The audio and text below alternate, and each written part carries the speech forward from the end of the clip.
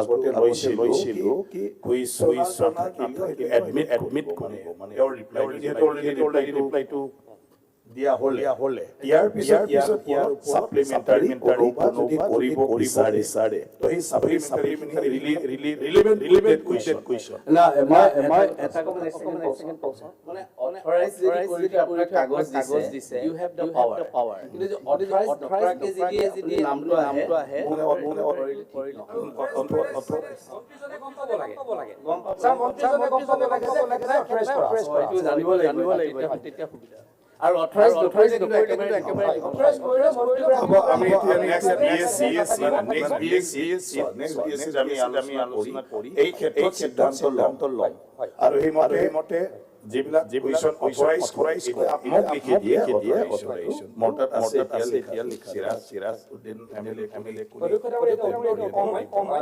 তেখেতে যিখন দবকা টাউনৰ কথা দবকা টাউনত যমুনা নদীয়ে ফলত ক্ষয় গৈছে আমাৰ ডিপাৰ্টমেণ্টৰ ইঞ্জিনিয়াৰ আৰু ফিল্ড অফিচাৰসকলে গৈ তাতে বহুত এক্টিভ ইৰোজন প্ৰত্যক্ষ কৰা নাই যদিও বা আমাৰ ডিপাৰ্টমেণ্টে প্ৰত্যক্ষ কৰা নাই মাননীয় সদস্যগৰাকীৰ যিহেতু কুৱেশ্যনটো চিৰিয়াছ মই তেখেতক অনুৰোধ কৰিব খোজো তেখেতে আমাৰ ডিপাৰ্টমেণ্টৰ ইঞ্জিনিয়াৰ আৰু ফিল্ড লেভেল অফিচাৰসকলক লগত লৈ সেই জেগাখিনি ভিজিট কৰক ভিজিট কৰি যদি কিবা তেখেতলোকে একেলগে পায় জইণ্ট ভিজিটত যদি কিবা পায় আমাক যদি জনাই নিশ্চয়কৈ তাৰ কামখিনি কৰা হ'ব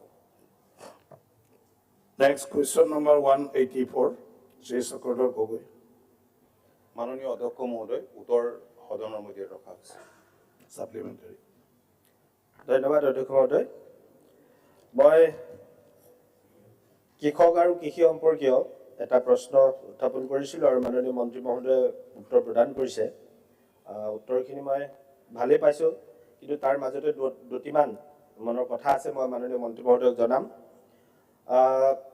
আৰু এটা কথা কৈ মই আনন্দিত হৈছোঁ যে এইবাৰ মোৰ সমষ্টিত বানপানী হোৱাৰ পাছত মাননীয় মন্ত্ৰী মহোদয়ৰ ওচৰলৈ মই এখন দৰখাস্ত লৈ আহিছিলোঁ যেতিয়া বানপানী হৈয়ে আছিলে বাৰিষা আৰু ছাৰক এটাই অনুৰোধ জনাইছিলোঁ যে আপুনি ছাৰ এইবাৰ সোনকালে শস্যৰ বীজবিলাক দিয়াৰ ব্যৱস্থা কৰিব লাগে মোৰ সমষ্টিটো যথেষ্ট পানী হৈছে আৰু তেখেতে কথাখিনি এডমিট কৰিছিলে আৰু সেই অনুসৰি মোক কথাও দিছিলে যে যিমান পাৰোঁ মই সোনকালে অনাৰ ব্যৱস্থা কৰিম আৰু তোমাৰ সমষ্টিটো দিয়াৰ ব্যৱস্থা কৰিম ঠিক তেনেধৰণেই মোৰ সমষ্টিত পাবৰ কাৰণে সক্ষম হৈছিলে তাৰ কাৰণে মই মন্ত্ৰী মহোদয়ক পলমকৈ হ'লেও ধন্যবাদ জনাইছোঁ মই প্ৰথম এটা প্ৰশ্ন আছিলে যে 2016 চনৰ পৰা বৰ্তমানলৈকে মোৰ সমষ্টিত বা ডিব্ৰুগড় জিলাত কিমানখন ট্ৰেক্টৰ আৰু পাৱাৰ টিলাৰ দিয়া হ'ল মন্ত্ৰী মহোদয়ে জনাইছে উত্তৰত ধুনীয়াকৈ প্ৰায় 679খন দিছে ট্ৰেক্টৰ আৰু 312খন পাৱাৰ টিলাৰ দিছে এটা মন্ত্ৰী মহোদয়ক এই সম্পৰ্কত মই এটা কথা জাষ্ট ক'ব খুজিছোঁ যে আমাৰ যিবিলাক ট্ৰেক্টৰ সমষ্টিবিলাকলৈ গৈছে গাঁওবিলাকলৈ গৈছে তাৰে কিছু অংশ ট্ৰেক্টৰ কিন্তু কৃষি কৰ্মত মানে নিয়োজিত হৈ থকা নাই এইখিনি কেনেকৈ অলপ কৃষি কৰ্মত নিয়োজিত কৰিব পাৰি এইটো অলপ নিশ্চিত কৰিলে ভাল হয় নহ'লে কি হয় আপোনাৰ ট্ৰেক্টৰৰ হাল বোৱা দামটো বহুত বেছি বৃদ্ধি হৈ গৈছেগৈ 500-400 টকা ওপৰততো হয়েই 500 পৰ্যন্ত হৈছে গতিকে এইটো নিয়ন্ত্ৰণ কৰিলে কৃষি কৰ্মত ট্ৰেক্টৰবিলাক লাগিব আৰু কম দামত হাল বাব বুলি মই ভাবিছোঁ এই সম্পৰ্কত তেখেতে এটা নিশ্চয় নিৰ্দেশনা দিব কুৱেশ্যনটো কৰক মই এইটোৱে কৈছোঁতো যে এই সম্পৰ্কত তেখেতে এটা ব্যৱস্থা ল'ব লাগে আৰু 2 নম্বৰ কথা হ'ল শস্যৰ বীজ যিটো বিতৰণ কৰিলে শস্যৰ বীজটো ভালেই পাইছে নোপোৱা নহয় কিন্তু মই এইবাৰ এটা ডাঙৰ কথা অনুভৱ কৰিলোঁ যে আমাৰ বানপানী হোৱাৰ পাছত যিহেতুকে বানপানী বহুত দেৰিলৈকে হৈ থাকিলে এই যিবিলাক আধুনিক ধানৰ যিবোৰ বীজ আছে এই বীজবোৰ দেৰিকৈ ৰুলে নহয় গতিকে কৃষকবিলাকে বিচাৰে যে পুৰণি আমাৰ গাঁৱলীয়া যিবিলাক ধানৰ সঁচ আছিলে সেই ধানৰ সঁচবিলাক তেখেতলোকে বিচাৰে তো অহাবাৰ তেনেকুৱা ধৰণৰ পুৰণি ধানৰো সঁচৰ ব্যৱস্থা কৰিব নেকি এইটো মই মন্ত্ৰী মহোদয়ক প্ৰশ্ন কৰিছোঁ মহোদয় মই আৰু নুঠো আৰু একেবাৰতে কৈ দিছোঁ আৰু এটা মোৰ মনত প্ৰশ্ন আহিছে যে আমাৰ কৃষি চক্ৰবিলাক এতিয়া যিহেতুকে সমষ্টি ডিলিমিটেশ্যন হ'ল ডিলিমিটেশ্যন হোৱাৰ পাছত কৃষি চক্ৰবিলাক এগ্ৰিকালচাৰ যিবোৰ চাৰ্কুল আছে 2-3টা সমষ্টিত মানে বিতৰণ হৈ আছে গতিকে ইয়াক এটা সমষ্টিৰ ভিতৰত কনফাইন কৰিব পাৰি নেকি এইটো নিশ্চিত কৰিব লাগে তেতিয়া কি হ'ব আমি নিৰ্দিষ্ট মানুহৰ ভিতৰত বয় বস্তুখিনি পাবলৈ সক্ষম হ'ম বুলি ভাবিছোঁ এই ক্ষেত্ৰত মাননীয় মন্ত্ৰী মহোদয়ে কেনেধৰণৰ ব্যৱস্থা ল'ব জনালে আমি নিশ্চয় উপকৃত হ'ম আৰু কৃষকসকলক এইবাৰ যিখিনি আলুৰ হজ দিয়া হৈছিলে আলুৰ হজখিনি এবাৰ বহুত ভাল হজ দিছিলে কিন্তু অলপ পলমকৈ এখিনি আলুৰ হজ গ'ল সেইখিনি কিন্তু যোৱা কিছুদিনৰ আগত হৈ যোৱা এজাক প্ৰচণ্ড মানে শিলাবৃষ্টিয়ে গোটেই ভালকৈ হোৱা আলুখিনিও নষ্ট কৰিলে। বিশেষকৈ মোৰ বগীবিল এলেকাত সাংঘাতিক ধৰণে আলু খেতি এবাৰ নষ্ট হৈছে। গতিকে সেই কৃষকবিলাকক কিবা ক্ষতিপূৰণ দিয়াৰ ব্যৱস্থা কৰিব নেকি, এইখিনি মই জানিব বিচাৰিছোঁ। ধন্যবাদ। Honorable Minister. মাননীয় অধ্যক্ষ মহোদয়, সন্মানীয় সদস্য চক্ৰধৰ গগৈ ডাঙৰীয়াই বানপানীৰ সময়তে মোৰ ওচৰলৈ আহিছিল আৰু তেখেতৰ সমষ্টিৰ কৃষক ৰাইজে সন্মুখীন হোৱা যিবিলাক সমস্যা সেইবিলাক উল্লেখ কৰিছিল। তেখেতৰ সমষ্টিৰ গৰিষ্ঠ সংখ্যক ৰাইজে কৃষক আৰু প্ৰত্যেক বছৰে উৎসৱৰ দৰে বানপানীও হয়। মই বানপানীৰ সময়ত সেই সমষ্টিত গৈছোঁ কেইবাৰমান। মই সমস্যাখিনি নিজেও দেখিছোঁ আৰু তেখেতে সন্তুষ্টি প্ৰকাশ কৰিছে যে আমি শস্যৰ বীজ সময়মতে দিছোঁ। মাননীয় অধ্যক্ষ মহোদয়, আমাৰ ৰাজ্যখনৰ গৰিষ্ঠ সংখ্যক ৰাইজে কৃষক আৰু কৃষি ক্ষেত্ৰলৈ আমি এটা যুগান্তকাৰী পৰিৱৰ্তন আনিবৰ কাৰণে আমি অনবৰতে আমি চেষ্টা কৰি আছোঁ। খেতিয়কে বৰ্তমান সময়ত সন্মুখীন হোৱা সমস্যাবিলাক আমি খুব সূক্ষ্ম দৃষ্টিৰে পৰ্যবেক্ষণ কৰিবলৈ চেষ্টা কৰিছোঁ, কাৰণ ক্লাইমেট চেঞ্জটো আমাৰ কাৰণে এটা বৰ্তমান সময়ত ডাঙৰ প্ৰত্যাহ্বান। কৃষি বিশ্ববিদ্যালয়ে কেতবোৰ ফ্লাড টলাৰেণ্ট ভেৰাইটি ৰঞ্জিত চাহবান, বাহাদুৰ চাহবান এইবিলাক উদ্ভাৱন কৰি উলিয়াইছে আৰু এতিয়া দেখা গৈছে যে ৰাজ্যখনত প্ৰত্যেক বছৰে বানপানীৰ দৰে খৰাঙো হোৱা আৰম্ভ হৈছে।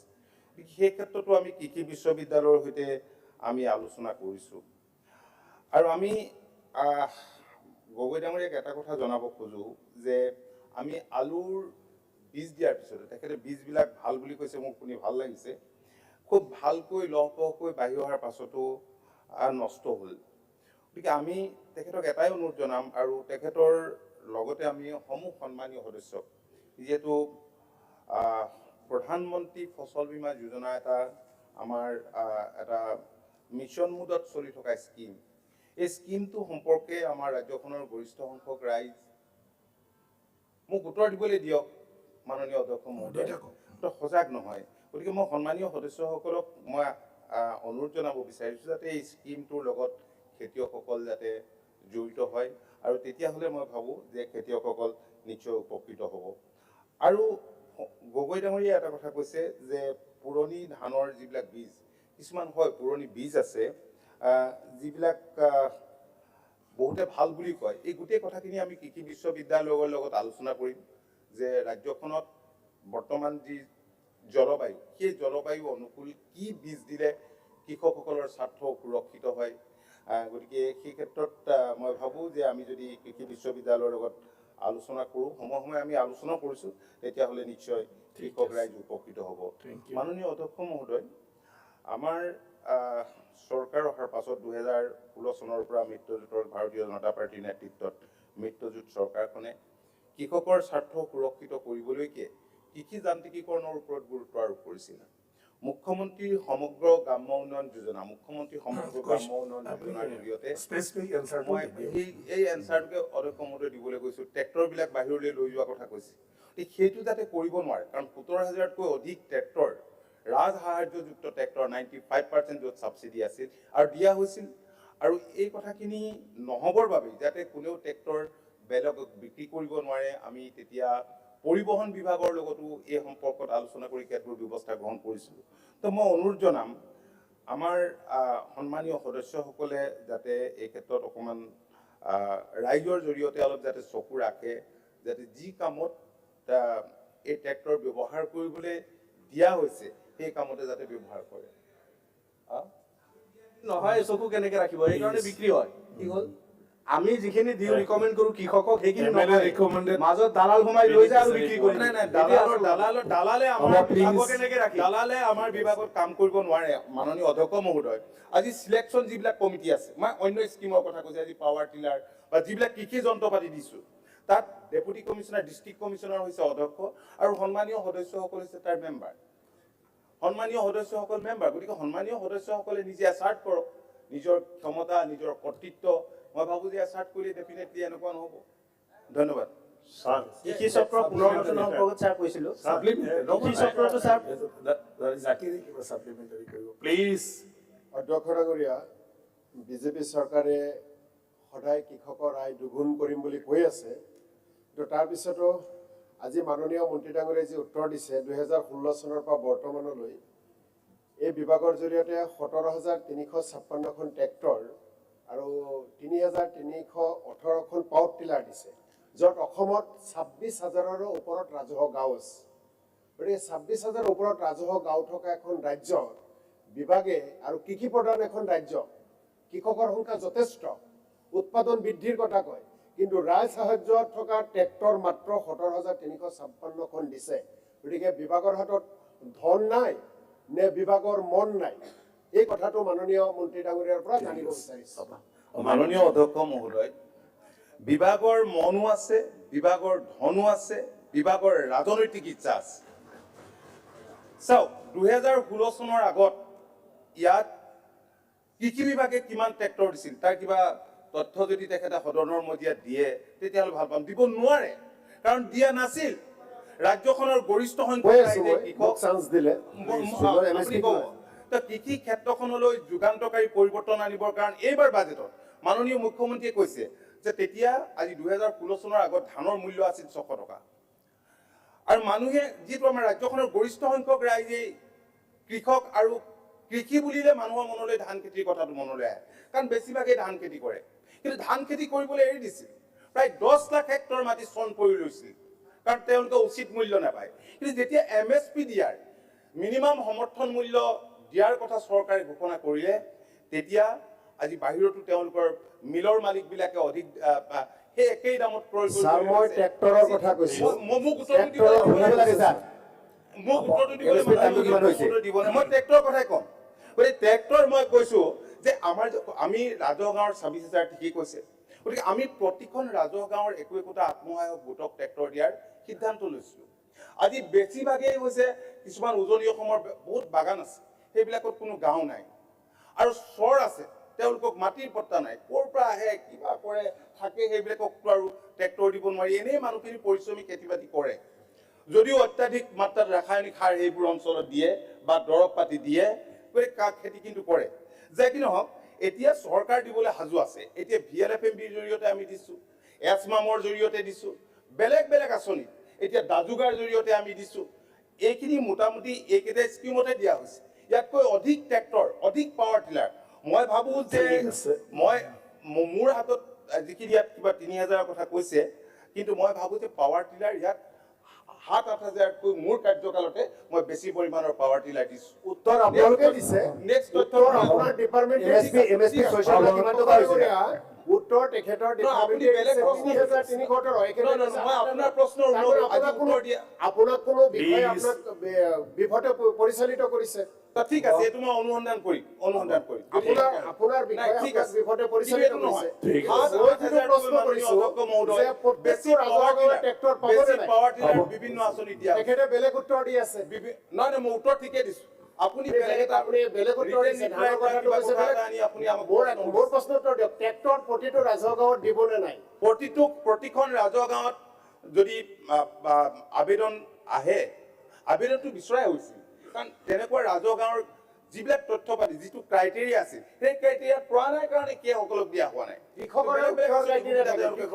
ট্ৰেক্টৰ ল'ব থ্যাংক ইউ হৈছে ৰিপ্লাই দিলে তেখেতে MSP কিমান টকা এপ্লিকেশন পালে হৈ যাব আৰু কি আছে ডাঙৰীয়াৰ উত্তৰত নাই নাই সাপ্লিমেন্টাৰি স্পষ্ট নহলে এইটোই উত্তৰ আৰু কি কৰিব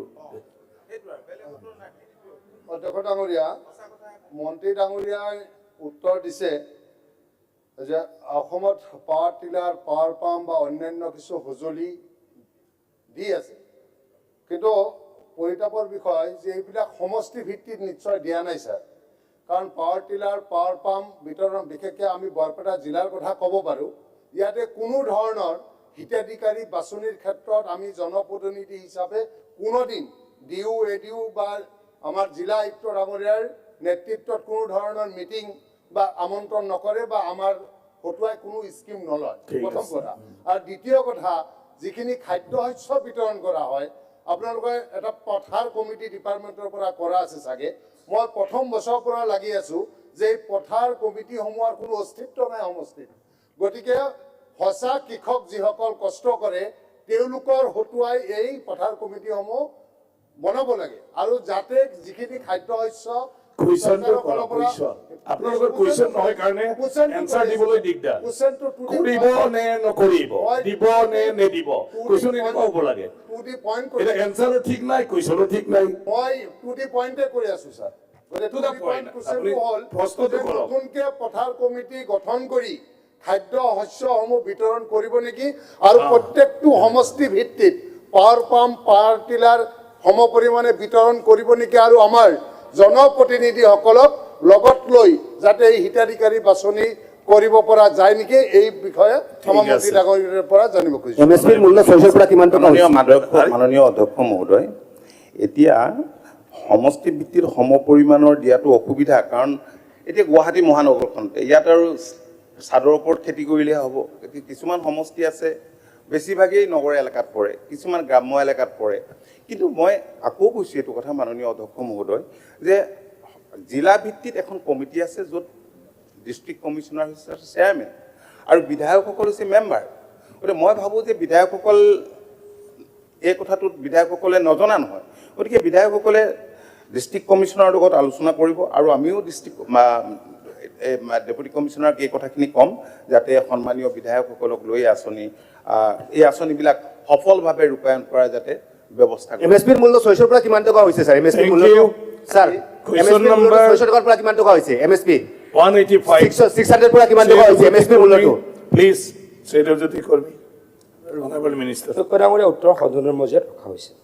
উৎপল মাননীয় অধ্যক্ষ ডাঙৰীয়া, আমাৰ সতীৰ্থ বিধায়ক ৰূপজ্যোতি কৰ্মী ডাঙৰীয়াৰ হৈ মই এই প্ৰশ্নটো সুধিবলৈ ওলাইছোঁ আৰু যোৱাকালি তেখেতৰ মন্ত্ৰী ডাঙৰীয়াৰ পৰা যিটো উত্তৰ আহিছে বিভাগৰ পৰা যথেষ্ট ভাল উত্তৰ দিছে।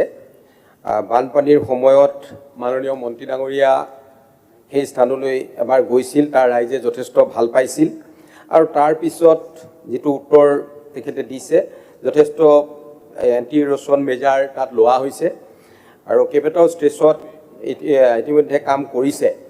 মই লগতে এটা প্ৰশ্ন সুধিব বিচাৰিছোঁ ছাপ্লিমেণ্টাৰী হিচাপে যে নেচিডৰ আণ্ডাৰত তেখেতেও কৈছিল সন্মানীয় সদস্যগৰাকীয়ে যে উত্তৰ নাই লোৱা বুলি কৈছে, ভৱিষ্যতে যাতে বাকী থকা কামখিনি কৰি এই জাঁজি নদীৰ যি সমস্যা আছে এই সমস্যাখিনি যাতে মাননীয় মন্ত্ৰী ডাঙৰীয়াৰ নেতৃত্বত, যিহেতু ৱাটাৰ ৰিচোৰ্চ ডিপাৰ্টমেণ্টে অসমৰ প্ৰতিটো অঞ্চলত বানপানী খহনীয়া প্ৰতিৰোধৰ কাৰণে যি ব্যৱস্থা গ্ৰহণ কৰিছে এই গঢ়া ব্যৱস্থাৰ কাৰণে আমি মাননীয় মুখ্যমন্ত্ৰী ডাঙৰীয়াৰ লগতে তেখেতৰ চৰকাৰ আৰু আমাৰ বিভাগক ধন্যবাদ জনাই মই বাকী যিখন কামৰ কথা কৈছে ছাপ্লিমেণ্টাৰী তেখেতে মই নেচিডৰ আণ্ডাৰত লোৱা হোৱা নাই বুলি কৈছে, যদি ল'ব পাৰে তেতিয়াহ'লে যথেষ্ট ভাল হ'ব, স্থানীয় ৰাইজখিনিয়ে যথেষ্ট উপকৃত হ'ব। অনাৰেবল মিনিষ্টাৰ অধ্যক্ষ ডাঙৰীয়া, মই নিজেও সেই অঞ্চললৈকে গৈছিলোঁ যোৱা বছৰ। গৈ অধ্যক্ষ ডাঙৰীয়া 5.5 কোটি টকাৰে আমি 6টা স্থানত এণ্টি ইৰ'জন মেজাৰ্ছ লৈছিলোঁ।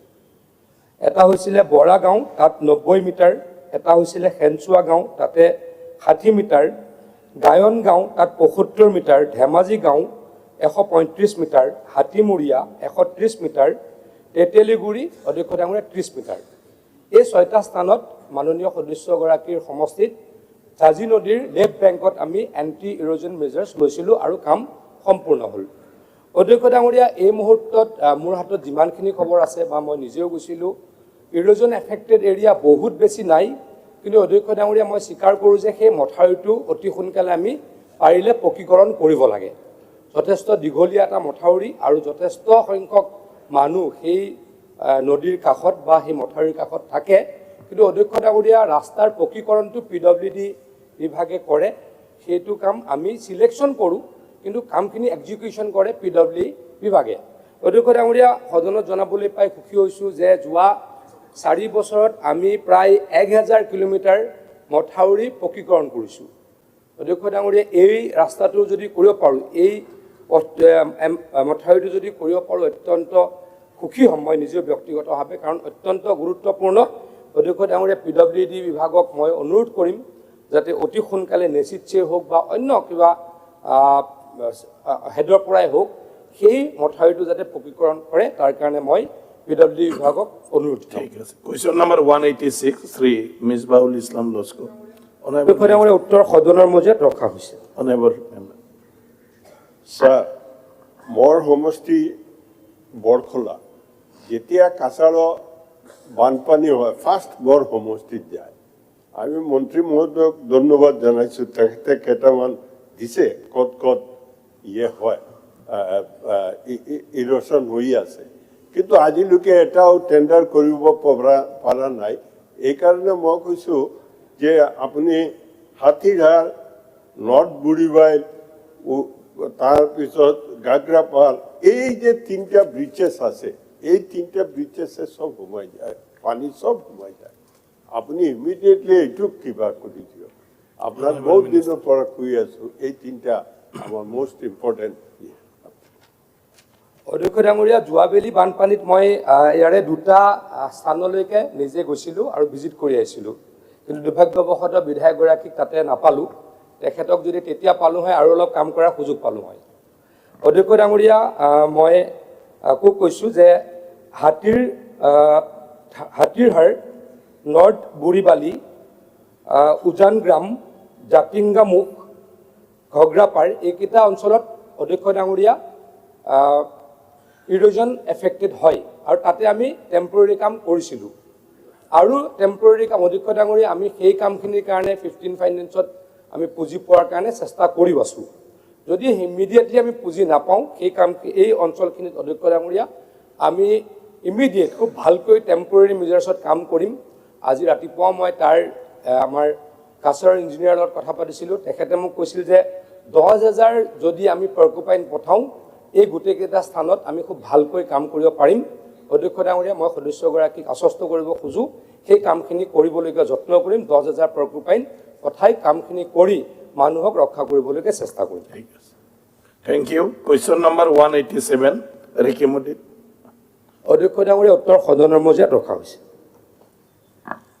মাননীয় অধ্যক্ষ মহোদয় অসমৰ বিভিন্ন ঠাইত বেচৰকাৰীভাৱে নিচামুক্তি আৰু পুনৰ্বাস কেন্দ্ৰসমূহ বহু ঠাইত বিভিন্ন ধৰণে গঢ়ি উঠিছে অধ্যক্ষ মহোদয় সংবাদ মাধ্যমত বিভিন্ন সময়ত নিচামুক্তি আৰু পুনৰ্বাস কেন্দ্ৰসমূহত কিছু অপ্ৰীতিকৰ ঘটনা প্ৰায় সংঘটিত হোৱাৰ খবৰ আমি অধ্যক্ষ মহোদয় আমি পাই থাকোঁ মন্ত্ৰী মহোদয় অধ্যক্ষ মহোদয়ৰ জৰিয়তে দৃষ্টিগোচৰো কৰিছোঁ কিছু আৱাসিক মাৰপিটৰ ঘটনাও মাজে সময়ে সন্মুখলৈ আহে অধ্যক্ষ মহোদয় আমি মাজতে খবৰ পাইছিলোঁ যে মন্ত্ৰী মহোদয় কিছু এনেকুৱা স্থানত ছাডেন ভিজিটো কৰিছিল অধ্যক্ষ মহোদয় তেওঁৰ এই ছাডেন ভিজিট অনাগত সময়ত আৰু ক্ষিপ্ৰতৰ হ'বনে অধ্যক্ষ মহোদয় ড্ৰাগছৰ বিৰুদ্ধে পুলিচ ডিপাৰ্টমেণ্টে যোৱা সময়ত ভালেখিনি কাৰ্যসূচী লৈছে কিন্তু অধ্যক্ষ মহোদয় দুখৰ বিষয় যে বৃহৎ ডাঙৰ পেডলাৰসমূহ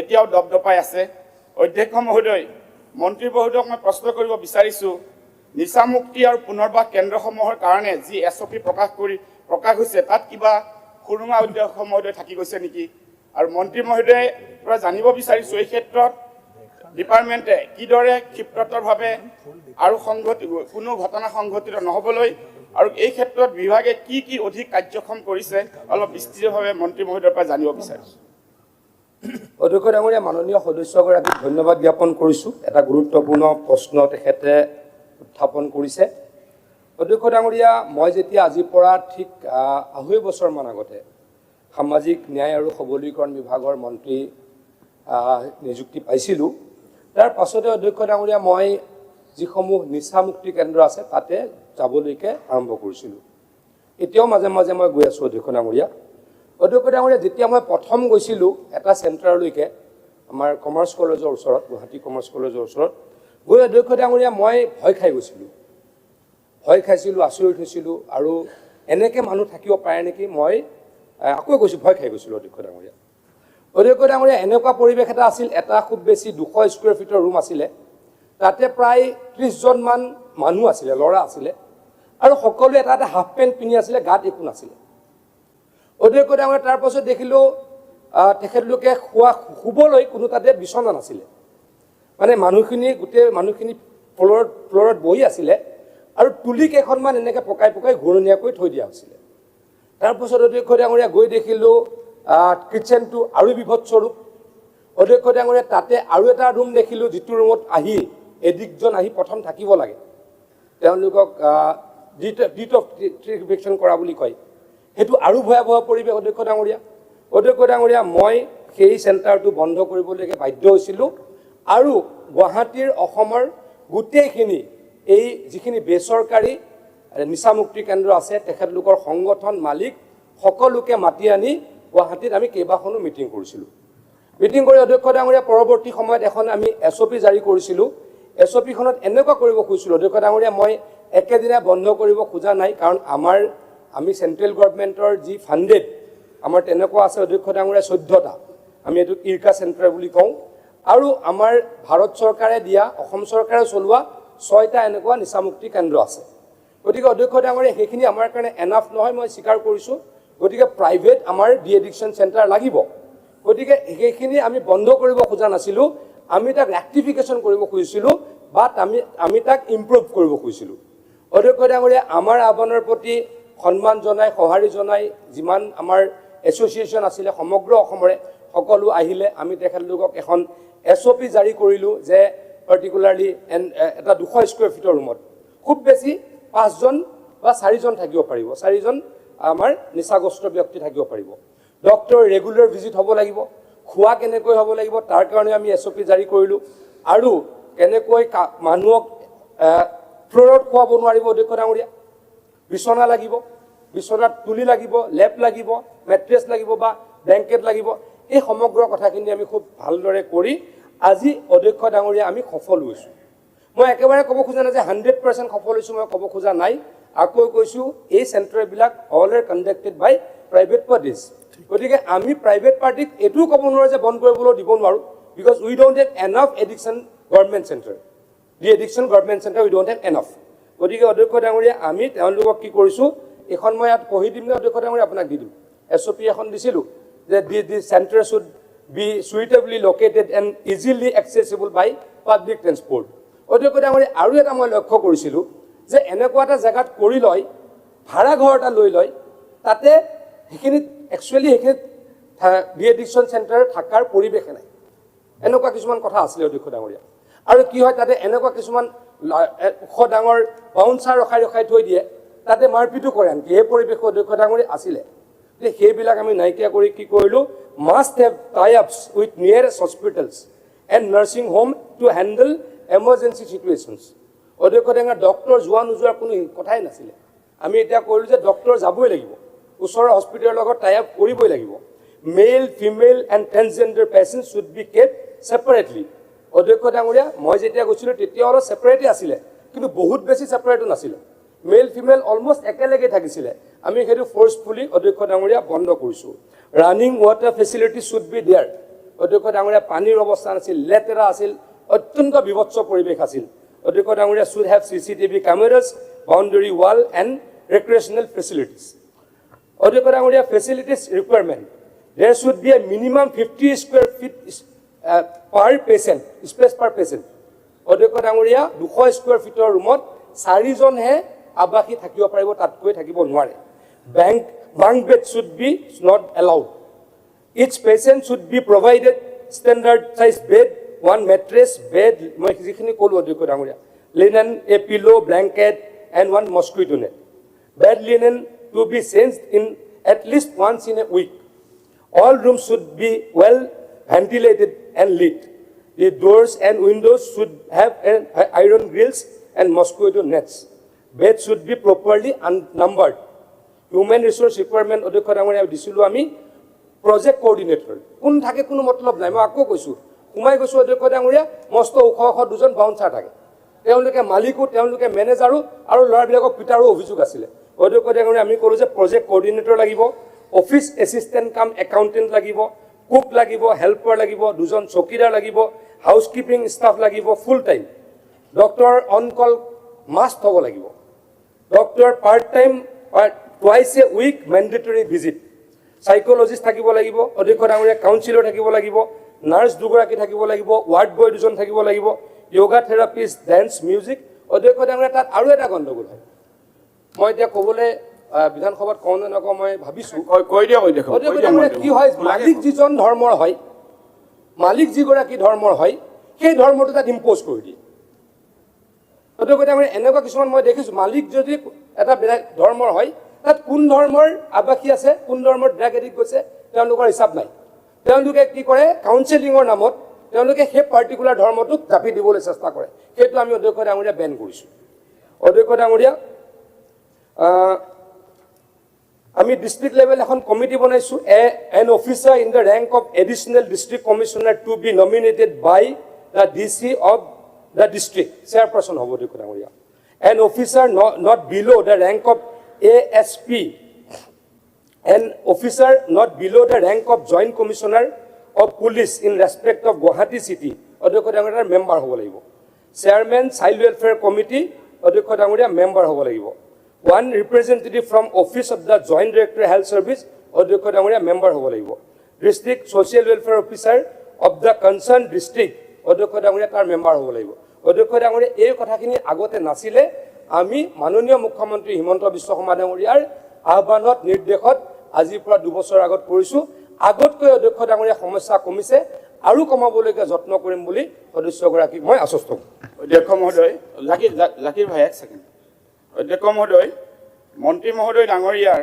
বক্তব্যত এই নিচামুক্তি কেন্দ্ৰসমূহত কি চলি আছিল কিভাৱে চলিছিল আমি বহু আলোচনা সদনত কৰোঁ অধ্যক্ষ মহোদয় যাৰ ঘৰত এটা ল'ৰা ড্ৰাগছ আসক্ত হয় সেই গোটেই পৰিয়ালটো কিদৰে জীৱন যাপন কৰে মানুহক দেখাবও নোৱাৰে মনে মনে পইচা ধাৰ লৈ ট্ৰিটমেণ্ট কৰিব লগা হয় এনেকুৱা বহু ঘটনা আছে অধ্যক্ষ মহোদয় মন্ত্ৰী মহোদয় এই SOP-খনৰ কাৰণে ধন্যবাদ জনাইছোঁ লগতে এইখন যাতে SOP-খন কাৰ্যক্ষম হৈ থাকে মন্ত্ৰী মহোদয় বিষয়াসকলে সম্পূৰ্ণভাৱে তাৰ তদাৰক কৰে এই বিষয়ে এক লাইন হ'লেও মই তেওঁৰ পৰা জানিব বিচাৰিম লগতে অধ্যক্ষ মহোদয় ৰাজ্যত মহিলা নিচামুক্তি কেন্দ্ৰসমূহকো বিশেষভাৱে যাতে তদাৰক কৰে আৰু কিছুমান কথা আছে মই এইবিলাক সদনত আৰু ক'বলৈ বিচৰা নাই লগতে অধ্যক্ষ মহোদয় 1 ছেকেণ্ডৰ এটা অনুৰোধ আছে মন্ত্ৰী মহোদয়লৈ আমাৰ দক্ষিণ কামৰূপ ছয়গাঁও পলাকবাৰী বৌকো গৰৈমাৰী সোণতলী চমৰীয়া এই বৃহত্তৰ অঞ্চলতো আপুনি অধ্যক্ষ মহোদয় মন্ত্ৰী মহোদয়ৰ হাতত নিশ্চয় তথ্য আছে যথেষ্ট পৰিয়াল ইয়াৰ লগত জড়িত হৈছে বহুত বিপদত আছে মই এটা নিচামুক্তি কেন্দ্ৰ সম্পূৰ্ণভাৱে এই বৃহত্তৰ অঞ্চলত স্থাপন কৰিবলৈ মন্ত্ৰী মহোদয়ক অনুৰোধ জনাম আৰু মহিলা নিচামুক্তি কেন্দ্ৰসমূহৰ অধ্যক্ষ মহোদয় মন্ত্ৰী মহোদয় আৰু এই SOP-সমূহ যিদৰে প্ৰকাশ কৰা হৈছে তাত যাতে কাৰ্যক্ষম হয় মানে আখৰে আখৰে যাতে পালন হয় তাৰ ভিতৰত যাতে মন্ত্ৰী মহোদয়ে সম্পূৰ্ণ নজৰ ৰাখে এক মই অনুৰোধ জনাইছোঁ আৰু দক্ষিণ কামৰূপত এটা এনেকুৱা আমাৰ ডাঙৰ অনুষ্ঠান এটা লাগে তাৰ বাবে অনুৰোধ জনাইছোঁ ধন্যবাদ ডাঙৰীয়া এই SOP-খন পুৰুষ কেন্দ্ৰিক নহয় এইখন পুৰুষ মহিলা ট্ৰেন্সজেণ্ডাৰ মই অলৰেডি ক'লোঁ সকলোতে প্ৰযোজ্য অধ্যক্ষ ডাঙৰীয়া তেখেতে এটা নিচামুক্তি কেন্দ্ৰ দক্ষিণ কামৰূপত স্থাপন কৰাৰ কাৰণে কৈছে আমি অধ্যক্ষ ডাঙৰীয়া কেন্দ্ৰীয় চৰকাৰলৈকে চিঠি লিখিম তেখেতলোকক অনুৰোধ জনাম যাতে অতি সোনকালে এটা আমি দক্ষিণ কামৰূপত নিচামুক্তি কেন্দ্ৰ আমি স্থাপন কৰিব পাৰোঁ অধ্যক্ষ ডাঙৰীয়া এই SOP-খন এতিয়া ফুল্লি ইমপ্লিমেণ্টেড অধ্যক্ষ ডাঙৰীয়া গতিকে আৰু আমি ষ্ট্ৰংলি ইমপ্লিমেণ্ট কৰিবলৈকে চেষ্টা কৰিম অধ্যক্ষ ডাঙৰীয়া এটা সময়ত আমি হলিউড আৰু বলিউডৰ চিনেমাতে ড্ৰাগছ খোৱা দেখিছিলোঁ কিন্তু সেই ড্ৰাগছে আজি অসমৰ প্ৰায় সংখ্যক নগৰ চহৰ গাঁৱত প্ৰৱেশ কৰিছে আৰু বহু যুৱক আক্ৰান্ত হৈছে ড্ৰাগছৰ জৰিয়তে গতিকে এইটো অত্যন্ত গুৰুত্বপূৰ্ণ বিষয় মাননীয় মন্ত্ৰী ডাঙৰীয়াই জনাইছে যে চৰকাৰীভাৱে নিচামুক্তি কেন্দ্ৰ মাত্ৰ 6খন আছে গতিকে আপোনাৰ জৰিয়তে মাননীয় মন্ত্ৰী ডাঙৰীয়ালৈ মোৰ প্ৰশ্ন যে চৰকাৰীভাৱে নিচামুক্তি কেন্দ্ৰ বঢ়োৱাৰ সিদ্ধান্ত বিভাগে ভাবিছে না নাই যদি ভাবিছে ভাল কথা আৰু যদি ভাবা নাই চৰকাৰীভাৱে নিচামুক্তি কেন্দ্ৰ বঢ়াব লাগে আৰু এইটো কেতিয়া বঢ়াব মাননীয় মন্ত্ৰী ডাঙৰীয়াৰ পৰা জানিব বিচাৰিছোঁ অধ্যক্ষ ডাঙৰীয়া চৰকাৰে চলাই 6খন আৰু চৰকাৰী ধনেৰে 14খন চলে অধ্যক্ষ ডাঙৰীয়া আমি আৰু 2খন for women district de addiction centre 4খন আমি প্ৰপ'জ কৰি থৈছোঁ কেন্দ্ৰীয় চৰকাৰক তাৰে শিৱসাগৰত আছে নগাঁৱত আছে অধ্যক্ষ ডাঙৰীয়া এনেকৈ 4খন আমি কেন্দ্ৰীয় চৰকাৰলৈকে প্ৰপ'জ কৰিছোঁ যদি তেখেতলোকে অনুমোদন দিয়ে অতি সোনকালে আমি স্থাপন কৰিম ঠিক আছে ধন্যবাদ কুৱেশ্যন নম্বৰ 188 শ্ৰী বিনোদ হাজৰিকা মাননীয় অধ্যক্ষ মহোদয়, উত্তৰ সদনৰ মজিয়াত দিয়া হৈছে। সাপ্লিমেন্টাৰি। মাননীয় অধ্যক্ষ মহোদয়, মাননীয় মন্ত্ৰী মহোদয়ৰ পৰা জানিব বিচাৰিছিলোঁ যিখিনি তথ্য, ইতিমধ্যে তেখেতে 100% সত্য আধাৰত এই তথ্যখিনি দিছে, কিন্তু ইয়াত মোৰ কেইটামান ক'ব লগা কথা আছে আৰু মই সাপ্লিমেণ্টাৰী নকৰোঁ, মই ইয়াতে এবাৰে ক'ম। মাননীয় মন্ত্ৰী মহোদয়, যে আপোনাৰ বিভাগটোৰ প্ৰতি মানুহৰ আস্থা আৰু বিশ্বাস বাঢ়িছে, যিহেতু 2016 চনৰ পৰা 2025 চনলৈকে বৰ্তমান আপুনি দীৰ্ঘকালীন এজন কৃষি বিভাগৰ মন্ত্ৰী আৰু খুব সুন্দৰভাৱে আপুনি আঁচনিবিলাক ৰূপায়ণ কৰি আছে। এনে ক্ষেত্ৰত আপোনাৰ প্ৰতি মানুহৰ আস্থা বাঢ়িছে, কাৰণ মই কৈছিলোঁ যে আমাৰ পাৱাৰ টিলাৰ কথা, পাৱাৰ টিলাৰ আপুনি 188খন আপোনাৰ যোৱা 21 চনৰ পৰা 24 চনলৈকে আপুনি ডিব্ৰুগড় জিলাত 188খন আপোনাৰ এগ্ৰিকালচাৰ ইঞ্জিনিয়াৰিং ডিপাৰ্টমেণ্টৰ ফালৰ পৰা হওক আপোনাৰ বিভাগৰ ফালৰ পৰা দিয়াৰ ব্যৱস্থা কৰিছে। কিন্তু মই ভাবোঁ যে এতিয়াও আমাৰ ডিব্ৰুগড় জিলাত প্ৰায় 1000ৰো অধিক কৃষকে এপ্লিকেশ্যন কৰি ৰাখিছে। সেইকাৰণে আস্থা আৰু বিশ্বাস বঢ়াৰ কাৰণে মানুহে আবেদনো কৰিছে, দিব বুলি আশাও কৰিছে।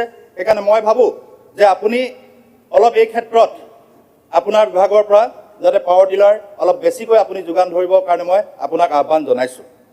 লগতে আমাৰ ডিব্ৰুগড় জিলাত বিশেষকৈ পিঁয়াজ, ঘেঁহু, তিল, মচুৰমাহ আদি ধৰে বীজৰ যোগানো আপুনি ধৰি আহিছে, কিন্তু কৃষক নাই।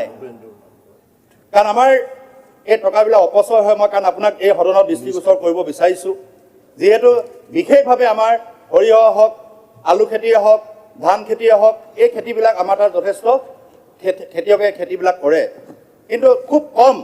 হয়তো কাৰোবাৰ কিটচেন গাৰ্ডেন আছে, কোনোবাই পিঁয়াজ কেইজোপা কেইটা ৰুইছে, সেইটো বেলেগ কথা। কিন্তু কৃষি কৰ্ম হিচাপে যিধৰণে আমি টনে টনে কুইণ্টেলে কুইণ্টেল আমি যোগান ধৰোঁ, কিন্তু সেই যোগান আমাৰ পিছত আমি দেখিবলৈ পাইছোঁ যে তাত ঘেঁহুবিলাক মানে তাত কঠীয়ালৈ ৰূপান্তৰ হৈছে। সেইকাৰণে আপোনাক আহ্বান জনাম যে ঠাই বিশেষে আপুনি এইখিনি যোগান ধৰিবৰ কাৰণে ডিব্ৰুগড় জিলাত মই অনুৰোধ জনাম।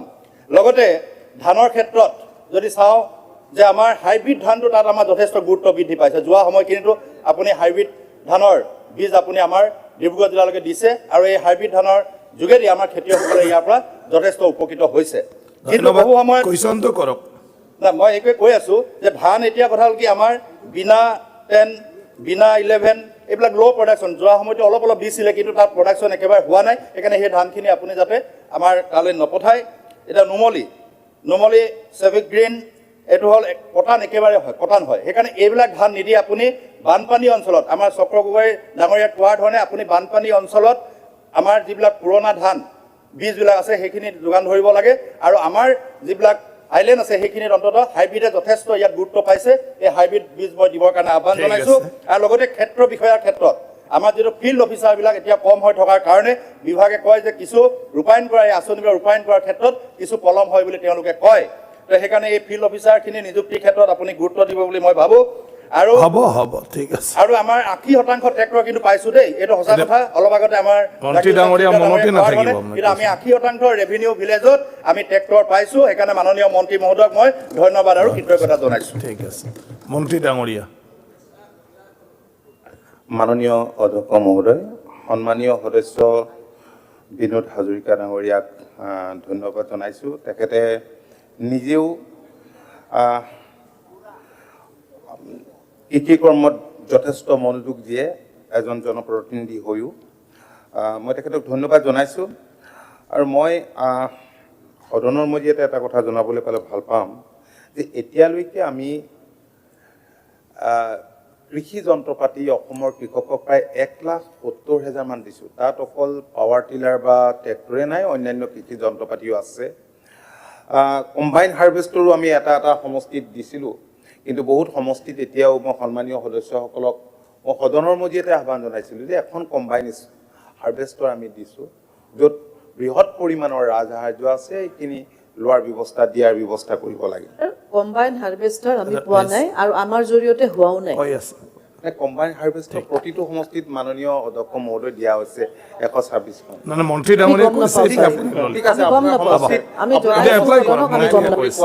কথাটো মই শুনিছোঁ। আৰু এই ক্ষেত্ৰত কি হৈছে মন্ত্ৰীয়ে কৈছে এতিয়া পাব আৰু এতিয়া কথা হৈছে যে পাৱাৰ টিলাৰটো অত্যন্ত প্ৰয়োজন মই হয়তো সদনৰ মজিয়াত কিবা কাৰণত ৩,০০০ নহয় মোৰ মনত পৰা মতে 8,000তকৈ বেছি পাৱাৰ টিলাৰ আমি যোৱা বছৰকেইটাত দিছোঁ এতিয়া পাৱাৰ টিলাৰ ডিমাণ্ড কিন্তু যথেষ্ট আছে গতিকে আমি RKVY বা অন্যান্য কি আঁচনিৰ জৰিয়তে কৃষকক অধিক পাৱাৰ টিলাৰ ৰাজসাহায্যযুক্ত পাৱাৰ টিলাৰ দিব পাৰোঁ আমি এই নতুন বৰ্ষটোত আমি চিন্তা কৰি আমি সেইমতে ব্যৱস্থা ল'ম তদ্ৰুপ ডিব্ৰুগড় জিলা বা তেখেতৰ সমষ্টি ৰাইজৰ কৃষকসকলো যাতে উপকৃত হ'ব পাৰে সামগ্ৰিকভাৱে গোটেই অসমত লোৱাৰ কথাই মই কৈছোঁ এতিয়া আৰু এটা কথা এতিয়া বিনা 10 বিনা 11 এইবিলাক আচলতে হাইব্ৰিডেই আছিল কিন্তু হাইব্ৰিডবিলাকত যথেষ্ট কৃষকে চকু দিব লাগে কাৰণ এগ্ৰিকালচাৰটো হৈছে এটা বিজ্ঞান সময়মতে পানী সময়মতে তাত যতন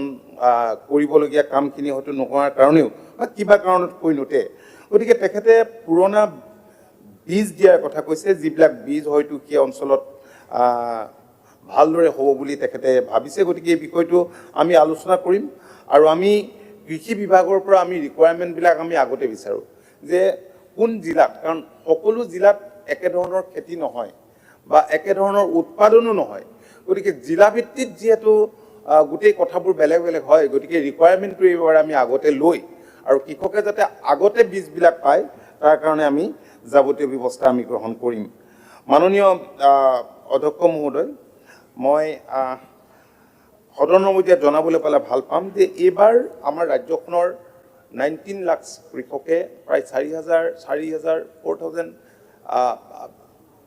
মই একজেক্টলি সঠিককৈ মনত নাই কিমান টকা লাভ কৰি 19 ইনষ্টলমেণ্টত যথেষ্ট পৰিমাণৰ কৃষকে ধন লাভ কৰি কৃষকসকল যথেষ্ট উপকৃত হৈছে ধন্যবাদ স্যাৰ এটা বস্তু স্যাৰ অখিল গগৈ আমৰি আছে স্যাৰ আমি এটা বস্তু জানিব বিচাৰিছো এই 600 টকাৰ পৰা আমাৰ পাইছে এইটো ক'ব এইটো সোমাই নাই ৰচিদ মণ্ডল মাননীয় অধ্যক্ষ মহোদয় তেখেতে বাৰে বাৰে এটা কথা কৈ আছে ৰচিদ মণ্ডলে কিবা কৰিব খুজিছে প্লিজ ৰচিদ মণ্ডল ঠিক আছে চৰকাৰী খাস মাটিত খেতি বাতি কৰা মানুহৰ বিষয়ে যিহেতু অৱগত মই অনুৰোধ কৰিম যে মন্ত্ৰী মহোদয় খাস মাটিত খেতি বাতি কৰা খেতিয়কৰ PM কিষাণৰ সুবিধা পাবনে নাই আৰু ইঞ্জিনিয়াৰিং ডাইৰেক্টৰেট সেপাৰেট ডাইৰেক্টৰেট উত্তৰ দিব লাগিব টাইম নাই অনাৰেবল মিনিষ্টাৰ চাওক কিছুমান আঁচনিত কিছুমান সুবিধা নাপায় কিন্তু বীজ চিজৰ ক্ষেত্ৰত মই ভাবোঁ যে কোনো ধৰণৰ অসুবিধা নহয় গতিকে বীজ চিজ নিশ্চিতভাৱে পাব ইঞ্জিনিয়াৰিঙত বেলেগ বেলেগ আঁচনিত বেলেগ বেলেগ ক্ৰাইটেৰিয়া হয় গতিকে কোনটো আঁচনিত কি অন্তৰ্ভুক্ত কৰা হৈছে মইতো আমি এটা সভা স্থগিত প্ৰস্তাৱ দিছিলোঁ গুৰুত্ব পাইছোঁ এতিয়া অলৰেডি 0 আৱাৰত আছে আপোনালোকৰ পৰা নাই স্যাৰ একে বিষয় নহয় স্যাৰ এইটো অলপ বেলেগ একে বিষয় ৰকিবুল নেকি স্যাৰ বিষয়টো ৰকিবুল হুছেইন নহয় বিষয়টো স্যাৰ যোৱা নহয় ধৰ্ণা দি থকাৰ কাৰণে স্যাৰ নহয় এইটোৱে 0 আৱাৰত আছে দিগন্ত বৰ্মন ডাঙৰীয়াৰ এইটো বেলেগ নেকি স্যাৰ এইটো সেম এইটো আপোনালোকৰ লগতে আছে আপুনি খুজিব ঠিক আছে সেইটো কিয়ৰত আলোচনা হ'ব কিন্তু স্যাৰ এইটো অনুমতি দিব লাগে 0 আৱাৰ স্যাৰ ইমান ষ্টুডেন্ট ইমান টিচাৰক খেদি দিব কেতিয়া নোৱাৰে স্যাৰ তেওঁলোকে প্ৰতিষ্ঠাপক প্লিজ ক'বলৈ দিয়ক স্যাৰ এডজৰ্ণমেণ্টটো মাত্ৰ মই নাকচ কৰিছোঁ বিষয়টো গুৰুত্বপূৰ্ণ আৰু 0 আৱাৰ স্যাৰ এইটো যোৱাকালি প্ৰতিবাদ কৰি থকাৰ কাৰণে তেওঁলোকৰ অধিকাৰ খৰ্ব কৰা হৈছে স্যাৰ অলৰেডি 0 আৱাৰ আহিছে তো ৰিপ্লাই দিব 0 আৱাৰত সেইটো বিষয় নহয় স্যাৰ এইটো বেলেগ বিষয় স্যাৰ গতিকে এইটো প্ৰতিবাদ হৈ আছিল প্ৰতিবাদ থলীত তেওঁলোকে কাম কৰি থকাৰ কাৰণে স্যাৰ 8 বছৰ ধৰি যিসকল প্ৰতিষ্ঠাপক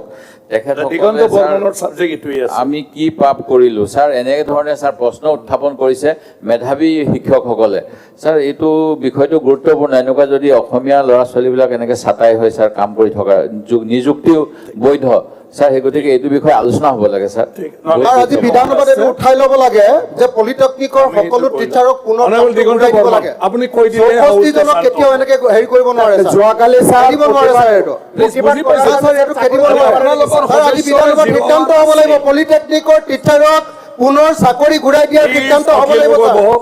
নাই, এইটো হ'ব লাগিব। হিটলাৰ চৰকাৰ নহয় এখন ছাৰ। কৰিব পাৰে এইখন হিটলাৰৰ চৰকাৰ নহয় ছাৰ। চাকৰি সকলোকে ঘূৰাই দিব লাগিব ছাৰ। অলৰেডি নটিচ নাই ছাৰ, এইটো নহ'ব ছাৰ। আজি আলোচনা কৰিবলৈ দিয়ক ছাৰ। প্লিজ চাকৰিৰ পৰা নিলম্বিত কৰিছো, উঠাই ল'ব জাকিৰ লাগে হোসেন ছাৰ। ডাঙৰীয়া আমাৰ আপোনালোকৰ অনাৰেবল মেম্বাৰৰ আছে চাকৰিৰ পৰা নিলম্বিত কৰিছো, উঠাই ল'ব লাগে। আলোচনা কৰি এইটো আলোচনা হ'ব লাগে ছাৰ। আপোনালোকৰ নটিচ নাই নহয় নাই ছাৰ, এইটো নহ'ব। আপোনালোকৰ নটিচ নাই আপোনালোকে বহক আপোনালোকে বহক সৌভাগ্যজনক ছাৰ। হৈ থাকিব অত্যন্ত দুৰ্ভাগ্যবাৰে হিটলাৰী হৈ থাকক। পঠালে এনেকুৱা ছাৰ আজি এটা আলোচনাও আছে, কিন্তু ছাৰ উপযুক্ত ব্যৱস্থা নোহোৱাৰ কাৰণে এনেকুৱা হৈ আছে ছাৰ। মই এডজৰ্ণমেণ্ট মোচন অগ্ৰাহ্য কৰিছো চৰকাৰৰ পৰা সঁহাৰি আলোচনা কৰিব পৰা যাব এতিয়া জিৰ' আৱাৰ দিগন্ত বৰ্মন ছাৰ এইটো ছাৰ বহুত প্ৰয়োজনীয় দিগন্ত ছাৰ। বৰ্মন এইটো হিটলাৰী শাসন প্ৰতিবাদ কৰা। চাকৰি ঘূৰাই দিয়ক। দিগন্ত বৰ্মন আপুনি নক'ব গণতান্ত্ৰিক যদি দিগন্ত বৰ্মন নকয় তেওঁলোকৰ চাকৰি ঘূৰাই দিয়ক ছাৰ। আজি চাওক, এইটো important. Shri Aminul Laskar senior Aminul Laskar sir তাৰমানে মই অগ্ৰাহ্য কৰিছো শ্ৰী আমিনুল ইছলাম লস্কৰ চাকৰিখিনি ঘূৰাই দিয়াৰ সিদ্ধান্ত Shri Aminul Islam Laskar Shri Aminul Islam Laskar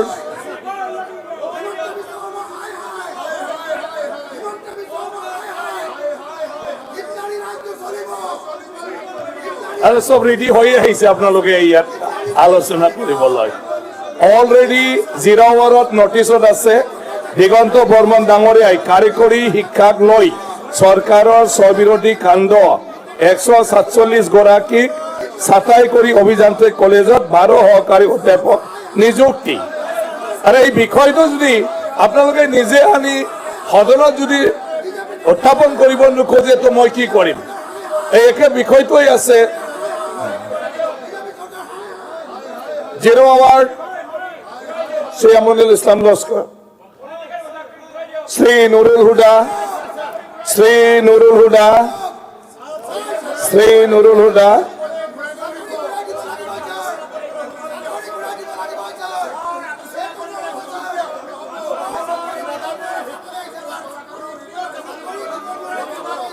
roll 54 Shri Durga Das Bodo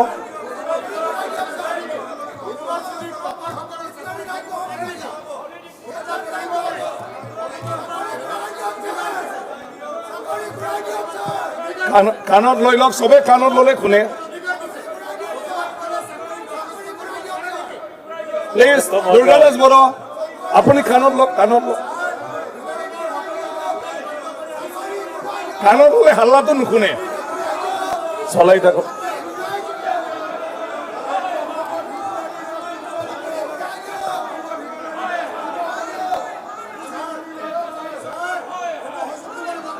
honourable minister Atul Bora ডাঙৰীয়া এইটো লওক কাণত লওক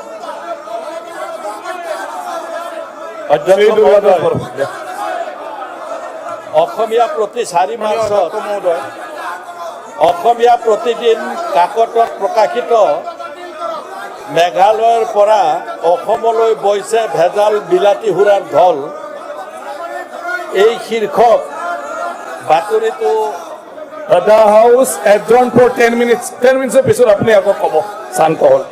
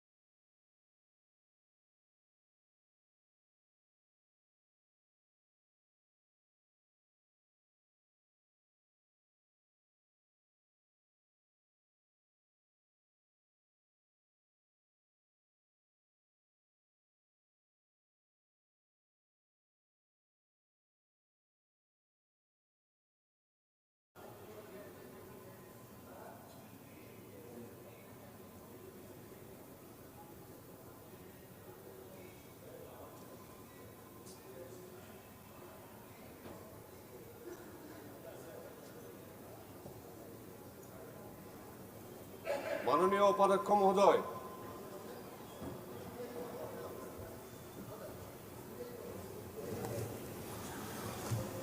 Honorable Member Durga Das Boro. নাই ছাৰ 147 জন পলিটেকনিকৰ টিচাৰক যি ধৰণে কেডি দিলে ছাৰ সেইটো উদ্যোগ কৰিব লাগে চৰকাৰে ইয়াতে এডুকেশ্যন মিনিষ্টাৰে এটোৰ ওপৰত বিবৃতি দিব লাগে আৰু চৰকাৰে ক্ষমা খুজিব লাগে চৰকাৰৰ হিটলাৰী ৰাজ বন্ধ হ'ব লাগে ছাৰ একদম স্পষ্টকে আমি সকলো অপজিশ্যনৰ পিনৰ পৰা ক'ব খুজিছোঁ যে 147 জন পলিটেকনিক টিচাৰক যি ধৰণে খেদিছে এইটো হিটলাৰী ৰাজ এইটো বন্ধ হ'ব লাগে তেওঁলোকক চাকৰি ঘূৰাই দিয়াৰ ব্যৱস্থা কৰিব লাগে ছাৰ বিচাৰ কৰা হ'ব উপাধ্যক্ষ এইটো চহিয়া ছাৰ 148 জন ল'ৰাৰ চৰকাৰে খেলা খেলিছে শিক্ষামন্ত্ৰী চৰকাৰী সিদ্ধান্তটো প্ৰত্যাহাৰ কৰক বাহিৰত দম্ভৰে এইসকলক বাহাল কৰক এইটো আমাৰ দাবী আজি শিক্ষামন্ত্ৰী নহ'ব আপুনি চৰকাৰৰ পৰা বিবৃতি বিচাৰিছে বিবৃতি দিব উঠিছে কেলে অহা আপোনালোকে যিটো বিচাৰিছে কৰি আছে আকৌ কেলে উঠি আছে অধ্যক্ষ মহোদয় মোৰ জিৰোৱাটো যিটো গুচি গৈছে এই যিখিনি আমাৰ ছাৰ শিক্ষক আছিলে পাৰ্লিয়ামেণ্টাৰী এফেয়াৰ মিনিষ্টাৰে অলৰেডি দিছোঁ আপোনালোকে ৰাগবেলি ইঞ্জিনিয়াৰিং কলেজৰ যিখিনি আকৌ কেলে উঠিছে মিনিষ্টাৰে কৈছে নহয় শুনি লওক উপাধ্যক্ষ মহোদয় মানে আচলতে কি হ'ল যে যিটো সভাস্থগিত প্ৰস্তাৱ আনিছে এই সভাস্থগিত প্ৰস্তাৱটোৰ লগত একেধৰণৰ এটা জিৰ' আৱাৰৰ মেটাৰ মাননীয় সদস্য শ্ৰী দিগন্ত বৰ্মন ডাঙৰে আনিছিল যে কাৰিকৰী শিক্ষাক লৈ চৰকাৰ স্ববিৰোধী কাণ্ড 147 গৰাকী ছাঁটাই কৰি অভিযান্ত্ৰিক কলেজত 12 সহকাৰী অধ্যাপক নিযুক্ত গতিকে মাননীয় অধ্যক্ষ ডাঙৰীয়াই মাননীয় অধ্যক্ষ মহোদয়ে এইটো দিগন্ত বৰ্মন ডাঙৰীয়াক 1 নম্বৰতে এই সুবিধাটো দিছিলে এতিয়া মই অধ্যক্ষ ডাঙৰীয়াৰ কথা এটা কওঁ যে সঁচাকৈ যদি আমি সঁচাকৈ ইন ট্ৰু চেন্স যে এই শিক্ষকসকল চাকৰিত থাকিব লাগে আৰু চাকৰিত থকাটো আমি বিচাৰিছোঁ তো তেতিয়াহ'লে এই যিটো জিৰ' আৱাৰ মেটাৰ আছিল এই জিৰ' আৱাৰ মেটাৰটোত এই গোটেইখিনি কথা সকলো সদস্যই অংশগ্ৰহণ কৰি আপোনালোকৰ বক্তব্যখিনি ৰাখিলেহেঁতেন আৰু ৰাখিলে শিক্ষামন্ত্ৰী ডাঙৰীয়াই তাৰে ৰ'ব মনত কথা নহয় এইটো কথা নহয় আমি আপোনালোকৰ তাত যাই চিঞৰ বাখৰ কৰিছে আমি চিঞৰ বাখৰ কৰা নাই নহয় আমি কথা এটা পাৰ্লিয়ামেণ্টাৰী এফেয়াৰ্ছ মিনিষ্টাৰ মোৰ আপুনি ৰিপ্লাই দিয়ক আমিতো অপজিশ্যনে চিঞৰ বাখৰ কৰি চাকৰিকেইটা পুনৰ চাকৰিকেইটা দিব লাগে ৰিপ্লাই বিচাৰিব ডিষ্টাৰ্ব কৰি দিব কোনটো বিচাৰে আপুনি ডিষ্টাৰ্বেঞ্চ লাগে নে ৰিপ্লাই লাগে minister is reply we don't give have patience গতিকে অধ্যক্ষ অকৰো ধৈৰ্য নাই নেকি শুনিবলৈ শুনি লওক শুনি পাই ভাল নালাগিলে কিবা এটা কওক উপাধ্যক্ষ মহোদয় যিহেতুকে বিষয়টো মাননীয় অধ্যক্ষ মহোদয়ে কৈছে যে আপোনালোকে আলোচনা কৰক জিৰৰ প্ৰথমতে দিছে 1 নম্বৰত দিছে দিগন্ত বৰ্মন ডাঙৰীয়া তো আমাৰ সকলো মাননীয় সদস্য সকলো পাৰ্টিৰে যদি দিগন্ত বৰ্মন ডাঙৰীয়াৰ কুৱেশ্যন হ'লেও বিষয়টো যদি জড়িত প্ৰত্যেক পাৰ্টীয়ে কথাটো কওক তাত আমাৰ চৰকাৰৰ কোনো আপত্তি নাই একদম প্ৰত্যেক পাৰ্টি কওক একদম বিস্তৃতভাৱে কওক আমাৰ আপত্তি নাই আৰু তাৰ উত্তৰ আমাৰ মন্ত্ৰী ডাঙৰীয়াই দিব শিক্ষামন্ত্ৰী ডাঙৰীয়াই কিন্তু আপোনালোকে সেইটো নকৰি এটা সভাস্থগিত প্ৰস্তাৱ আনিলে কিন্তু সভাস্থগিত প্ৰস্তাৱ আনি আমাৰ এটা আচলতে যিটো বিষয়ত আমি কৰিলোঁ এতিয়া আমাৰ কি হ'ল কথাটো যে উত্তৰটো শিক্ষামন্ত্ৰীৰ পৰা আপোনালোকে নাপালে আচ্ছা জিৰ' আৱাৰত ডিছকাশ্যনৰ স্ক'প নাই সেই গতিকে আমি ডিছকাশ্যন জিৰ' আৱাৰত ডিছকাশ্যন নিদিয়ে স্পীকাৰে ৰুলিং হয় ছাৰ এইবিলাক কি কথা কৈ আছে ছাৰ মই মাননীয় পাৰ্লিয়ামেণ্টাৰী মিনিষ্টাৰে ছাৰ উল্টা পুল্টা কথা কৈ আছে ছাৰ প্লিজ চাওক আপুনি ৰিপ্লাই কমপ্লিট কৰিব দিয়ক ৰিপ্লাইটো দিয়ক তেখেতে আকৌ কৈ আছে ৰিপ্লাই বেলেগে দিব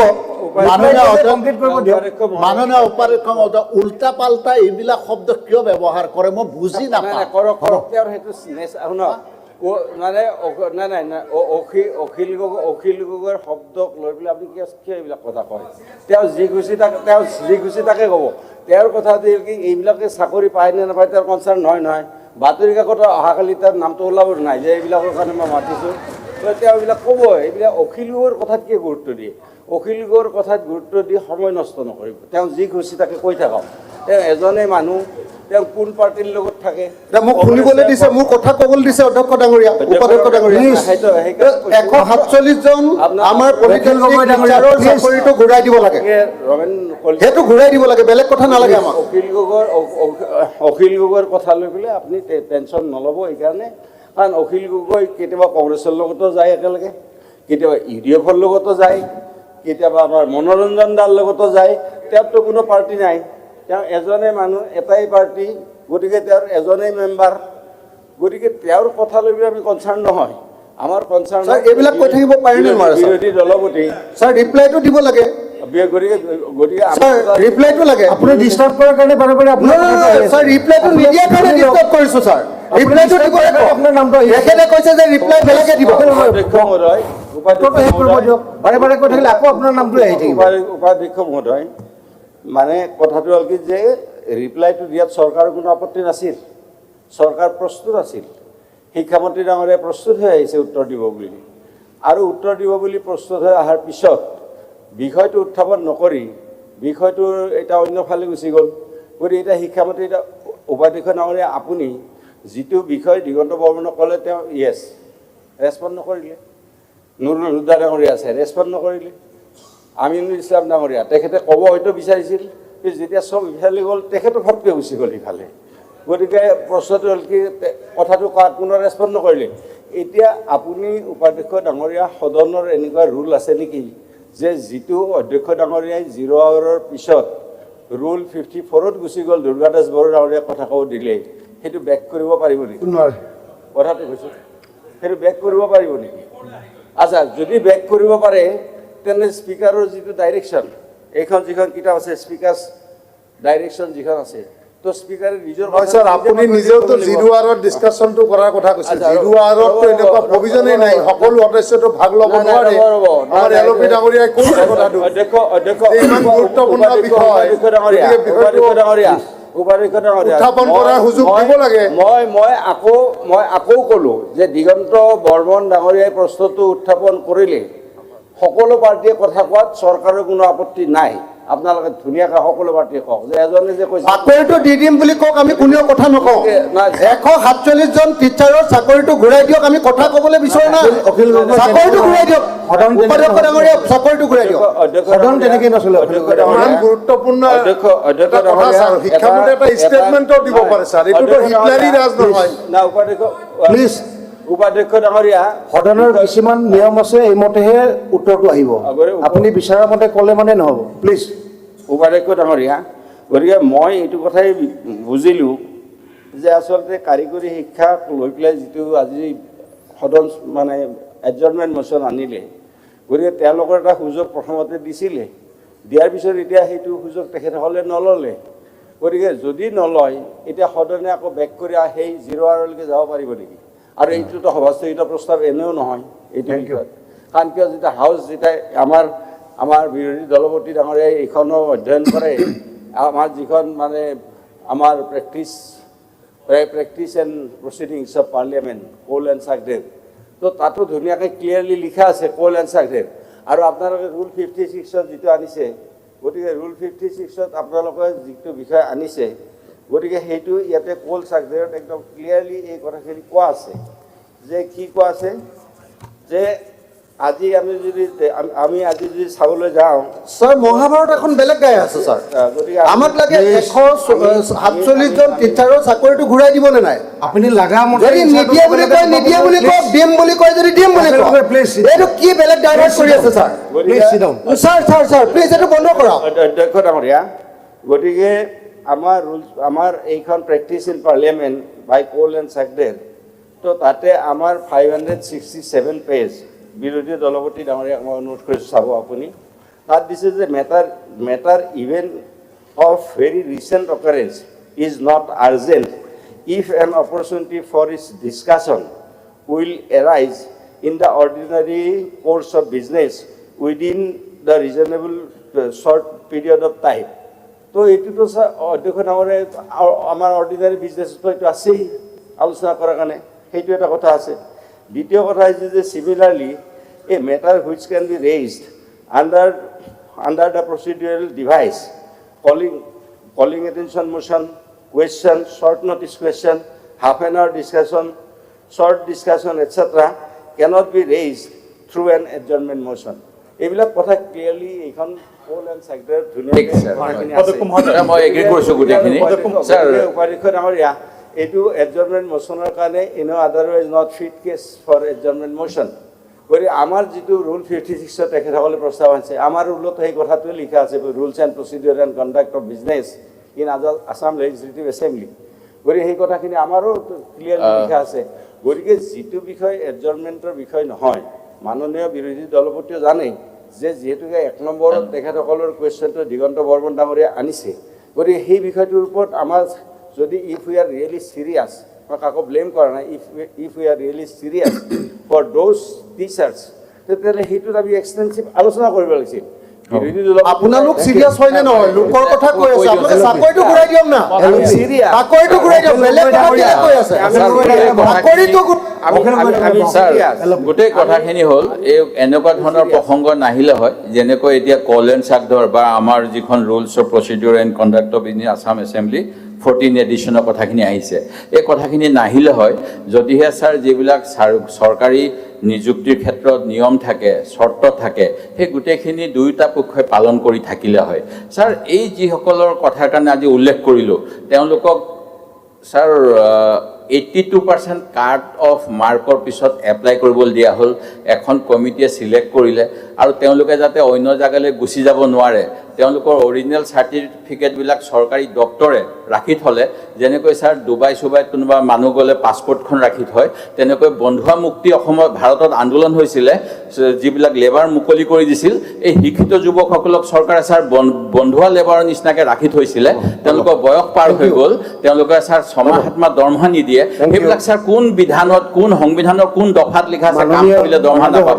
সেই গতিকে প্ৰশ্নটো আহিছিলে ছাৰ সেই গতিকে কথা আমি একোৱে নকওঁ ছাৰ যদি সকলো নিয়ম মতে চলে নিয়ম মতে চলা নাই কাৰণে ছাৰ এই কথাখিনি আহিছিলে সেই গতিকে আমি আশা কৰিছোঁ মাননীয় সদস্যসকল যিহেতু 0 আৱাৰৰ পিছত আমাৰ পৰৱৰ্তী কাৰ্যসূচী নম্বৰ 54 গ'লোঁ এতিয়া 0 আৱাৰৰ ডিছকাশ্যনৰ কোনো স্কোপ নাই 55ত এটা বিবৃতি দিয়াই দিয়ক আপোনালোকে এটা বেলেগ ডিভাইচত আকৌ আনক ইছ্যুটো আমি ইয়াত ডিছকাশ্যন কৰিবলৈ কাৰণে সময় দিম ৰিপ্লাইও পাব আপোনালোকে গতিকে আমি এতিয়া ৰুল 54 কিবা আছে যদি 1 মিনিটত আপুনি হেড কৰি দিয়ক উপাধ্যক্ষ ডাঙৰীয়া মই শিক্ষামন্ত্ৰী ডাঙৰীয়াৰ লগত আলোচনা কৰিছিলোঁ তেখেতে ৰেডি হৈ আহিছে এইবিলাকৰ আনচাৰৰ কাৰণে গতিকে এটা বেলেগ ডিভাইচত তেখেতসকলে আনক মই অলৰেডি দিলোঁ অলৰেডি মই ক'লোঁ যে বেলেগ ডিভাইচত আনক ডিছকাশ্যন কৰিব বেলেগ ডিভাইচত আপোনালোকে আনক আমি উত্তৰ দিম thank you honourable member Durga Das Boro তাত টাইম উঠিছোঁ এইটো ষ্টেটমেণ্ট হিচাপে দি দিব পাৰে তেখেতে কোনো ডিভাইচ মই ক'লোঁ নাই আনকচোন ডিভাইচত প্ৰথমতে 4 মাৰ্চ 2025ত অসমীয়া প্ৰতিদিন কাকতত প্ৰকাশিত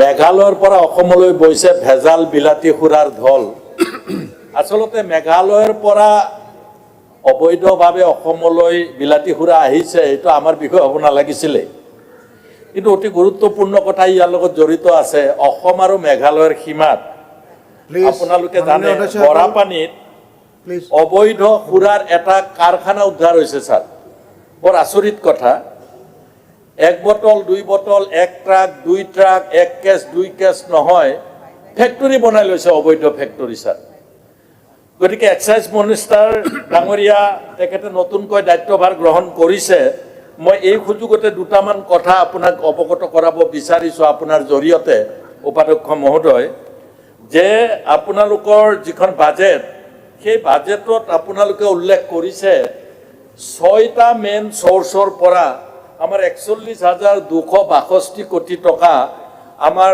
মেজৰ ৰেভিনিউ আৰ্নিং ডিপাৰ্টমেণ্ট আছে তাৰ ভিতৰত থাৰ্ড ৰেভিনিউ আৰ্নিং আপোনালোকে যিটো স্নেপশ্বট দিছে ইয়াত সেইটোৱে হৈছে এক্সাইজ আমাৰ প্ৰথম কমিশনাৰ টেক্সেছৰ পৰা 27,000 কোটি তাৰপিছত জিঅ'লজি মাইনিং ছেকেণ্ড 5,432 কোটি আৰু থাৰ্ড হায়েষ্ট এক্সাইজৰ পৰা 4,225 কোটি টকা তেওঁলোকে আনুমানিক এইবাৰ তাৰ পৰা আহিব বুলি তেখেতসকলে ধৰিছে কিন্তু উপাধ্যক্ষ মহোদয় আপুনি যদি গুৱাহাটীৰ এক্সাইজক এতিয়া বিশেষকৈ এক্সাইজ সুপাৰিণ্টেণ্ডেণ্টক সোধে তেখেতসকলক ইমান প্ৰেছাৰ দিয়া হৈছে যে কিয় কমিছে বিক্ৰী কিয় কমিছে প্ৰায় 150 কোটি টকা এখন জিলাত কমিছে ডেইলি 2 কোটি টকাতকৈ অধিক ডেইলি স্যার 2 কোটি টকাতকৈ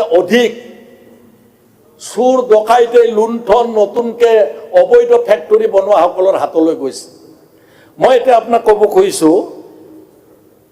1 ট্ৰাক মদ নহয় 1 ট্ৰাক হলোগ্ৰাম স্টাম্প ইত্যাদি ইত্যাদি যিবিলাক মানে লেবেল টেবেল ইত্যাদি 1 ট্ৰাক পাইছে কিমান হ'ব পাৰে 1 ট্ৰাকত কাগজৰ সেই বস্তুসমূহ প্ৰায় 10,000 কেছতকৈও অধিক সেই 1 ট্ৰাক যি তেওঁলোকে ধৰিছে লেবেল প্ৰায় 2 কোটি টকাৰ আনুমানিক তাতে হ'ব বুলি তেওঁলোকে অনুমান কৰে এতিয়া কেনেকে অবৈধ কিছুমান প্ৰডাকশন আৰম্ভ হৈছে যিবিলাকত বটলিং প্লেন বুলি কয় এই বটলিং প্লেন বিলাকত অবৈধভাৱে 5,000ৰ অনুমতি ঠাই 7,000 8,000 10,000 তাত মদ তৈয়াৰ কৰিছে অবৈধভাৱে মানুহ খোৱা কমা নাই বাঢ়িছে কিন্তু বিক্ৰী কমিছে চৰকাৰলৈ ধন অহাটো কমিছে মই চৰকাৰৰ পক্ষত থাকি কথাখিনি কৈ আছো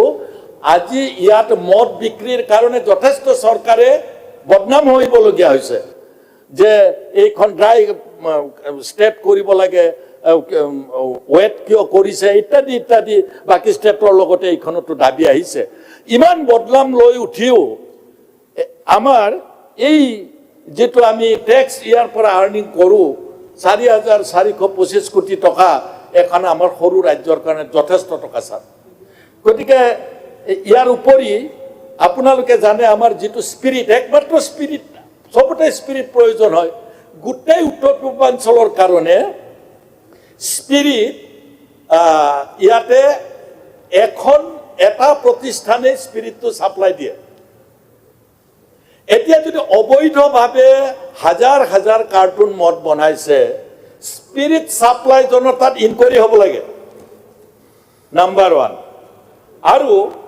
আমাৰ যিবিলাক ডিস্টিলাৰী প্লেন্ট আছে যাক বটলিং প্লেন বুলি কয় এই ডিস্টিলাৰী প্লেন বিলাকত ৰেন্ডম এটা ডিপাৰ্টমেন্টৰ ফালৰ পৰা আপুনি যদি টাইম বাউন্ড সপ্তাহে মাহেকে 15 দিনে আপোনালোকে যদি এই ডিস্টিলাৰী বিলাকত আপোনালোকে ডিপাৰ্টমেন্টৰ মানুহ গৈ পেলাই তাতে ইনকোয়াৰি এটা কৰে আপোনালোকে দেখিব এইটো কিছু কমিছে ইয়াৰ উপৰি আমাৰ যিবিলাক হলোগ্ৰাম আছে স্যাৰ সেই হলোগ্ৰাম বিলাক মোৰ হলোগ্ৰামটো আপুনি ব্যৱহাৰ কৰিব নোৱাৰে স্যাৰ এটা ব্ৰ্যান্ডৰ হলোগ্ৰাম এটা ব্ৰ্যান্ডে ব্যৱহাৰ কৰিব নোৱাৰে ক'ত পাইছে এই হলোগ্ৰাম বিলাক যদি হলোগ্ৰাম বিলাক অবৈধ প্ৰস্তুতকাৰী সকলে যি সকলে বটলিং প্লেন কৰিছে তেওঁলোকে যদি হলোগ্ৰাম অবৈধভাৱে ব্যৱহাৰ কৰিছে তেতিয়া হলে ব্যৱহাৰকাৰী সকলৰ ওপৰত কি ব্যৱস্থা কৰিব নোৱাৰে বটলটো ব্যৱহাৰ কৰে যেটো খপা আছে প্ৰত্যেকটা বটলৰ খপা বেলেগ হয় গতিকে কিয় সেইটো তেওঁলোকে এই লেকুনাখিনি তেওঁলোকে নাইকিয়া কৰিব পাৰা নাই ইয়াৰ যেটো ইএনএ বুলি কয় এক্সট্ৰা নিউট্ৰেল এলকহল এই এক্সট্ৰা নিউট্ৰেল এলকহলটো ডিস্টিলাৰী বিলাকৰ জৰিয়তে সেইটো যেহেতু তেওঁলোকে মদ বনোৱাৰ সময়ত লাগে মই যিসকল খুচুৰা বেপাৰী আছে উপাধ্যক্ষ মহোদয় সেই খুচুৰা বেপাৰী বিলাকলৈ কোনে এই অবৈধ মদ বিক্ৰী কৰাইছে নাম্বাৰ 1 এক ফ্যাক্টৰিত অবৈধ বনাইছে বেছিকে ফ্যাক্টৰি যেহেতু বেলেগকে বনাই লৈছে অবৈধভাৱে তাৰ পৰা আনিছে যিবিলাকে বনাইছে তাৰ পৰা যিবিলাকে বন্ডেড ওয়্যাৰহাউস কৰিছে বন্ডেড ওয়্যাৰহাউস বিলাকে অবৈধভাৱে আনিছে এখন বন্ডেড ওয়্যাৰহাউসৰ অপাধ্যক্ষ মহোদয় 20খন 30খন 40খন 110খনলৈকে দোকান আছে আমাৰ অসম চৰকাৰে নিবনুৱা সকলক এই দোকানবিলাক দিছিলে ম্যাক্সিমাম অসমীয়া লৰাকে এই দোকানবিলাক দিছিলে নিবনুৱা সকলক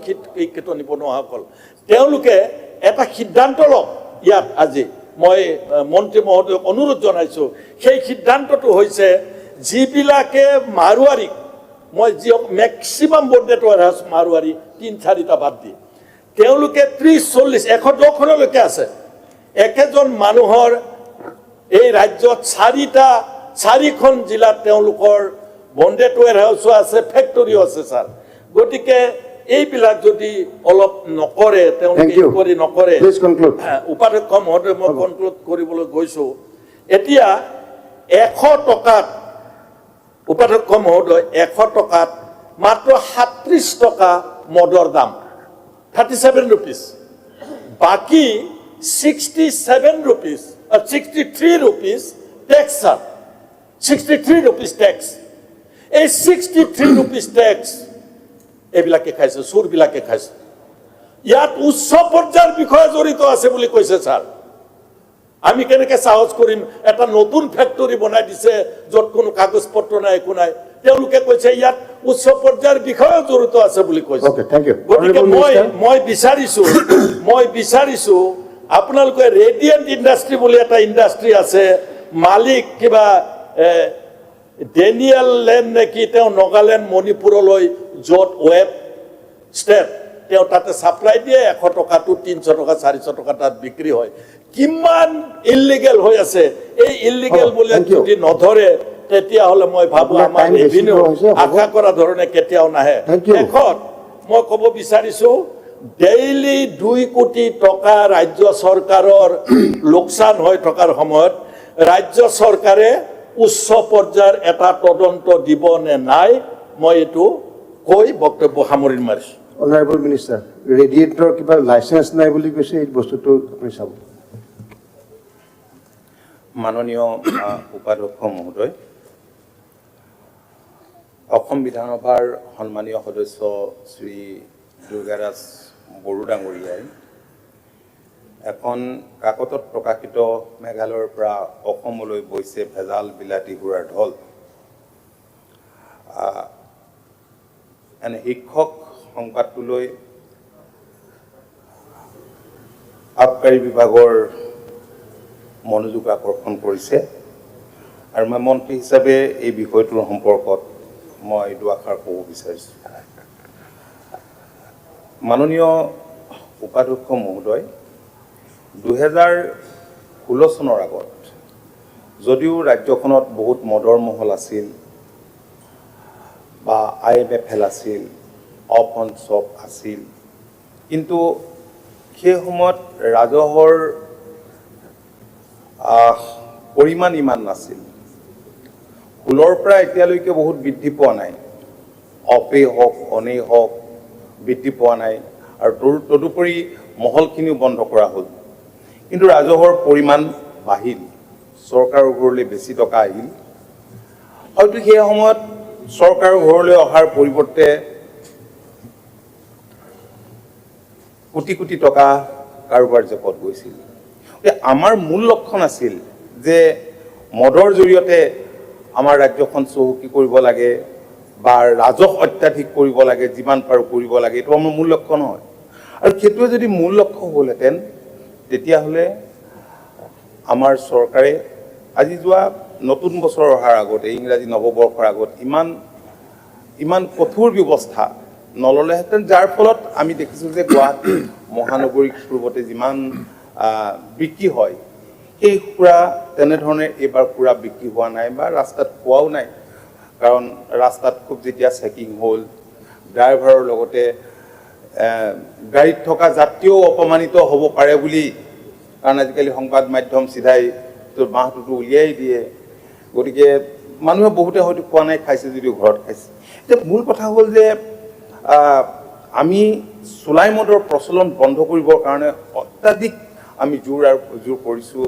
আমি ইয়াৰ পৰা, কাৰণ ডিষ্ট্ৰিক্টবিলাকত বহুতে বিভিন্ন ধৰণৰ অভিযোগ কৰে, এক্সাইজৰ লগত বহুতৰে সম্পৰ্ক থকাৰ কথা, কিন্তু ইয়াৰ পৰা আমি কিছু মানুহ পঠাই সেই জিলাবিলাকত আমি তেনেধৰণৰ চুলাই মদৰ যিবিলাক ঘানি আছে এইবিলাক আমি ধ্বংস কৰিছোঁ, ভাঙিছোঁ। গতিকে এনেধৰণৰ কামবিলাক কৰা হৈছে। আৰু আটাইতকৈ ডাঙৰ কথা, আমি খুব চিন্তিত হওঁ, এতিয়াতো আপোনাৰ আহিছে, হোলী আহিব, কাৰণ বাগানৰ আশে পাশে বা বিভিন্ন অঞ্চলত যিবিলাক চুলাই আছে এইবিলাক কৰাৰ ফলত মানুহৰ মৃত্যু হ'ব পাৰে বা বিভিন্ন ঘটনা সংঘটিত হ'ব পাৰে। হেল্থ হাজাৰ্ড উপাধ্যক্ষ মহোদয়, মই এইটো উত্তৰ হোৱা নাই ছাৰ। মই বিচাৰিছোঁ টেক্স লিকেজটো বন্ধ হ'ব। মাননীয় উপাধ্যক্ষ মহোদয়, টেক্স লিকেজটো বন্ধ কৰাৰহে অনুৰোধ কৰিছোঁ, আপোনাৰ লাভৰ কাৰণে কৰিছোঁ। বিক্ৰী হৈ আছে, খাই আছে, পইচাটো আপোনাৰ তাত আহে। মাননীয় উপাধ্যক্ষ মহোদয়, মই আপোনাৰ কথাটো উত্তৰ দিবলৈ গৈ মই এইখিনি কথা মই আৰম্ভ কৰিছোঁ। যেনেকে আপুনি এই কথাটো ক'বলৈ গৈ আপুনি এখন পৃথিৱীখন ইয়াত এখন ৰামায়ণ ৰচনা কৰি আমাক শুনালে, গতিকে মই উত্তৰটো দিবলৈও অতীতটো লৈ আমি কিছু কথা ক'বলগীয়া হৈছে। এতিয়া মাননীয় উপাধ্যক্ষ মহোদয়, এতিয়া কথা হ'ল যে সেইদিনা সেই ঘটনাটো চাওক, এইটো আমাৰ ৰাজ্যত হোৱা নাই। এই যিটো আছে, এই যিটো কাৰখানা আছিল, এইটো মেঘালয়ৰ কাৰখানা। আমাৰ 3 মাহ মানৰ পৰা আমি পৰ্যবেক্ষণ কৰিছোঁ, কাৰণ বেলেগ এখন ৰাজ্যত যিহেতু ঘাটিটো আছে, গতিকে কি ধৰণে কৰিব পৰা যায়। এই এক্সাইজ ডিপাৰ্টমেণ্টৰ লগত যোগাযোগ কৰি মেঘালয়ৰ বহুত দিনৰ পিছত, প্ৰায় 3 মাহ লাগিছে, এই ইয়াত সেইটো জব্দ কৰা হৈছে, ভঙা হৈছে। এজন মানুহ তাত এৰেষ্ট কৰা হৈছে, যিজন মূল মালিক, তেওঁৰ নাম পৰাগ ৰাজ সিংলা। এৰেষ্ট কৰা হৈছে, আৰু তেওঁৰ ওপৰত বহুত পুৰণা কেছো আছে। সেই কেছবিলাকো আমি উলিয়াই দিছোঁ। গতিকে এইখিনি আমি জইণ্টলি মিলি পেলাই এই কামখিনি কৰিছোঁ। আৰু ইয়াৰ উপৰিও মাননীয় উপাধ্যক্ষ মহোদয়, অবৈধ এনেধৰণৰ কাৰখানা থকাৰ কাৰণে হয়, তেখেতেতো ঠিকেই কৈছে, ইয়াত হয়তো কোনোবা তেনেধৰণৰ ব্যৱসায়ীৰ লগত সংযোগ আছে, তেনেকুৱা বিক্ৰী কৰিব পাৰে। এইবিলাকতো আমি চোকা দৃষ্টি আমি নিক্ষেপ কৰিছোঁ। এতিয়া কথা হ'ল যে ইয়াত তেখেতে কেইটামান ভাল পৰামৰ্শ দিছে, মই তেখেতক ধন্যবাদেই জনাব খুজিছোঁ। তেখেতে আকৌ উঠি মই যেন একো ক'বই খোজা নাই, মই কিবা ছাইড কাটিব খুজিছোঁ, এনেধৰণৰ দৃষ্টিভংগী লৈ তেখেতে আকৌ মাজতে কৈছে। ইয়াত এই স্পিৰিটৰ কথা কৈছে, এটা প্ৰতিষ্ঠানে ছাপ্লাই দিয়ে, গতিকে এই বিষয়বোৰ আমি অলপ দৃষ্টি দি আছোঁ। আৰু স্পিৰিট ছাপ্লাই ক্ষেত্ৰত তেখেতে যিটো সন্দেহ প্ৰকাশ কৰিছে, আমিও ভাবিছোঁ যে এনেকুৱা কিবা হৈছে নেকি। গতিকে ডেফিনেটলি আমি এইবিলাক অলপ নজৰ ৰাখিছোঁ। আৰু ডিষ্টিলাৰীবিলাকত আমি সঘনে এনকুৱাৰী, সঘনে যোৱাৰ এইটো ভিজিলেন্সটো আমি এইটো এটা ব্যৱস্থা ইতিমধ্যে কৰিছোঁ। আৰু এটা ব্ৰেণ্ডৰ হলোগ্ৰাম আনে নিশ্চয় ব্যৱহাৰ কৰিব নোৱাৰে। এইটো যদি হৈ আছে, এইটো ডাঙৰ কথা। গতিকে আপুনি যিকেইটা বিষয় আমাৰ দৃষ্টিলৈ আনিছে, এই বিষয়কেইটা নিতান্তই গুৰুত্বপূৰ্ণ। কাৰণ আগতে যিমান মহল আছিল বা দোকান আছিল, সেই পৰিমাণে ৰাজহ কিয় অহা নাছিল। গতিকে আমি কিছু সংস্কাৰ অনাৰ কাৰণে আবকাৰী বিভাগটোত এতিয়া যথেষ্ট হয়তো ৰাজহ আহিছে। সংস্কাৰ অনাৰ কাৰণে অবৈধ যিবিলাক ইলিগেল লিকাৰ আছে, এইবিলাকৰ ঘানি চানি ভঙাৰ কাৰণে, চোকা দৃষ্টি নিক্ষেপ কৰাৰ কাৰণে। গতিকে ৰেডিয়েণ্ট ইণ্ডাষ্ট্ৰীৰ কথা কৈছে, এই বিষয়টোতো আমি ডেফিনেটলি আমি দৃষ্টি দিম। আপুনি কেইটামান গুৰুত্বপূৰ্ণ কথা কৈছে, গতিকে এইখিনি আমি দিম। আৰু ইয়াৰ উপৰিও মাননীয় উপাধ্যক্ষ মহোদয়, আজি 125খনমান দোকান আজি আপোনাৰ এই মেঘালয়ৰ আমাৰ খানাপাৰাৰ পৰা ধৰি বৰ্ণিহাটলৈকে আছে। তেওঁলোকৰ প্ৰিমিয়াম ব্ৰেণ্ডৰ যিবিলাক আছে, সেইবিলাকৰ দাম আমাৰ তুলনাত যথেষ্ট কম। গতিকে আমিও নিজে চেষ্টা কৰিছোঁ এইটো ৰেচনেলাইজ কৰিব পাৰি নেকি। মাননীয় মুখ্যমন্ত্ৰী ডাঙৰীয়াৰ লগতে এই কথাখিনি আমি আলোচনা কৰিছোঁ, কিদৰে আমি ৰেচনেলাইজ কৰি পেলাই অন্ততঃ আজি আমি বহুতেই আমাক অভিযোগ কৰে যে গুৱাহাটীৰ যিবিলাক ডাঙৰ ডাঙৰ হোটেলত পাৰ্টি হয়, সেই পাৰ্টিবিলাকৰ কাৰণে তেওঁলোকে আগতীয়াকৈ ইয়াৰ পৰা আনি পেলাই ৰাখে, যাৰ ফলত পাবলগীয়া ৰাজহৰ পৰা বঞ্চিত হয়। গতিকে এই কথাখিনি আছে। আৰু আমাৰ মই সদনৰ মজিয়াত জনাবলৈ পালে ভাল পাম যে পূৰ্বৰ তুলনাত এইবাৰ লাষ্ট ইয়েৰতকৈ 15% আমাৰ এইবাৰ ৰেভিনিউ ইনক্ৰিজ হৈছে। কিন্তু মই সিদিনাও কৈছোঁ যে ৰাজহ বঢ়াটো আমাৰ মূল লক্ষ্য নহয়। আমাৰ কথা হৈছে যে কিদৰে মানুহৰ জীৱনৰ কথাটো মূল কথা। এতিয়া মানুহে খায়, ইয়াত খোৱাৰ মানুহৰ জনসংখ্যা বাঢ়িছে, মানুহে খায়ো, কিন্তু যাতে ইলিগেল লিকাৰ, এই চুলাই তুলাই খাত মানুহে বা তেনেধৰণৰ অবৈধভাৱে যিবিলাক প্ৰস্তুত কৰা কাৰখানাৰ মদ যাতে খাই মানুহে স্বাস্থ্যহানি নকৰে, সেই দিশটোৰ প্ৰতিও আমি সমান্তৰালভাৱে আমি লক্ষ্য ৰাখিছোঁ। ধন্যবাদ। Thank you. এতিয়া ৰোল 301 কাৰ্যসূচী নং 3 মাননীয় সদস্য দেৱব্ৰত শইকীয়া এবচেণ্ট, শামছুল হুদা,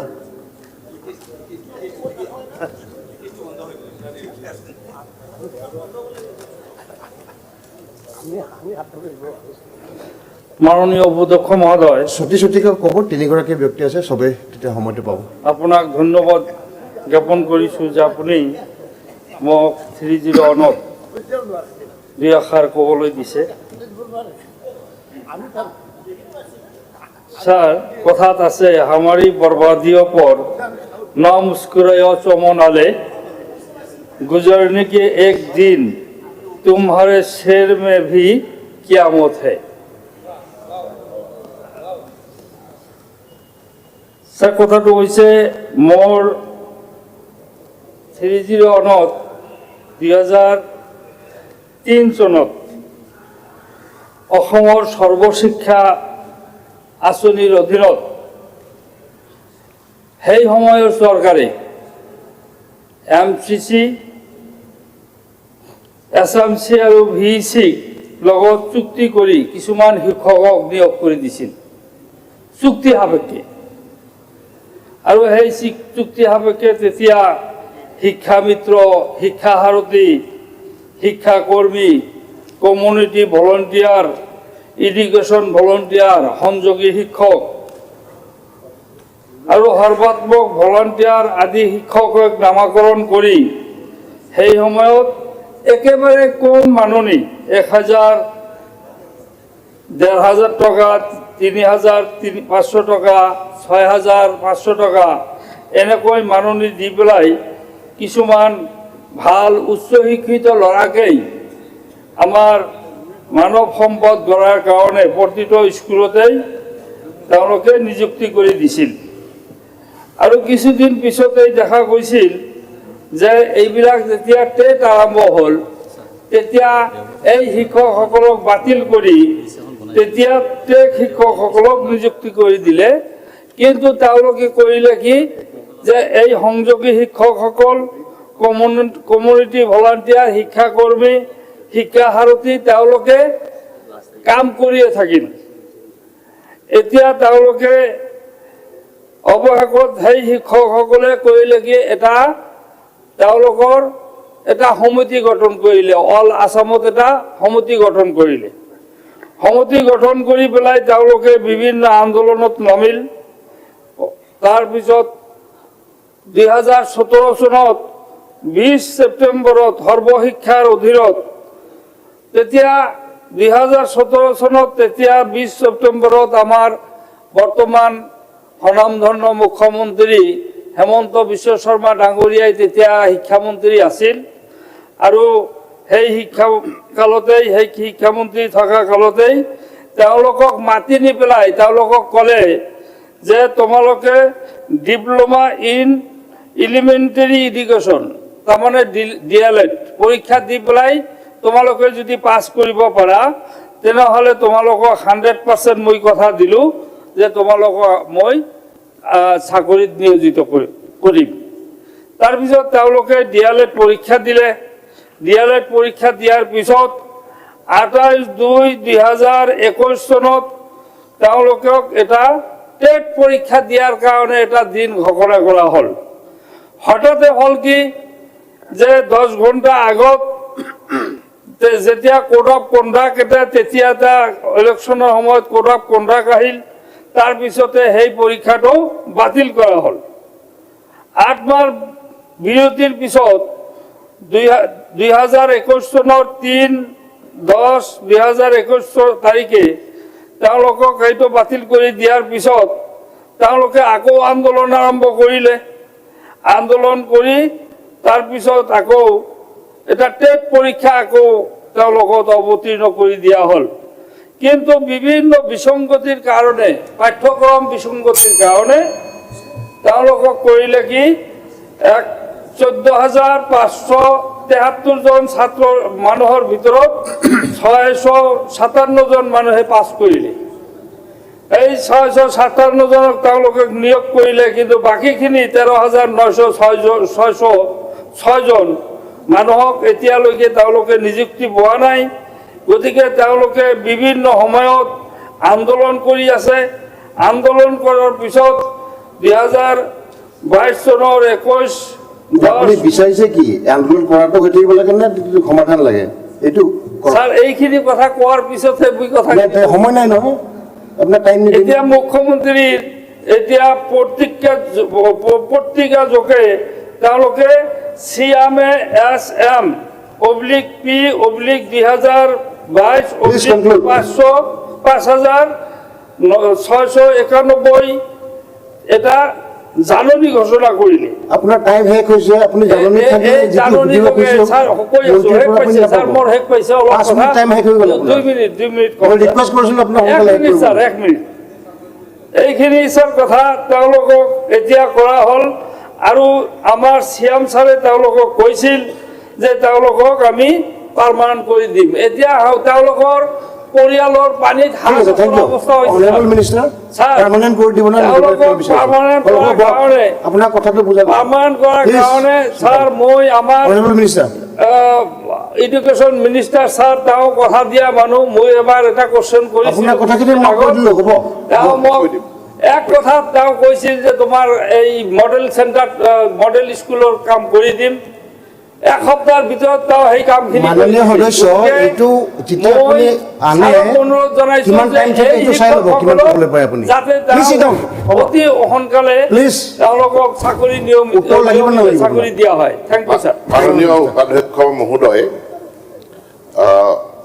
সৰ্বশিক্ষাৰ অধীনত 14 বছৰ বয়স পৰ্যন্ত সকলো শিশুক শিক্ষা দান কৰাটো বা তেওঁলোকে শিক্ষা লাভ কৰাটো শিশুৰ অধিকাৰ আমাৰ সমগ্ৰ শিক্ষা বা পূৰ্বৰ সৰ্বশিক্ষাৰ এইটো প্ৰধান দায়িত্ব যিসকল ছাত্ৰ ছাত্ৰী বিদ্যালয়লৈ নাহে তেওঁলোকৰ ক্ষেত্ৰতো বিশেষ কাৰ্যসূচী লোৱা হৈছিল যে বিদ্যালয় বহিৰ্ভূত ছাত্ৰ ছাত্ৰীসকলক চিনাক্ত কৰি তেওঁলোকৰ বাবে এটা বিশেষ প্ৰশিক্ষণৰ ব্যৱস্থা কৰি তেওঁলোকৰ বাবে এজ স্পেচিফিক বা তেওঁ যি শ্ৰেণীত পঢ়িব লাগে কোনো বিদ্যালয়ত তেওঁলোকক নামভৰ্তি কৰাই দিয়া অৰ্থাৎ বিদ্যালয় বহিৰ্ভূত ছাত্ৰ ছাত্ৰীসকলক প্ৰথম চিনাক্ত কৰা তাৰ পাছত তেওঁলোকক কোচিং কৰা আৰু পৰৱৰ্তী পৰ্যায়ত নিয়মীয়া ছাত্ৰ ছাত্ৰী হিচাপে বিদ্যালয়ত নামভৰ্তি কৰাই দিয়া বা মেইন ষ্ট্ৰীমিং কৰাই দিয়া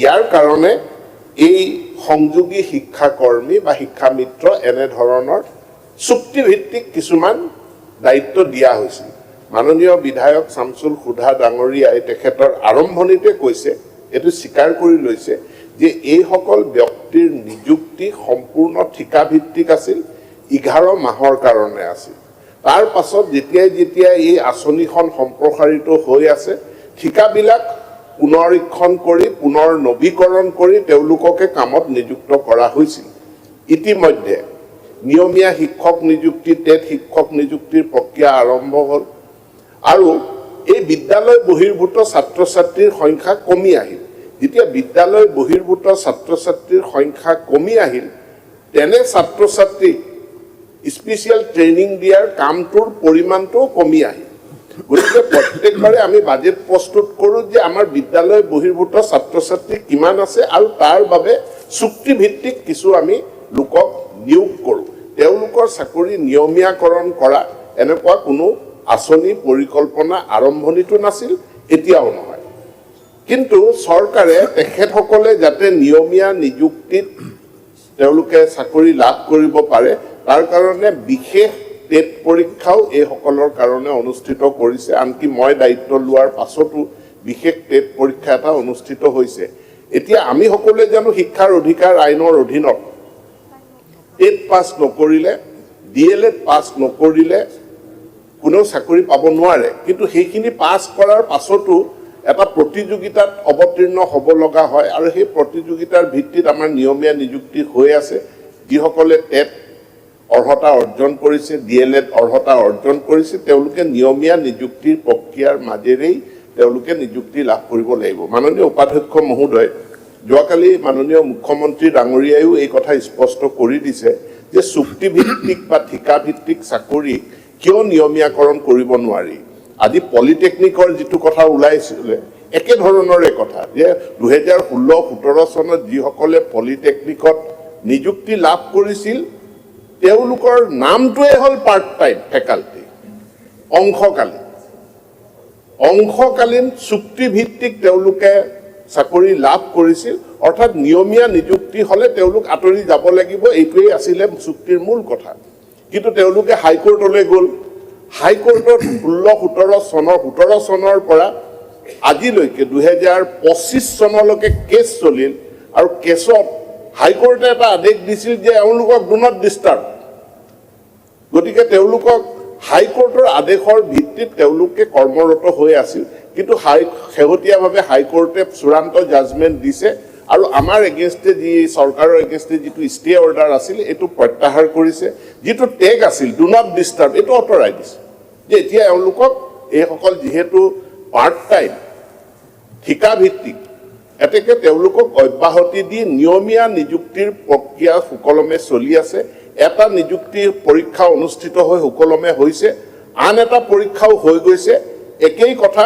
এই সংযোগী শিক্ষাকৰ্মী বা ঠিকাভিত্তিক চুক্তিভিত্তিক পাৰ্ট টাইম অংশকালীন পলিটেকনিক তেওঁলোকে নিয়মীয়া নিযুক্তি প্ৰক্ৰিয়াৰ মাজেৰে তেওঁলোকে চাকৰি লওক এইটোকে মই আহ্বান জনালোঁ ধন্যবাদ thank you honourable member Suren Phukan 3 মিনিটমানৰ শেষ কৰিব আৰু এগৰাকী সদস্য আছে তেখেতকো দিওঁ মাননীয় উপাধ্যক্ষ মহোদয় 3 মিনিট সময় একেবাৰে কম হ'ব আপোনাৰ টাইমেই 5 মিনিট তেতিয়াহ'লে মই পাছত কম নেকি পাছত ক'বলৈ নাপাব এতিয়াই কওক সময় নহয় যিহেতু নহ'লে ছিষ্টেমটোত ইমানেই টাইম আৰু কি কৰিব 5 মিনিটৰ উপাধ্যক্ষ মহোদয় বিশেষকৈ অসমৰ বৃহত্তৰ চাহ জনগোষ্ঠীৰ বিষয়ে মই কিছু কথা ক'বলৈ বিচাৰিছিলোঁ অসমৰ অসমীয়া জাতিৰ অবিচ্ছেদ্য অংগ চাহ জনগোষ্ঠী সেই চাহ জনগোষ্ঠীৰ উত্তৰণৰ কাৰণে বিগত 10 বছৰ যি বিজেপি আৰু মিত্ৰ দলৰ চৰকাৰে যেনেধৰণে তেওঁলোকৰ শিক্ষা সামাজিক অৰ্থনৈতিকভাৱে যেনেধৰণে সহযোগিতা আগবঢ়াইছে সঁচাকৈয়ে চৰকাৰখনৰ মুৰব্বী আমাৰ হিচাপে মুখ্যমন্ত্ৰী ডাঙৰীয়াক মই ধন্যবাদ দিছোঁ আৰু ইতিমধ্যেই আমাৰ 119খনকৈ সমগ্ৰ অসমত হাইস্কুল স্থাপন হৈছে অংগনবাদী স্কুল নিৰ্মাণ হৈছে আমাৰ ছাত্ৰ ছাত্ৰীসকলক বিনামূলীয়াকৈ কিতাপ দিয়া হৈছে বিনামূলীয়াকৈ এডমিশ্যন দিয়া হৈছে বিনামূলীয়া ইউনিফৰ্ম দিয়া হৈছে দুপৰীয়া আহাৰৰ ব্যৱস্থা কৰা হৈছে স্কলাৰশ্বিপ দিয়া হৈছে গতিকে আজি 2জনকৈ সমগ্ৰ অসমৰ মেডিকেল কলেজসমূহত প্ৰতি বছৰে আসন সংৰক্ষণৰ ব্যৱস্থা কৰা হৈছে চতুৰ্থ আৰু তৃতীয় শ্ৰেণীৰ কাৰণে 3% চাকৰিৰ আসন সংৰক্ষিত কৰা হৈছে IAS APSৰ কাৰণে কোচিং চেণ্টাৰ ব্যৱস্থা কৰা হৈছে গতিকে তাৰ উপৰিও বাগান অঞ্চলৰ যি জৰাজীৰ্ণ পথ বা নামঘৰ মন্দিৰ গীৰ্জা এইসমূহক এই জনপ্ৰিয় চৰকাৰখনে যথেষ্ট সহযোগিতা আগবঢ়াইছে গতিকে বাগান অঞ্চলৰ ৰাইজৰ হৈ চৰকাৰখনৰ মুৰব্বী হৈছে মুখ্যমন্ত্ৰী ডাঙৰীয়াক মই ধন্যবাদ জনাইছোঁ আৰু বাকী কৰবাত কিছু বাগান মোৰ সমষ্টিতে কেইবাখনো বাগান ৰৈ গৈছে মই ভাবোঁ হাইস্কুল স্থাপনৰ কাৰণে ব্যৱস্থা কৰিব লাগে আৰু যি আমাৰ মন্দিৰ নিৰ্মাণ কৰিছিলে আজি 500টা মন্দিৰ জগন্নাথ মন্দিৰ নিৰ্মাণ কৰিছে আৰু সেই নিৰ্মাণৰ কাৰণে মোৰ তাত কেইবাখনো বাগান ৰৈ গৈছিলে যিহেতুকে বাগানৰ এই যিটো আমাৰ জগন্নাথ মন্দিৰ নিৰ্মাণ কৰিছে এই নিৰ্মাণ কৰাৰ ফলত চাহ বাগান অঞ্চলৰ বিবাহ বা অন্যান্য আমাৰ সভাসমূহ পাতিবৰ কাৰণে সুবিধা হোৱাৰ উপৰিও আমাৰ চাহ বাগিচাৰ যিসকল শিক্ষিত নিবনুৱা যুৱক যুৱতী আছে ছাত্ৰ ছাত্ৰী আছে তেওঁলোকৰ কাৰণে বিশেষকৈ স্কিল ডেভেলপমেণ্টৰ তাত চেণ্টাৰ খোলাৰ ব্যৱস্থা কৰিছে তাৰ কাৰণে মই ধন্যবাদ জনাইছোঁ আৰু বিশেষকৈ ধন্যবাদ জনাইছোঁ আমাৰ ঝুমুৰৰ কাৰণে ঝুমুৰ কোনো এটি নৃত্য নহয় বা কোনো এটি গান নহয় আচলতে ঝুমুৰ হৈছে অসমৰ চাহ জনগোষ্ঠীৰ মনৰ যিটো সুখ দুখ আবেগ অনুভূতিক প্ৰতিফলন কৰা এটা মাধ্যম গতিকে সমগ্ৰ অসমৰ 8,000 চাহ শ্ৰমিকৰ যিসকল ঢুলীয়া নাচনি কানি যোৱা 24 ফেব্ৰুৱাৰী তাৰিখে মাননীয় প্ৰধানমন্ত্ৰীৰ সন্মুখত বিভিন্ন ৰাষ্ট্ৰপ্ৰধানসকলৰ সন্মুখত যি ঝুমুৰ নৃত্য প্ৰদৰ্শন কৰি বিশ্ব দৰবাৰত প্ৰতিষ্ঠা কৰিলে তাৰ কাৰণে বিশেষভাৱে মাননীয় মুখ্যমন্ত্ৰী ডাঙৰীয়াক আৰু ইয়াৰ লগত জড়িত বিষয়ববীয়া যিসকল মন্ত্ৰী আছে মই তেখেতসকলক মই ধন্যবাদ জনাইছোঁ কোনো কালেই গুৱাহাটী নেদেখা গুৱাহাটীলৈ আহি নোপোৱা তাত বহু নাচনি আৰু ঢুলীয়াই তেওঁলোকে এতিয়া গৈ বাগানত লাইনত গাঁৱত গৈ কিনে প্ৰচাৰ কৰিছে যে আমাক ইমান এখন ভাল মঞ্চ দিলে বুলি গতিকে তাৰ কাৰণে মই ধন্যবাদ জনাইছোঁ আৰু বিশেষকৈ আৰু অকণমান কথা এটা আছিলে বিশেষকৈ সমগ্ৰ অসমত 1,70,000 ক্ষুদ্ৰ চাহ খেতিয়ক আছে আৰু 1,70,000 ক্ষুদ্ৰ চাহ খেতিয়কৰ লগত আমাৰ 9 লাখ শ্ৰমিক জড়িত হৈ আছে চাহ শ্ৰমিক গতিকে আমাৰ এই চাহ শ্ৰমিকসকলকো আমাক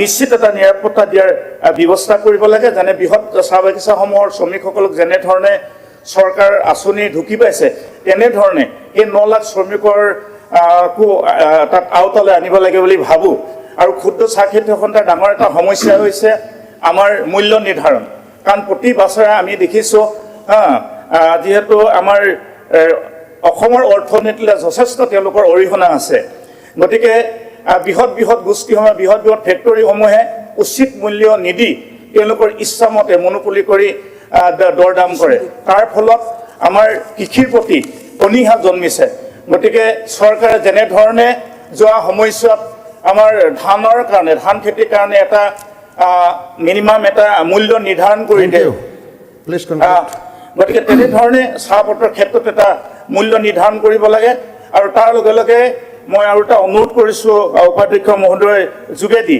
যিহেতুকে নিবনুৱা যথেষ্ট যুৱক যুৱতীয়ে আমাৰ ক্ষুদ্ৰ চাহ খেতিয়কসকলৰ জড়িত কিন্তু আমাৰ বসুন্ধৰাটোত আমাৰ নিবনুৱা বয়সৰ সীমা 45 বছৰ কৰিছিলে কিন্তু 45 বছৰ কৰাৰ কাৰণে আজি বহু দৰ্শকৰ আগৰ পৰা যিসকলে খেতি কৰি আছিলে তেওঁলোকৰ বয়সৰ আওতালৈ আহিব পৰা নাই কাৰণ তেওঁলোকৰ 60-70 আশীলৈকে গৈছে গতিকে মই ভাবোঁ এই বয়সৰ সীমাটো কিছু শিথিলতা আনি কিনে যিসকল আমাৰ খিলঞ্জীয়া ভূমিপুত্ৰৰ খেতিয়কৰ লগত জড়িত তেওঁলোকক আওতালৈ আনিব লাগে আৰু মই আপোনাৰ যোগেদি আৰু এটা অনুৰোধ কৰিছোঁ যে যিখিনি সমস্যা আছে ক্ষুদ্ৰ চাহ খেতিয়কসকলৰ সমস্যা আছে এই সমস্যাখিনিক মাননীয় মুখ্যমন্ত্ৰী ডাঙৰীয়া তেখেতসকলে এই সমস্যাখিনি আলোচনা কৰিবৰ কাৰণে মই অনুৰোধ কৰিলোঁ থেংক ইউ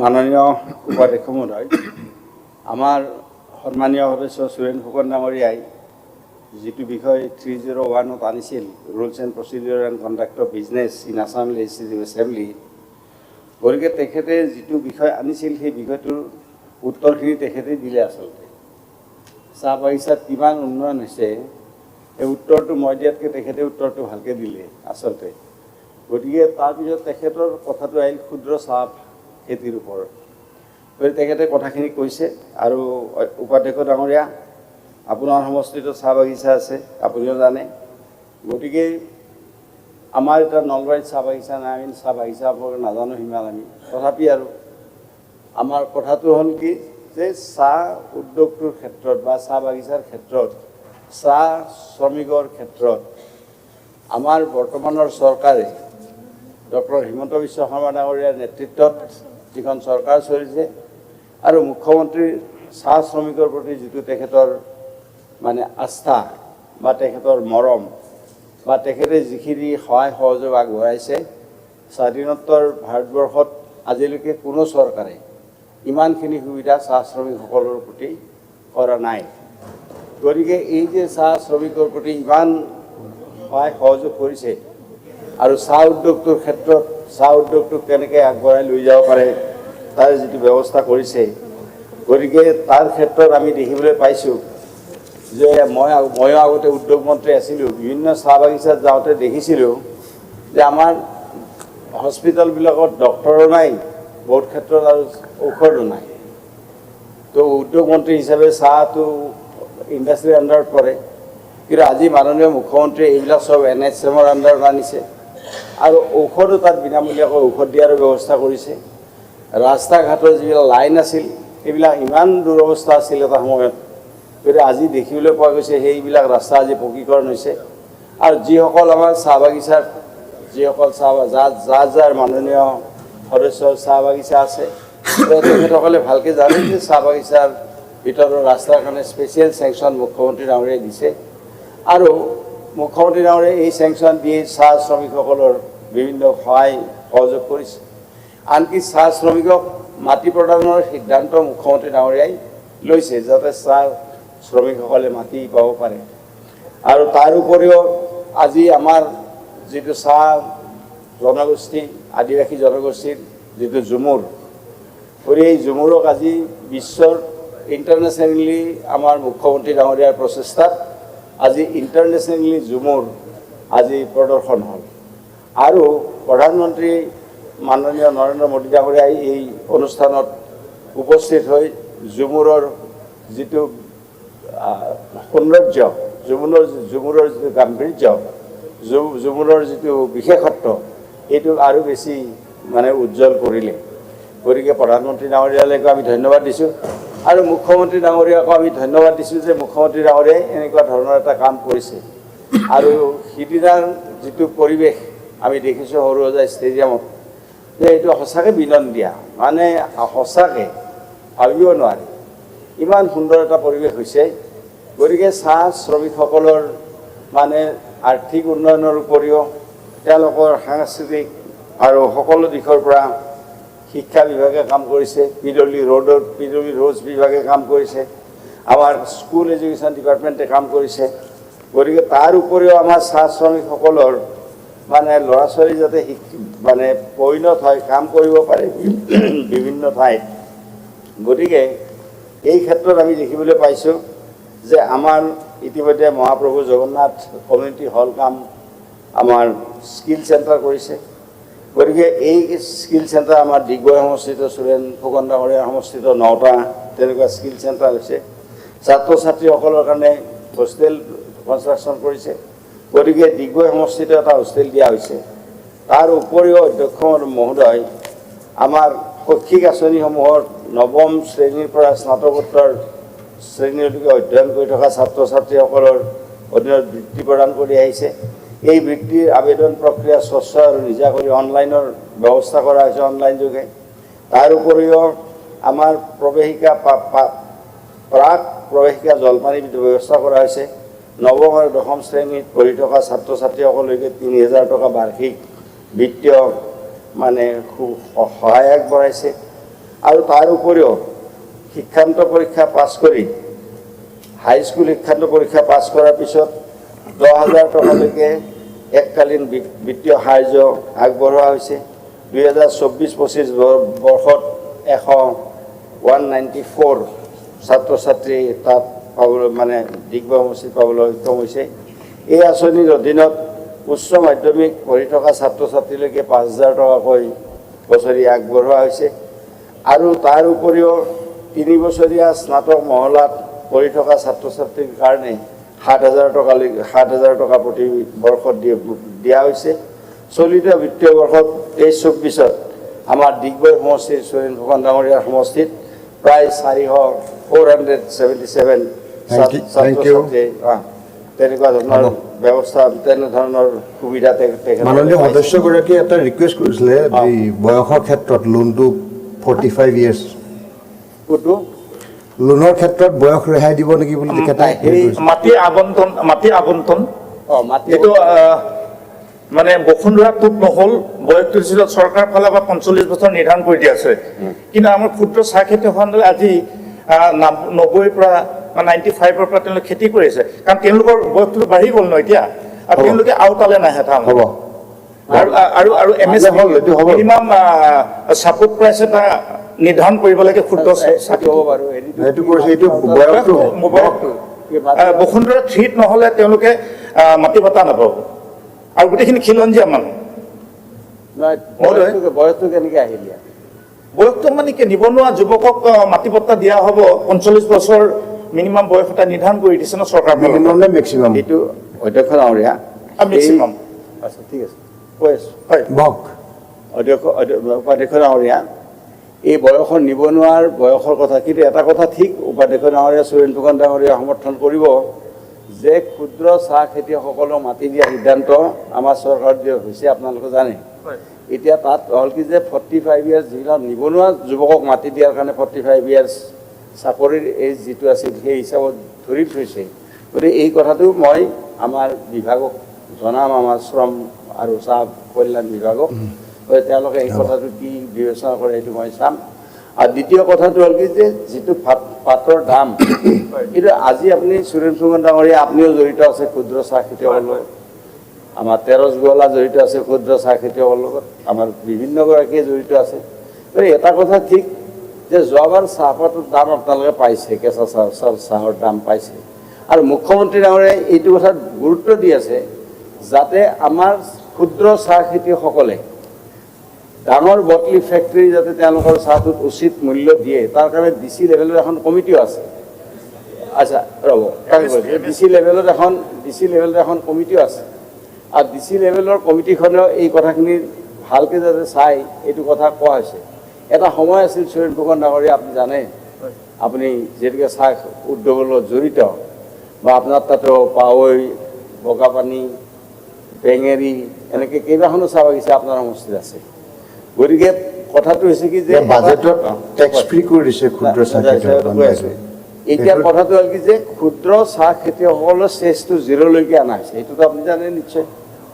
আৰু ক্ষুদ্ৰ চাহ খেতিয়কসকলৰ দ্বিতীয় কথা হ'ল কি যিখন আমাৰ লেবাৰ ল, যিটো আমাৰ ডাঙৰ চাহ বাগিচাৰ ক্ষেত্ৰত প্ৰযোজ্য হৈছে, এতিয়ালৈ ক্ষুদ্ৰ চাহ খেতিয়কৰ হোৱা নাই।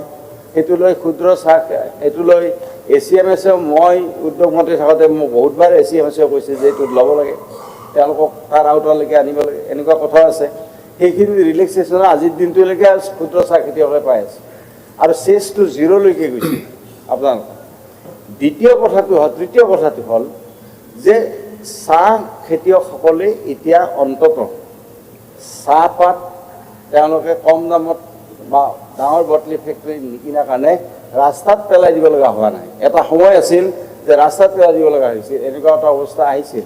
গতিকে এইবাৰো মাননীয় মুখ্যমন্ত্ৰী সিদিনা আমাক মানে কৈছে আমাৰ কেবিনেট মন্ত্ৰীসকলক যে চাহৰ কেঁচা পাতৰ মূল্য যাতে এইবাৰ মানে ভালকৈ দাম পায় খেতিয়কসকলে, এইটো এনচিয়ৰ কৰিব মুখ্যমন্ত্ৰী ডাঙৰীয়াই কৈছে। গতিকে আপোনাৰ এই কথাটো গুৰুত্ব লৈছোঁ আৰু বিভাগ এই থেংক ইউ, ধন্যবাদ। অনাৰেবল মেম্বাৰ দেৱব্ৰত শইকীয়া, একদম সময় ক'ব। মাননীয় উপাধ্যক্ষ মহোদয়, এটা গুৰুত্বপূৰ্ণ বিষয়ত বিশেষ উল্লেখ কৰাৰ সুযোগ দিয়াৰ বাবে ধন্যবাদ জনাইছোঁ। মহোদয়, বিষয়টো হ'ল এটা বাতৰি প্ৰতিদিন কাকতত প্ৰকাশ পাইছিল যে বিহাৰ উত্তৰ প্ৰদেশৰ প্ৰাৰ্থীক এইমছত নিযুক্তি, সৰ্বভাৰতীয় আয়ুৰ্বেদ প্ৰতিষ্ঠান গুৱাহাটীত বৃহৎ চাকৰি কেলেংকাৰী, থলুৱাক বঞ্চনা। এইমছ গুৱাহাটী উদ্বোধনৰ সময়ত তৃতীয় চতুৰ্থ বৰ্গত 75% থলুৱাক নিযুক্তি দিয়া হ'ব বুলি মুখ্যমন্ত্ৰীয়ে কৰা ঘোষণা অসাৰ। 2 বহিৰাগত প্ৰতিষ্ঠানৰ ওপৰত ন্যস্ত নিযুক্তিৰ দায়িত্ব। থলুৱাৰ নিযুক্তিৰ দাবীত স্থানীয় ৰাইজৰ প্ৰতিবাদতো গা নলৰিল কৰ্তৃপক্ষৰ। থলুৱা যুৱক যুৱতীৰ আবেদন পৰি থাকিল জিলা আয়ুক্তৰ কাৰ্যালয়ত। খালী হৈ থকা 769টা অনাশৈক্ষিক পদৰ নিযুক্তিক লৈ অব্যাহত ৰহস্য। মহোদয়, 3য় শ্ৰেণী 4ৰ্থ শ্ৰেণীৰ চাকৰি যেনে security guard, housekeeping, multi tasking staff, cleaner আদি পদত বাহিৰৰ বহুত লোকক উপঢৌকনৰ ভিত্তিত চিণ্ডিকেট চক্ৰই নিযুক্তি কৰা বুলি অভিযোগ আহিছে, আৰু অসমীয়া যুৱক যুৱতীয়ে 1.5 লাখ 2 লাখ টকা পৰ্যন্ত উপঢৌকন দিবলগীয়া হৈছে বুলি কোৱা হৈছে। মহোদয়, কেন্দ্ৰীয় স্বাস্থ্য মন্ত্ৰালয়ৰ তথ্য অনুসৰি এইমছত 769টা অনাশৈক্ষিক পদ খালী হৈ আছে। মুঠ 1410টা অনুমোদিত পদৰ 641টাতহে বৈধ নিযুক্তি হৈছে, বাকীখিনিত আউটচোৰ্চিং কৰি থকা হৈছে।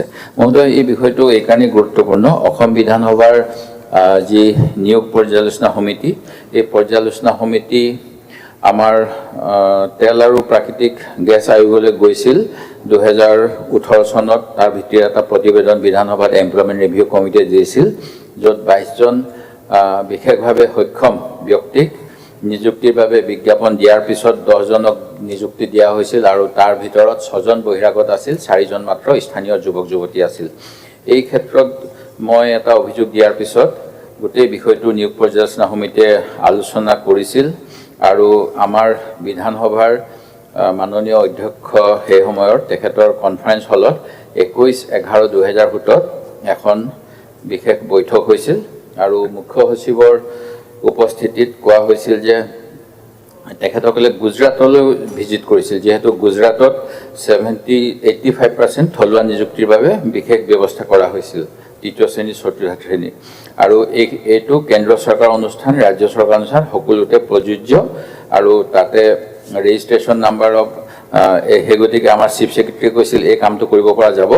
আৰু registration number of Assam mandatory কৰিব পৰা যায় আৰু আমি তেতিয়া কৰিব পাৰিম আৰু ইয়াৰ লগত দুটা কথা কৈছিল যে এইখিনিৰ কাৰণে নটিফিকেশ্যন উলিওৱা হ'ব আৰু গভৰ্ণমেণ্ট চাৰ্কুলাৰ কৰা হ'ব তাৰপিছত এডভাৰটাইজমেণ্ট দিবৰ সময়তো মেণ্ডেটৰী কৰিব যে অসমৰ ভেলিড ৰেজিষ্ট্ৰেশ্যন এমপ্লয়মেণ্ট এক্সচেঞ্জ থাকিব লাগিব এই কামখিনি 2017 চনৰ ডিচেম্বৰ মাহত সম্পূৰ্ণ কৰাৰ কথা আছিল কিন্তু মহোদয় তাৰ পিছতো আমাৰ কেন্দ্ৰীয় চেণ্ট্ৰেল পুলিচ ফ'ৰ্চৰ নিয়োগৰ ক্ষেত্ৰত অসমৰ নৰ্থ ইষ্ট ৰিজনেল ভেকেঞ্চিৰ ক্ষেত্ৰত 2000তকৈ অধিক বহিৰাগত নিযুক্তি পাইছিল আৰু ঠিক তেনেকৈ অসম আন্দোলনৰ এটা ফচল ব্ৰহ্মপুত্ৰ ক্ৰেকাৰ প্ৰজেক্টছো ডেপুটি মেনেজাৰ ল 3 বছৰ পূৰ্বে উত্তৰ প্ৰদেশৰ এজন প্ৰাৰ্থী বাছনি হৈছিল আৰু সেই বছৰত আসাম জুডিচিয়েল ছাৰ্ভিচেছৰ অসমৰ ভিতৰত দ্বিতীয় স্থান লাভ কৰা এজনক বঞ্চিত কৰা হৈছিল ডিব্ৰুগড়ৰ এনে ধৰণৰ কামখিনি হৈ আছে মহোদয় যিবিলাকে আমাৰ ৰাজ্য চৰকাৰ আৰু আমি ভালকৈ পদক্ষেপ ল'লে কৰিব পাৰিম যে ইয়াৰ আৰু এই ঠিক তেনেকৈ আসাম পেট্ৰকেমিকেলছত কন্ট্ৰেকচুৱেল অভিজ্ঞতাক গ্ৰহণ কৰি মেনেজাৰ পোষ্টত দিয়া হৈছিল অসম চৰকাৰ এটা প্ৰতিষ্ঠান আৰু তেওঁলোকে কন্ট্ৰেকচুৱেল ছাৰ্ভিচটোকো তাত কনচিডাৰেশ্যন কৰিছিল বহু ক্ষেত্ৰত কৰা নহয় সেই গতিকে এটা সঠিক নিৰ্দেশনা লাগে আৰু এই ক্ষেত্ৰত এই গোটেইখিনি কথা উল্লেখ কৰি মই চৰকাৰৰ পৰা এটা ষ্টেটমেণ্ট বিচাৰিলোঁ thank you honourable parliamentary permission মাননীয় উপাধ্যক্ষ মহোদয় আমাৰ মাননীয় বিৰোধী দলপতি ডাঙৰীয়াই যোৱা 5 মাৰ্চ 2025 তাৰিখে সৰ্বভাৰতীয় প্ৰতিদিন অসমীয়া প্ৰতিদিন কাকতত প্ৰকাশিত যে সৰ্বভাৰতীয় আয়ুৰ্বিজ্ঞান প্ৰতিষ্ঠান এইমছত গুৱাহাটীত বৃহৎ চাকৰি কেলেংকাৰী থলুৱা বঞ্চনা বিহাৰ উত্তৰ প্ৰদেশৰ প্ৰাৰ্থীক এইমছত নিযুক্তি শীৰ্ষক এটা বাতৰিৰ প্ৰতি চৰকাৰৰ দৃষ্টি আকৰ্ষণ কৰিছে উপাধ্যক্ষ ডাঙৰীয়া এই বিষয়টো চৰকাৰৰ দৃষ্টি আকৰ্ষণ হৈছে আৰু চৰকাৰে এই আমাৰ অসম চৰকাৰৰ আমাৰ লেবাৰ ডিপাৰ্টমেণ্টৰ পৰা এই গোটেই কথাবিলাক ভালকৈ চালি জাৰি মানে চাইছে আৰু এইটো পৰীক্ষাও কৰিছে উপাধ্যক্ষ ডাঙৰীয়া মই এটা কথা ক'ব বিচাৰিছোঁ যে আমাৰ যিখন এইমছ সৰ্বভাৰতীয় আয়ুৰ্বিজ্ঞান প্ৰতিষ্ঠান এইমছ এইখন সম্পূৰ্ণৰূপে কেন্দ্ৰীয় চৰকাৰৰ শ্ৰম আৰু নিয়োগ বিভাগৰ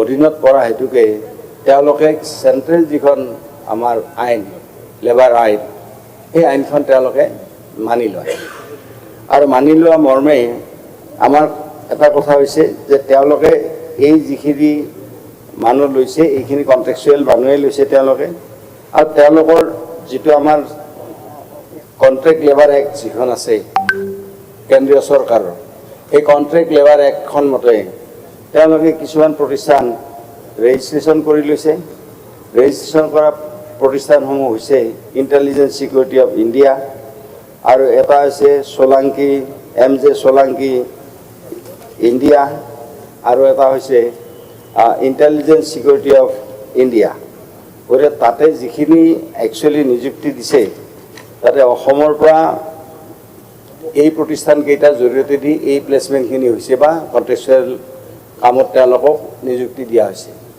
আৰু এইটো সৰ্বভাৰতীয় আয়ুৰ্বিজ্ঞান যিখন এইমছ এইটো যিহেতুকে সৰ্বভাৰতীয় অনুষ্ঠান গতিকে তেওঁলোকে চেণ্ট্ৰেল এক্টখন মানি চলে আৰু চলাৰ ফলত আমাৰ সৰ্বভাৰতীয় ভিত্তিত তেওঁলোকে 2-এজন প্ৰাৰ্থীক দিছে নিদিয়া বুলি আমি কথাটো কোৱা নাই গতিকে তাৰে ভিতৰত আসামৰ আছে 215জন অৰুণাচল প্ৰদেশৰ এজন মণিপুৰৰ এজন তেনেকৈ ইউপিৰ এজন বিহাৰৰ 9জন ছত্তীশগড়ৰ 4জন ৱেষ্ট বেংগলৰ 5জন দিল্লীৰ এজন কৰ্ণাটকৰ এজন উত্তৰাখণ্ডৰ এজন এনেকৈ 240টা পদৰ ভিতৰত 90% এমপ্লয়মেণ্ট আমাৰ স্থানীয় দিছে সৰ্বভাৰতীয় ভিত্তিত হ'লেও আমি এতিয়া দেখা পাওঁ যে আমাৰ অইল ইণ্ডিয়া ONGC তো তেওঁলোকৰো যিবিলাক পৰীক্ষা পাতি হয়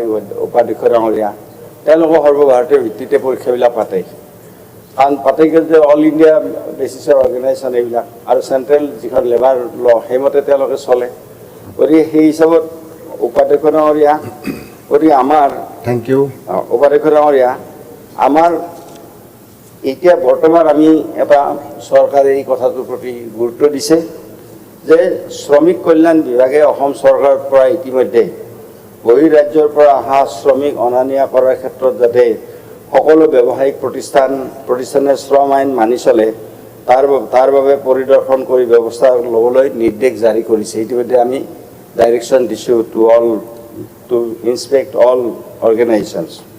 এই ক্ষেত্ৰত শ্ৰম কল্যাণ বিভাগৰ তৰফৰ পৰা the Assam private placement agencies for recruitment of workers regulation act 2019খনো প্ৰৱৰ্তন কৰা হৈছে আৰু এই আইনখনৰ অধীনত সমগ্ৰ ৰাজ্যখনত অহা 1 এপ্ৰিল 2025 পৰা পঞ্জীকৰণৰ কাম আৰম্ভ হ'ব।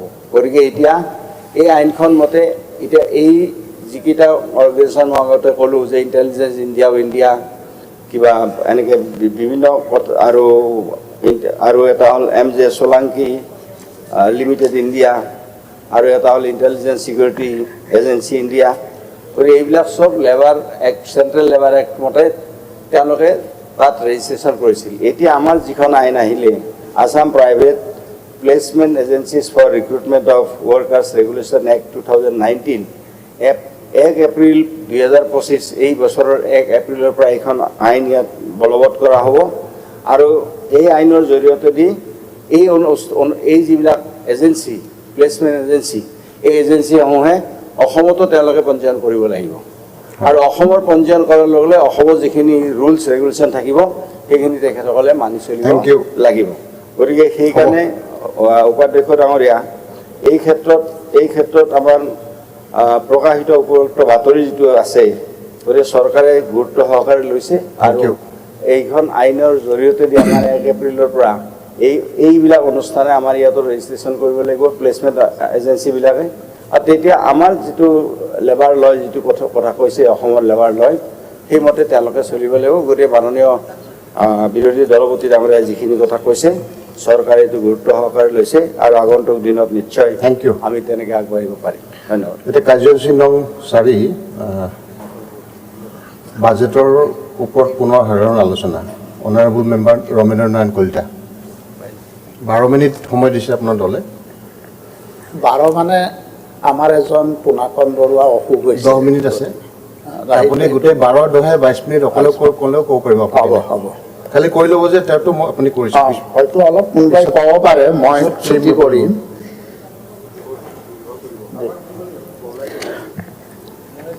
মাননীয় উপাধ্যক্ষ ডাঙৰীয়া, অসম বিধানসভাৰ মজিয়াত 2025-26 চনৰ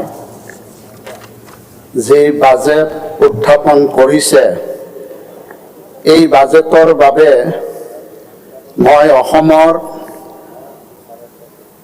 গতিশীল আৰু স্বপ্নদ্ৰষ্টা তথা জনপ্ৰিয় মাননীয় মুখ্যমন্ত্ৰী ডক্টৰ হিমন্ত বিশ্ব শৰ্মা আৰু লগতে অসমৰ এগৰাকী ভদ্ৰ বিদুষী আৰু নাৰী শক্তিৰ প্ৰেৰণা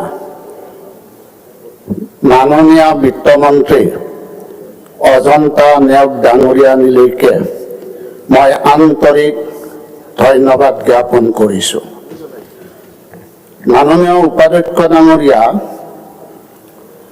মই বাজেটখন সম্পূৰ্ণভাৱে চাইছোঁ আৰু এইবাৰৰ বাজেট মাননীয় বিত্তমন্ত্ৰী ডাঙৰীয়ানীয়ে যিভাৱে ইয়াত উত্থাপন কৰিছে ইয়াৰ পৰা আমি এটা কথা প্ৰতিপন্ন কৰিব পাৰোঁ বা এই বাজেটৰ পৰা এটা ইংগিত আমি পাবলৈ সক্ষম হৈছোঁ যে অসমৰ মাননীয় মুখ্যমন্ত্ৰী ডক্টৰ হিমন্ত বিশ্ব শৰ্মাৰ যিটো সপোন যে অসমখনক ভাৰতবৰ্ষৰ 5খন শ্ৰেষ্ঠ ৰাজ্যৰ ভিতৰত এখন শ্ৰেষ্ঠ ৰাজ্য হিচাপে পৰিগণিত কৰা। আৰু দেখিছোঁ যে এই বাজেটখন এখন জনমুখী, বাস্তৱমুখী আৰু এখন সৰ্বাংগ সুন্দৰ বাজেট হৈছে।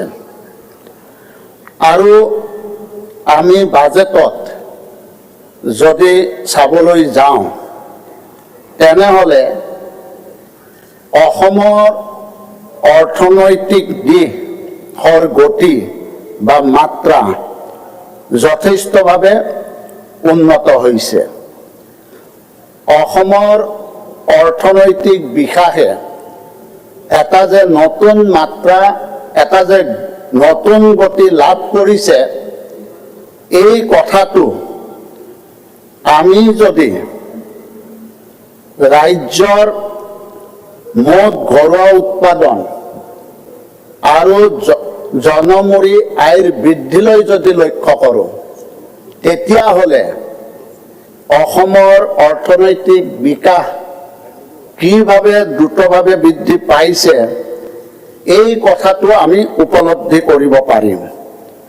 আমি যদি চাওঁ তেনেহ'লে 2015-16 চনত মুঠ ৰাজ্যিক ঘৰুৱা উৎপাদন আছিল 2,27,959 কোটি টকা। আৰু ঠিক সেইধৰণে যদি আমি জনমূৰি আয় চাওঁ তেতিয়াহ'লে সেই বছৰটোত জনমূৰি আয় আছিল 60,817 টকা, অৰ্থাৎ 15%, 15%। এইটো হ'ল 2015-16 চনৰ তথ্য। আৰু আমি যদি বৰ্তমান 2024-25 মুঠ ৰাজ্যিক ঘৰুৱা উৎপাদন যদি চাওঁ তেনেহ'লে 24-25 আমি দেখা পাইছোঁ যে 6,43,667 কোটি টকা। তাৰ মানে 2015-16 চনৰ পৰা 2024-25 এই বছৰটোত প্ৰায় 3 গুণ বৃদ্ধি হৈছে। আৰু আমি পাৰ্চেণ্টেজ হিচাপে যদি চাওঁ তেনেহ'লে 2015-16 চনৰ জনমূৰি আয়ৰ হিচাপত বছৰিকা বৃদ্ধি 2015-16 আছিল 15% আৰু 2024-25 হৈছে 10%। ঠিক তেনেকৈ আমি যদি ভাৰতৰ মুঠ ঘৰুৱা উৎপাদন আৰু অসমৰ মুঠ ৰাজ্যিক ঘৰুৱা উৎপাদনৰ লগত যদি তুলনা কৰোঁ তেনেহ'লে আমি আশাপ্ৰদ ফলাফল আমি লাভ কৰিবৰ কাৰণে সক্ষম হৈছোঁ, অৰ্থাৎ অসমে আশাপ্ৰদভাৱে লাভ কৰিবৰ কাৰণে সক্ষম হৈছে। আৰু এই তথ্যৰ পৰা আমি গম পাইছোঁ যে 2015-16 এইটো মাননীয় বিত্তমন্ত্ৰীয়ে দিয়া ইয়াতে যে বাজেটৰ উল্লেখ কৰিছে এনে নহয়, এইটো ইকনমিক ষ্টেটিক্সতো এই কথাটো উল্লেখ আছে। গতিকে 2015-16 যদি চাওঁ অসমৰ মুঠ ৰাজ্যিক ঘৰুৱা উৎপাদন GSDP কিমান আছিল? 17%। আৰু তেতিয়া ভাৰতৰ মুঠ ঘৰুৱা উৎপাদন আমি যদি চাওঁ 11%। আৰু ঠিক সেইধৰণে যদি 2024-25 আমি অসমৰ মুঠ ৰাজ্যিক ঘৰুৱা উৎপাদন যদি চাওঁ 13%, আৰু ভাৰতৰ যদি মুঠ ঘৰুৱা উৎপাদন চাওঁ তেনেহ'লে 10%। এইটো প্ৰতিষ্ঠা হৈছে যে অসমৰ অৰ্থনৈতিক দিশে যে এটা নতুন গতি লাভ কৰিছে, এটা যে নতুন মাত্ৰা লাভ কৰিবৰ কাৰণে সক্ষম হৈছে, এই কথাটো প্ৰতিপন্ন হৈছে। আৰু আমি ইতিমধ্যে অৱশ্যে এখন বাতৰি কাকততো পাইছিলোঁ, আৰু বিভিন্ন আমাৰ বিৰোধী মাননীয় সদস্যসকলেও কয় যে আমাৰ যিটো বাজেট ব্যয়, যিটো বাজেট এক্সপেণ্ডিচাৰ, সেইটো 70% হোৱা নাই, 70%ৰ তলত থকা বুলি ক'ব বিচাৰে। এখন বাতৰি কাকতে আজি দুদিন আগত কৈছে যে 70% টকা ব্যয় কৰিব পৰা নাই ৰাজ্য চৰকাৰে 2024-25। কিন্তু আমি দেখিছোঁ যে ৰাজ্য চৰকাৰে 2024-25, আমি যদি আগত যাওঁ, আমি যদি 2015-16, মই 15-16টো এইকাৰণেই কৈছোঁ সেই সময়ত কংগ্ৰেছাই চৰকাৰ আছিল, সেইকাৰণে মই 15-16টো এটা কম্পেয়াৰ কৰি মই কথাখিনি ক'ব বিচাৰিছোঁ। যদি আমি চাওঁ এতিয়া NDA, এতিয়া যদি আমি চাওঁ তেতিয়াহ'লে 2015-16ত বাজেট প্ৰাক্কলন আছিল 64,144 কোটি টকা, আৰু এইটো সংশোধিত প্ৰাক্কলন ৰিভাইজ এটা এষ্টিমেট কৰি তাত কৰা হৈছিল 74,818 টকা, আৰু 15-16ত খৰচ কৰিছিল মাথোন 41,931 কোটি টকা, অৰ্থাৎ বাজেট ব্যৱহাৰ হৈছিল 63%। এতিয়া যদি আমি চাওঁ ওপৰ 2021-22-23 সুন্দৰভাৱে ব্যয় কৰিছে, মই 2024-25 মই ইমানখিনি উল্লেখ কৰিব যোৱা নাই, সময় কম, বহুখিনি ক'ব লগা আছে। গতিকে 2024-25ত যদি চাওঁ তেনেহ'লে আমাৰ বাজেট প্ৰাক্কলন আছিল 1,43,891 কোটি টকা, আৰু ইয়াৰ সংশোধিত প্ৰাক্কলন হৈছে 1,68,673 টকা।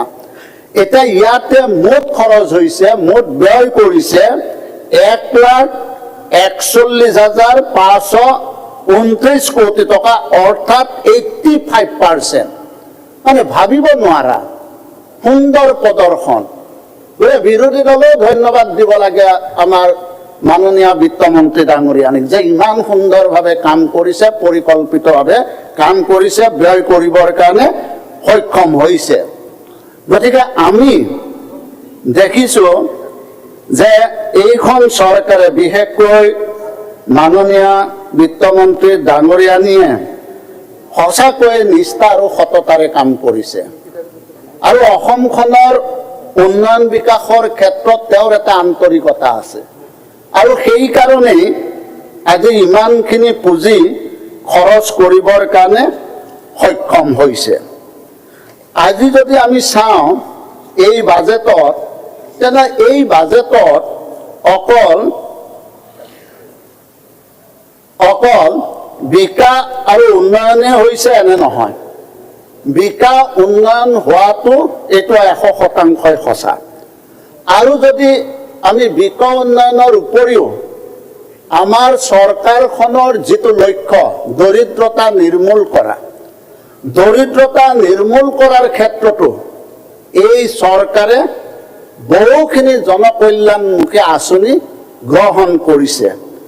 গতিকে আজি আমি অকল অসমৰ আন্তঃগাঁথনি, আজি ৰাস্তা দলং, আজি শিক্ষানুষ্ঠান, আজি চিকিৎসালয়, এইসমূহ কাম কৰাৰ উপৰিও আজি কিন্তু আমাৰ অসমত অৰ্থনৈতিকভাৱে যি লাখ লাখ পৰিয়াল আজি অৰ্থনৈতিকভাৱে পিছ পৰি আছে, সেই পৰিয়ালসমূহকো সকাহ দিয়াৰ কাৰণে বিভিন্ন গুৰুত্বপূৰ্ণ আঁচনি এইখন চৰকাৰে গ্ৰহণ কৰিছে। এটা মূল আঁচনি হৈছে, গুৰুত্বপূৰ্ণ আঁচনি হৈছে অৰুণোদয় আঁচনি। এতিয়া এই অৰুণোদয় আঁচনি দুই এজন বিধায়কে ক'ব বিচাৰে যে এই অৰুণোদয় আঁচনিৰ হয়তো প্ৰয়োজন নাই, মোৰ সমষ্টিটো নালাগে, এনেধৰণৰ বক্তব্য হয়তো ইয়াত আমি কোৱা শুনিব পাইছোঁ। কিন্তু অৰুণোদয় আঁচনিয়ে আজি অসমৰ লাখ লাখ দুখীয়া পৰিয়ালক কিভাবে অৰ্থনৈতিকভাৱে সুৰক্ষিত কৰিছে, কি ধৰণে মৰ্যাদা দিছে, সেই কথাটো আমি হৃদয়ংগম কৰিব পাৰিব লাগিব। মই এটা সৰু উদাহৰণ দিছোঁ যে মোৰ সমষ্টিত এনেকুৱা কিছুমান পৰিয়াল আছে যি পৰিয়ালত 3 গৰাকী বিধৱা মহিলা আছে, কোনো ইনকাম সোৰ্স নাই, উপাৰ্জনকাৰী সোৰ্স নাই। সেইসকলে কিভাৱে জীৱন নিৰ্বাহ কৰিছিল যদি আপুনি প্ৰত্যক্ষ কৰে, তেতিয়া জৰিয়তে আজি 1250 টকা দিয়াৰ কাৰণে মই সিদিনা সেই পৰিয়ালটোৰ ওচৰলৈ গৈছিলোঁ। পৰিয়ালটোৱে কৈছে যে এইখন চৰকাৰে এনেধৰণৰ অৰুণোদয় আঁচনিটো লোৱাৰ কাৰণে আজি আমি যথেষ্টভাৱে সকাহ পাইছোঁ, আজি আমি জীয়াই থকাৰ এটা সম্বল পাইছোঁ। তেনেকুৱা শাৰীৰিকভাৱে পংগু, যে ইনকামো কৰিব নোৱাৰে, তেনেকুৱা ধৰণৰ পৰিয়ালেও কিন্তু আজি এই অৰুণোদয়ৰ জৰিয়তে উপকৃত হৈছে। এই কথাবিলাক আমি হৃদয়ংগম কৰিব লাগিব। হয়, যদি অৰুণোদয় আঁচনিৰ ক'ৰবাত কিবা ত্ৰুটি আছে, কিবা ছিষ্টেমত ত্ৰুটি আছে, ছিষ্টেমটোৰ কথা কওঁ, কিন্তু অৰুণোদয় আঁচনি নালাগে। অৰুণোদয় আঁচনি আজি কিভাৱে দুখীয়া পৰিয়ালসমূহ সকাহ দিছে, কি ধৰণে তিল তিলকৈ মৰিব ধৰা এটা পৰিয়াল আজি এই অৰুণোদয় আঁচনিৰ জৰিয়তে আজি জীয়াই আছে, সেই কথাবিলাক আমি ৰাইজৰ প্ৰতিনিধি হৈ উপলব্ধি কৰিব লাগিব। গতিকে মই অনুৰোধ জনাইছোঁ যে ৰাজ্য চৰকাৰে 2020 চনত প্ৰথম 18 লাখ মহিলাক এনেধৰণে আৰ্থিক সকাহ দিছিলে, আৰ্থিক সাহায্য আগবঢ়াইছিল। ঠিক তেনেকৈ 2023 চনত 24 লাখ আৰু 2025-26ত 37,20,000 এনেকুৱা পৰিয়ালক অন্তৰ্ভুক্ত কৰাৰ কাৰণে সিদ্ধান্ত লৈছে। গতিকে মই ভাবোঁ এটা সুন্দৰ পদক্ষেপ, আৰু যি পদক্ষেপৰ জৰিয়তে আজি অসমে নহয়, আমি ইতিমধ্যে অৱগত হৈছোঁ যে ভাৰতবৰ্ষৰ বিভিন্ন ৰাজ্যেও আজি এনেধৰণে বেলেগ বেলেগ নাম দি এই ধৰণৰ আঁচনি প্ৰৱৰ্তন কৰাৰ কাৰণে ব্যৱস্থা গ্ৰহণ কৰিছে। গতিকে মই ধন্যবাদ দিছোঁ ৰাজ্য চৰকাৰক, বিশেষকৈ মুখ্যমন্ত্ৰী আৰু বিত্তমন্ত্ৰী ডাঙৰীয়ানী। এতিয়া মুখ্যমন্ত্ৰীৰ মহিলা উদ্যমিতা আঁচনি, আমি এইবিলাক ভাবাই নাছিলোঁ, এইবিলাক আমি ভাবিবই পৰা নাছিলোঁ যে এনেধৰণৰ আঁচনি যে এখন চৰকাৰে ল'ব পাৰে। মোৰ আজি কিমান বছৰ হ'ল, 1985 চনৰ পৰা মই 30টা বছৰ এটা মোৰ সম্পূৰ্ণ MLA হ'ল। আমি এনেধৰণৰ আঁচনি কেতিয়াবা যে ল'ব, এনেকুৱা ধৰণৰ আঁচনি যে অসমত কেতিয়াবা হ'ব, এনেধৰণৰ আঁচনিয়ে আমাৰ দুখীয়া পৰিয়ালসমূহক যে সকাহ দিব, এই কথাবিলাক কিন্তু আমি ভাবিব পৰা নাছিলোঁ। কিন্তু এতিয়া দেখিছোঁ যে এইখন চৰকাৰে ইমান সুন্দৰ সুন্দৰ কিছুমান আঁচনি লৈছে। মই সঁচাকৈ এইখন চৰকাৰক, বিশেষকৈ বিত্তমন্ত্ৰীক ধন্যবাদ দিছোঁ। তেওঁ ৰাইজৰ আশীৰ্বাদ পাব, আজি তেওঁ ৰাইজৰ আশীৰ্বাদ পাব, আজি দুখীয়া মানুহৰ আশীৰ্বাদ পাব, আৰু তাৰ ভাগ আমিও পাম, কাৰণ আমিও ৰাইজৰ প্ৰতিনিধি, আমিও দিছোঁ। গতিকে মই আশা ৰাখিছোঁ যে এনেধৰণৰ আঁচনি ল'ব লাগে। এতিয়া মুখ্যমন্ত্ৰীৰ মহিলা উদ্যমিতা আঁচনি, আজি এই উদ্যমিতা আঁচনিৰ জৰিয়তে আজি যিবিলাক আত্মসহায়ক গোট আছে, আজি চৰকাৰে সেই আত্মসহায়ক গোটটোকহে পুঁজি দিছিল, কিন্তু গোটটোৰ যিটো সদস্য আছে, 10 গৰাকী মেম্বাৰ থাকে, যি 10 গৰাকী মেম্বাৰ সেই গোটটোত থাকে, আজি প্ৰতি গৰাকী সদস্যা আজি 10,000 টকাকৈ দিয়াৰ ব্যৱস্থা লৈছে। গতিকে মই ভাবোঁ যে এই আঁচনিটো এটা সৰ্ববৃহৎ আঁচনি। আজি যদি প্ৰতিগৰাকী মহিলাই আত্মসহায়ক গোটৰ 10,000কৈ টকা পায়, তেনেহ'লে কিমানখিনি সেই পৰিয়ালটোৱে সকাহ পাব। আৰু সেই 10,000 টকাৰে এনেই সেইটো মানে চাউল দালি কিনিবৰ কাৰণে পইচা দিয়া নাই, তেওঁলোকে তাত আঁচনি ল'ব লাগিব আৰু সেই আঁচনিটো তেওঁলোকে বাস্তৱত ৰূপায়ণ কৰিব লাগিব। এতিয়া 10,000 যি মূলধন হিচাপে দিয়া হৈছে, ইয়াৰ পৰৱৰ্তী সময়ত 25,000কৈ টকা দিয়াৰ আৰ্থিকভাৱে টকা দিয়াৰ এটা ব্যৱস্থা লৈছে আৰু এই 25,000 টকাৰ আমাৰ 12,500 টকা ৰাজ্য চৰকাৰে ৰাহ সাহায্য হিচাপে দিব আৰু 12,500 ঋণ হিচাপে বেংকৰ পৰা ল'ব লাগিব 25,000 টকাৰে। যিসকলে 10,000 টকা পাইছিল যদি সৎভাৱে ব্যৱহাৰ কৰে তেওঁলোকেও পাব আৰু তাৰ লগতে অতিৰিক্তভাৱেও আৰু পুনৰ আত্মসহায়ক গোট লোৱাৰ ব্যৱস্থা গ্ৰহণ কৰিছে। তাৰ পৰৱৰ্তী সময়ত 50,000, তাত ছাবচিডি থাকিব 25,000, তাৰ পৰৱৰ্তী সময়ত 1 লাখ, ছাবচিডি থাকিব 50,000।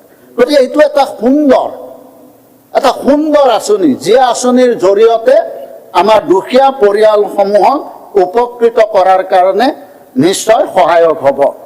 ঠিক তেনেকৈ মুখ্যমন্ত্ৰীৰ নিযুত মইনা আঁচনি সঁচাকৈ এটা ভাল আঁচনি গ্ৰহণ কৰিছে। আমি দেখোঁ যে যিসকলে মেট্ৰিক পাছ কৰে, মেট্ৰিক পাছ কৰাৰ পিছত টকাৰ অভাৱত তেওঁলোকৰ মন থাকিলেও কলেজত এডমিশ্যন ল'ব নোৱাৰে।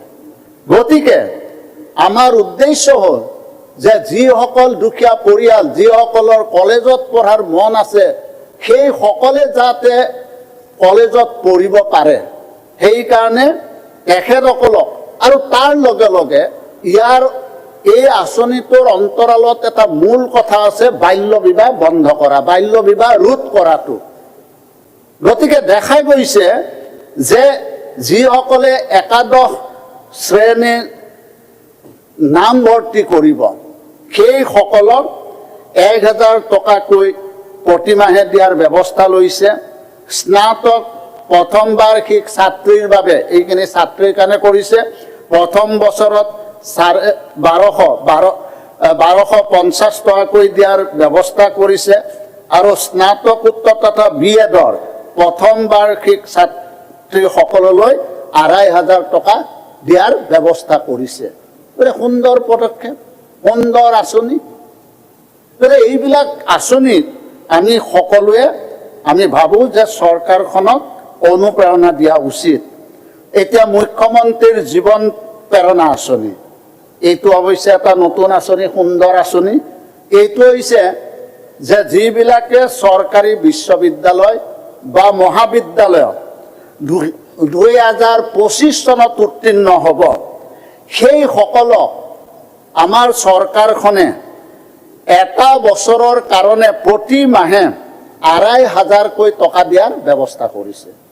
গতিকে যেতিয়া এজন ল'ৰা গ্ৰেজুৱেট হ'ব আৰু গ্ৰেজুৱেট হোৱাৰ পিছত তেওঁ যাতে অন্য কিবা কৰিব পাৰে বা অন্য কোচিঙত নামভৰ্তি কৰিব পাৰে বা কিবা তেওঁ বেলেগ ধৰণৰ ট্ৰেইনিং ল'ব পাৰে, যেনেধৰণেই নহওক তেওঁক সেই সুবিধাটো যাতে টকাৰ অভাৱত যাতে ল'ব নোৱাৰে, তাৰ কাৰণে আৰ্থিকভাৱে এইখন চৰকাৰে প্ৰতি মাহে আৰ্থিক সাহায্য দিয়াৰ ব্যৱস্থা গ্ৰহণ কৰিছে। এতিয়া মই মূল এটা কথালৈ আহোঁ যে অসম চুক্তি আজি সদস্য আপোনাৰ সময় শেষ হৈ আহিছে। কিমান সময় আছে? আৰু 1 মিনিট আছে। ঠিক আছে, 22 মিনিট হৈছে নে? 22 মিনিট, 1 মিনিট আছে। ঠিক আছে। অসম চুক্তি আজি ইমান চৰকাৰ হৈ গ'ল, কোনোখন চৰকাৰে আমাৰ অসম চুক্তিৰ 6 নং দফাটো আজিলৈকে কাৰ্যকৰী কৰাৰ ক্ষেত্ৰত ব্যৱস্থা নল'লে। কিন্তু এইখন চৰকাৰে অসম চুক্তিক সন্মান দি, অসম চুক্তিক মৰ্যাদা দি এতিয়া এই অসম চুক্তি আজি যিটো ন্যায়াধীশ, অৱসৰপ্ৰাপ্ত ন্যায়াধীশ বিপ্লৱ কুমাৰ শৰ্মাৰ যিটো প্ৰতিবেদন, সেই প্ৰতিবেদনখনৰ যিখিনি পৰামৰ্শ, সেই পৰামৰ্শখিনি ৰূপায়ণ কৰাৰ ক্ষেত্ৰত ব্যৱস্থা গ্ৰহণ কৰিছে। মাননীয় চেয়াৰপাৰ্চন ডাঙৰীয়ানী, মই দুটা কথা ক'ব বিচাৰিছোঁ।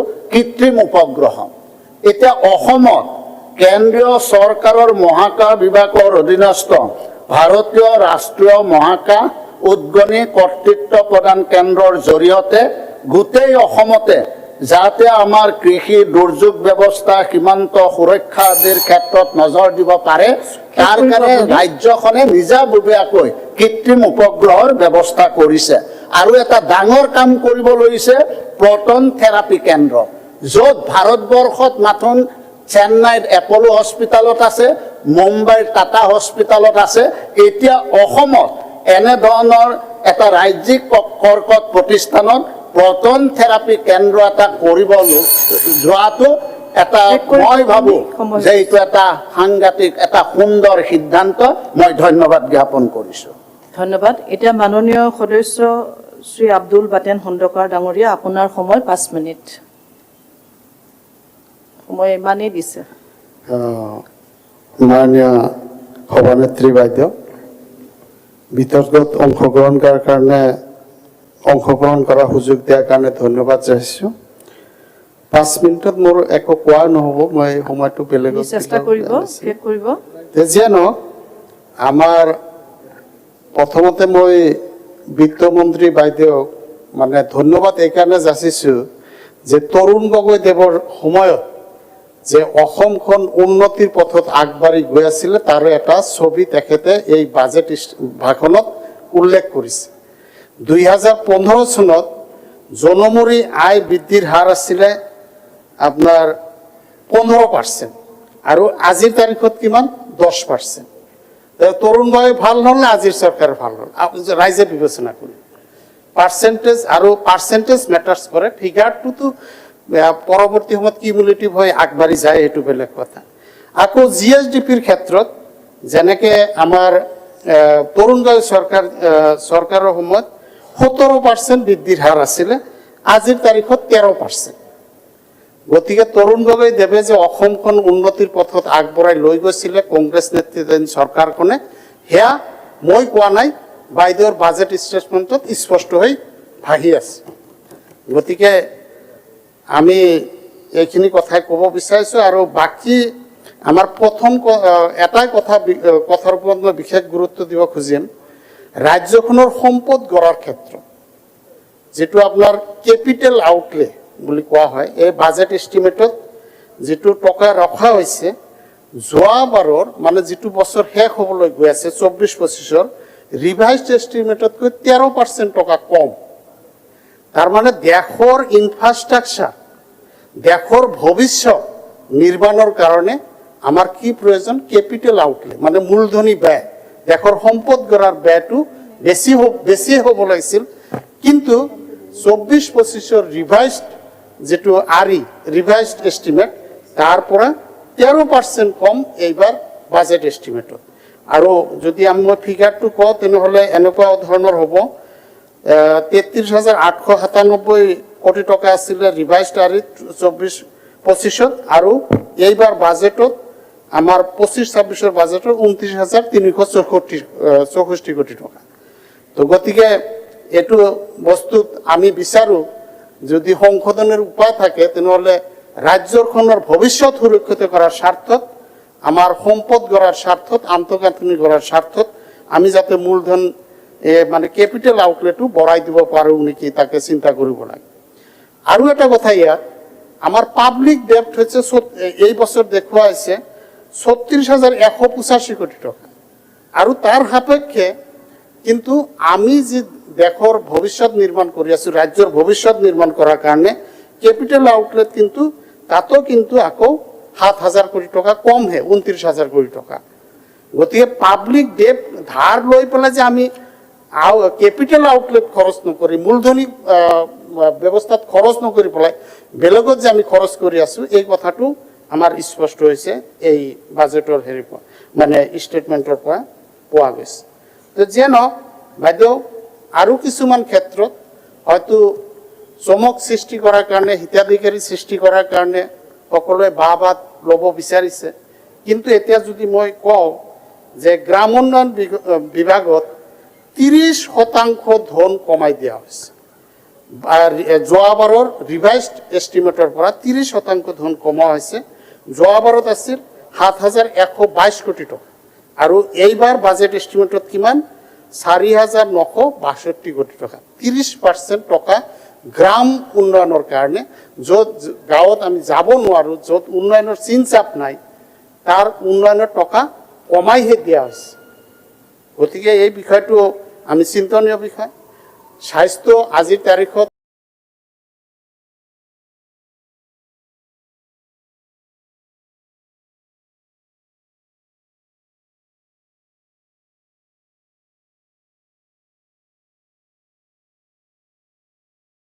স্বাস্থ্য বহুত ব্যয়বহুল হৈ পৰিছে।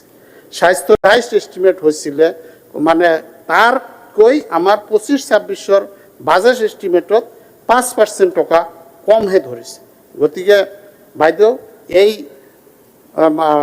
অধ্যক্ষা বাইদেউ, যি ধৰণৰ জাকজমকতা দেখুৱাবলৈ চেষ্টা কৰা হৈছে, বেছিক যিবিলাক ছেক্টৰ, কৃষি কওক, স্বাস্থ্য কওক, গ্ৰাম উন্নয়ন কওক, তাত যদি ধন কমাই দি পেলাই ক'ৰবাত হিতাধিকাৰী সৃষ্টি কৰাৰ কাৰণে ধন ব্যয় কৰা হয়, তেনেহ'লে সেইটো কিমান দূৰ সমীচীন সেইটো আমি সকলোৱে চাব লাগিব। মই আৰু 1 মিনিট কম, ছাৰ 1 মিনিট কম। তো যিয়ে নহওক, মইতো তথ্যভিত্তিক কথা কৈছোঁ। আপোনাৰ বহুত সদস্য আছে দলৰ। ঠিক আছে, হ'ব বাইদেউ। মই খালি এটা মানে আমাৰ শাসকীয় পক্ষৰ বাবে এটা ভূপেন হাজৰিকা গানৰ কলিৰে মোৰ ভাষণটো সামৰিব বিচাৰিছোঁ। মানুহ মানুহৰ বাবে যদিহে অকণো নেভাবে, অকণি সহানুভূতিৰে ভাবিব কোনেনো কোৱা সমনীয়া। এই কথাষাৰ এই বাজেট সাপেক্ষে চৰকাৰৰ প্ৰতি মোৰ এই কথাষাৰে মোৰ ভাষণ সমাপ্ত কৰিছোঁ। Thank you. এতিয়া মাননীয় সদস্য ৰমাকান্ত দেউৰী ডাঙৰীয়া। তেতিয়াহ'লে মাননীয় সদস্য পৰমানন্দ ৰাজবংশী ডাঙৰীয়া, আপোনাৰ সময় 3 মিনিট। এই পবিত্ৰ সদনৰ সন্মানীয় সভাপতি ডাঙৰীয়ানী, মই এই সদনৰ সকলো আমাৰ সন্মানীয় সদস্যক মই নমন কৰি প্ৰত্যেকৰ ক্ষেত্ৰতে এটা কথা ক'ব খুজিছোঁ। মই যেনেকৈ সভাপতি ডাঙৰীয়ানী,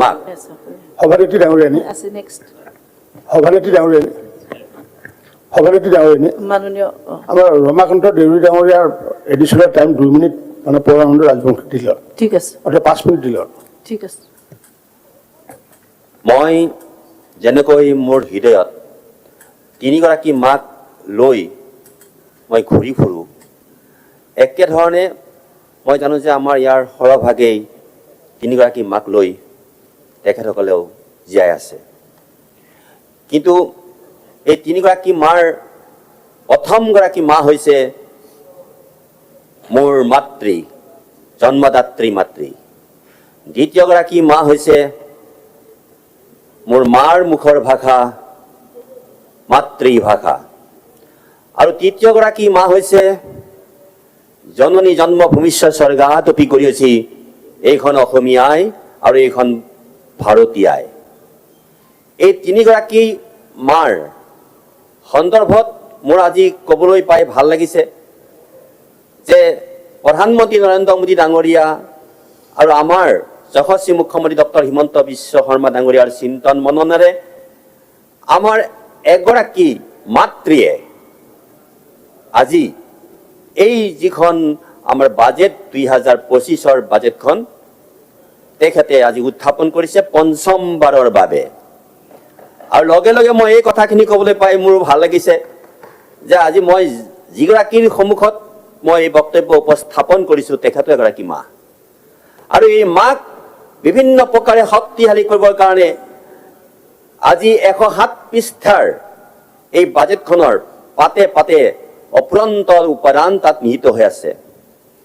আৰু মোৰ মাৰ বাবেই একেবাৰে অৰুণোদয়কে আৰম্ভ কৰি নিযুত মাইনাকে আৰম্ভ কৰি বা উদ্যমিতা, মুখ্যমন্ত্ৰী উদ্যমিতাকে আঁচনি কৰি যদি আজি মোক কথা ক'ব দিয়া হয় তেতিয়াহ'লে মোক কমেও 1 ঘণ্টা 2 ঘণ্টা লাগিব।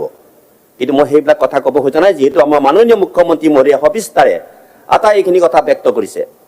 কিন্তু মই এই কথাখিনি ক'ব বিচাৰিছোঁ যে মোৰ মা যেতিয়া শক্তিশালী হ'ব তেতিয়াহ'লে বাকী আপোনালোকে নিশ্চয় জানে যে মাতৃভাষা, মোৰ মাতৃভাষা অসমীয়া। কিন্তু আপোনালোকে এই কথাটো জানি সুখী হ'ব যে মই যিটো মাতৃভাষা অসমীয়া কওঁ সেই মাতৃভাষা অসমীয়া উত্তৰ পূৰ্বাঞ্চলত এটা সময়ত সংযোগী ভাষা আছিল। আৰু আজি জনগোষ্ঠীয় সকলো ব্যক্তিয়েই নিজৰ মাতৃভাষাক লৈ সন্তুষ্টি প্ৰকাশ কৰিব পাৰে কিহৰ কাৰণে সেইটো কথা আপোনালোকে প্ৰত্যেকেই চিন্তা কৰক। আৰু একেধৰণে ৰূপ কোঁৱৰ জ্যোতি প্ৰসাদে কি সপোন দেখিছিল, যি সপোন আজি সকলোৱে দেখিছোঁ আমি, সেই সপোন কামৰূপা মোৰ অসমীয়া ভাষা জগত সবাহলৈ যাব, উজ্জ্বল উজ্জ্বল কহিনুৰ পিন্ধি হাঁহি জ্যোতি ৰূপা হ'ব। আজি অসমীয়া ভাষা যেতিয়া মৰ্যাদা পাইছে, কি মৰ্যাদা আপোনালোকে সকলোৱে জানে যে সেই মৰ্যাদা অকল অসমীয়া ভাষাতে ক্ষান্ত থকা নাই। আজি একেধৰণে আমাৰ যি বাংলা ভাষাৰো যি মৰ্যাদা এই ধ্ৰুপদী মৰ্যাদাৰ বাবে আজি সকলোৱে অকল অসমীয়া ভাষাতে ধৰণে বিশেষকৈ অসমীয়া ভাষাৰ কি ধৰণে আমি কাম কৰিম, কি ধৰণে আমি আগবাঢ়িম, বহুতো আমাৰ বুদ্ধিজীৱীসকলে কি কৰিছে যে সেই সন্দৰ্ভত বহুতো বক্তব্য আগবঢ়াইছে। কিন্তু মই আজি এটা কথাই ক'ব খুজিছোঁ যে মই যদি সময় পালোহেঁতেন তেতিয়াহ'লে এই যিখন আমাৰ বাজেটত প্ৰতিটো পৃষ্ঠাতেই এই যে ধ্ৰুপদী ভাষা কৰিবৰ কাৰণে অসমীয়া ভাষাকে আৰম্ভ কৰি আমাৰ জনগোষ্ঠীয় ভাষা বা বড়ো ভাষা আৰু প্ৰত্যেকৰ যি যি ভাষা আৰু অধিকাৰ মৌলিক যিটো অধিকাৰ সেই অধিকাৰ সাব্যস্ত কৰা হৈছে এইখন বাজেটত।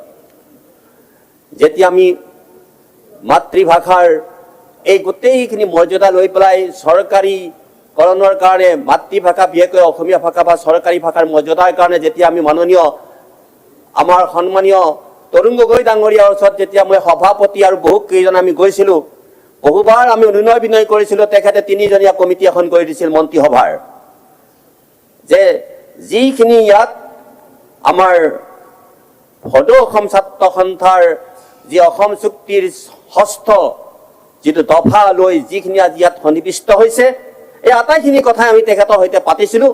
আৰু আমি ভাবিছিলোঁ যে আমাৰ তৰুণ গগৈ ডাঙৰীয়াৰ চৰকাৰখনৰ সেই কমিটিখনে কামখিনি কৰি দিব, নকৰিলে, আৰু তেতিয়া আমাৰ সপোনটোৰ মোহভংগ ঘটিল। আৰু লগে লগে আজি মোৰ এনেকুৱা ভাল লাগিছে যে আজি প্ৰায় 3 বছৰ ধৰি চট ফটাই আছোঁ কেতিয়ানো আমাৰ খিলঞ্জীয়াৰ অধিকাৰ সাব্যস্ত হ'ব। আৰু আটাইতকৈ গুৰুত্বপূৰ্ণ কথা যে মাতৃভাষাৰ ক্ষেত্ৰত প্ৰকৃষ্টতম মাধ্যমটো কি হৈছে যে গ্ৰন্থ। গ্ৰন্থ যদি মই কওঁ যে ভগৱানৰ বিমূৰ্ত ৰূপ, কিয় কম? আপোনালোকে যাওক, মন্দিৰলৈ যাওক, নামঘৰলৈ যাওক, তাতে কি পাব? নামঘৰলৈতো গ'লেতো আপোনাক কৃষ্ণক লগ নাপায়, বা তাতেতো আপোনালোকে আমাৰ শংকৰদেৱক লগ নাপায়, বা তাতেতো সেই ধৰ্মৰ সনাতনী ধৰ্মৰ বিশিষ্ট ব্যক্তিসকলেও লগ নাপায়। পাব কি? গ্ৰন্থ, ভাগৱত, দশম, কীৰ্তন বা শিৱপুৰাণ, মহাপবিত্ৰ পুৰাণ, এইবিলাকেই তাত পাব। তাৰ মাজতেই নিহিত হৈ আছে ভগৱত সত্তা। আজি আপোনালোকে মছজিদলৈ যাওক, তাত কেতিয়াও আপোনালোকে আল্লাহৰ লগ নাপায়। কি পাব? কোৰাণ, পবিত্ৰ কোৰাণ পাব। গীৰ্জালৈ যাওক, আপুনি কেতিয়াও তাত সেই গীৰ্জাত হজত মই বাইবেলকহে ক'ম যে যীশুখ্ৰীষ্ট নাপায়, পাব কি? বাইবেল। একেধৰণে যদি আপোনালোকে দেখে যে আমাৰ শিখসকলৰ যি গীৰ্জা, মানে যি নেকি তেখেতসকলৰ গুৰুদ্বাৰ, সেই গুৰুদ্বাৰত গ'লে গ্ৰন্থ চাহিবকে পাব, ত্ৰিপিটক পাব। গতিকে আপোনালোকে ভাবি চাব যে গ্ৰন্থ ভগৱানৰ বিমূৰ্ত ৰূপ হিচাপে এই গ্ৰন্থৰ পৰিসৰ বঢ়াবৰ কাৰণে, প্ৰতিফল সৃষ্টি কৰিবৰ কাৰণে ইয়াত যি ধৰণে এটা সুন্দৰ এটা মাৰ্গদৰ্শন দিছে এইখন বাজেটে, মই সেইখিনি পাই পেলাই মই নিজে ধন্য মানিছোঁ। আৰু মই এটা কথা ক'ব খুজিছোঁ যে আপোনালোকে সকলোৱে জানে যে মৎস্যৰূপে অৱতাৰ ভৈলা প্ৰথমত, 4 বেদ উদ্ধাৰিলা প্ৰলয় জলত। মই এই কথাখিনি এইকাৰণেই কৈছোঁ যে মহাপ্ৰলয় হৈছিল, এই মহাপ্ৰলয়ত স্বয়ং কৃষ্ণ বিলীন হৈ গৈছিল, আৰু দ্বাৰকা নগৰী ভাৰতৰ অতলতলিত বিদ্যমান। কিন্তু সেয়া মোৰ সদনৰ অতিথিসকল, মই আজি এইখিনি কথা ক'বলৈ পাই ধন্য মানিছোঁ যে সেই মহাপ্ৰলয়তো 4 বেদ উদ্ধাৰিলা প্ৰলয় জলত, এই 4 বেদে কেনেকৈ সমগ্ৰ বিশ্বক আজি জ্ঞান বিজ্ঞান প্ৰযুক্তিৰ উপাদানেৰে মহিমামণ্ডিত কৰিছে, সেই কথা মই কেতিয়াও আৰু বেলেগকৈ ক'ব খোজা নাই। মই এই কথাখিনি ক'বলৈ পাই ধন্য মানিছোঁ যে আজি আপোনালোকে নিশ্চয় দেখিছে যে আমাৰ অন্য এগৰাকী মা ভাৰতী আই, আমাৰ আন এগৰাকী মা কোন আপোনালোকে নিশ্চয় জানে, সেয়া হৈছে কি যে আমাৰ অসমীয়াই ক্ষেত্ৰতেই হওক ভাৰতবৰ্ষৰ ভিতৰতে এখন 1 নম্বৰ নহ'লেও 5 নম্বৰ কৰিবৰ কাৰণে শ্ৰেষ্ঠ ৰাজ্য কৰিবৰ কাৰণে গোটেইখিনি ধাৰি বাকি দিয়া হৈছে আজি এইখন বাজেটত। আৰু মই ভাবো যে অৰুণোদয়ৰ পৰা মাননীয় সদস্য মই শেষ কৰিম মহোদয়া। সময় হৈছে। অৰুণোদয়ৰ পৰা একেবাৰে আমাৰ সৌৰজগতলৈকে যি নেকি এটা ৰূপৰেখা, মই কওঁ সেয়া ৰূপৰেখা নহয়, মাননীয় মুখ্যমন্ত্ৰীয়ে কৈছে ৰূপৰেখা, মই কৈছোঁ অকল ৰূপৰেখাই নহয়, সেয়া হৈছে এখন মহাশাস্ত্ৰ। সেইখন হৈছে আমাৰ এটা পৰম মাইলৰ খুঁটি। আজি মই মাথোন এই গোটেই বাজেটখনক লৈ যি ধৰণে এটা সমগ্ৰ মই সাহিত্য সভা বা অন্যান্য অনুষ্ঠানৰ লগত যিটো সম্পৰ্কিত সকলোৱে কৈছে যে এইখন বাজেট যদি আজি প্ৰায় 10 বছৰ আগত বা 20 বছৰ আগত যদি হ'লেহেঁতেন, তেতিয়াহ'লে আজি ভাষাৰ ক্ষেত্ৰত এই যিবিলাক সংঘাত হৈছিলে সেই সংঘাত নহ'লেহেঁতেন। আৰু যি ধৰণে আজি আমাৰ অনৈক্য হৈছে বিভিন্ন জনগোষ্ঠীৰ মাজত সেইবিলাক নহ'লেহেঁতেন। গতিকে মই এটা কবিতাৰ পংক্তিৰে মই ভাষণ সামৰিব খুজিছোঁ। সময় নহ'ব। কটোৱা গোলাপ কলি সময় থাকোতে সখী, সময়ৰ সোঁত পৰি যায়, যিটো ফুলে হাঁহি আজি ফুলনি ফুলাই তোলে, কাইলৈ পাহি মেলি নোহাহে দুনাই। মই সকলো সন্মানীয় সদস্যক এটা কথা ক'ব খুজিছোঁ যে এইখন বাজেটত যি নেকি গোলাপ সদৃশ যিবোৰ পাঠ আছে আপোনালোকে গ্ৰহণ কৰক, কাৰণ সময় ৰৈ নাথাকে, কাৰণ সময়ৰ কথাখিনি এই যতীন দুৱাৰাৰ কবিতাটো নিহিত হৈ আছে, সময়ৰ সোঁত বলি যায়। ভাৰত মাতা কি জয়। Thank U. চিৰ চেনেহী মোৰ ভাষা জননী। এতিয়া মাননীয় সদস্য দুৰ্গা দাস বড়ো ডাঙৰীয়া, আপোনাৰ সময় 4 মিনিট। মই পাৰ্টিৰ সময়খিনি গোটেই কম দুজন কোৱা কথা আছিলে, 8 মিনিট হ'ব মোৰ। যদি নকয় সেইটো মিলাব পৰা যাব। হয়, নকয় নেকি কোনো আৰু? নকয়। সভানেত্ৰী ডাঙৰীয়ানী, মই বাজেটৰ পক্ষত দুটামান কথা ক'ব বিচাৰিছোঁ, কিন্তু তাৰ লগতে দুটামান পৰামৰ্শ আগবঢ়াব বিচাৰিছোঁ, খুব দৰকাৰী পৰামৰ্শ। ইয়াতে বাইদেউ আছে, ফাইনেন্স মিনিষ্টাৰ। আমি স্নেপশ্বট বুলি বাজেটৰ যিখন তেখেতসকলে উলিয়াইছে, আমাক চবতেই দিছে, আমাৰ ৰাজ্যখনৰ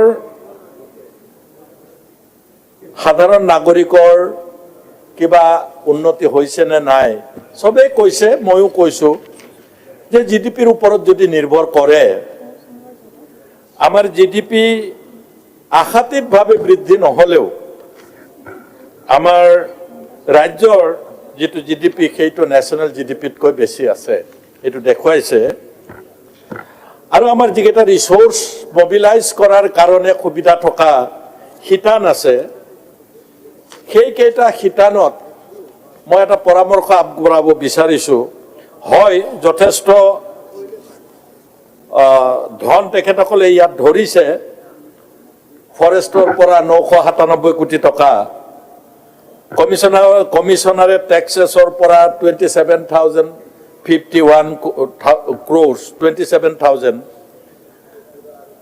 জিঅ'লজি এণ্ড মাইনিঙৰ পৰা 5,432 কোটি, এক্সাইজৰ পৰা 4,425 কোটি, ট্ৰেন্সপৰ্টৰ পৰা বিশেষকৈ ট্ৰেন্সপৰ্টৰ পৰা 2,129 কোটি টকা, আৰু লেণ্ড ৰেভিনিউৰ পৰা ৰেজিষ্ট্ৰেশ্যনৰ নামত 1,228 কোটি, ফৰেষ্ট 997 কোটি, টোটেল 41,232 কোটি টকা আমাৰ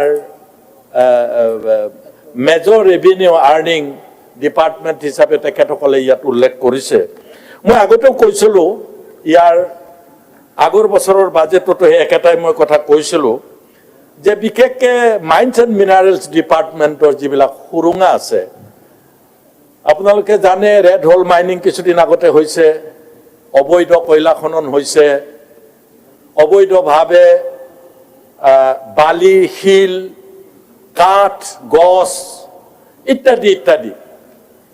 গতিকে যদিও গছ গছনি ফৰেষ্টত পৰে, এই যিবিলাক আমাৰ বিশেষকৈ মাইন্স এণ্ড মিনাৰেলছ ডিপাৰ্টমেণ্টত পৰে, তাত এতিয়াও বহুত এক্সপ্ল'ৰ কৰাৰ সুবিধা আছে। লগতে যিবিলাক ৰিচোৰ্চ এতিয়াও অবৈধভাৱে টেক্সৰ পৰা বঞ্চিত হৈ আছে চৰকাৰে, সেইবিলাক লেকুনা মাৰিবলৈ স্কোপ আছে। মই এই সুযোগতে ফাইনেন্স ডিপাৰ্টমেণ্টৰ মন্ত্ৰী ডাঙৰীয়ানীক এই বিষয়সমূহ ৰাজ্য চৰকাৰে দৃষ্টিগোচৰ ৰাখিলে ভাল হয়। এতিয়া মই ক'ব বিচাৰিছোঁ, এগ্ৰিকালচাৰ ছেক্টৰত যথেষ্ট স্কোপ আছে। এগ্ৰিকালচাৰ ছেক্টৰত এগ্ৰিকালচাৰিষ্টসকলক, খেতিয়কসকলক সহায় কৰাৰ কাৰণে তেখেতসকলে MSPৰ জৰিয়তে হয় এইবাৰ MSP অন্যান্য শস্যলৈ ইনক্ৰিজ কৰি খেতিয়কসকলক উৎসাহিত কৰিবলৈ চেষ্টা কৰিছে। আজি কুৱেশ্যন আৱাৰত ট্ৰেক্টৰৰ ওপৰত আলোচনা হৈছে এগ্ৰিকালচাৰ ছেক্টৰত। যিবিলাক ট্ৰেক্টৰ আজি আমাৰ চৰকাৰী পক্ষৰ এগৰাকী বিধায়কেও ক'বলৈ বাধ্য হৈছে ট্ৰেক্টৰবিলাক প্ৰপাৰ ইউটিলাইজ হোৱা নাই, যাৰ ফলত প্ৰকৃত খেতিয়কসকলে যদি ট্ৰেক্টৰ এখন ল'ব লাগে, ভাড়া ল'ব লাগে, বেছি পইচা দিবলগীয়া হৈছে। এইবিলাকেও আমাৰ এগ্ৰিকালচাৰত অধিক উৎপাদন কৰাৰ ক্ষেত্ৰত ক'ৰবাত বাধা হৈছে নেকি, এই বিষয়বিলাকতো দৃষ্টি ৰাখিব লাগে। মই এই সুযোগতে আৰু এটা কথা ক'ব বিচাৰিছোঁ, বিশেষকৈ এডুকেশ্যনত যিবিলাক কলেজ হৈছে, এই মানে কলেজ, স্কুল ইত্যাদি হৈছে, নতুনকৈ যিবিলাক স্থাপন হৈছে, মডেল কলেজ হওক, এই মডেল কলেজবিলাকৰ কিছুমান কলেজৰ ফিডাৰ স্কুল নাই। এখন ছায়েন্স কলেজত হ'ব ডিগ্ৰী কলেজ, তাত হাই ছেকেণ্ডেৰী ছায়েন্স ফিডাৰ হাই ছেকেণ্ডেৰী প্ৰয়োজন আছে। এই কথাবিলাক লক্ষ্য ৰখা উচিত। আৰু য'ত আৰম্ভ কৰিছে কনষ্ট্ৰাকশ্যন মডেল কলেজ, তাৰ ওচৰে পাজৰে যিবিলাক হাই ছেকেণ্ডেৰী আছে, তেওঁলোকক যদি ছায়েন্স ষ্ট্ৰীম ফিডাৰ হাই ছেকেণ্ডেৰী হিচাপে ৰখা হয়, তেতিয়াহ'লে কলেজখন প্ৰপাৰ ইউটিলাইজড হ'ব। এতিয়া আমাৰ ইয়াৰ বাহিৰেও মই এটা খুব আনন্দিত হৈছোঁ যে স্পৰ্টছত, মই পূৰ্বৰ পৰা কৈ আহিছোঁ যে মই স্পৰ্টছৰ লগত ৰিলেটেড, আমাৰ স্কুল এডুকেশ্যন স্পৰ্টছকে ধৰি যথেষ্ট ধন আবণ্টন কৰিছে, ধন্যবাদ জ্ঞাপন কৰিছোঁ তাৰ কাৰণে। কিন্তু স্পৰ্টছত যিটো লেণ্ডমাৰ্ক কাম আমাৰ খেলুৱৈসকলৰ কাৰণে কৰিছে, যে মই এটা কুৱেশ্যন আনিছিলোঁ যে 3 to 4% ল'ৰা ছোৱালীক ৰিজাৰ্ভ ৰাখিব লাগে চাকৰিত, কিন্তু মুখ্যমন্ত্ৰী ডাঙৰীয়াই ঘোষণা কৰা মতে নেশ্যনেল আমাৰ এছিয়া ৱৰ্ল্ড চেম্পিয়নশ্বিপ, যিবিলাক অলিম্পিক বুলি কয়, কিছুমান ৱৰ্ল্ড চেম্পিয়নশ্বিপ আছে, individual world championship, Commonwealth games, এইবিলাকৰ মেডেলিষ্টবিলাকক 100% চাকৰি দিছে। আজি এই সুযোগতে মই মাননীয় মুখ্যমন্ত্ৰী ডাঙৰীয়া আৰু ক্ৰীড়া বিভাগৰ দায়িত্বত থকা মন্ত্ৰী ডাঙৰীয়া, ফাইনেন্স মিনিষ্টাৰ ডাঙৰীয়া, কাৰণ ফাইনেন্স মিনিষ্টাৰে যদি সেই চাকৰিয়ালবিলাকক ধন নধৰে, তেতিয়াহ'লে কেতিয়াও তেওঁলোকে চাকৰি পাব নোৱাৰে। 100% কৰাৰ কাৰণে মই সকলো খেলুৱৈ আৰু খেল সংগঠনৰ হৈ তেখেতসকলক ধন্যবাদ জ্ঞাপন কৰিছোঁ। 8 মিনিট হ'লেই নেকি? 1 মিনিট বাকী আছে আপোনাৰ। মই ইয়াৰ উপৰি বিশেষকৈ মই আৰু এটা কথা ক'ব বিচাৰিছোঁ যে আমাৰ যিবিলাক মেগা ইণ্ডাষ্ট্ৰী চিটি কৰিব বিচাৰিছে, এই মেগা ইণ্ডাষ্ট্ৰী চিটিবিলাকত যিখিনি স্পেচিফিক ঠাই আপোনালোকে মেনশ্যন কৰিছে ইয়াত, যদি সেইবিলাকো মানে এখন, যেহেতু কমিউনিকেশ্যনৰ যথেষ্ট প্ৰয়োজন হয় এটা মেগা ইণ্ডাষ্ট্ৰিয়েল এৰিয়া বনাবৰ কাৰণে বা চিটি যিয়ে নবনাওক, কমিউনিকেশ্যনটো বেষ্ট হ'ব লাগে। আৰু মই ভাবোঁ যে ইণ্ডাষ্ট্ৰিয়েল এৰিয়াটোত ৰিচোৰ্চবিলাক আনিবৰ কাৰণে তেওঁলোকে যিবিলাক তেওঁলোকৰ ৰ' মেটেৰিয়েল আনিব, ৰ' মেটেৰিয়েল আনি তেওঁলোকে ফাইনেষ্ট প্ৰডাক্টটো তাৰ পৰা পঠিয়াব, যে কমিউনিকেশ্যনটো আটাইতকৈ ইম্পৰ্টেণ্ট। গতিকে মই ভাবোঁ এইবিলাক আমাৰ যেনেকৈ নৰ্থ কাছাৰত তেওঁলোকে কৰিব বিচাৰিছে, BTC এৰিয়াটো এটা মেজৰ এৰিয়া তেখেতসকলে বাছি লৈ, যিটো নেকি এনভাইৰনমেণ্ট নষ্ট নকৰাকৈ আমি যদি তেনেকুৱা এটা এৰিয়া BTC এৰিয়াত আজি মই অনুৰোধ জনাম ফাইনেন্স মিনিষ্টাৰক, এই মেগা ইণ্ডাষ্ট্ৰিয়েল চিটি কক, এৰিয়া কক, এটা এৰিয়া তাতে ধৰি কনভেনিয়েণ্ট জেগাত আপুনি যদি কৰে, তেতিয়াহ'লে মই ভাবোঁ সমানভাৱে গোটেই ৰাজ্যখনত ইণ্ডাষ্ট্ৰি হোৱাৰ ক্ষেত্ৰত আৰু ইণ্ডাষ্ট্ৰিৰ পৰা চাকৰি বাকৰি বেনিফিট পোৱাৰ ক্ষেত্ৰত সহায় হ'ব বুলি ভাবোঁ। মই বেছি দীঘলীয়া নকৰি শেষত সভানেত্ৰী ডাঙৰীয়ানে এটা কথা ক'ব বিচাৰিছোঁ যে আমি এতিয়াও ৰাজ্যখন নিবনুৱা সমস্যাৰ কথাটো আপোনালোকে ভালকৈ জানে, লাখ লাখ নিবনুৱা এতিয়াও আছে। কেতিয়াও ৰাজ্য চৰকাৰে চাকৰি দি নিবনুৱা শেষ কৰিব নোৱাৰে, আৰু যাৰ কাৰণে মুখ্যমন্ত্ৰী ডাঙৰীয়াই সামিট পাতি, এডভান্টেজ আছাম 3 পাতি, 2 পাতি তেখেতে ইনভেষ্টমেণ্ট আনিবলৈ সক্ষম হৈছে। প্ৰায় 5 লাখ কোটি ইনভেষ্টমেণ্ট আনিছে। মুখ্যমন্ত্ৰী ডাঙৰীয়াই নিজেও কৈছে যে 5 লাখ কোটি টকাই যে ইনভেষ্টমেণ্ট আহিব এইটো কথা নহয়। মই ফাইনেন্স মিনিষ্টাৰৰ জৰিয়তে আপুনি বাজেটত যিটো উল্লেখ কৰিছে আৰু মুখ্যমন্ত্ৰী ডাঙৰীয়াও উল্লেখ কৰিছে যে 5 লাখ কোটি টকাৰ যিখিনি যদি পিছৰ কামখিনি কৰা নহয় তেতিয়াহ'লে ইনভেষ্টৰসকলে যদি তেখেতসকলক সুবিধা দিয়া নহয়, ছেমি কণ্ডাক্টৰক আপোনালোকে as soon as possible central government, state গভৰ্ণমেণ্টে যিমান সুবিধা দিব লাগে আপোনালোকে দিছে। মই ভাবোঁ ঠিক তেনেকৈ যিকেইটা ছেক্টৰত সুবিধা দিলে বেছি এপইণ্টমেণ্ট হয়, বেছি আমাৰ এনভাইৰনমেণ্টেল যিটো পৰিৱেশ, সেই পৰিৱেশটো যাতে নষ্ট নহয়, তেনেকুৱা ইণ্ডাষ্ট্ৰীবিলাক অগ্ৰাধিকাৰ দিব বুলি আশা ৰাখি বক্তব্যৰ সামৰণি মাৰিছোঁ। ধন্যবাদ। এতিয়া মাননীয় সদস্য মৃণাল শইকীয়া ডাঙৰীয়া।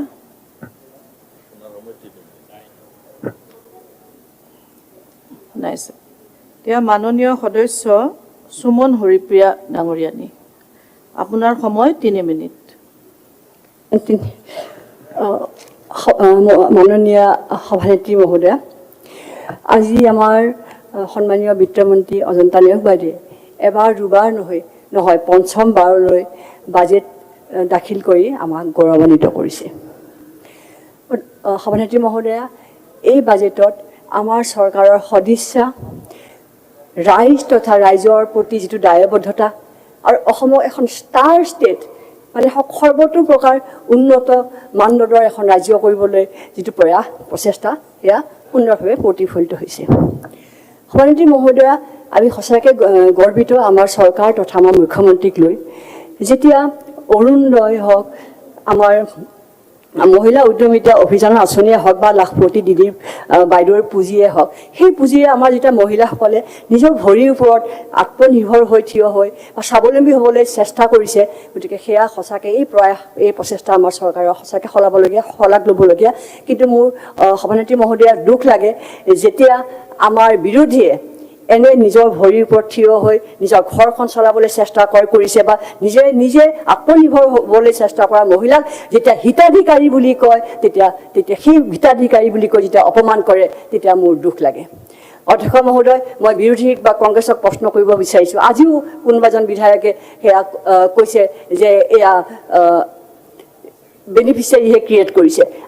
মই আজি সভানেত্ৰী মহোদয়াক ক'বলৈ বিচাৰিছোঁ, যদি বেনিফিচিয়াৰীয়ে হয়, তে আপোনালোকৰ দিনত, কংগ্ৰেছৰ দিনত, যেতিয়া মহিলাই শাৰী পাতি লাইন কৰি সূতা, কম্বল, আঁঠুৱা ল'বলৈ ৰাস্তাত থিয় হৈ কাজিয়া কৰিছিল বা দিনটো ধৰি পেলাই তাতে থিয় হৈ বন্দাপৰ দিছিল, তেতিয়া সেই মহিলাৰ সন্মান আপোনালোকে কেনেকৈ ৰক্ষা কৰিছিল? সেই মহিলাৰ সন্মানৰ কাৰণে আপোনালোকে কি যুঁজ কৰিছিল বা কি বক্তব্য ৰাখিছিল? গতিকে সভানেত্ৰী মহোদয়া, আজি তেনেকুৱা সূতা, কম্বল, আঁঠুৱা আমাৰ মহিলাই নিজে কিনিব পাৰে, সেনেকুৱা স্বাৱলম্বী আমাৰ মহিলাক আমাৰ এইখন চৰকাৰে বনাইছে বা চেষ্টা কৰাইছে। সভানেত্ৰী মহোদয়া, আমাৰ মুখ্যমন্ত্ৰী মহোদয়ৰ প্ৰতি বা আমাৰ চৰকাৰখনৰ প্ৰতি বিৰোধীয়ে ধন্যবাদসূচক প্ৰস্তাৱ ল'ব লাগে, কিয়নো কেতিয়াও কোনোদিন কোনো কল্পনা নকৰা, বিৰোধীয়ে সপোনতো ভাবিব নোৱাৰা 27,000 কোটি টকাৰ বিনিয়োগ টাটা ইলেক্ট্ৰনিক প্ৰাইভেট লিমিটেডে কৰিলে। প্ৰায় 6.5 লাখ কোটি টকাৰ বিনিয়োগ আজি হ'বলৈ গৈ আছে। তাৰ কাৰণে আমাৰ যিটো ডেভেলপমেণ্ট হ'ব, যিখিনি ইনফ্ৰাষ্ট্ৰাকচাৰ আমাৰ উন্নত হ'ব, কিমান আমাৰ সৰু সৰু বিজনেছ ইয়াতে হ'ব। এই সৰু সৰু বিজনেছৰ কাৰণে বাট মুকলিহে কৰিছে আৰু আমাৰ কিমান এমপ্লয়মেণ্ট পাব। কিন্তু তাৰ বাবে সেই ইণ্ডাষ্ট্ৰীসমূহৰ কামত আহিবলগীয়াকৈ আমাৰ দক্ষতাটো আমাৰ ল'ৰা ছোৱালীবিলাকৰ কৰি তুলি আনিব লাগিব, সেই এটা অনুৰোধ থাকিল। সভানেত্ৰী মহোদয়া, আজি আমাৰ মুখ্যমন্ত্ৰী মহোদয়ক মই সঁচাকৈ ধন্যবাদ দিওঁ কাৰণ আমাৰ যিটো জাতীয় স্বাভিমান জাতীয় সত্তাক বিশ্বত পৰিচিত কৰাই দিয়াৰ বাবে কাৰণ আজি বিশ্বৰ মানচিত্ৰত আমাৰ অসম জিলিকি উঠিছে আমাৰ লাচিত বৰফুকনৰ যিটো কীৰ্তি দিল্লীত আমি যেতিয়া দিল্লীত সকলোৱে যেতিয়া স্তম্ভিত হৈ চাইছিল যেতিয়া আমাৰ ঝুমুৰ বিনন্দীয়া বিহুৰ লগত প্ৰধানমন্ত্ৰীৰ লগতে যেতিয়া আমাৰ বিশ্বৰ জনগণ মন্ত্ৰমুগ্ধ হৈ চাইছিল ইউনেস্কোত যেতিয়া বিশ্ব ঐতিহ্য ক্ষেত্ৰ হিচাপে চৰাইদেউ মৈদামক যেতিয়া স্বীকৃতি দিছিল আমাৰ ধ্ৰুপদী ভাষা হিচাপে যেতিয়া অসমীয়া ভাষাক স্বীকৃতি দিছিল তেতিয়া আমাৰ মাননীয় মুখ্যমন্ত্ৰী ডাঙৰীয়া আমাৰ অসমীয়াৰ স্বাভিমান আমাৰ জাতীয় সত্তাক কাৰণে যিখিনি এইখিনি কৰিছিল তাৰ বাবে সঁচাকৈ মই ভাবোঁ বিৰোধীয়ে শলাগ ল'বলগীয়া কাৰণ বিৰোধীয়ে সঁচাকৈ দেখা নাপায় কাৰণ ক'লা চশমা পিন্ধি আছে নেকি কাৰণ আমিৰুল ইছলাম ডাঙৰীয়া সিদিনাখন এটা কি শ্বেৰ শাৰীৰ মাজেৰে আমাৰ সমালোচনা কৰিলে গতিকে তেওঁৰ উত্তৰত ময়ো এটা শ্বেৰ শাৰীৰে সমালোচনা তেওঁৰ উত্তৰ দিব বিচাৰিছোঁ যে এতিয়া তেখেত নাই তথাপি ক'ব বিচাৰিছোঁ আপনি आँखों में इतना अंधेरा करके मत रखो कि हमारा उजाला ना देख सको और अपने दिल में इतना नफरत पैदा मत करो कि हमारी तरक्की ना सह सको এইখিনিয়ে কৈ মই মোৰ বক্তব্য সামৰি মাৰিছোঁ থেংক ইউ এতিয়া মাননীয় সদস্য শ্ৰী আব্দুল ৰহিম আহমেদ ডাঙৰীয়া তেখেতৰ সময় আপোনাৰ সময় 4 মিনিট আচ্ছা সভানেত্ৰী বাইদেউ আমাৰ এইখন চৰকাৰৰ বাজেটত খুব জাকজমকভাৱে হিতাধিকাৰী সৃষ্টিৰে প্ৰত্যেকজন ভোটাৰক মোহিত কৰাৰ কাৰণে এটা চেষ্টা কৰিছে এই কথাটো বেয়া পালেও উপায় নাই বা চৰম বাস্তৱ সত্য কথা কাৰণ আমাৰ মাৰ্চ মাহলৈকে এইখন চৰকাৰৰ ঋণ গৈ পাব 1,72,174.74 কোটি টকা আৰু জনমূৰি ঋণ হ'ব 52,164 টকা গতিকে যেতিয়া মোৰ স্পষ্টভাৱে মনত আছে আমাৰ তৰুণ গগৈ নেতৃত্বাধীন চৰকাৰখন আছিলে মাত্ৰ 10,000 কোটি টকা ঋণ লোৱাৰ সময়ত আজিৰ মাননীয় মুখ্যমন্ত্ৰী ডাঙৰীয়াই তেতিয়াই একেবাৰে অসমখন ৰখাতলে গ'ল আজি জন্ম হোৱা কেঁচুৱাটোৰ মূৰতো তৰুণ গগৈ ডাঙৰীয়াৰ চৰকাৰখনে ঋণৰ বোজা দি থৈ গ'ল গতিকে এই ধৰণৰ বিভিন্ন কথাৰে তেতিয়া অসমৰ অৰ্থনৈতিক অৱস্থা একেবাৰে ভাঙি পেলাইছে বুলি অভিযোগ কৰিছিলে কিন্তু আজি এই ঋণ গৈ পালে 1,72,174.74 কোটিৰ ওপৰত আজি দেখুৱাইছে চৰকাৰে যে আমি বৰ্তমান জিডিপিৰ হাৰতকে অসমে আৰু অধিক লোন ল'ব পাৰে আজি 19 নম্বৰ বুলি দেখুৱাইছে যে আমাৰ ওপৰত আৰু 19টা ৰাজ্য আছে তেওঁলোকতকৈ আমি কম লোন লৈ আমি চৰকাৰখন চলাই আছো কিন্তু আপোনালোকে জানে যে ৰিজাৰ্ভ বেংকৰ তথ্য মতে জনমূৰি আয়ৰ ক্ষেত্ৰত অসম 22 নম্বৰ স্থানত আছে দেশখনৰ ৰাষ্ট্ৰখনৰ ভিতৰত আৰু নীতি আয়োগৰ সমীক্ষা মতে সামগ্ৰিক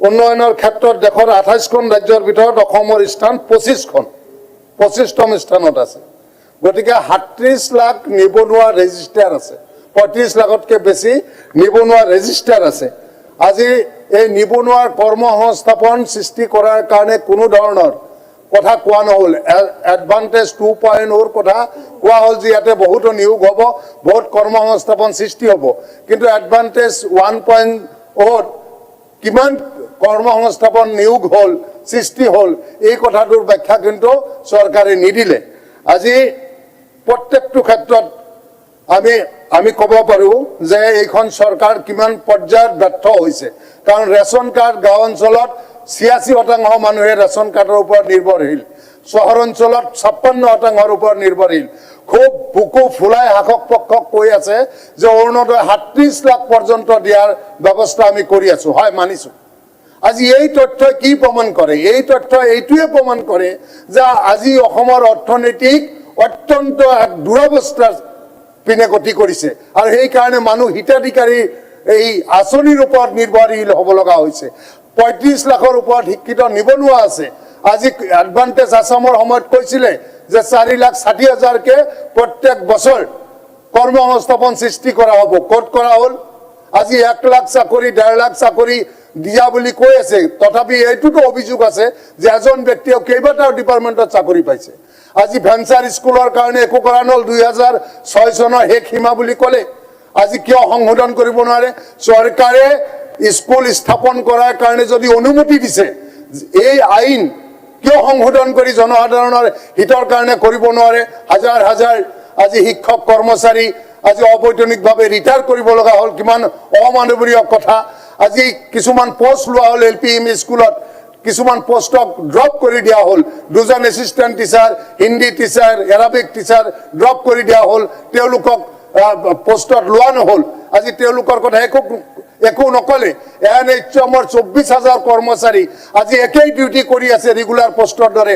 আজি তেওঁলোকৰ চাকৰি নিয়মীয়াকৰণ কৰাৰ কথা চৰকাৰে নকলে, কিন্তু চৰকাৰে তেওঁলোকৰ দৰমহা বৃদ্ধিৰ কথাটো তেওঁলোকে নকলে যে নিয়মীয়া বৃদ্ধি বাৰু বৰ্তমান যদি কৰিব নোৱাৰে, এটলিষ্ট দৰমহা বৃদ্ধিৰ কথাটো ক'ব পাৰিছিলে, কৰিব লাগিছিলে, সেইটোও তেওঁলোকে কৰিব, এইটো বাজেটত কোনো ধৰণৰ উল্লেখ নকৰিলে। চৰৰ মাটিৰ পাট্টাৰ কথা কোৱা হ'ল যে 26 চনত জৰীপ হৈ কৰিব আৰু বিভিন্ন পক্ষৰ লগত আলোচনা কৰি পাট্টা দিয়াৰ ব্যৱস্থা কৰিব। কিয় জৰীপ এইটো বছৰত কিয় নকৰে? আৰু জৰীপ কৰি চৰৰ মানুহক এটা ক্ৰাইটেৰিয়া ঠিক কৰি ইমান বিঘাকে মাটি দিয়াৰ ব্যৱস্থা কৰা হ'ল বুলি তেওঁলোকে চৰকাৰে কিয় ক'ব নোৱাৰে? মানে এইটো এটা ললিপপ দি পেলাই মানে নিৰ্বাচনী বৈতৰণি পাৰ হোৱাৰ এটা কৌশলহে কৰিছে। গতিকে সভানেত্ৰী বাইদেউ আৰু কিছুমান কথা আছিলে, কিন্তু মই ক'লে আকৌ বেলেগ সদস্য আমাৰ বঞ্চিত হ'ব। গতিকে এইখিনি কথা কৈয়েই যে এইটো সম্পূৰ্ণৰূপে নিৰ্বাচনৰ কাৰণে প্ৰস্তুত কৰা খালি চমক সৃষ্টি কৰা এটা বাজেট, আৰু এই হিতাধিকাৰীয়ে দেশৰ অৰ্থনৈতিক ভৱিষ্যত মই ভাবোঁ যে ক্ষতিহে কৰিব। কৰ্মসংস্থাপন সৃষ্টি কৰিব নোৱাৰিলে দেশৰ উন্নতি কেতিয়াও নহয়। গতিকে এই কথাখিনি মই কৈ মোৰ বক্তব্য শেষ কৰিছোঁ। ধন্যবাদ। Thank you. এতিয়া মাননীয় সদস্য শ্ৰী গোবিন্দ চন্দ্ৰ বসুমতাৰী ডাঙৰীয়া, আপোনাৰ সময় 10 মিনিট।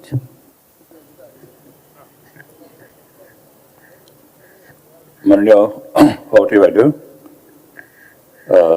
যোৱা 10 তাৰিখে আমাৰ সদনৰ মজিয়াত উপস্থাপন কৰা মাননীয় বিত্তমন্ত্ৰী ডাঙৰীয়ানীৰ যি বাজেট, ইয়াৰ ওপৰত মই কেইটামান ক'ব বিচাৰিছোঁ। বিশেষকৈ এই কথাখিনি স্বীকাৰ কৰিছোঁ যে যি বাজেট প্ৰস্তুত কৰি উলিয়ালে, সেই বাজেট অসমৰ সকলো শ্ৰেণীৰ কল্যাণৰ কাৰণে হৈছে।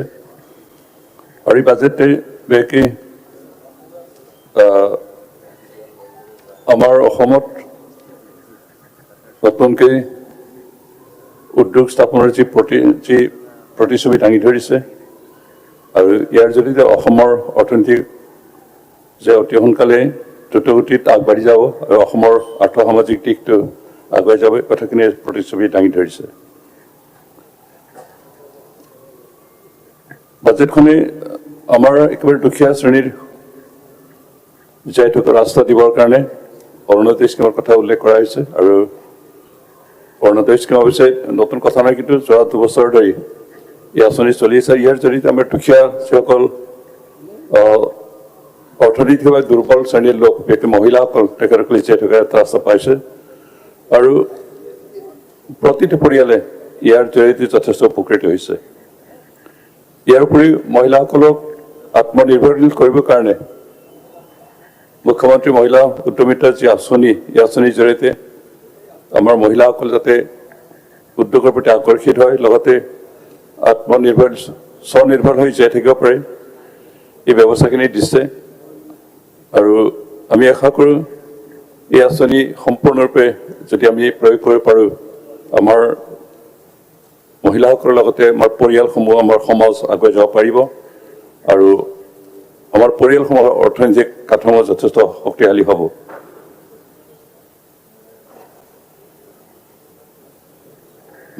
আমাৰ বাজেটত আমাৰ বহুতো নতুন কথা সংযোজন কৰা হৈছে, আৰু এই নতুন কথাখিনিয়ে অসমে ভৱিষ্যত অসম গঢ়ি তুলিবৰ কাৰণে যিখিনি ব্যৱস্থা ল'ব লগা আছে, কথাখিনি স্পষ্টকৈ দেখুৱাইছে। বিশেষকৈ আমি কাহানিও ভবা নাছিল যে অসমে ছেটেলাইট স্থাপন কৰিব, আৰু ইয়াৰ জৰিয়তে গোটেই অসমখনৰ বিভিন্ন সমস্যাসমূহৰ পৰা সুৰক্ষিত কৰি ৰাখিব পৰা এই ব্যৱস্থাখিনি যে হ'ব এই কথাখিনি কল্পনা কৰা নাছিলোঁ কিন্তু বৰ্তমান চৰকাৰে এই কথাখিনি বাস্তৱত ৰূপায়িত কৰিছে আৰু এইকাৰণে মাননীয় বিত্তমন্ত্ৰী ডাঙৰীয়াক লগতে অসমৰ মুখ্যমন্ত্ৰী ডক্টৰ হিমন্ত বিশ্ব শৰ্মাক ধন্যবাদ দিছোঁ যে এনেকুৱা নতুন চিন্তাধাৰাৰে অসমক আগুৱাই যাবৰ কাৰণে যিখিনি কাৰ্যপন্থা তেখেতসকলে হাতত লৈছে যে ছেটেলাইট স্থাপন কৰাৰ জৰিয়তে অন্ততঃ অসমৰ অনুপ্ৰৱেশ হোৱা গোটেই কথাখিনি নিৰীক্ষণ কৰিব পৰা যাব লগতে যেহেতু বিভিন্ন আমাৰ সীমামূৰী দেশসমূহৰ বা বিভিন্ন সময়ত চোৰাং তেনেকুৱা কাৰবাৰ চলে সেইখিনি নিৰীক্ষণ কৰিব পৰা যাব আৰু অসমৰ বিভিন্ন সমস্যাসমূহ বিশেষকৈ বানপানীৰ সময়ত বা বিভিন্ন প্ৰাকৃতিক দুৰ্যোগৰ সময়ত ক'ত কেনেকৈ হৈছে কথাখিনি ছেটেলাইটৰ জৰিয়তে আমি গোটেই তথ্যখিনি পাম আৰু ইয়াৰ জৰিয়তে আমি ইয়াৰ নিবাৰণৰ ব্যৱস্থাখিনি কৰিব পাৰিম আৰু অতি সোনকালে কৰিব পাৰিম আৰু এই ব্যৱস্থাই অন্ততঃ অসমক বিভিন্ন সমস্যাৰ পৰা সুৰক্ষিত কৰি ৰাখিবলৈ যথেষ্ট সহায় কৰিব আৰু আমি দ্ৰুত ব্যৱস্থা ল'ব পৰা তেনেকুৱা ব্যৱস্থা আমি পাৰিম আৰু সেইকাৰণে এই ব্যৱস্থাখিনিৰ কাৰণে বিশেষকৈ আমি চৰকাৰক ধন্যবাদ দিছোঁ ইয়াৰ উপৰি চিকিৎসাৰ ক্ষেত্ৰত আমি এটা নতুন নত্ব দেখিবলৈ পাইছোঁ আৰু এই বাজেটে আমাক যথেষ্ট আশা দেখুৱাইছে যে অসমত কৰ্কট ৰোগীৰ চিকিৎসা কৰিবৰ কাৰণে প্ৰটন থেৰাপিৰ যিটো ব্যৱস্থা অনাৰ কথা কৈছে আৰু ইয়ে আমাৰ এটা নতুন যুগৰ সূচনা কৰিব আমি জানো বৰ্তমান অসমৰ প্ৰতিখন গাঁৱতে ৩-৪জনকৈ কৰ্কট ৰোগী দেখা পাওঁ আৰু এই বেমাৰ যথেষ্ট ব্যয়বহুল আৰু ইয়াত অসমত যদি আমাৰ কৰ্কট চিকিৎসা হস্পিটেল আছে তথাপি ইয়াত যথেষ্ট সা সুবিধা নথকাৰ কাৰণে বম্বে বা চেন্নাই নাইবা আমাৰ বেলোৰ ইত্যাদিত গৈ যথেষ্ট খৰচ কৰিব লগা হয় চিকিৎসাৰ কাৰণে আমি বাহিৰত যাব লগা হয় কিন্তু প্ৰটন থেৰাপি যেতিয়া আমাৰ ইয়াতে প্ৰয়োগ হ'ব তেতিয়াহ'লে আমি অন্ততঃ আমাৰ অসমৰ মানুহৰ উপৰিও বিভিন্ন ঠাইৰ মানুহে ইয়াতে চিকিৎসা ল'বলৈ আহিব আৰু ইয়ে অসমৰ এটা চিকিৎসাৰ পৰ্যটন হিচাপে গঢ়ি তুলিবলৈ সক্ষম হ'ব আমি আশা কৰোঁ এই আঁচনি অতি সোনকালে ৰূপায়িত হওক আৰু অসমৰ দুখীয়া ৰাইজে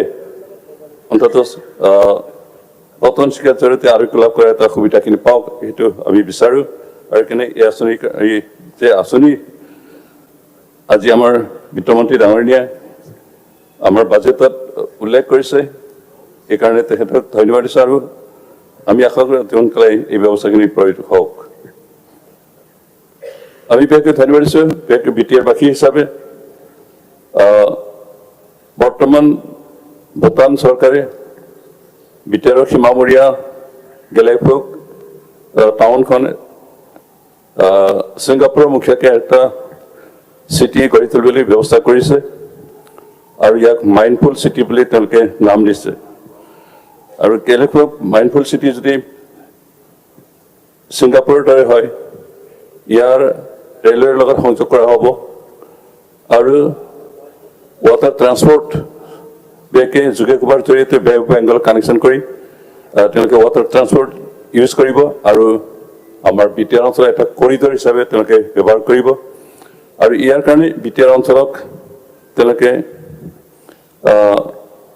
যেহেতু কৰিডৰ হিচাপে ইকনমিক কৰিডৰ হিচাপে ব্যৱহাৰ কৰিব সেইকাৰণে অসম চৰকাৰে বিটিআৰ অঞ্চলৰ এটা ইকনমিক ভূটান আৰু ইণ্ডো ভূটানৰ ইকনমিক কৰিডৰ হিচাপে ইউজ কৰাৰ ক্ষেত্ৰত আমাৰ যথেষ্ট সুযোগ হ'ব আৰু আমি আশা কৰোঁ ইয়াৰ যদি আমাৰ বিটিআৰ অঞ্চলৰ উদ্যোগ ইত্যাদিৰ ক্ষেত্ৰত বাণিজ্যৰ ক্ষেত্ৰত অৰ্থনৈতিকভাৱে যথেষ্ট লাভান্বিত হ'ব আৰু এইকাৰণে আমি বিটিআৰ চৰকাৰৰ হৈ মাননীয় মুখ্যমন্ত্ৰী লগতে মাননীয় বিত্তমন্ত্ৰী ডাঙৰীয়াক ধন্যবাদ দিছোঁ যে অন্ততঃ বিটিআৰ নিচিনা পিছপৰা অঞ্চলক এটা ইকনমিক কৰিডৰ হিচাপে ইউজ কৰাৰ জৰিয়তে যে আমাক অৰ্থনৈতিক দিশত সবল কৰিবৰ কাৰণে এটা সুযোগ দিছে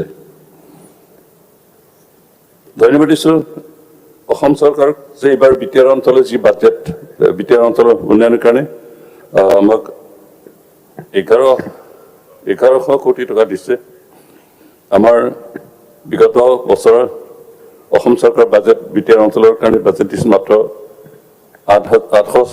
সামথিং ক্ৰ'ৰ তাতকৈ অলপ ক্ৰ'ৰ আছিলে এইবাৰ কিন্তু 11 ক্ৰ'ৰ দিছে আৰু সেই আমাৰ অৰ্থনীতি সবল কৰাৰ ক্ষেত্ৰত আমাৰ বিত্তীয় অঞ্চলৰ উন্নয়নৰ ক্ষেত্ৰত যথেষ্ট সহায়ক হ'ব আৰু কাৰণে অসম চৰকাৰক ধন্যবাদ দিছোঁ যে এই চৰকাৰে বিত্তীয় অঞ্চলক সদায় আগুৱাই যাবৰ কাৰণে যিখিনি কাম কৰি আছে আৰু এইবাৰ যথেষ্ট তেওঁলোকে সহায় কৰিছে যে অসম সদায় উদ্যোগৰ ক্ষেত্ৰত পিছ পৰি আছিল বিগত দিনসমূহৰ চৰকাৰবিলাকে উদ্যোগ স্থাপন কৰাৰ কাৰণে বহুত চেষ্টা কৰিও সফল হ'ব পৰা নাছিল কিন্তু বৰ্তমান চৰকাৰে বিশেষকৈ এডভান্টেজ আছাম 2.0 ইয়াৰ জৰিয়তে বিভিন্ন দেশৰ আৰু অসম ভাৰতৰ অন্যান্য ষ্টেটৰ পৰা বিনিয়োগকাৰীসকলক আহ্বান কৰিব সক্ষম হৈছে আৰু এইবাৰ এডভান্টেজ 2.0 জৰিয়তে 5 লাখ ক্ৰ'ৰ যে অসমত বিনিয়োগ কৰাৰ কাৰণে বিভিন্ন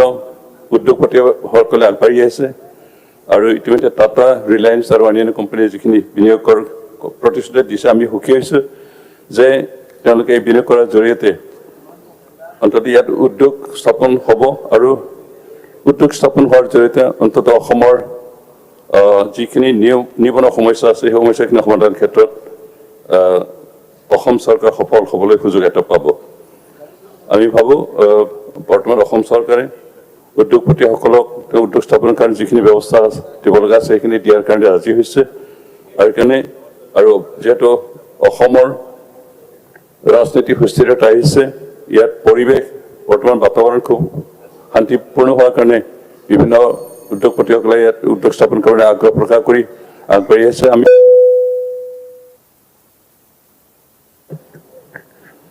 আমি আশা কৰোঁ যে বিভিন্ন উদ্যোগপতিসকলে ইয়াত আহি উদ্যোগ স্থাপন কৰিব মাত্ৰ এটা কথাই আমি মনত ৰাখিব লাগিব যে উদ্যোগ স্থাপন কৰে যদি ইয়াৰ পৰিৱেশ যাতে নষ্ট নহয় বিশেষকৈ আমি জানো যে উদ্যোগ স্থাপন কৰাৰ জৰিয়তে বিভিন্ন ধৰণৰ উদ্যোগে পলিউশ্যন সৃষ্টি কৰে আৰু গোটেই পৰিৱেশ দূষিত কৰে আৰু সেইখিনি যাতে অসম চৰকাৰ বিশেষকৈ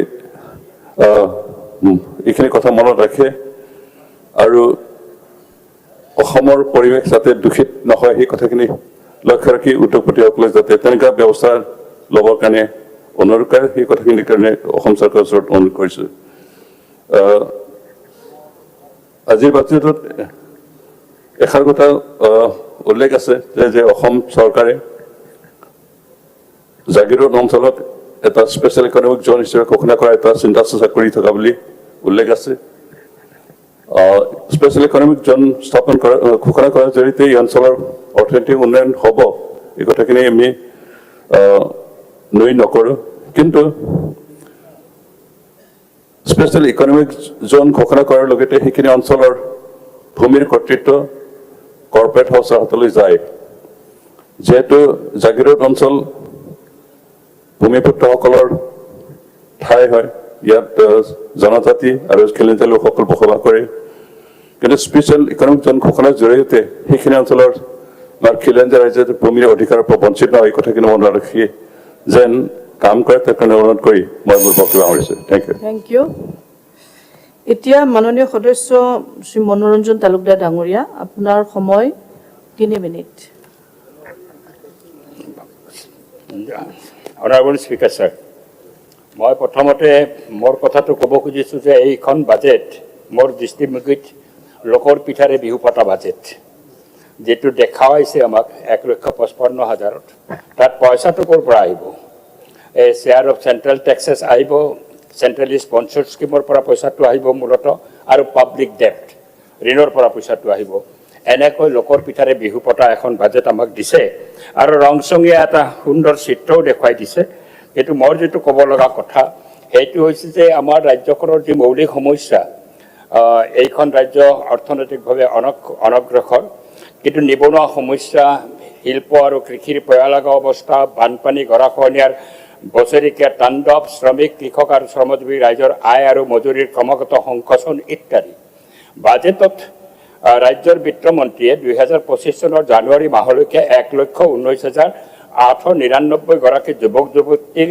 নিযুক্তিৰ সম্পূৰ্ণ কৰা বুলি আত্মপ্ৰকাশ লাভ কৰিছে পিছে অসমত পঞ্জীয়নভুক্ত নিবনুৱাৰ সংখ্যা এতিয়া বৰ্তমানত 35 লাখ চেৰাই গৈছে এটা ভয়ংকৰ অৱস্থা 3 কোটিৰ দেশ এখনত 35 লাখ কৰ্মহীন যুৱক তাৰ পঞ্জীয়নভুক্ত বাকি 7 লক্ষ যুৱক আমাৰ বহিৰাজ্যত কাম কাজ কৰি আছে এটা তেওঁলোকে ৰংচঙীয়া এটা চিত্ৰ দি কৈছে যে বহিৰাজ্যৰ এই যুৱকবিলাকক আমি আনিম অসমলৈকে কিন্তু অসমতে যি 35 লক্ষ কৰ্মহীন যুৱক আছে তাক সংস্থান দিয়াৰ ব্যৱস্থা কি ধৰণে কৰিব তাৰ কোনো ৰূপৰেখা এইখন ৰিপৰ্টত নাই আনফালে মই এটা কথা ৰাজ্যপালৰ ভাষণৰ ওপৰত বক্তব্য ৰাখাটো কৈছিলোঁ যে আমাৰ শিল্প উদ্যোগ গঢ়ি তোলাৰ কাৰণে বিৰাট আঁচনি আমি এডভান্টেজ আসাম 2.0 কৰিলোঁ নিশ্চিতভাৱে আমি পুঁজি অহাটো কাম্য কৰোঁ আমাৰ ৰাজ্যখনলৈকে কিন্তু আমাৰ ৰাজ্যখনত থকা MSME উদ্যোগ যে ভাঙি চিঙি চুৰবাৰ হৈ গৈছে 2,10,000তকৈ বেছি MSME বন্ধ হৈ গৈছে তাক কেনেকৈ উঠাই আনিব অকল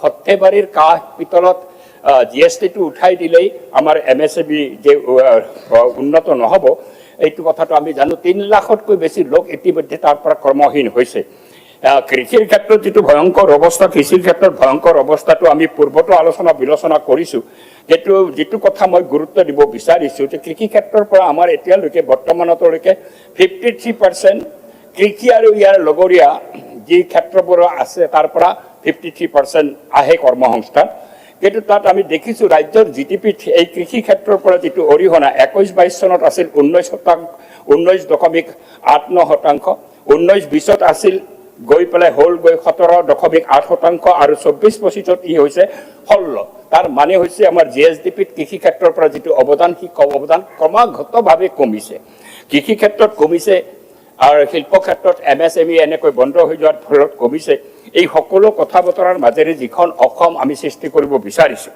সেইখন অসমত স্বাভাৱিকতে এটা ৰংচঙীয়া চিত্ৰ আমি তুলি ধৰিব বিচাৰিছো হসা কিন্তু আমিতো দেখা পাইছো যে আমাৰ কৃষি ক্ষেত্ৰত 72% মানুহ যুক্ত হৈ থাকে প্ৰত্যক্ষ বা পৰোক্ষভাৱে তেওঁলোকৰ কাৰণে কোনো আশাৰ ৰেঙনি নাই ৰমেন কলিতা ডাঙৰীয়াই বিৰাট সুন্দৰকৈ চিত্ৰ দিছে কিন্তু মাত্ৰ 5 মিনিট সময় এতিয়া কথাটো হৈছে এই সময়ছোৱাত আমি সেই ৰঙীন চিত্ৰৰ ওপৰত বৰ বেছি ভৰসা কৰিব পৰা নাই আমাৰ GSDP বাঢ়িছে নিশ্চিতভাৱে বাঢ়িছে তাত মই ডিসপুট নকৰো কিন্তু কথাটো হৈছে GSDP বাঢ়িলেই এখন ৰাজ্য বিৰাট উন্নত হৈ যাব তেনে কোনো কথাও নাই কাৰণ আমি মহাৰাষ্ট্ৰত দেখিছো এটা সময়ত মহাৰাষ্ট্ৰৰ বিৰাট GSDP বাঢ়ি গ'ল সাংঘাতিকভাৱে মহাৰাষ্ট্ৰ মডেল হৈ গ'ল উদ্যোগীকৰণৰ ক্ষেত্ৰত মডেল হ'ল আমি অন্ধ্ৰপ্ৰদেশ মডেল হ'ল আমাৰ মুখ্যমন্ত্ৰী কৈছেও কিন্তু তাৰ লগে লগে দুখন মধ্যপ্ৰদেশ বা অন্ধ্ৰ যদি সৃষ্টি হৈ যায় তিনিখন যদি মহাৰাষ্ট্ৰ সৃষ্টি হৈ যায় ভয়ংকৰ কথা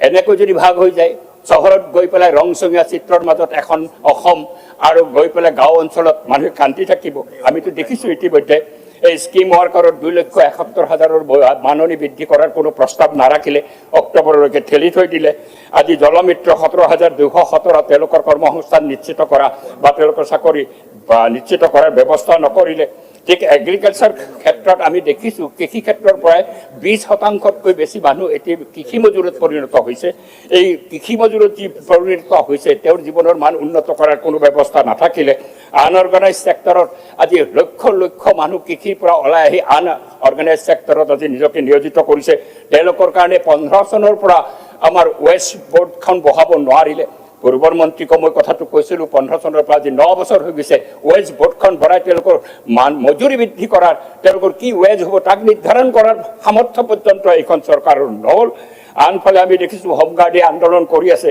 কৈ দিছে তেওঁলোকৰ চাকৰি কোনোপধ্যে নিয়মীয়াকৰণ নহয় 26,673 জন কান্দি আছে বাহিৰত নিবনুৱাটো 35 লক্ষ কোনো বহিৰাজ্যত 7 লক্ষ NHM-ৰ 24,000ক আজি কৰ্মসংস্থান তেওঁলোকৰ চাকৰি নিয়মীয়া কৰাৰ কোনো ব্যৱস্থা পৰ্যন্ত কৰা নহ'ল এনেধৰণে এখন কান্দি থকা যদি অসম সৃষ্টি হয় আনফালে ৰংচঙীয়া স্বপ্ন দেখুৱাই থকা এখন অসম যদি থাকে মই এই বিভাজিত অসমখন বিচৰা নাই এই বাজেটে এখন বৃহৎ অংশৰ মানুহক বেছিভাগকে এখন কান্দি থকা অসমলৈকে ৰূপান্তৰিত কৰিব এই ভয়ংকৰ কথাটো আমাৰ সন্মুখলৈকে আহিছে অধ্যক্ষ মহোদয় এই ক্ষেত্ৰত মই স্বাভাৱিকতে এইখন বাজেটক কোনোপধ্যেই আমি মানিব নোৱাৰিলোঁ মই আকৌ কৈছোঁ যে এই MSME য'ত 34% ৰাজ্যখনৰ GDP MSMEৰ পৰা আহে কি ভাঙি চুৰবাৰ হৈ গৈ আছে এনেকুৱা এটা অৱস্থাত আমি এইখন বাজেট কোনোপধ্যেই অসমৰ জনসাধাৰণৰ ক্ষেত্ৰত এই যাতে উন্নত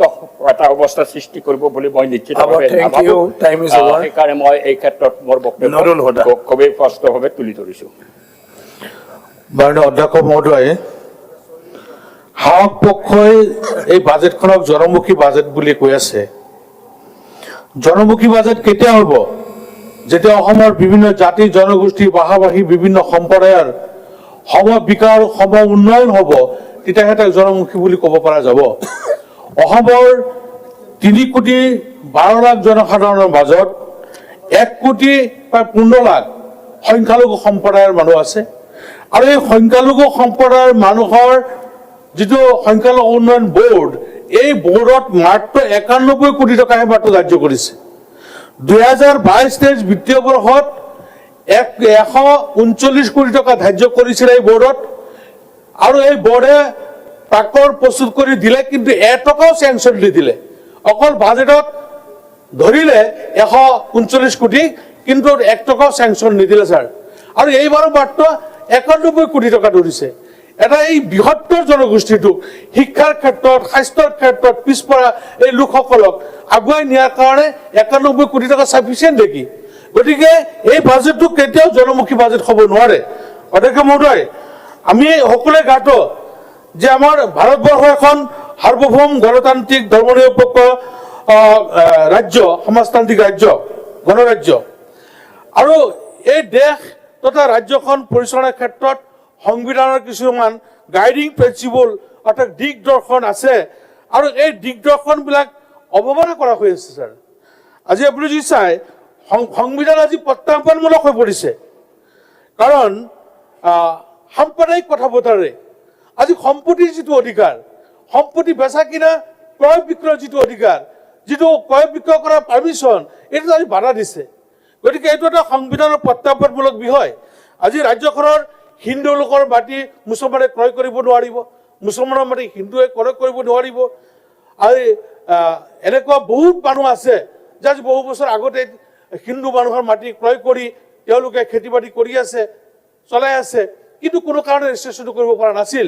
এতিয়া উপায়ুক্ত কাৰ্যালয়ত গ'লে তেওঁলোকে পাৰ্মিশ্যনটো নিদিয়ে। চৰকাৰৰ মৌখিক নিৰ্দেশৰ ফলত এই ধৰণৰ বৈষম্যমূলক আচৰণ হৈ আছে ছাৰ। গতিকে এই বৈষম্যমূলক আচৰণবিলাক দূৰ কৰি সম উন্নয়ন, সমতা প্ৰস্তুত কৰিব লাগিব। তাৰ কাৰণে সকলো শ্ৰেণীৰ নাগৰিকক সমান সুবিধা দিব লাগিব। আজি এটা সম্প্ৰদায়, সংখ্যালঘু সম্প্ৰদায়ৰ ক্ষেত্ৰত কিয় এই বৈষম্যমূলক আচৰণ কৰা হৈ আছে? তেওঁলোকৰ মাটি আজি এনেকুৱা অৱস্থা হৈছে, কিছুমান মানুহ বেমাৰত ভুগি আছে, চিকিৎসা কৰি আছে, টকা পইচা যোগাৰ কৰিব নোৱাৰাৰ কাৰণে মাটি বিক্ৰী কৰিব লাগে, আৰু মাটিখিনি বিক্ৰী কৰিব পাৰ্মিশ্যন নোপোৱাৰ কাৰণে মাটি বিক্ৰী কৰিব নোৱাৰাৰ কাৰণে মৃত্যুমুখত পৰিছে।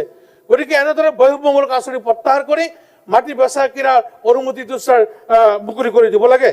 অধ্যক্ষ মহোদয়, আৰু এটা ছাৰ, যে সত্ৰৰ 5 কিলোমিটাৰ এলেকাৰ ভিতৰত মাটি বেচা কিনা বন্ধ কৰি থৈ দিছে। সত্ৰ 5 কিলোমিটাৰ ব্যাসাৰ্ধ মাটি বন্ধ কৰি থৈ দিছে। সত্ৰসমূহৰ ঐতিহ্য গৰিমা সুৰক্ষিত হৈ থাকক, আমি হয়তো কামনা কৰোঁ, কিন্তু এই সত্ৰৰ 5 কিলোমিটাৰৰ ভিতৰত যদি কোনোবা মুছলমানৰ মাটি আছে, ম্যাদী পাট্টা মাটি আছে, তেওঁক সেই মাটিটো কিয় বিক্ৰী কৰিব নোৱাৰিব? আজি যদি চাই, সত্ৰৰ প্ৰতি আমাৰ অনুজ্ঞতা আছে। আজি বটদ্ৰৱাৰ আমাৰ পাতিকিবুৰী সত্ৰ, এই পাতিকিবুৰী সত্ৰ যিটো সাঁচিপাতৰ পুথি, এই সাঁচিপাতৰ পুথি মই এদিন আমাৰ এজন সতীৰ্থই মোক ক'লে, যোৱাৰ কাৰণে মই গৈছিলোঁ।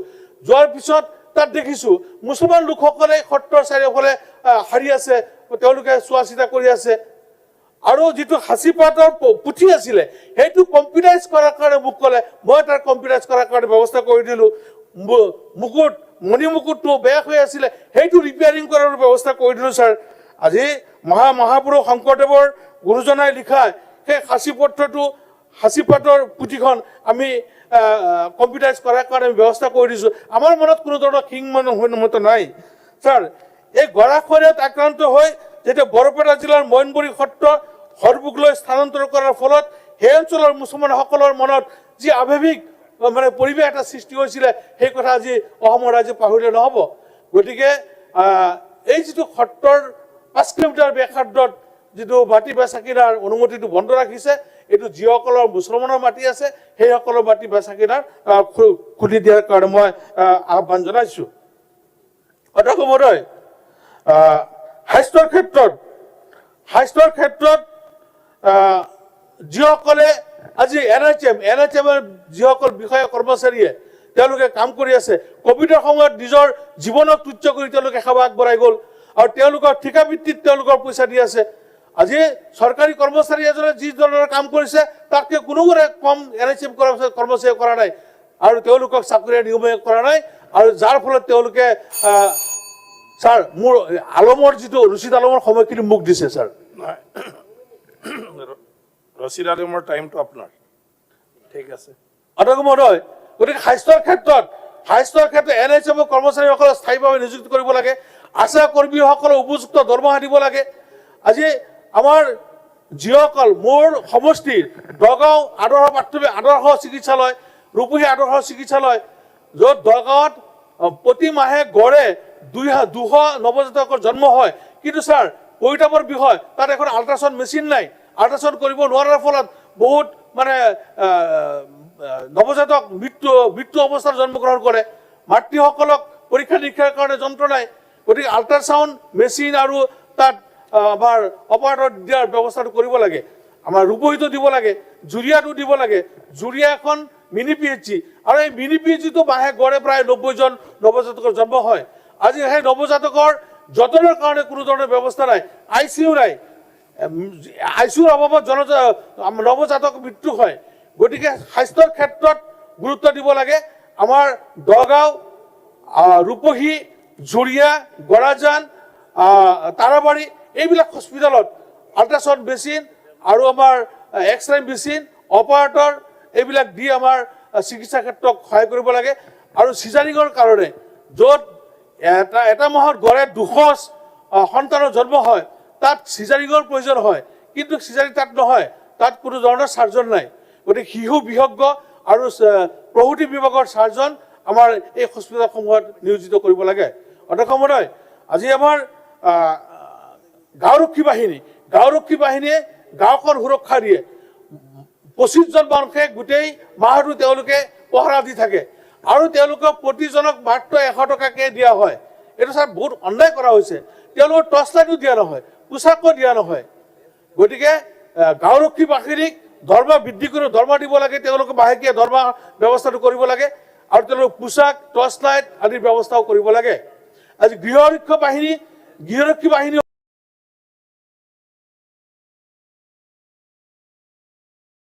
সকলকো অন্যায় কৰা হৈ আছে। তেওঁলোকক যিটো প্ৰাপ্য মজুৰি, সেই মজুৰি তেওঁলোকক দিয়া হোৱা নাই।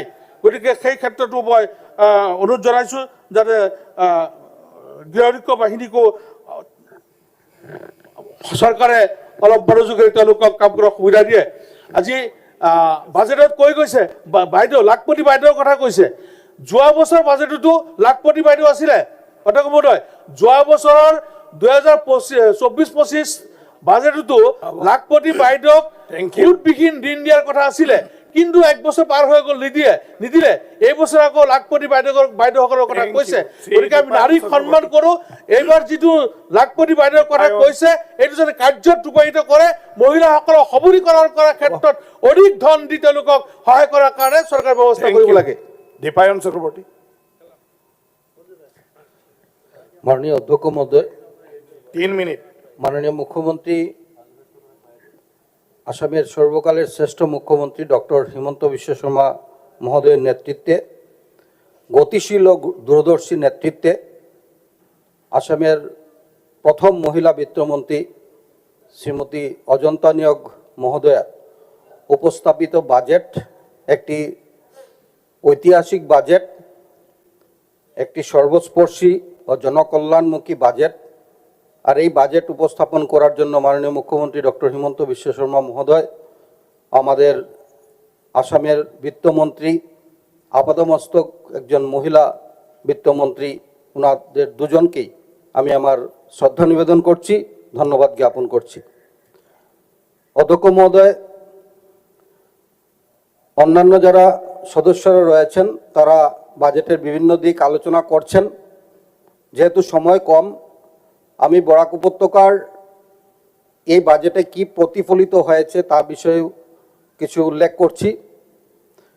মাননীয় অধ্যক্ষ মহোদয়, আজকে আমি অত্যন্ত আনন্দের সহিত অত্যন্ত গর্বের সহিত আজকে আমাদের আসামের মুখ্যমন্ত্রী মাননীয় ডক্টর হিমন্ত বিশ্ব শর্মা মহোদয়কে শিলচর তথা বরাকবাসীর পক্ষ থেকে আন্তরিক শ্রদ্ধা নিবেদন করতে চাই, তার জন্যই যে আসামের প্রথম কোনো মুখ্যমন্ত্রী আর শিলচরের নগরের যে সমস্যা সেই সমস্যার কথা চিন্তা করে এই বাজেটে 700 কোটি টাকা উড়াল পুলের জন্য তিনি বরাদ্দ করেছেন। তার জন্য শিলচরবাসী সকলের পক্ষ থেকে আন্তরিক ধন্যবাদ জ্ঞাপন করতে চাই। অধ্যক্ষ মহোদয়, এটা একটা ঐতিহাসিক পদক্ষেপ বলে আমি মনে করি যে প্রথম মুখ্যমন্ত্রী যিনি শিলচর তথা বরাককে নিয়ে এভাবে চিন্তা করে। আমরা লক্ষ্য করেছি বরাকে একটি নতুন বিভাগ, বরাক উপত্যকা উন্নয়ন বিভাগ উনি গড়ে তুলেছেন। আর এই বাজেটে 105 কোটি টাকা বরাদ্দ করে বরাকের বিভিন্ন উন্নয়নের ক্ষেত্রে তিনি যে পদক্ষেপ নিয়েছেন তার জন্য আন্তরিকভাবে তাকে শ্রদ্ধা জ্ঞাপন করছি। অধ্যক্ষ মহোদয়, এই বাজেটে আমরা লক্ষ্য করেছি পাথারকান্দিতে, শ্রীভূমি জেলার পাথারকান্দিতে কৃষি মহাবিদ্যালয় স্থাপনের কথা উল্লেখ করা হয়েছে। আমরা যদি দেখি তাহলে দেখব এই বাজেটে ভূমির উপলব্ধতা সাপেক্ষে শিলচরে একটি ঔদ্যোগিক উদ্যান গড়ে তোলার জন্য বাজেটে টাকা বরাদ্দ করা হয়েছে। এই অর্থবর্ষে কৃতজ্ঞতা পোর্টালকে অধিক উন্নত করার লক্ষ্যে গৌহাটি, বঙ্গাইগাঁও ও মাজুলির সহিত শিলচরেও একটি নতুন প্রশিক্ষণ প্রতিষ্ঠান স্থাপনের জন্য এই বাজেটে টাকা বরাদ্দ করা হয়েছে। তার জন্য মাননীয় মুখ্যমন্ত্রী ও আমাদের বিত্তমন্ত্রীকে আন্তরিক ধন্যবাদ জ্ঞাপন করছি। অধ্যক্ষ মহোদয়, আজকে প্রধানমন্ত্রী মৎস্য সম্পদ যোজনার অধীনে আমাদের শ্রীভূমি অঞ্চলে রাতাবাড়ি যে বিধানসভা, এই বিধানসভার অন্তর্গত সনবিল, যেটা বিশ্বের সর্ববৃহৎ সনবিল হিসাবে আমরা বলতে পারি, এই বাজেটে 100 কোটি টাকা তার জন্য বরাদ্দ করা হয়েছে। Thank you. মাননীয় অধ্যক্ষ মহোদয়, আজকে আসামের সার্বিক সুরক্ষা, শিক্ষা, সংস্কৃতি, ক্রীড়া, ভাষা সকল ক্ষেত্রে এই রাজ্যকে আরো প্রগতিশীল করার লক্ষ্যে বাজেটে প্রতিফলিত হওয়ার জন্য আমি আন্তরিকভাবে মুখ্যমন্ত্রী ও বিত্তমন্ত্রীকে ধন্যবাদ জ্ঞাপন করে আমার বক্তব্য শেষ করছি। করিমউদ্দিন। মাননীয় অধ্যক্ষ মহোদয়, এই বাজেটে 8 মিনিট একটু আপনার স্পেশাল ডিসকাশন থেকে দিবেন 2-4 মিনিট, 10-12 মিনিট। এনিওয়ে, এই বাজেটে আলোচনার আগে আমি প্রথমে ধন্যবাদ না দিয়ে পারছি না শিলচরের ফ্লাইওভারের জন্য, কারণ এই বিধানসভায় 10 আগস্ট প্রথমে আমি এই দাবি উত্থাপন করেছিলাম বিধায়ক নির্বাচিত হওয়ার পরে সরকারের কাছে যে শিলচরের ট্রাফিক জ্যামের জন্য একটা ফ্লাইওভারের প্রয়োজনীয়তা আছে। আমি ধন্যবাদ দিই সরকারকে ফ্লাইওভারটি দেওয়ার জন্য। সেকেন্ডলি, বরাক ডেভেলপমেন্ট একটা বিভাগ সৃষ্টি করেছেন সরকার এবং একজন মন্ত্রীকে, কৌশিক রায় মহাশয়কে সেই বিভাগের দায়িত্ব দেওয়া হয়েছে। কিন্তু অত্যন্ত দুঃখের বিষয়, মাত্র 100 কোটি টাকা দেওয়া হয়েছে বরাকের ডেভেলপমেন্টের জন্য। অধ্যক্ষ মহোদয়, 2012-13 ফাইন্যান্সিয়াল ইয়ারে আসাম সরকার বরাকের জন্য 1000 কোটি টাকার স্পেশাল প্যাকেজ দিয়েছিল। আজকের এই সময়ে যখন বরাক ডেভেলপমেন্ট বিভাগের সৃষ্টি হয়েছিল, বরাকের মানুষের একটা আশা ছিল যে অন্তত 2000 কোটি টাকা আমরা পাবো বরাকের জন্য। এটা একটা ডিসক্রিমিনেশন হয়েছে, সরকারকে আমি অনুরোধ করবো সেটা রিথিঙ্ক করার জন্য। আমাদের একটা আশা ছিল, আমার নিজের সমষ্টিতেও সোনাবাড়িঘাট থেকে ভুবন মন্দির, যেখানে সবচেয়ে বেশি ভারতবর্ষের শিবরাত্রির দিনে সবচেয়ে বেশি লক্ষ লক্ষ পুণ্যার্থী এখানে যান, শ্রদ্ধালু এখানে যান। আমার একটা দাবি ছিল দীর্ঘদিনের যে এই রাস্তাটি আসামমালার অধীনে নেওয়ার জন্য, কিন্তু সেটা পরিলক্ষিত হয়নি। আমার আশা ছিল বাগপুর থেকে সাঁতরাকান্দি পর্যন্ত একটা ব্রিজের হয়তো এই বাজেটে প্রভিশন থাকবে, সেটা আমার দীর্ঘদিনের দাবি ছিল, সেটাও পরিলক্ষিত হয়নি। আমাদের আশা ছিল সমুরিয়া থেকে চেঙ্গা পর্যন্ত বড়বেটা কামরূপের মধ্যে একটা ব্রিজ হবে। এই এগ্রিকালচার জোন সেটাতে অর্থনৈতিকভাবে অনেক ব্যাপক একটা পরিবর্তন হবে, সেটা সমস্ত স্টেটে সেটার বেনিফিট পাবে, ইকোনমিক্যালি সাপোর্ট পাবে, কিন্তু সেটাও কোনো প্রভিশন নেই। যাই হোক, বিভিন্ন প্রজেক্ট নেওয়া হয়েছে। সরকারকে আমার অনুরোধ থাকবে সেই প্রজেক্টগুলা, বিভিন্ন বক্তা আলোচনায় এনেছেন যে প্রজেক্ট ইমপ্লিমেন্টেশন প্রপার টাইম ফ্রেমের মধ্যে হয় কিনা, সেটা একটা বড় কোয়েশ্চেন। আমি দায়িত্ব নিয়ে বলছি, প্রত্যেক বাজেটের প্রজেক্টেড বাজেটের 65 to 70% বেশি ইমপ্লিমেন্ট হয় না। তো আমার দাবি থাকবে দুইটা, এক, আগামী বাজেটে এটা সিদ্ধান্ত নেওয়া হোক এই হাউস থেকে, এই সদন থেকে, যে আগামী বাজেট যখন পেশ করা হবে এই বাজেটের ফলো আপ অ্যাকশন বা কি হয়েছে, ইমপ্লিমেন্টেশন কতটা হয়েছে, স্কিমেটিক হেড ওয়াইজ, যাতে ডিটেইল একটা হোয়াইট পেপারের মতো থাকে, তাহলে আমাদের সুবিধা হবে আলোচনায়। আমরা কি চিন্তা করেছিলাম আর আমরা কি করতে পেরেছি। আমরা এই বাজেটে অনেক উচ্চাকাঙ্ক্ষী পরিকল্পনা নেওয়া হয়েছে। এখানে অ্যাডভান্টেজ আসামের কথা মুখ্যমন্ত্রী উল্লেখ করেছেন, উনার বক্তব্যে উনি রেখেছেন, ভালো কথা, অ্যাডভান্টেজ আসামের জন্য অ্যাডভান্টেজ হোক, আমরাও চাই। কিন্তু অধ্যক্ষ মহোদয়, আমার প্রশ্ন, যে বিধানসভায় আজকের দিনে আলোচনা হয় সরকারের সিন্ডিকেট নিয়ে, দুর্নীতি নিয়ে, সেই সরকার কিভাবে আশা করে 5 লক্ষ কোটি টাকার এমওইউ সাইন করে তা প্রপার টাইমে ইমপ্লিমেন্ট করবে? আমার প্রশ্ন এখানে, সরকারের কি সেই মেকানিজম, সেই বডি ল্যাঙ্গুয়েজ, সরকারের কি মন্ত্রীদের সেই সততা, সেই ব্যুরোক্রেসি, সেই পরিবেশ, বিশেষ করে পরিবেশ আছে কিনা? আজকে বললে হবে না এখানে আমরা ইন্ডাস্ট্রি করে নেব। ইন্ডাস্ট্রি করার জন্য চাই কি পরিবেশ চাই, ইন্ডাস্ট্রি করার জন্য ইনফ্রাস্ট্রাকচার চাই, সবচেয়ে বেশি মন মানসিকতা, বডি ল্যাঙ্গুয়েজ চাই, যেটা সরকারের অভাব আছে। সেলফ কন্ট্রাডিক্টরি কিছু ডিসিশন, একদিকে অ্যাডভান্টেজ আসাম, একদিকে হিন্দু মাটি, মুসলমান মাটি। এটা কি ভারতবর্ষের কোন স্টেটে যেখানে 17%, 18%, 5%, 9% মুসলমান থাকা কোন স্টেটে এই ধরনের কোন সিদ্ধান্ত আছে যে হিন্দুর মাটি জমি কিনতে হলে মুসলমানে পারমিশন নিতে হবে, আর মুসলমানের জমি কিনতে হলে হিন্দু পারমিশন নিতে হবে, যার ফলে জমির মূল্য কম হবে, কমপ্লিকেসি রাইজ হবে, টাইম টেকিং হবে। আজকের দিনে যারাই অ্যাডভান্টেজ আসামে এমওইউ করেছে, ওরা চাইবে সিঙ্গল উইন্ডো, ওরা চাইবে সব কিছু within second, within minutes, within day, within একটা নির্দিষ্ট টাইমের মধ্যে all permissions, land sales process, এগুলো ইজিয়ার চাইবে। কিন্তু আমাদের সরকার একদিকে অ্যাডভান্টেজ আসামের কথা ভাবছে, একদিকে আবার ল্যান্ডের মধ্যে এত কমপ্লিকেসি আনছে। কিন্তু হয়তো মুখ্যমন্ত্রী ভুলে গেছেন এটা হিমাচল প্রদেশ না, আসাম। 40% মানুষকে বাদ দিয়ে সার্বিক উন্নয়ন সম্ভব না। ইন্ডিভিজুয়াল বেনিফিশিয়ারি স্কিমের ক্ষেত্রে আমি অরুণোদয়ের কথা স্পেসিফিক্যালি বলছি। মুখ্যমন্ত্রী গতকালকে এখানে বুঝিয়েছেন আমাদেরকে, রুরাল ইকোনমি গ্রো করবে। ইয়েস, রুরাল ইকোনমি তো গ্রো করবে, বাইং ক্যাপাসিটি বাড়বে, বাইং ক্যাপাসিটি বাড়বে। 1200 টাকা দিলে আমাদের সে কথা জাস্টিফিকেশন আছে। কিন্তু আমার প্রশ্ন কি, অরুণোদয়তে ইন্টেনশনালি গভর্নমেন্ট বুথের ইন্টারেস্টে 40% মানুষকে বঞ্চিত করার একটা কুচক্রান্ত সরকারের আছে। কারণ যে বুথ সেন্টারে, পোলিং স্টেশনে বিজেপির ভোটার নেই, সেখানে টার্গেট ফিক্স করে দেওয়া হয়েছে 20 থেকে 25, 30, 40 জনের। যেখানে বিজেপির ভোটার আছে সেখানে যদি 400 ভোটার থাকে, টার্গেট দেওয়া হয়েছে 400। এক্সেস। কৌশিক বাবু হাসছেন, দায়িত্বশীল বিভাগের মন্ত্রী। আমি তো আমার সমষ্টির দায়িত্ব আমি নমিনেট করে দিয়েছি কৌশিক বাবুকে। আমি অরুণোদয় দেবো না, আপনি দেন, আমার কোনো আপত্তি নাই। আমি আমার কথা বলছি না, আমি জেনারেল কথা বলছি।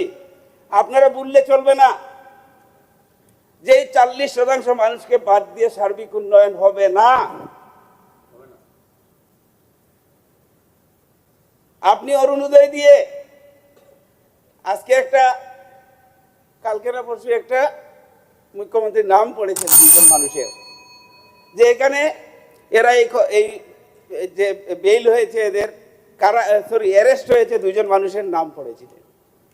আগামী দিনে যদি সরকারের এই মেন্টালিটি এই মোটিভ থাকে তাহলে রোজ এই ঘটনা ঘটবে, এইসব ঘটনা ঘটবে, আর তার জন্য দায়ী থাকবেন সরকার। সরকারে যত সময় পর্যন্ত সমবন্টন সবকা সাথ সবকা বিকাশ মুখে বললে হবে না। কিসের বই মুখ্যমন্ত্রীর? সরকারের বই কিসের? এই তো সেদিন 2 দিন হলো ডিলিমিটেশনের মাধ্যমে আসামের 30-40% মুসলমানের রাজনৈতিক অধিকার কেড়ে 35 থেকে 22টা সিটে নিয়ে এসেছেন। বরাক উপত্যকার 15টা সিট ছিল, সেটাকে কর্তন করে আপার আসামে 2টা সিট বাড়িয়ে দিয়েছেন, বরাকে 13টা সিট করেছেন। পঞ্চায়েত ডিলিমিটেশনে মুসলমানদেরকে বঞ্চিত করেছেন। তারপরেও কিসের বই মুখ্যমন্ত্রী? অরুণোদয়তে হাত দিয়েছেন, জমিতে হাত দিচ্ছেন। Time is over. আমার দলের টাইম আমি নিয়ে নিচ্ছি 5-7 মিনিট, কোনো অসুবিধা নেই। আমি জানতে চাই মুখ্যমন্ত্রীর কাছে, রাজনীতি করুন, আপনি আপত্তি নেই, আপনি সমাজকে এত গ্রাসরুটে polling station wise centre wise আপনি হিন্দু মুসলমানে ভাগ করার যে কাজ শুরু করেছেন সেটা আসামের জন্য ক্ষতিকারক, আপনার জন্য ক্ষতিকারক। আজকে আপনি মুখ্যমন্ত্রী আছেন, কালকে আপনি থাকবেন না, সমাজ থাকবে, মানুষ থাকবে। ইতিহাসের কথা আপনি বলেন, সেই ইতিহাস আপনাকে ক্ষমা করবেন। আমি এই সাহসে বলে আপনার এই সব কাজে আপনি তথ্য দিয়েছিলেন মুখ্যমন্ত্রী গতকালকে 2014-15-তে 41,000 crores এক্সপেন্ডিচার হয়েছিল। আপনি কম্পেয়ার করেছেন, আজকে আপনি 1,55,000 কোটি টাকা আপনার টোটাল এক্সপেন্ডিচারে গিয়েছে। কথার ফুলজুরি আমরাও জানি। যদি নর্মাল আপনি একজন ইকোনমিস্ট হিসেবে যদি চিন্তা করেন তাহলে তা মিনিমাম 1,60,000 কোটি টাকা হওয়া উচিত ছিল। জেনারেল হলে 2 লক্ষ কোটি টাকা হওয়া উচিত ছিল।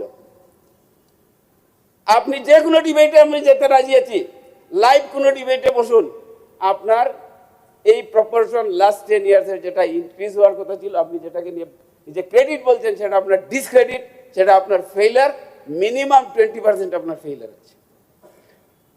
আপনি মুখ্যমন্ত্রী ওয়ার্কস ডিপার্টমেন্টের 2020, 21, 22, 23, 24 আমি দায়িত্ব নিয়ে বলছি 70% প্রজেক্ট এখনো কমপ্লিট হয় নাই। আপনি বাজেটে প্রভিশন রাখেন, পলিটিক্যাল কথা বলেন, অখিল গগৈর সঙ্গে তুচ্ছ তাচ্ছিল্য কথা বলে হাউসে আমেজ দিয়ে আমোদ প্রমোদ করে আপনি চলে যান, আমাদেরকে একটা ভাষণ দিয়ে দেন 2 ঘন্টার। আপনি স্বপ্ন দেখান, বাস্তবায়িত করেন না। আপনি এই হাউসে বলেন আমি চরের মাটির পাট্টা দেব, যারা 20 বিঘা নিয়েছে, যারা 40 বিঘা নিয়েছে, তাদের থেকে আমি মাটি 8 বিঘা, 5 বিঘা, 7 বিঘা দিয়ে বাকি সব মাটি রিকভার করবো। ভালো কথা করেন না কেন? আপনি বলেন আমি অরুণোদয় দেই, আপনি বলেন আমি রাস্তা দেই, হ্যাঁ দেন, প্রপোর্শনেটলি না কেন? সেটাতে ডিসক্রিমিনেশন কেন? তার জবাব মুখ্যমন্ত্রী আপনি এই হাউসে দেন। আপনি কাহানি শুনিয়ে, গল্প শুনিয়ে, ব্যক্তিগতভাবে আপনি স্বাধীন প্রতিনিধির সঙ্গে আপনার প্রতিশোধের কথা বলে টাইম কিল করে স্পেসিফিক কথা না বলে আপনি আপনি যদি এইভাবে বক্তব্য রাখেন তাহলে দেওয়া যায়নি।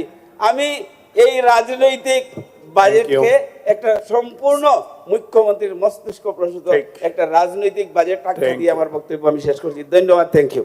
Shri Dharmeswar Konwar 3 minute.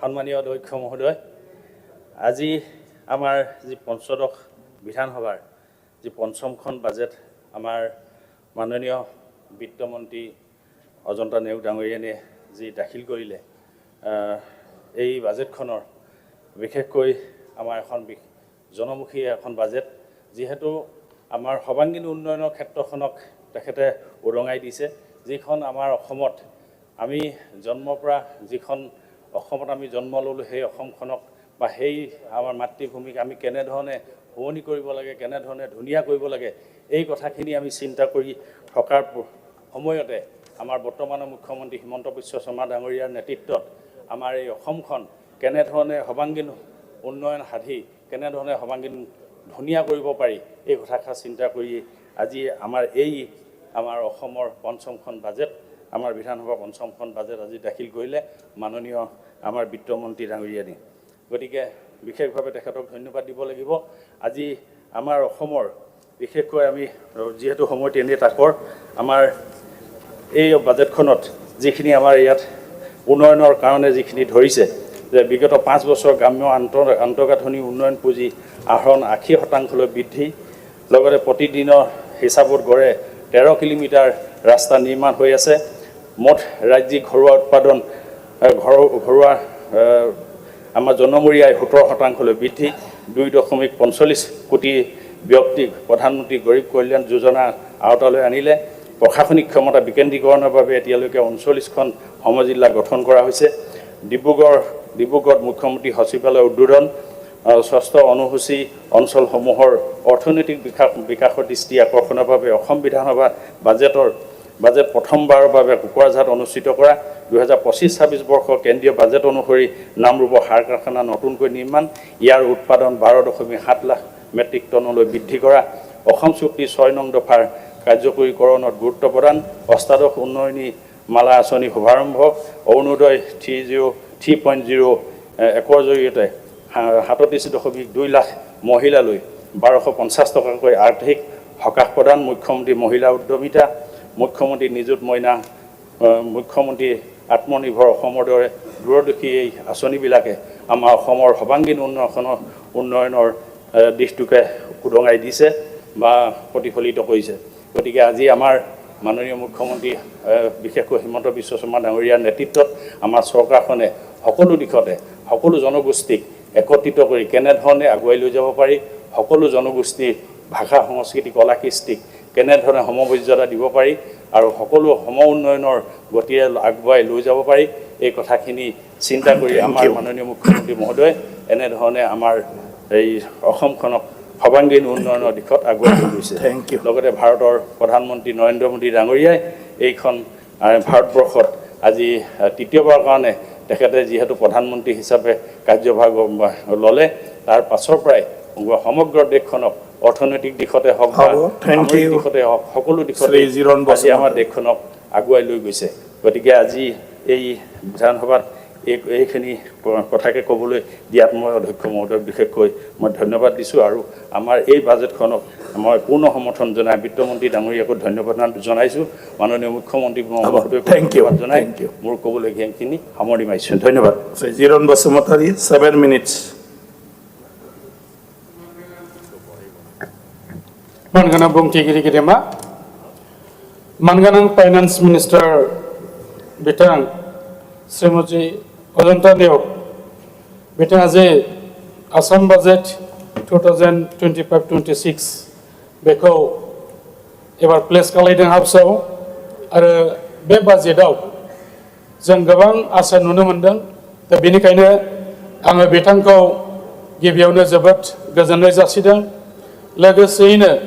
Asamni Manganang Chief Minister Dr. Himanta Biswa Sarma Bitangkobo आङो गोसो गोरबोनिफ्राय गोजोननाय जासिदों आरो बे बाजेटखौ गुबैयै आंनि नोजोरै आङो बुंनो सानदों बे मोनसे जारिमिनारि बाजेट आरो सुबुंजों अनसायजानाय बाजेट लोगोसे जौगालु बाजेट आरो आस्थानि बाजेट मानो होननानै बुङोब्ला जोंनि आसामाव जे समाव लाइमोनफ्रा साख्रि बाख्रि मोननो हायाखैमोन बे समाव जोंनि मानगोनां चिफ मिनिस्टार बिथाङा गाव बुंखानाय बायदियै जेरैबायदि 1 लाख लाइमोनफोरनो साख्रि होनांगौनि बाथ्रा बुंदोंमोन नाथाय जों बेयाव नुबाय जानुवारि दाननिफ्राय लानानै 2025 मायथाइनि बे जानुवारि दानाव दानसिमहालागै 1,19,899 लाइमोनफोरनो आथिखालाव साख्रि होनाया कमप्लिट जाबाय आरो लोगोसे आरोबाव बेखौ बिनि बिबांखौ बांहोबावनो थाखाय 40,697 लाइमोनफोरनो साख्रि होबावनांगौनि थाखाय आरोबाव मिथिसारनायखौ होबावनाय जादों आरो बेखौ जुदि दाजाबोब्ला गासै आसामाव 1,60,596 लाइमोनफ्रा साख्रि मोननायनि राहाखौ बे 5 बोसोरनि गेजेरजों बे सरकारनि गेजेरजों बे सुबिदाखौ मोननो हादों आरो लोगोसेयैनो गोबां माखासे आसनिफोर जाय आसनिफोरा जोंनि आइजोफोरनि थाखाय जोंनि लाइमोनफोरनि थाखाय जाय लाइमोनफ्रा गोरों गोरा जानानै गुबुन साख्रि बाख्रि मोननो हायाखै गसंथानांगौनि थाखाय लोगोसे सेल्फ हेल्प ग्रुपनि बै हान्जाफ्रा जौगानांगौनि थाखाय बेयाव गोबां आसनिफोर लादों जेरैबायदि अरुणोदय आसनि मुख्यमंत्री महिला उद्यमिता अभियान लोगोसेयैनो मुख्यमंत्री निजुत मयना आसनि मुख्यमंत्री जीवन प्रजना आसनि लोगोसे CM AAA 2.0 बिनि गेजेरजों जोंनि लाइमोनफोरखौ आइजोफोरखौ गोजौयै लाबोनो थाखाय जे बिथांखि लादों बेजों रायजोआव थानाय दुखुथिया आइजोफ्रा जोबोद बिजों सहाय मोनदों आरो बे सहाय मोननानै बिथांमोनना गावनि न'खरखौ नायनाय आरो गावनि न'खराव एसे सहाय सुंनो थाखाय बिथांमोना जोबोद खाबु मोनदों आरो जाय फरायसाफ्रा दिनै फरायनानै हायार सेकेन्डारियाव लोगोसेयै डिग्रियाव लोगोसे जाय PGआव एडमिशन लानो थाखाय जायफ्रा माने सामर्थ जायाखैमोन बिथांमोननि थाखाय निजुत मयना आसनिनि गेजेरजों जे राङारि अनसुंथाइ होनाय जागोन दानारि बेजोंहाय बिथांमोना बेखौ एडमिशन लानो थाखाय एबा थांलाय फैलायाव हान्था मेला खालामनो थाखाय बे सुबिदाखौ मोननाय जादों आरो बेल' नङा गोबाव सम जाय बिथांमोना भेन्सार स्कुलाव फोरोंगिरि हाबा मावबोनानै दिनैसिमहालागै बिथांमोननि साख्रिया पारमानेन्ट जायाखै बेखौ नोजोर बोनानै 2017 आरो 18 मायथाइयाव आसाम शिक्षा आयेननि गेजेरजों जे मोनसे एमेन्डमेन्ट लाबोनाय जादोंमोन बे एमेन्डमेन्टनि गेजेरजों 5 जानुवारि 2006 मायथाइयाव जे मोनसे आयेन लाबोनाय जादोंमोन बे आयेननि आवथायाव जाय बिथांमोना गोग्लैदों 5 जानुवारि 2006 मायथाइयाव जाय बे स्कुलफ्रा खुलिनाय जादोंमोन गायसननाय जादोंमोन आरो बिनि सिगां जायफ्रा गायसननाय जादोंमोन बिथांमोनखौ नायफामनानै जायफोरना हा हु थिग दङ जायफोरना पारमिशन थिग दङ जायफोरना रिकगनाइजेसन थिग दङ बेफोरखौ प्रभिन्सियेलाइज खालामनायनि मोनसे आयेन लाबोनायनि गेजेरजों बै स्कुलखौ लानायनि बेबस्थाखौ जोङो बे बाजेटनि गेजेरजों नुदों आरो लोगोसेयैनो 6 सिडिउल काउन्सिलाव थानाय जे फरायसालिफोर दङ बेखौ रिलेक्सेसन होनानै बांसिनथारै जाहाथे सुबिदाखौ मोननो हायो बिनि थाखाय बे खाबुखौ लानाय जादों बेनिखायनो बे बाजेटआ जोंनि थाखाय मोनसे गाहाम बाजेट आरो बे बाजेटनि गेजेरजों जों मोनफ्रोमबो बिथिंनि मोनफ्रोमबो सेक्सननि रायजो राजाफ्रा सुबिदाखौ मोननो हागोन आरो बेजोंनो आं मोनसे रायखांबावनो नागिरदों जे बे बाजेटआ जोंनि बड'लेण्ड ओनसोलाव माबायदि गोहोम गोग्लैदों थारैनो बे बाजेटनि गेजेरजों जोंनि बड'लेण्ड ओनसोलाव जोङो नुबाय बेयाव देग्लाय जिहेतुके जोङो 1,143 क्र'र जोङो बाजेटआव जोङो मोननो हादों थांनाय बारनिफ्राय 300 कौटिनिबो बारा जोङो बांसिन रां राशिखौ मोननो हादों दा नायोब्ला जों गोबां बेवहाय खामानिखौ मावनो हागोन आरो लोगोसेयैनो जोंनि क'क्राझाराव मोनसे अत्याधुनिक स्पर्ट्स स्टेडियाम बानायनो नागिरदों 108 क्र'रनि बे गिदिर मोनसे एमाउन्टनि गेजेरजों दा आं सानो जोंनि ओनसोलाव थानाय जाय लाइमोनफ्रा खेला दुलाजों सोमोन्दो दङ बिथांमोनहा मोजां मोनसे बाव स्कपखौ मोनगोन आरो क'क्राझार होननानै बुङोब्ला आसामनि गेजेरावनो गुबुन गुबुन जायगायाव जे गेलेगिरि बिथांमोनहा जेरैबायदि जौगानो हादों थिग बे जायगायावबो जौगानाय जोंनि लाइमोनफोर दङ गतिके जोङो बेजों गोबां खामानिखौ मावनो हागोन लोगोसे बड'लेण्ड डेभेलपमेन्ट डिपार्टमेन्टनि गेजेरजों जोङो बिटिसिआव 2022 आरो 23 मायथाइयाव जोङो गुडविल मिशनाव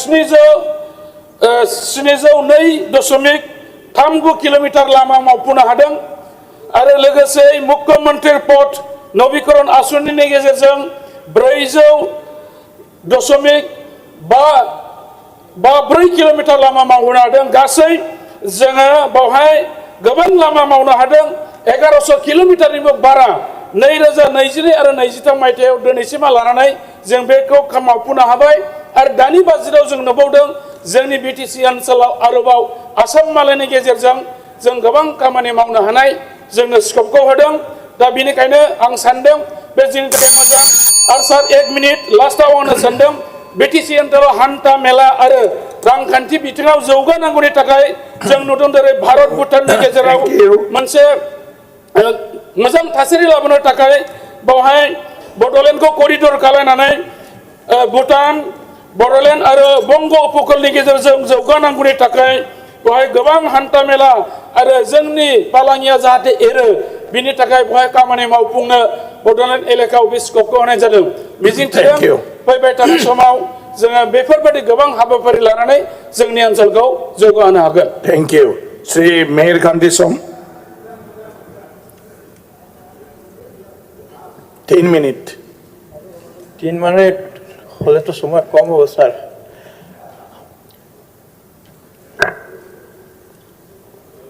আজকে মাননীয় বিত্তমন্ত্রী অজন্তা নিয়োগ মহোদয়া যে বাজেট পেশ করেছেন 25-26 অর্থাৎ 10 মার্চ 2024 অত্যন্ত সুন্দর বাজেট এই বাজেটে আমরা সরকার জনগণের জীবনযাত্রা মান উন্নয়ন উল্লেখযোগ্য পদক্ষেপ অর্জন করেছে আমার সরকার আসামে অর্থনৈতিক দৃষ্টিভঙ্গি উন্নত করার জন্য অক্লান্ত পরিশ্রম করেছেন বিশেষ করে চার জনজাতির কল্যাণে উল্লেখযোগ্য সফলতা অর্জন করা হয়েছে এই বাজেটে প্রকৃত দরিদ্র নারায়ণের সেবা করার জন্য এই নিম্ন মধ্যবিত্ত এবং যারা সমাজের শেষ ব্যক্তির উন্নয়নের জন্য এই বাজেটে উল্লেখ করা হয়েছে এই বাজেটে পণ্ডিত দীনদয়াল উপাধ্যায় এবং ডক্টর শ্যামাপ্রসাদ মুখার্জির স্বপ্ন বাস্তবায়ন করার জন্য এই বাজেটে প্রতিফলন লক্ষ্য করা যাচ্ছে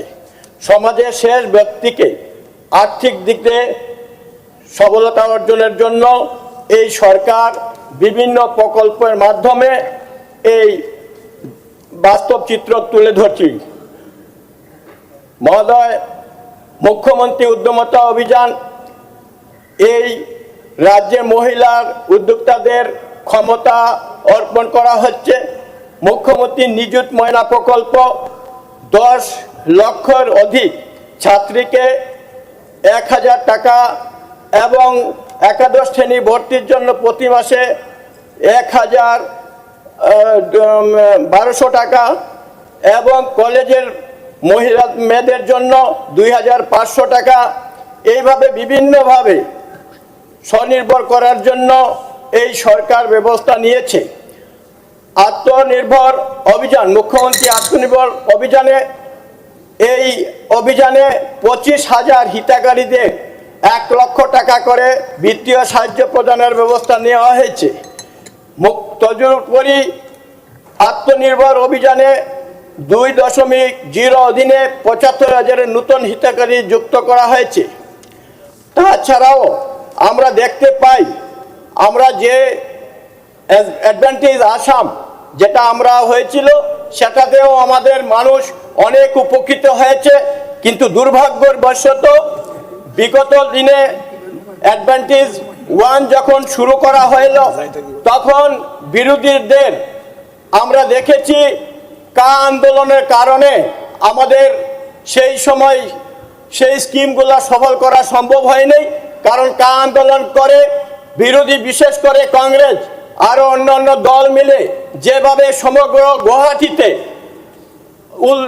উন্মাদের সঙ্গে যেভাবে বিভিন্ন ভাঙচুর করে আর সেই ভাঙচুর করে একটা সেই বিদেশি যারা ব্যবসা সূত্রে আসার কথা ছিল তাদেরকে সেই সংবাদ দিয়ে এদেরকে বিতাড়িত করেছে এবং সেই সময় জাপানের প্রধানমন্ত্রী আসার কথা ছিল,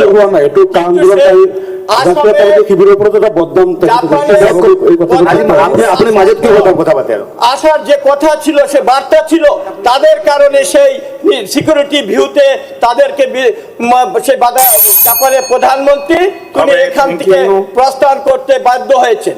এই বিরোধীদের চক্রান্তে অ্যাডভান্টেজ 1 আমাদের বিফল হয়েছে ঠিকই, কিন্তু অ্যাডভান্টেজ 2 মাননীয় যশস্বী প্রধান মুখ্যমন্ত্রী আমাদের যেভাবে করেছে তাতে আমরা সফলতা অর্জন করেছি এবং আমি আশা রাখি আগামী দিনে আমাদের এই যেভাবে উন্নয়ন করেছেন, বিশেষ করে বরাক উপত্যকায় যেভাবে আমাদের উন্নত হয়েছেন, 700 কোটি টাকা আমরা যেভাবে ফ্লাইওভার পেয়েছি এবং এগ্রিকালচার ইউনিভার্সিটি পেয়েছি এবং বিভিন্ন উন্নয়নমূলক কাজে আমরা সফল পেয়েছি। মাননীয় মুখ্যমন্ত্রীর প্রয়াস আর অজন্তা নায়ক বাইদ যেভাবে আমাদের এই বাজেট তৈরি করেছেন, প্রকৃত গরিবের সেটা উপকৃত হবে। আমার সময় কম থাকায় সম্পূর্ণ করতে পারিনি, গতিকে মহোদয় আপনাকে ধন্যবাদ জানিয়ে আমার বক্তব্য শেষ করছি। ধন্যবাদ শ্রী জাকির হুসেন সিং। আমি টাইম আমার কণ্টিনিউ চলিব আৰু ৰিপ্লাইটো দিবলগীয়া আছে আৰু মোৰ বিলো আছে, গতিকে কিন্তু বহুত স্পীকাৰ আছে এতিয়াও। টাইমটো বঢ়াই ল'ম, কিন্তু ইমান বেছিকৈ কম টাইম দিছে, চবেই যদি 1 ঘণ্টা 1 মিনিট বেছি কয় দীঘল হৈ যায় থাকিব। সেইকাৰণে কোৱা মানুহৰ নামটো কমাব পাৰে নেকি পাৰ্টীয়ে, এইটো আপোনালোকে চাই ল'ব। স্পিকাৰ ছাৰ, কোনে ক'ব? ধন্যবাদ অধ্যক্ষ মহোদয়। অ'কে, মই প্ৰথমতে অসমৰ প্ৰথমগৰাকী মহিলা বিত্তমন্ত্ৰী হিচাপে বাইদেউক মই মোৰ আন্তৰিক অভিনন্দন জনাই পেলাই তেখেতে 10 তাৰিখত উপস্থাপন কৰা যিটো বাজেট, তাৰ যিহেতু চেক্টৰেল এল'কেশ্যনটো এভেইলেবল নহয়, পৰ্টেলত বা হাৰ্ড কপি দিয়া নাই, তাত মোৰ এটা অভাৰঅল ভিউ এনেকুৱা যে 25-26 টাৰ্গেটেড যি এমাউণ্ট আছিল, এইটো আপোনাৰ যোৱা বছৰতকৈ এই বছৰত 3% লেছ হৈছে এক্সপেণ্ডিচাৰ, অৰ্থাৎ 3% কম দেখুৱাইছে। আৰু ইয়াতে আৰু এটা বস্তু লক্ষ্য কৰিছোঁ যে যিটো লোন প্ৰায় 350% ইনক্ৰিজ, 350% ইনক্ৰিজ হৈছে। আৰু কেইবাটাও ছেক্টৰ দেখা হৈছে যে বাজেট হ্ৰাস কৰিছে, যেনেকুৱাকৈ ৰুৰেল ডেভেলপমেণ্ট ডিপাৰ্টমেণ্টত 30% হ্ৰাস কৰিছে, আপনার হেলথ অ্যান্ড ফ্যামিলি ওয়েলফেয়ার ডিপার্টমেন্টত 7%, ট্রান্সপোর্ট ডিপার্টমেন্টত 12% হ্রাস করা, আপনার এগ্রিকালচার সেক্টরত 5% হ্রাস করা। এই য'ত নেকি আমার বেশি প্রয়োজন আছিল বাজেটৰ, তাত বাজেট কৰ্তন কৰাই এইটো আমাক চিন্তিত কৰিছে।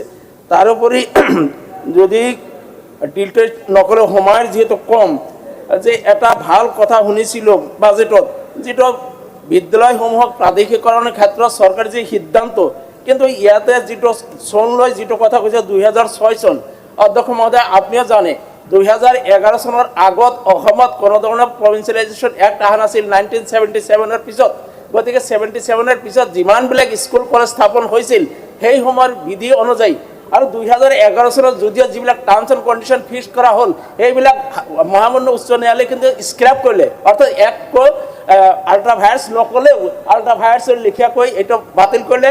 প্ৰকৃতপক্ষে যিটো প্ৰভিঞ্চিয়েলাইজেশ্যন এক্ট 17ত আহিল, গতিকে টাৰ্মছ এণ্ড কণ্ডিশ্যনত যিবিলাক হ'ব লাগিছিল 17 এক্টত যিবিলাক টাৰ্মছ এণ্ড কণ্ডিশ্যন লে কৰা হৈছে তেতিয়াৰ পৰা এফেক্টিভনেছটো আনিব লাগিছিল, কিন্তু 2006 চনত এফেক্ট ডেট ধৰাৰ কাৰণে মই প্ৰভিঞ্চিয়েলাইজেশ্যন যি সিদ্ধান্ত লৈছে, মই ভাবোঁ যে হিউজ পৰিমাণৰ শিক্ষক শিক্ষয়িত্ৰী non teaching staff school college provincialisation আওতাৰ বাহিৰত থাকিব। মোৰ দাবী যে এই যিটো প্ৰভিঞ্চিয়েলাইজেশ্যনৰ যিটো বেছ ইয়াৰ 2006 ওৱান হৈছে, ইয়াক এমেণ্ডমেণ্ট কৰি 2017 যিটো প্ৰভিঞ্চিয়েলাইজেশ্যন এক্ট যেতিয়া ইয়াতে পাছ কৰাইছিল সেই ডেটলৈকে এফেক্টিভনেছ ডেটটো আনিব লাগে।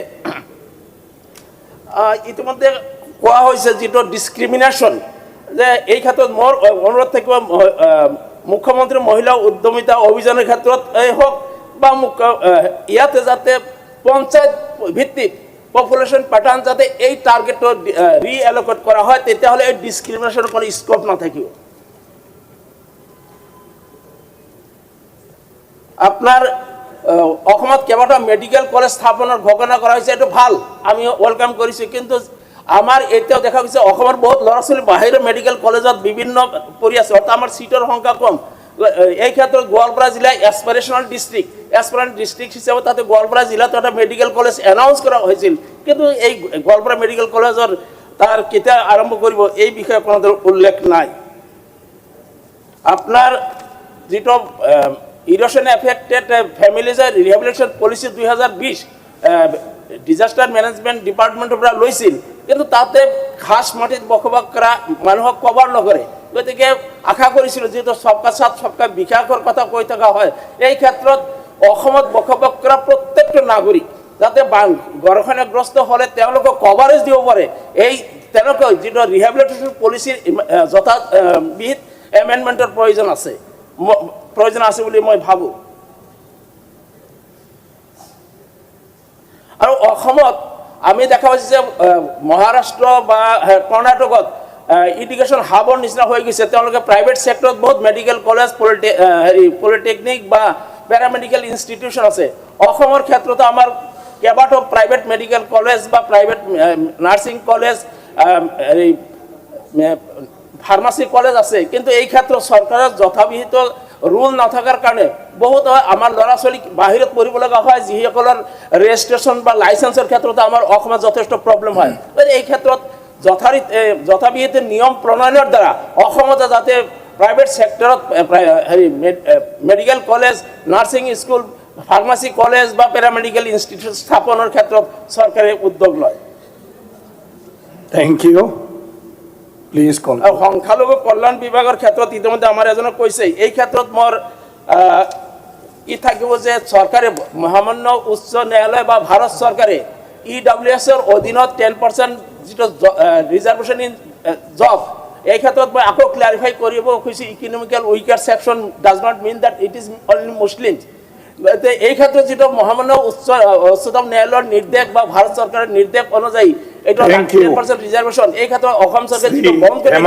কৰিছে বাহাল ৰাখাৰ কাৰণে আবেদন কৰিছো আৰু তাৰ ওয়াকফ বোৰ্ডৰ সম্পত্তিলৈ সদন কমিটি গঠন হৈছিল 2016 চনৰ আগতে কিন্তু সেই সদন কমিটিৰ যিবিলাক ৰিকমেন্ডেশন আছিল সেইখিনি এতিয়ালৈকে ইমপ্লিমেন্ট নোহোৱাটো শ্ৰী হেমাংগু ঠাকুৰীয়া চৰকাৰৰ দৃষ্টি আকৰ্ষণ কৰি অধ্যক্ষ মহোদয় থ্যাংক ইউ অধ্যক্ষ মহোদয় আমি মাননীয় মুখ্যমন্ত্ৰী মহোদয় লগতে আমাৰ 3 মিনিট টাইম মাননীয় বিত্তমন্ত্ৰী মহোদয়ক ধন্যবাদ জ্ঞাপন কৰিছোঁ যে বিগত 4টা বাজেটৰ দৰে এইবাৰৰ 2025-26 বৰ্ষৰ বাজেটখন এখন জনকল্যাণমুখী বাজেট প্ৰস্তুত কৰি ওলাইছে আৰু পবিত্ৰ বিধানসভাত এই বাজেটখন উপস্থাপন হৈছে অধ্যক্ষ মহোদয় এই বাজেটত সামগ্ৰিকভাৱে প্ৰত্যেকটা বিভাগত পৰিকল্পিতভাৱে প্ৰত্যেকটা বিভাগৰ উন্নয়নৰ কাৰণে যিদৰে বাজেটখনত টকা মঞ্জুৰ কৰা হৈছে ইয়াৰ পৰা এটা প্ৰতিফলন ঘটে যে মাননীয় মুখ্যমন্ত্ৰী মহোদয় যি তেওঁ ঘোষণা কৰিছিল যে অসমখনক শ্ৰেষ্ঠ ৰাজ্যত পৰিগণিত কৰিব তাৰ এটা প্ৰতিফলন আৰু ইতিমধ্যে সেইকাৰণে প্ৰত্যেকখন বাজেট যি যোৱা বিগত 4খন বাজেট যি হৈ গৈছিলে তাত বাজেট যিদৰে উল্লেখ কৰা হৈছিলে সেই সকলোখিনি কথা আখৰে আখৰে পালন কৰা হৈছে আৰু প্ৰথমবাৰৰ কাৰণে দেখা গৈছে যে আমাৰ বাজেট 85% ব্যয় হৈছে অধ্যক্ষ মহোদয় বিশেষকৈ সকলো বিভাগৰ যেটো আজি সময় মাত্ৰ 3 মিনিট আছে মই কেইটামান উদাহৰণ আপোনালোকক দিব বিচাৰিছো প্ৰেক্টিকেলি অৰুণোদয় আঁচনিটো বিৰোধী পক্ষই মাজে মাজে তেওঁলোকে আপত্তি কৰে মই নিজৰ সমষ্টিটো বিৰোধী পক্ষৰ নেতা কিছুমানে অৰুণোদয় দি পেলাই মহিলাসকলক অকৰ্মণ্য কৰা বুলি তেওঁলোকে কেতিয়াবা অভিযোগ কৰে অধ্যক্ষ মহোদয় মই নিজৰ সমষ্টিত এজনী বিধৱা মহিলা আছে, মই নাম সহকাৰে কৈছোঁ, ৰীতা শৰ্মা। তেওঁৰ স্বামী অকালতে ঢুকাই গৈছিলে। তেওঁৰ একমাত্ৰ জীয়ৰী, পঢ়া শুনাত যথেষ্ট ভাল, মেট্ৰিকত ষ্টাৰ পাইছিলে। সেই জীয়ৰীজনীক লৈ তেওঁ যথেষ্ট সমস্যাত ভুগিছিলে, কিয়নো তেওঁ আৰ্থিক অনাটন আছিলে। অধ্যক্ষ মহোদয়, যেতিয়া তেওঁ ৰীতা শৰ্মা ডাঙৰীয়ানে যেতিয়া অৰুণোদয় পালে, লগতে তেওঁ ৰেচন কাৰ্ড পালে, এতিয়া সেই পৰিয়ালটো, মই নিজে তেওঁলোকক প্ৰত্যক্ষ কৰিছোঁ, নিজে গৈছোঁ, সেই পৰিয়ালটো এতিয়া ধুনীয়াকৈ চলি আছে। সেই 1250 টকা তেওঁলোকৰ কাৰণে সঞ্জীৱনীয়ে কাম কৰিছে। অধ্যক্ষ মহোদয়, আমি ধন্যবাদ জ্ঞাপন কৰিছোঁ এইবাৰো 37,20,000 মহিলাক অৰুণোদয় দিয়াৰ লক্ষ্যৰে 5,000 কোটি টকা বাজেটত ধাৰ্য কৰা হৈছে। থেংক ইউ, স্বাগতম জনাইছোঁ। ইয়াৰ লগে লগে মই সৰু এটা উদাহৰণ দিওঁ, যি নিযুত মইনা আঁচনি, সেই আঁচনিৰ জৰিয়তেও যথেষ্ট উপকৃত হৈছে। মই সৰু উদাহৰণ দিওঁ যে মই নাম সহকাৰে কৈছোঁ, তেওঁক মই পাৰ্মিশ্যন লৈছোঁ। প্ৰণামিকা ডেকা এজনী ছোৱালী, তেওঁ আমাৰ DK কলেজত পঢ়ি আছে, মিৰ্জাৰ। সেই ছোৱালীজনী তেওঁৰ ৰিলেটিভছ, তেওঁৰ পৰিয়ালৰ আৰ্থিক অনাটনৰ কাৰণে তেওঁ ৰিলেটিভছৰ ঘৰত থাকি পেলাই পঢ়িছে। আৰু যেতিয়া নিযুত মইনা আঁচনি পালে, আজি সেই ছোৱালীজনীয়ে যথেষ্ট উৎসাহেৰে তেওঁ পঢ়িবলৈ আকৌ তেওঁ উৎসাহ পাইছে। আৰু নিশ্চয়কৈ মই ক'ব লাগিব নিজৰ সমষ্টিৰ কথা। আমাৰ মাননীয় মুখ্যমন্ত্ৰী মহোদয় গোটেই অসমখনত আপুনি লিখি দি দিব, নিশ্চয়কৈ অসমখনক অগ্ৰগতি লাভ কৰাৰ ক্ষেত্ৰত টাউনশ্বিপ এইবাৰ ঘোষণা কৰিছে। মই পলাশবাৰী আৰু জাগিৰোডত 1,000 কোটি টকাৰে টাউনশ্বিপ ঘোষণা কৰিছে, সেইটো কাৰণে মই ধন্যবাদ জ্ঞাপন কৰিছোঁ। লগতে ঔদ্যোগিক উদ্যান গঢ়াৰ ক্ষেত্ৰত 7খন ঠাইত, পলাশবাৰী, নলবাৰীকে ধৰি 7খন ঠাইত, জাগিৰোডকে ধৰি 7খন ঠাইত ঔদ্যোগিক উদ্যানৰ কাৰণে 500 কোটি টকা ধাৰ্য কৰিছে, সেইটো কাৰণেও মই ধন্যবাদ জ্ঞাপন কৰিছোঁ।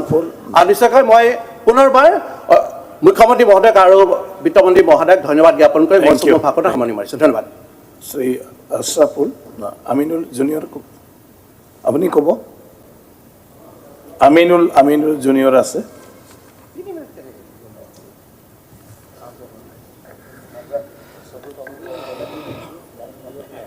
মাননীয় অধ্যক্ষ মহোদয়, আজি বাজেটৰ যিখিনি কথা ইয়াত আলোচনা হৈছে, আমি দেখিছিলোঁ যে এই বাজেটৰ, যিহেতু আমাৰ ষ্টেটটো এটা এগ্ৰিকালচাৰ ষ্টেট, আৰু এগ্ৰিকালচাৰ ষ্টেটৰ ক্ষেত্ৰত যিটো সৰ্বভাৰতীয় স্তৰত আমাৰ টোটেল বাজেটৰ 2.8% এগ্ৰিকালচাৰত খৰচ কৰা হৈছে, মানে খৰচ কৰা হ'ব।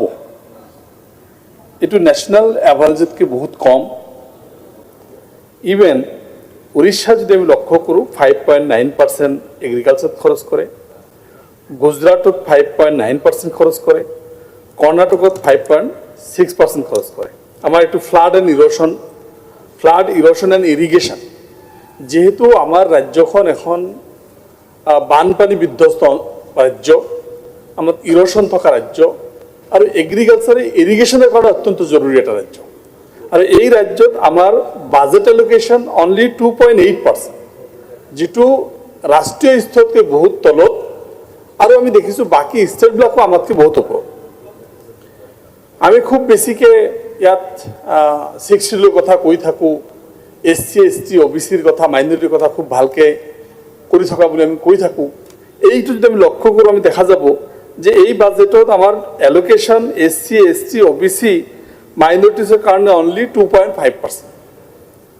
আমি যদি এইটো অন্ধ্ৰপ্ৰদেশ যাওঁ, 17.6%, তেলেংগানাত গ'লে 9%, নেশ্যনেল লেভেলতকৈ বহুত তলত।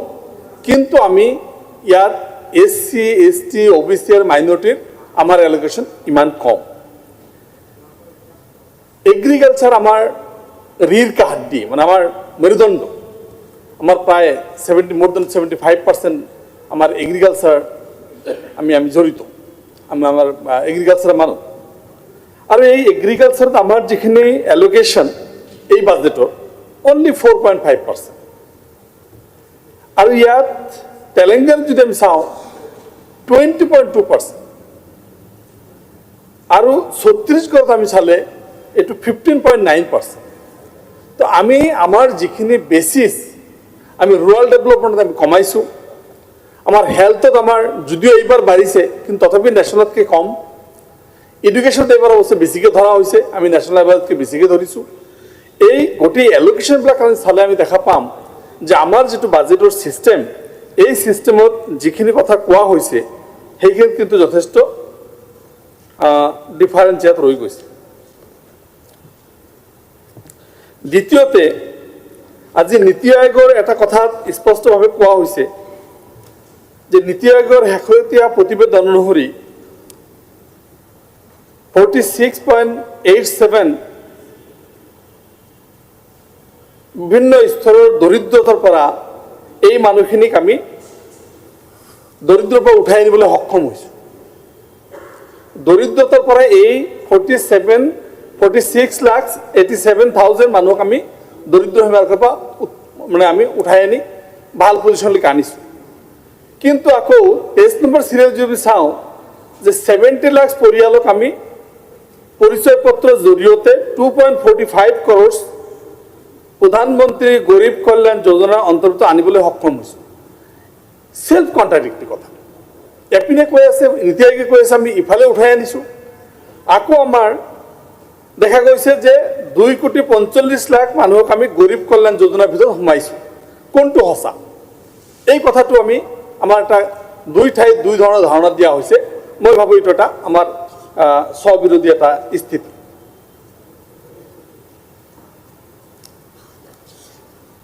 আমাৰ লেণ্ডৰ ক্ষেত্ৰত যিখিনি কথা ইয়াত কোৱা হৈছিল এই কথাটা স্পষ্টভাৱে ক'বলৈ বহুতেই কৈছে, মই আকৌ ক'ব বিচাৰিছোঁ। মাটি বেচা কিনাৰ ক্ষেত্ৰত যিখিনি কথা হৈছে মই বেছি ক'ব বিচৰা নাই, সময়ৰ কথা আছে। যিটো কথা মাটি বেচা কিনাৰ ক্ষেত্ৰত আনিছে, সত্ৰৰ কথাটো আনিছে, সেই কথাটো আমি সবেই জ্ঞাত। লেণ্ড পলিচি 2019 জৰিয়তে যিখিনি খিলঞ্জীয়াৰ কাৰণে ভূমিপুত্ৰৰ কাৰণে ভূমি কৰা হৈছে সেই কথা আমি সবেই জ্ঞাত। বসুন্ধৰা 1, 2, 3 আমি সবেই জানো। বসুন্ধৰা 2 যেতিয়া ডিক্লেয়াৰ কৰা হয় আমাৰ সকলো বিধায়কসকলক DC আৰু চাৰ্কেল অফিচাৰক মাতি লোৱা হৈছে। মাটিতে মুখ্যমন্ত্ৰী ডাঙৰীয়াই স্পষ্টভাৱে বসুন্ধৰা 2ত কৈছিল মাটি কাক দিয়া হ'ব আপোনালোকে ভালকৈ জানি লওক, বেছি সেকুলাৰ হোৱাৰ চেষ্টা নকৰিব। এই কথাটো যদি কি বুজাব খোজা হৈছিল, কিহৰ কাৰণে ধমকি দিয়া হৈছিল কাক মাটি দিবৰ কাৰণে, সেই কথা কিন্তু বসুন্ধৰা 1, 2, 3 আমি বুজি পালোঁ। অলপ আৰু যেহেতু আমাৰ আৰু এজন নাই, এজন কাটি দিয়া হৈছে। ঠিক আছে, আহিছে, আচ্ছা ঠিক আছে, মই দি আছোঁ। এতিয়া কথাটো হ'ল 2 মিনিট।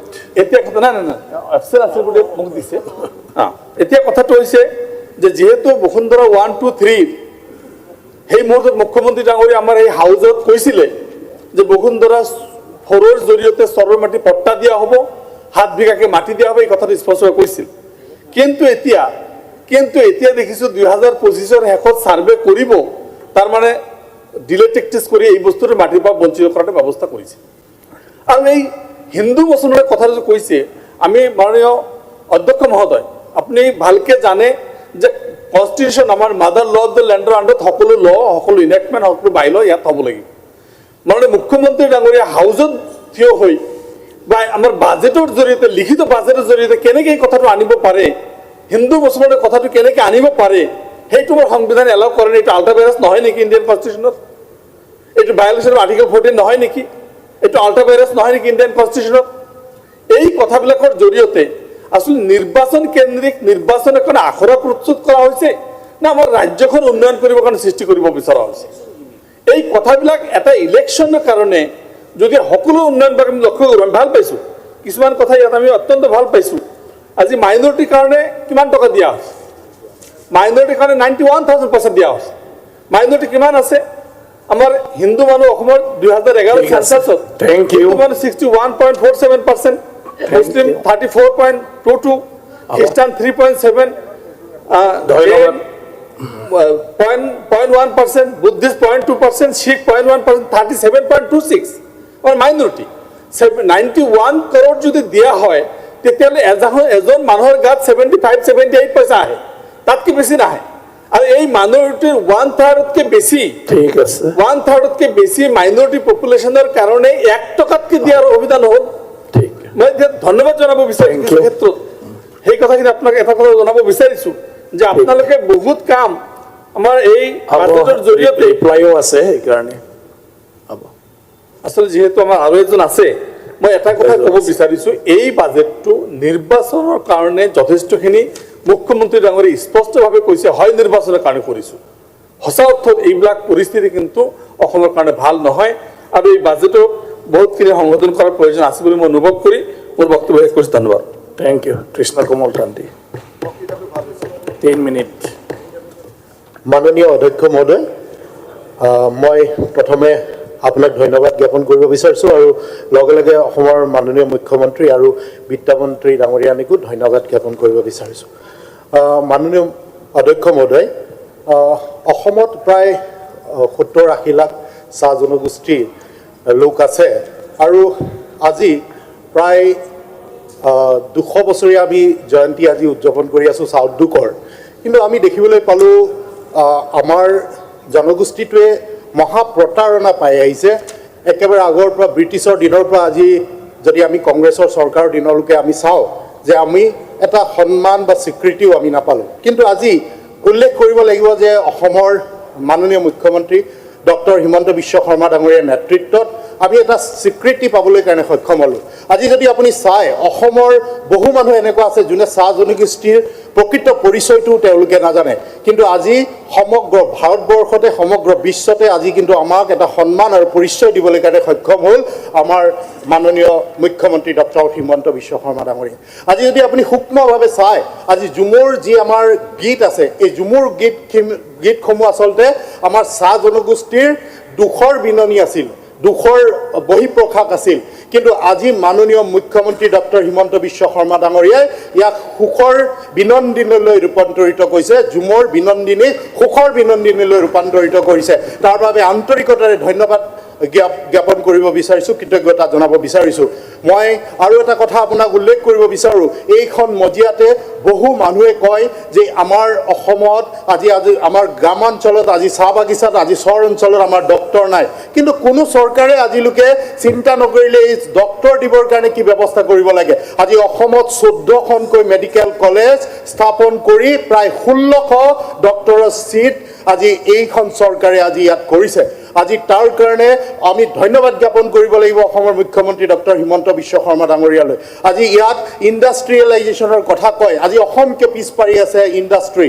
আজি 200 বছৰীয়া আগত চাহ উদ্যোগ স্থাপন কৰিছিলে ব্ৰিটিছে, আজিও সেই চাহ উদ্যোগ চলি আছে। কিন্তু আজি ইণ্ডাষ্ট্ৰিয়েলাইজেশ্যনৰ কাৰণে কোনো চৰকাৰে ইয়াত কাম কৰা দেখা পোৱা নগ'ল। কিন্তু আজি অসমৰ মাননীয় মুখ্যমন্ত্ৰী ডাঙৰীয়াই তেখেতে বলিষ্ঠভাৱে কাম কৰিছে ইণ্ডাষ্ট্ৰিয়েলাইজেশ্যন কৰিবৰ কাৰণে। এডভান্সেজ 2টো আমি দেখিবলৈ পাইছোঁ আৰু লগে লগে ইয়াৰ কাৰণে তেখেতে কি চিন্তা কৰিছে। আজি ইয়াৰ কাৰণে তেখেতে B3 তাৰমানে বড়োলেণ্ড, ভূটান আৰু বে অফ বেংগলক সংযোগ কৰাৰ এটা ব্যৱস্থা তেওঁ যোগীগোপা আৰু ফুলগুৰিৰ দ্বাৰা তেওঁ কৰিবলৈ কাৰণে বিচাৰিছে আৰু এইখিনি তেওঁৰ দূৰদৰ্শিতাৰ কাৰণে আজি সম্ভৱ হৈছে। আজি মাননীয় মুখ্যমন্ত্ৰী ডাঙৰীয়াই তেখেতে চিন্তা কৰিছে যে এটা আমাৰ ৰাজ্যখন কৃষিৰ ওপৰতে নিৰ্ভৰশীল, কিন্তু কৃষিৰ ওপৰত নিৰ্ভৰশীল হৈ থাকিলে আমাৰ কেতিয়াও GDP বৃদ্ধি হ'ব নোৱাৰে। সেইকাৰণে আমাৰ চৰকাৰখনে কি কাৰণে চেষ্টা কৰিছে, কৃষিৰ লগতে আমি ইণ্ডাষ্ট্ৰিয়েলাইজেশ্যনতো আমি গুৰুত্ব প্ৰদান কৰিছোঁ, আমি ছাৰ্ভিচৰ ক্ষেত্ৰতো আমি গুৰুত্ব প্ৰদান কৰিছোঁ। আমাৰ চৰকাৰখনে চেষ্টা কৰিছে। আজি আপুনি চাব, এই সম বিকাশ কৰিবৰ কাৰণে অসমখনক আগুৱাই লৈ যোৱাৰ কাৰণে যদি কোনোবাই প্ৰকৃতাৰ্থত চিন্তা কৰিছে, অসমৰ মাননীয় মুখ্যমন্ত্ৰী ডাঙৰীয়াই চিন্তা কৰিছে, দিনা নিশাই তেখেতে চিন্তা কৰিছে আৰু ইয়াক আগুৱাই লৈ যাবৰ কাৰণে তেখেতে কাম কৰি গৈছে। আমি প্ৰতিটো বিভাগতে যদি আমি চাওঁ তেতিয়াহ'লে আমি লক্ষ্য কৰিম যে অসমৰ মাননীয় মুখ্যমন্ত্ৰী ডাঙৰীয়াই এই অসমখনক আগুৱাই লৈ যোৱাৰ কাৰণে চিন্তা কৰিছে। আজি সকলো জাতি জনগোষ্ঠীক একত্ৰিতভাৱে আগুৱাই লৈ যোৱাৰ কথা এই মাননীয় মুখ্যমন্ত্ৰী ডাঙৰীয়াই চিন্তা কৰিছে। আজি বৰাক, আজি ব্ৰহ্মপুত্ৰ সকলোৰে কথা মাননীয় মুখ্যমন্ত্ৰী ডাঙৰীয়াই চিন্তা কৰিছে।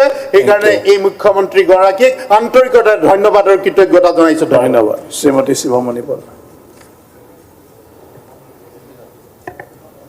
অধ্যক্ষ মহোদয়, মাননীয় বিত্তমন্ত্ৰী মহোদয়ে দাখিল কৰা 2025-26 চনৰ বাজেটখন হৈছে প্ৰতিশ্ৰুতিৰ বন্যা বোৱা বাজেটৰ লগত সংগতি নথকা বহু কথা কৈ দাখিল কৰা এখন নিৰ্বাচনমুখী বাজেট। বাজেটখন যথেষ্ট দীঘলীয়া হৈছে। মই মাত্ৰ দুটামান বিষয়ৰ ওপৰতহে আলোচনা কৰিব বিচাৰিছোঁ। আমাৰ ৰাজ্যখনৰ আশাকৰ্মী, PM পোষণৰ ৰান্ধনী, অংগনবাদী কৰ্মী আৰু সহায়িকা সকলো পাৰিতোষিক আদি বৃদ্ধিৰ বাবে দীৰ্ঘদিন আন্দোলন কৰি আহিছে। চৰকাৰে তেওঁলোকৰ দাবী দীৰ্ঘদিন উপেক্ষা কৰি আহিছে।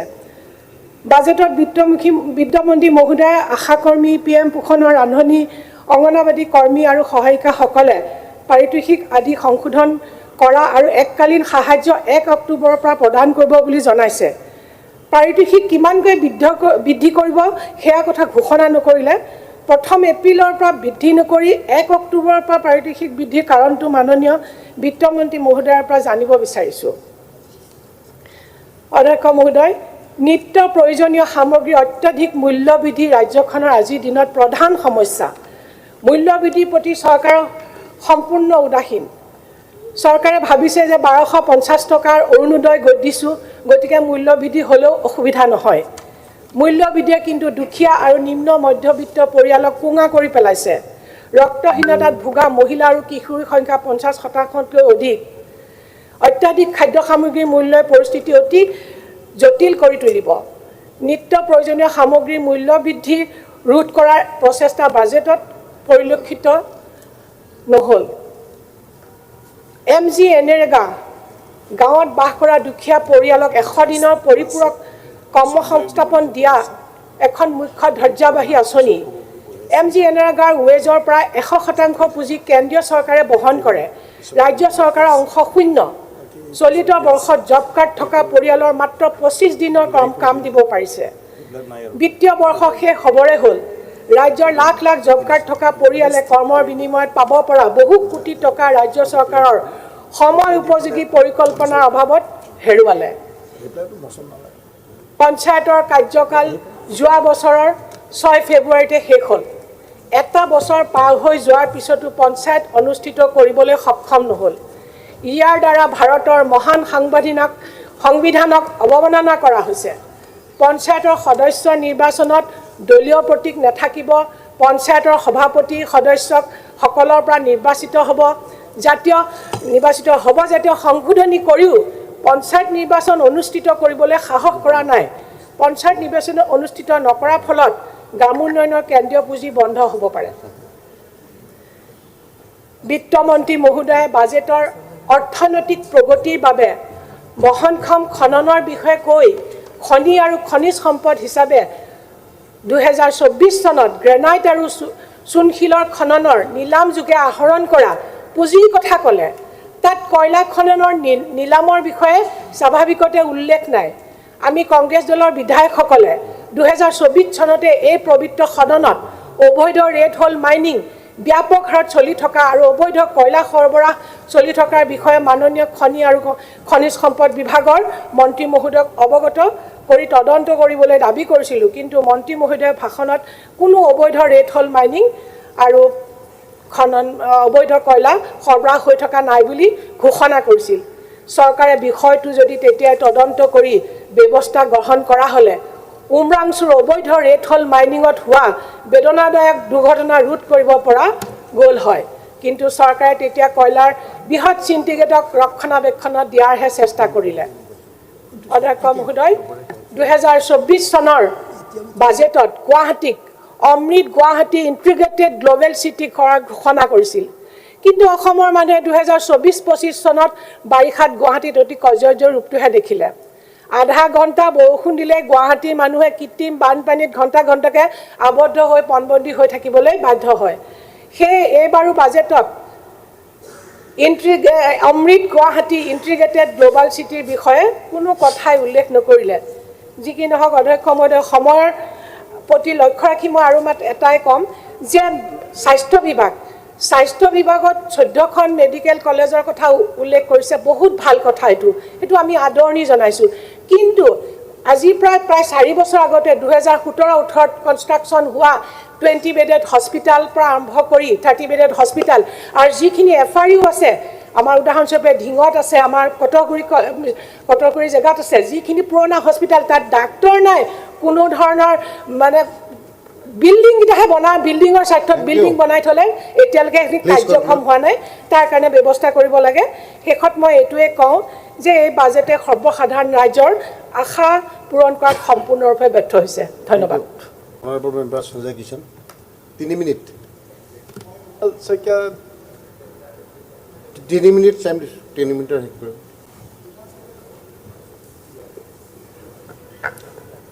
ধন্যবাদ উপাধ্যক্ষ ডাঙৰীয়া।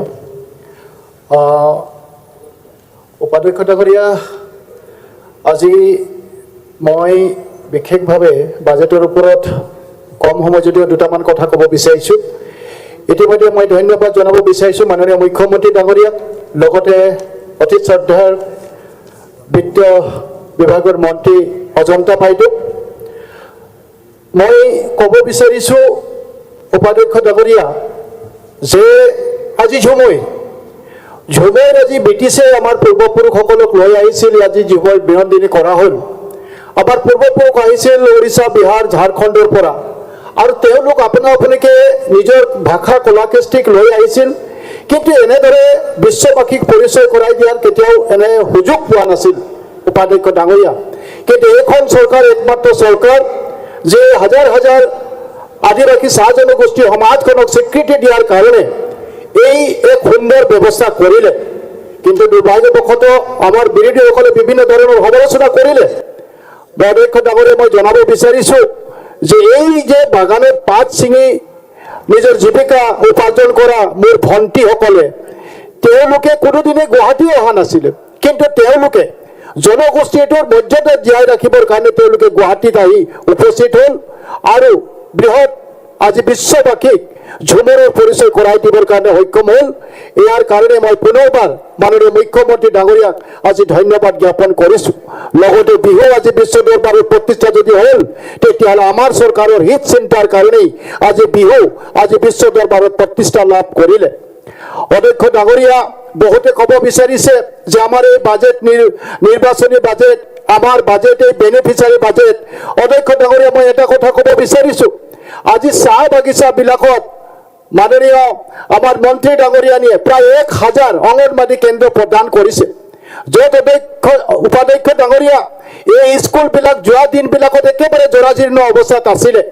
তেওঁলোকক মই প্ৰশ্ন কৰিব বিচাৰিছোঁ, তেওঁলোকে এনেধৰণৰ কিয় বাজেট ল'ব নোৱাৰিলে, য'ত আমাৰ এই ল'ৰা ছোৱালীবিলাকে তেওঁলোকৰ শিক্ষাৰ প্ৰথম খোজটো আজি এই সুন্দৰ পৰিৱেশৰ মাজত তেওঁলোকে আগবঢ়াব পাৰিছে, সক্ষম হৈছে, আৰু হাজাৰ হাজাৰ ল'ৰা ছোৱালী ইয়াৰ পৰা উপকৃত হ'বৰ কাৰণে এটা পৰিৱেশ আমি চাহ বাগিচাবিলাকত আমি দেখা পাইছোঁ উপাধ্যক্ষ ডাঙৰীয়া।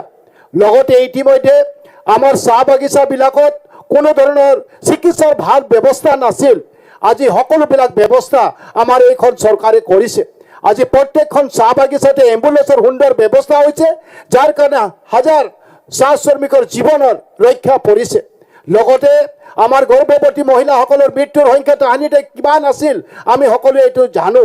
এতিয়া মহোদয়, এই গৰ্ভৱতী মহিলাসকলৰ জীৱন ৰক্ষা কৰিবৰ কাৰণে, গৰ্ভত থকা সন্তানৰ জীৱন ৰক্ষা কৰিবৰ কাৰণে 15,000 টকাকৈ প্ৰদান কৰাৰ পাছত আজি এই মহিলাসকলৰ জীৱন ৰক্ষা পৰিছে। এয়া আজি দীৰ্ঘদিন কংগ্ৰেছ চৰকাৰৰ দিনত শাসন কৰাৰ পাছত তেওঁলোকে কিন্তু এই কথাবিলাক কোনোদিনে চিন্তা নকৰিলে, আৰু তেওঁলোকে এই বাজেটখনক তেওঁলোকে কয় যে নিৰ্বাচনীমুখী বাজেট। আৰে তেওঁলোকে কিয় কৰিব নোৱাৰিলে নিৰ্বাচনীমুখী বাজেট, আৰু এই হাজাৰ মহিলাসকলক কিয় তেওঁলোকে প্ৰাণ ৰক্ষা কৰিবৰ কাৰণে ব্যৱস্থা গ্ৰহণ কৰিব নোৱাৰিলে? উপাধ্যক্ষ ডাঙৰীয়া, প্ৰায় 218খন মডেল হাইস্কুল ইতিমধ্যে চাহ বাগিচাবিলাকত প্ৰতিষ্ঠা কৰা হ'ল, আৰু তাৰে 118খন স্কুল ইতিমধ্যে সম্পূৰ্ণ হৈ উঠি পেলাই তাত হাজাৰ হাজাৰ ল'ৰা ছোৱালী আজি শিক্ষা গ্ৰহণ কৰিবৰ কাৰণে সক্ষম হৈছে উপাধ্যক্ষ ডাঙৰীয়া। আৰু আমি দেখিছোঁ যে এই স্কুলবিলাক হৈ উঠাৰ পাছত চাহ বাগিচাসমূহত এটা সুন্দৰ পৰিৱেশ আমি শিক্ষাৰ কাৰণে আমি দেখা পাইছোঁ। তো গতিকে অধ্যক্ষ ডাঙৰীয়া, উপাধ্যক্ষ ডাঙৰীয়া, আজি আমি এটা পৰিৱৰ্তন দেখিছোঁ। আজি সকলোবিলাক জাতি জনগোষ্ঠী আৰু ধৰ্মাৱলম্বী লোকে সমানভাৱে তেওঁলোকৰ অধিকাৰ লৈ পেলাই আগবাঢ়ি যাবৰ কাৰণে আজি এইখন অসম ৰাজ্যত আমি সক্ষম হৈছোঁ। আৰু এয়া আমি দেখিছোঁ যোৱা দিনবিলাকত যিদৰে অশান্তিৰ পৰিৱেশ এটা আছিলে, বোমা বাৰুদৰ পৰিৱেশ আছিলে, কিন্তু সকলোবিলাক নাইকিয়া হোৱাৰ বাবেই আজি এডভান্টেজ অসমৰ দৰে এটা পৰিৱেশ আমি অসমত আনিব পাৰিছোঁ, যাৰ কাৰণে 5 লাখ কোটি টকাতকৈ অধিক টকা আজি ইনভেষ্ট কৰিবৰ কাৰণে মানুহে আগবাঢ়ি আহিছে। তো গতিকে এয়া এনেই সম্ভৱ হোৱা নাই উপাধ্যক্ষ ডাঙৰীয়া, এয়া বৰ্তমান মুখ্যমন্ত্ৰী ডাঙৰীয়াৰ শক্তিশালী পদক্ষেপৰ বাবেই আচলতে আজি এনেধৰণৰ পৰিৱেশবিলাক অসমত ঘূৰি আহিছে আৰু সকলো জাতি জনগোষ্ঠী সকলো মানুহে আজি আমি সমন্বয়ৰ জৰিয়তে অসমখনক আজি বিশ্ব দৰবাৰলৈকে আমি আগুৱাই লৈ যাবৰ কাৰণে আমি আগবাঢ়ি যাবৰ কাৰণে সক্ষম হৈছোঁ। তো গতিকে আৰু এনে বহুত কামেই বৰ্তমান আমি এইখন চৰকাৰে আগবঢ়াই লৈ যাবৰ কাৰণে সক্ষম হৈছে। আজি বিশেষভাৱে প্লিজ কনক্লুড। বহুত কথাই ক'ব লাগিছিলে অধ্যক্ষ ডাঙৰীয়া। ৰিপ্লাই আছে, 24 মিনিট বাকী আছে। ঠিক আছে, thank you. Thank you. Honourable member Zakir Hussain Sikdar, আপোনালোকৰ 15 মিনিট আছে, চাই ল'ব। আপোনাক কেইবাগৰাকীও সদস্যই নাম দিয়া আছে। মাননীয় উপাধ্যক্ষ ডাঙৰীয়া, 2025-26 কাৰণে যি বাজেট দাখিল কৰিছে ৰাজ্য চৰকাৰে, এই বাজেটক মই উৎপাদনহীন আৰু কৰ্মবিমুখ বাজেট হিচাপে অভিহিত কৰিছোঁ। উপাধ্যক্ষ ডাঙৰীয়া, যিহেতু সময় কম, খুব কম সময়ৰ ভিতৰত কেইটামান কথা ক'বলৈ উল্লেখ বিচাৰিছোঁ। এই 25-26 বাজেটত আমি দেখিছোঁ মাত্ৰ ৰাজ্য চৰকাৰে নিজৰ পুঁজি 30%তকৈ কম ব্যৱহাৰ কৰিছে আৰু ইয়াতে ধাৰ 100 টকাৰ 23 টকাৰ ওপৰতো ধাৰ ল'ব তেওঁলোকে বিচাৰিছে। আৰু ইয়াৰ জৰিয়তে এই বাজেটৰ জৰিয়তে কিমান শক্তিশালী অসম হ'ব নিশ্চিতভাৱে আমি বুজিছোঁ। উপাধ্যক্ষ ডাঙৰীয়া, যদি যোৱা 4 বছৰত যিমান ঋণ লৈছে ৰাজ্য চৰকাৰে, তাক যদি প্ৰতিদিন গড় হিচাপে আমি হিচাপ কৰোঁ, 90.20 কোটি টকা প্ৰতিদিনে ৰাজ্য চৰকাৰখনে ঋণ লৈ আছে। আৰু এই বাজেটত উল্লেখ কৰিছে অসমৰ 19 নম্বৰ তালিকাত তেওঁলোকে ৰাখিছে অসমত ঋণৰ ক্ষেত্ৰত, বেলেগ বেলেগ ৰাজ্যৰ লগত তুলনা কৰিছে। মুখ্যমন্ত্ৰী ডাঙৰীয়াই ইয়াতে ভাষণ দিছে। গতিকে আমাৰ মুখ্যমন্ত্ৰী ডাঙৰীয়াই ভাৰতবৰ্ষৰ শ্ৰেষ্ঠ 5খন ৰাজ্য বনাবলৈ অসমখনক লৈ বিভিন্ন কাম কাজ কৰা বুলি সময়ে কৈ থাকে, কিন্তু ইয়াত আমি বাজেটত আমি দেখিছোঁ যে ঋণৰ ক্ষেত্ৰত অসমে প্ৰতিযোগিতাত নামিছে, যে অসমে ঋণৰ ক্ষেত্ৰত কিমান দূৰ আগুৱাই যাব পাৰে, ঋণৰ ক্ষেত্ৰত কিমান 1 নম্বৰ পজিশ্যন ল'ব পাৰে, সেই ক্ষেত্ৰত দেখা পাইছোঁ আমি। গতিকে এয়া আমাৰ কাৰণে অত্যন্ত দুৰ্ভাগ্যজনক কথা। উপাধ্যক্ষ ডাঙৰীয়া, আমি যদি দেখা পাওঁ বাজেটত উল্লেখ কৰা ধৰণে 2024-25 বৰ্ষত যিটো বিত্তীয় বৰ্ষত, তাত যদি আমি ঘৰুৱা উৎপাদন, যাক আমি GSDP বুলি কওঁ, 23% মাত্ৰ বৃদ্ধি হৈছে।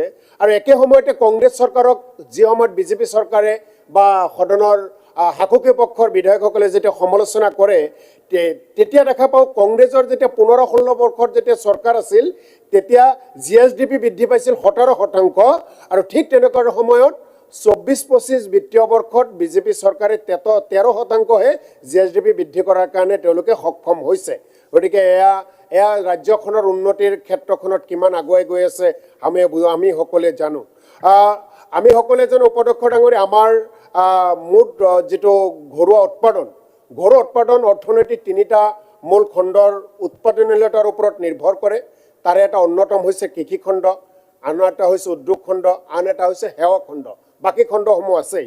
এইবাৰৰ বাজেট মাননীয় অজন্তা বাইদেউ যি বাজেট দাখিল কৰিছে, এই বাজেটৰ ভিতৰত যদি আমি উল্লেখ কৰোঁ যে কৃষি খণ্ডৰ ক্ষেত্ৰত এগ্ৰিকালচাৰ এণ্ড এলাইড এক্টিভিটিছত এই বাজেটত 2024-25 যি বাজেট ৰাখিছিল, 2025-26 5% তাতকৈ কমাই দিছে।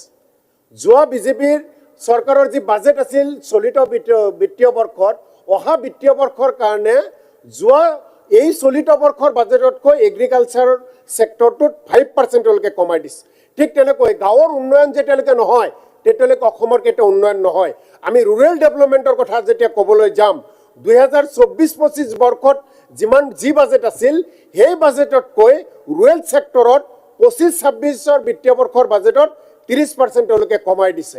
আমি যদি তেনেকৈ হেল্থ এণ্ড ফেমিলি ৱেলফেয়াৰ, স্বাস্থ্য খণ্ডৰ কথা যদি আমি কওঁ, মানুহ আমি সুস্থ কৰি ৰাখিব লাগিব, সেই ক্ষেত্ৰত স্বাস্থ্য খণ্ডটো 2024-25তকৈ 25-26 বৰ্ষত 7% তেওঁলোকে কমাই দিছে বাজেট। গতিকে এই চৰকাৰখনে কি ধৰণে অসম আৰু অসমীয়া মানুহখিনিৰ উন্নয়ন কৰিব বিচাৰে, গৰু উৎপাদন কি ধৰণে বৃদ্ধি কৰিব বিচাৰে, এই বাজেটত কিন্তু তাত প্ৰতিফলিত হৈছে। কোনো ধৰণৰ উৎপাদন তেওঁলোকে কৰিব, ভালকৈ কৰিব নিবিচাৰে। মাননীয় উপাধ্যক্ষ ডাঙৰীয়া, আমি যদি আৰু বেলেগ এটা ছেক্টৰত আপোনাক মই ক'ব বিচাৰোঁ যে আমি অসম ৰাজ্যই, আমি আজি গ্ৰাহক, আমি বেলেগ ৰাজ্যৰ গ্ৰাহক। আমি বেলেগ ৰাজ্যৰ পৰা বয় বস্তু আমি কিনিব লাগে, খোৱা বস্তু আমি কিনিব লাগে, খাদ্য সামগ্ৰী আমি কিনিব লাগে, কিন্তু অসম ৰাজ্য ইয়াতে উৎপাদন কৰি আমি বিক্ৰী কৰিব লগা বিভিন্ন বিভাগত থল আছে। এটা হৈছে কৃষি। আজি আমি চাউল বাহিৰৰ ৰাজ্যৰ আনিব লগা হৈছে। অসমৰ কৃষকসকলৰ কাষত যদি এই ৰাজ্য চৰকাৰখন থিয় হয়, এই বাজেটত যদি কৃষকৰ জলসিঞ্চন ব্যৱস্থাৰ পৰা আৰম্ভ কৰি কৃষকসকলক যদি বিভিন্ন ধৰণৰ সহযোগিতা কৰে, নিশ্চিতভাৱে অসম উৎপাদন কৰি অসমে বেলেগ ৰাজ্যত বিক্ৰী কৰিব পাৰিব বিভিন্ন খাদ্য শস্য, চাউল আদিকে ধৰি। কিন্তু দেখা নাই। আমি মাছ কণী গাহৰিৰ ক্ষেত্ৰত যদি আমি উল্লেখ কৰোঁ, মাছ কণী গাহৰি আমি সকলো বেলেগ ৰাজ্যৰ ওপৰত আমি নিৰ্ভৰ কৰিব লগা হয়। অসমে এই বাজেটত যদি মাছ কণী গাহৰিৰ ক্ষেত্ৰত যদি আমি বাজেট ভালকৈ ধৰিলেহেঁতেন, নিশ্চিতভাৱে ইয়াতে আমি বেছি তেওঁলোকক মাছৰ খেতি কৰি আমি কণীৰ উৎপাদনৰ সংখ্যা বৃদ্ধি কৰি গাহৰি পালকৰ আকৌ যদি আমি টকা পইচা বেছিকৈ দিলোহেঁতেন, তেনেহ'লে নিশ্চিতভাৱে আমি অসমৰ যিমান প্ৰয়োজন সেইখিনিও আমি ইয়াত উৎপন্ন কৰি আমি বেলেগ ৰাজ্যত আমি বিক্ৰী কৰিব পাৰিলোহেঁতেন। গতিকে ইয়াতে দুগ্ধ, আমি এতিয়াও গাখীৰৰ কাৰণে বেলেগ ৰাজ্যৰ ওপৰত আমি নিৰ্ভৰ কৰিব লগা হয়। আমি যিহেতু আমি গোপালকসকলৰ কাষত যদি বাজেটে গ'লেহেঁতেন, বাজেটত গোপালকসকলৰ কাৰণে ধন ধাৰ্য বেছিকৈ কৰিলেহেঁতেন, ইয়াতে গাখীৰ উৎপাদন আমি কৰিব পাৰিলোহেঁতেন, তাৰ পৰা ৰাজহ বৃদ্ধি হ'লেহেঁতেন। মীন পালক, এতিয়াও অসমে বেলেগ ৰাজ্যৰ ওপৰত নিৰ্ভৰ কৰিব লাগে মাছৰ ক্ষেত্ৰত। মীন পালকসকলৰ কাৰণে বাজেটত একো নাই। যিখিনি টকা দিছে সেই টকাৰে মীন পালকসকলৰ একো নহয়। গতিকে মীন পালকসকলৰ কাৰণে বাজেটত ধন বেছিকৈ ধাৰ্য কৰিলে অসম উন্নতিৰ পথলৈ গ'লেহেঁতেন। গতিকে উপাধ্যক্ষ ডাঙৰীয়া, আমি বেলেগ বেলেগ ক্ষেত্ৰখনৰ কথা ইয়াতে আপুনি যিটো সময়ৰ কথা কৈছে, মই বেছি সময় নলওঁ, মাত্ৰ শেষত কেইটামান কথা, এটা কথা কৈ মই বিদায় ল'ব বিচাৰিছোঁ। চচল আমাৰ পৰা বেছি দূৰ নহয়। ৰাজ্যখনৰ বিভিন্ন দল সংগঠনে নিজৰ প্ৰাপ্য বিচাৰি চচলত কিমান দিন ধৰি তেওঁলোকে আন্দোলন কৰি আছে, কিন্তু বাইদেউৰ বাজেটত সেই আন্দোলনকাৰীসকলক সকাহ দিয়াৰ কাৰণে এই বাজেটত কোনো কথা তাত উল্লেখ নাই। গতিকে আমি অসম ৰাজ্যখন আগুৱাই লৈ যোৱাৰ কাৰণে এই বাজেটে যি ধৰণে কাম কৰিব লাগিছিল হিতাধিকাৰী সৃষ্টি তেওঁলোকে কৰিছে, কিন্তু অসম ৰাজ্যই কেনেকৈ উৎপাদন বৃদ্ধি কৰিব পাৰে, অসমৰ ঘৰুৱা আয় কেনেকৈ বৃদ্ধি কৰিব পাৰে, তাৰ ক্ষেত্ৰত কোনো উল্লেখ নাই। বাইদেউ ইয়াতে এটা কবিতা কৰিছে, ভূপেন হাজৰিকা ডাঙৰীয়াৰ এটা গীতৰ কলি কৈছে, অসম আমাৰ ৰূপহী গুণৰো নাই শেষ, ভাৰতৰ পূৰ্ব দেশৰ সূৰ্য এটা দেশ। সূৰ্যৰ পোহৰেৰে গোটেই অসম আলোকিত কৰে, পোহৰ পাওঁ আমি। কিন্তু বাইদেউৰ বাজেটত যি সূৰ্য উঠিছে, সেই সূৰ্য কিন্তু সংখ্যালঘুৰ অঞ্চলত সূৰ্যৰ পোহৰ নিদিয়ে। সংখ্যালঘুসকলৰ কল্যাণৰ কাৰণে একো নাই। ভূপেন হাজৰিকাই গীতৰ মাজেৰে কৈ গৈছে, মানুহ মানুহৰ বাবে, মানুহ মানুহৰ বাবে। গতিকে এই বাজেটত মাননীয় ৰাজ্য চৰকাৰ বা বিত্তমন্ত্ৰী বাইদেউক অনুৰোধ জনাম, সংখ্যালঘুসকলেও মানুহ, তেওঁলোকৰ কাষত এই বাজেটৰ জৰিয়তে ৰাজ্য চৰকাৰ থিয় হ'ব লাগিছিল, কিন্তু থিয় হোৱা নাই। এয়া দুৰ্ভাগ্যজনক। ধন্যবাদ। Thank you. Honourable member Utpal Bora. মাননীয় উপাধ্যক্ষ ডাঙৰীয়া, মই প্ৰথমতে আপোনাক ধন্যবাদ জনাইছোঁ। আজি 2025-26 অসম বাজেটৰ সাধাৰণ আলোচনাৰ কাৰণে আপুনি যি সুবিধা প্ৰদান কৰিলে তাৰ কাৰণে আপোনাক ধন্যবাদ জনাইছোঁ। লগে লগে অসমৰ মাননীয় মুখ্যমন্ত্ৰী ডাঙৰীয়াৰ নেতৃত্বত আমাৰ অজন্তা বাইদেৱে যি ফাইনেন্স মিনিষ্টাৰ হিচাপে যি বাজেট আজি উপস্থাপন কৰিলে, মই প্ৰথমতে দুয়োগৰাকীকে অন্তৰৰ গভীৰ কোণৰ পৰা অভিনন্দন জ্ঞাপন কৰিছোঁ। আজি এই 2025-26 যি বাজেট উপস্থাপন কৰা হ'ল, এই বাজেটখন অসমৰ জনসাধাৰণৰ কাৰণে সৰ্বস্পৰ্শী এখন বাজেট আচলতে উপহাৰ দিছে অসমৰ ৰাইজৰ সৰ্বাংগীন উন্নয়নৰ কাৰণে। যিখন বাজেটত আমাৰ তৃণমূল পৰ্যায়ৰ জনসাধাৰণৰ উন্নয়নৰ পৰা IT ছেক্টৰলৈকে আজি ইয়াত বিভিন্ন ধৰণেৰে আজি প্ৰদৰ্শিত হৈছে, এই বাজেটখনত প্ৰতিফলিত হৈছে। আজি আমাৰ সন্মানীয় বিৰোধী সদস্যসকলে যদিও এই বাজেটখনৰ ওপৰত নেতিবাচক কিছু কথা কৈছে, কিন্তু তেখেতলোকেও মোৰ বিশ্বাস যে যিখিনি আঁচনি আচলতে ঘোষণা কৰিছে, সেই আঁচনিখিনি তেখেতলোকেও বিচাৰিছে যে নিজৰ নিজৰ সমষ্টি উন্নয়নৰ কাৰণে এই বাজেটত প্ৰতিফলিত হোৱা প্ৰতিটো আঁচনি আচলতে সুন্দৰভাৱে সকলোকে লাগে বুলি তেখেতলোকে অন্তৰৰ পৰা নিশ্চয় বিচাৰিছে।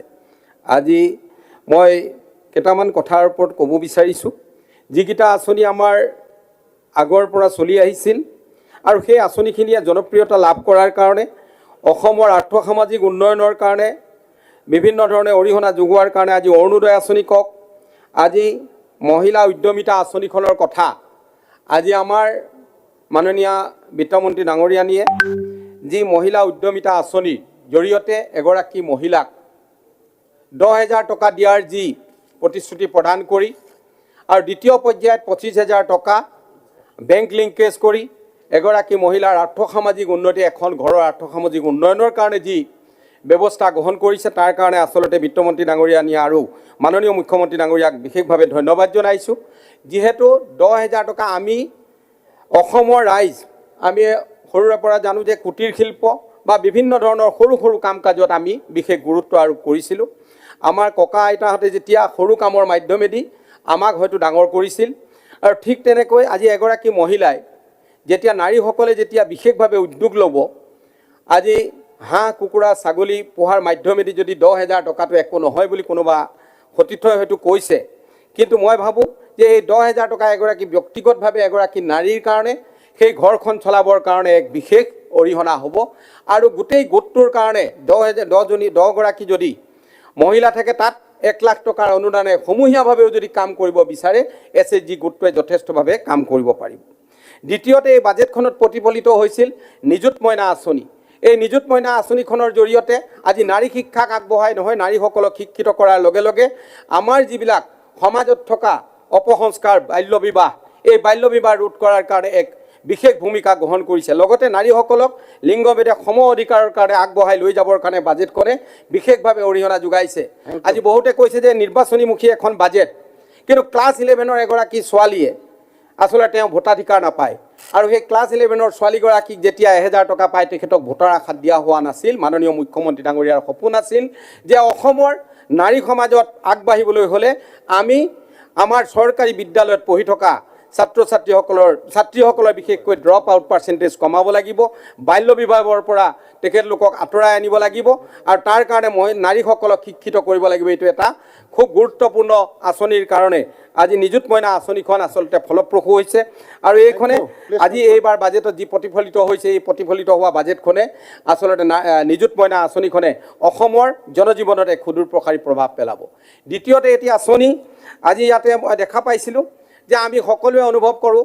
উপাধ্যক্ষ ডাঙৰীয়া সামৰিম মই অকণমান এটা কথা কৈ সামৰিম যে আপুনিও এগৰাকী বিধায়ক হিচাপে এইটো অনুভৱ নিশ্চয় কৰে সমষ্টিৰ পৰা যেতিয়া কোনোবা ব্যক্তি যেতিয়া বাহিৰত কৰ্মৰত অৱস্থাত মৃত্যুমুখত পৰে সমষ্টিলৈ ঘূৰাই আনিবৰ কাৰণে অৰ্থ বিচাৰি আমাৰ ওচৰলৈ যায়, নিশ্চয় আপোনালোকৰ বহু বিধায়কৰ ওচৰলৈ যায়।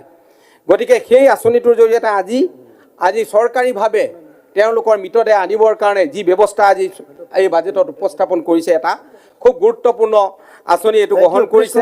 লগতে আমাৰ বিভিন্ন IT ছেক্টৰত আৰু বহুত ক'ব লগা আছিল।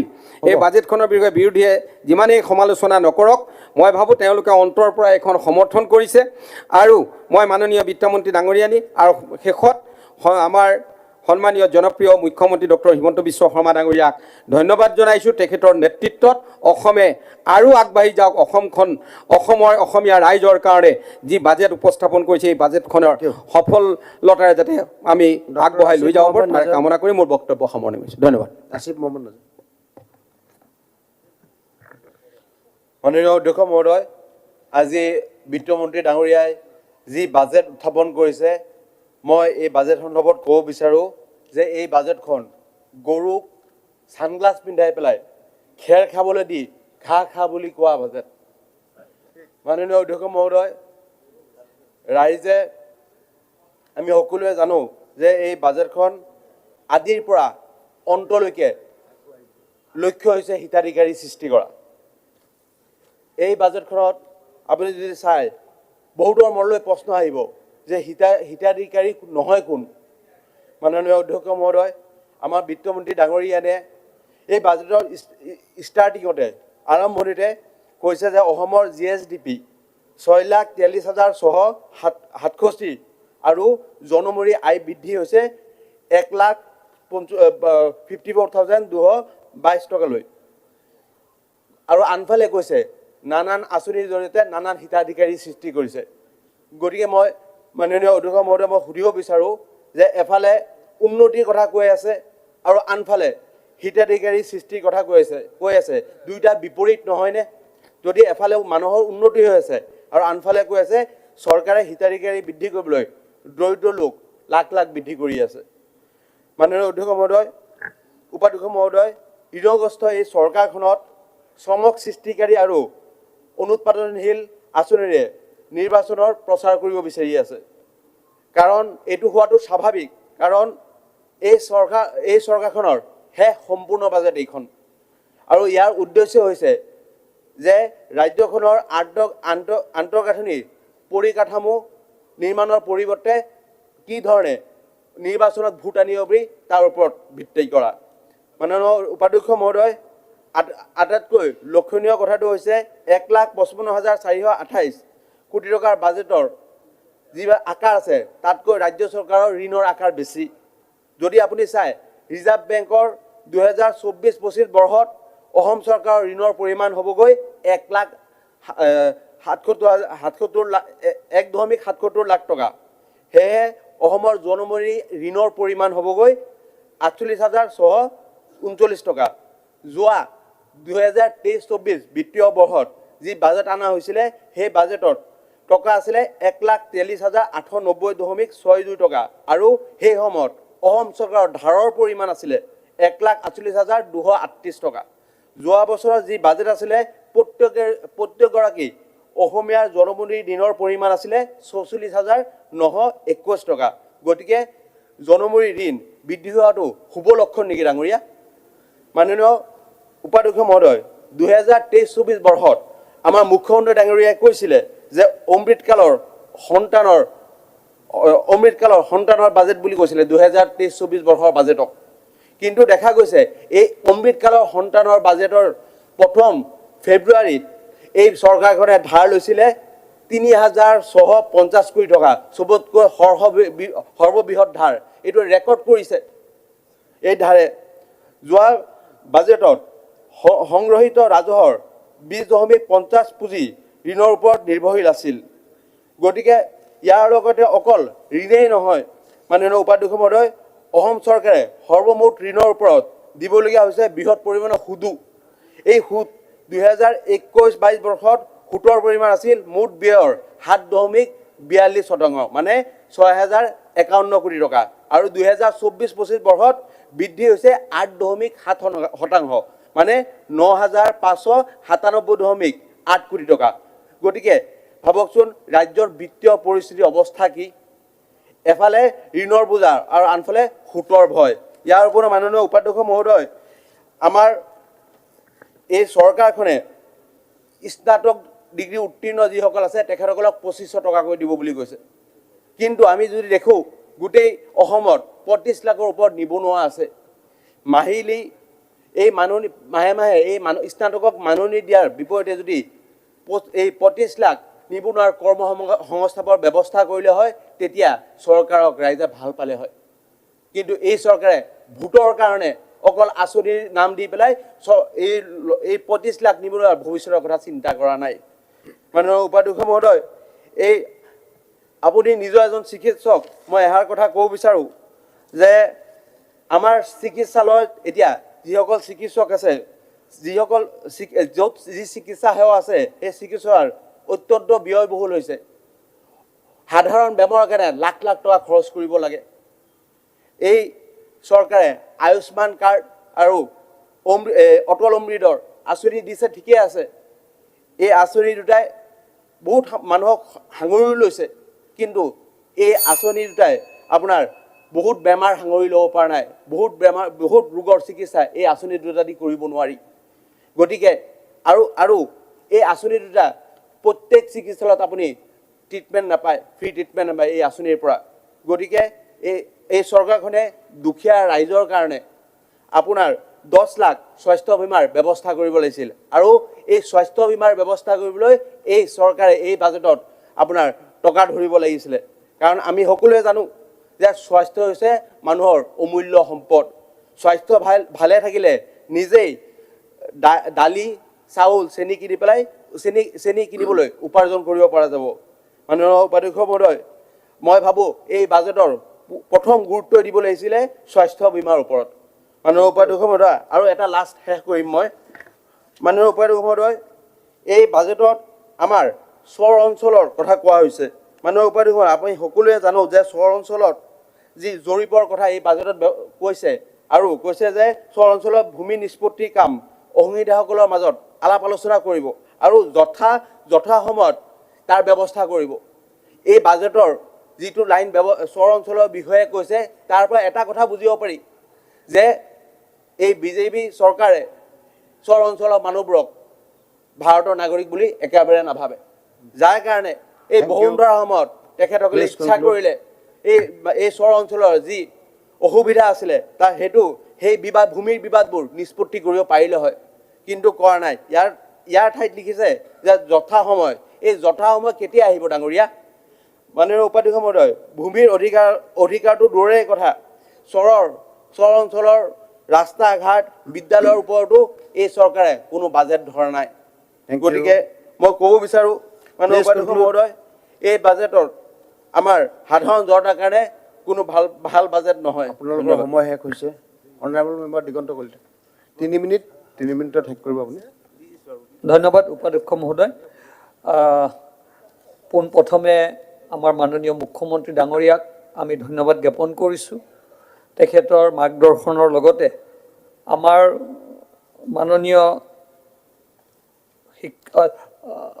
আমাৰ ফাইনেন্স মন্ত্ৰী আমাৰ অজন্ত বাইদেউ ডাঙৰীয়াক একেৰাহে ৫ম বছৰ তেখেতে এই বাজেট পবিত্ৰ বিধানসভাত প্ৰদান কৰিছে, আৰু আমাৰ কাৰণে গৌৰৱ মহিলা হিচাপে বাইদেৱে এখন সুন্দৰ বাজেট এইবাৰ অসমক দিবলৈ সক্ষম হৈছে। আৰু আমি জানো যে এই বাজেটখনে আমাৰ সকলোকে এক নতুন দিনলৈ লৈ যোৱাৰ এক আশা দেখিবলৈ পাইছোঁ।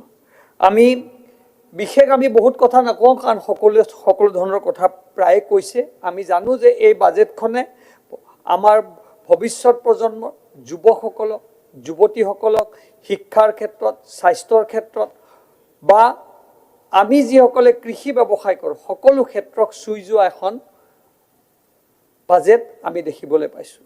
এই বাজেটখনত ভৱিষ্যতে আমাৰ অসমীয়া জাতিক, অসমত বসবাস কৰা বিভিন্ন জনগোষ্ঠীৰ সকলোকে চুই এই বাজেটখনে এখন উন্নয়নৰ বাজেট হ'ব বুলি আমি আশা কৰিছোঁ।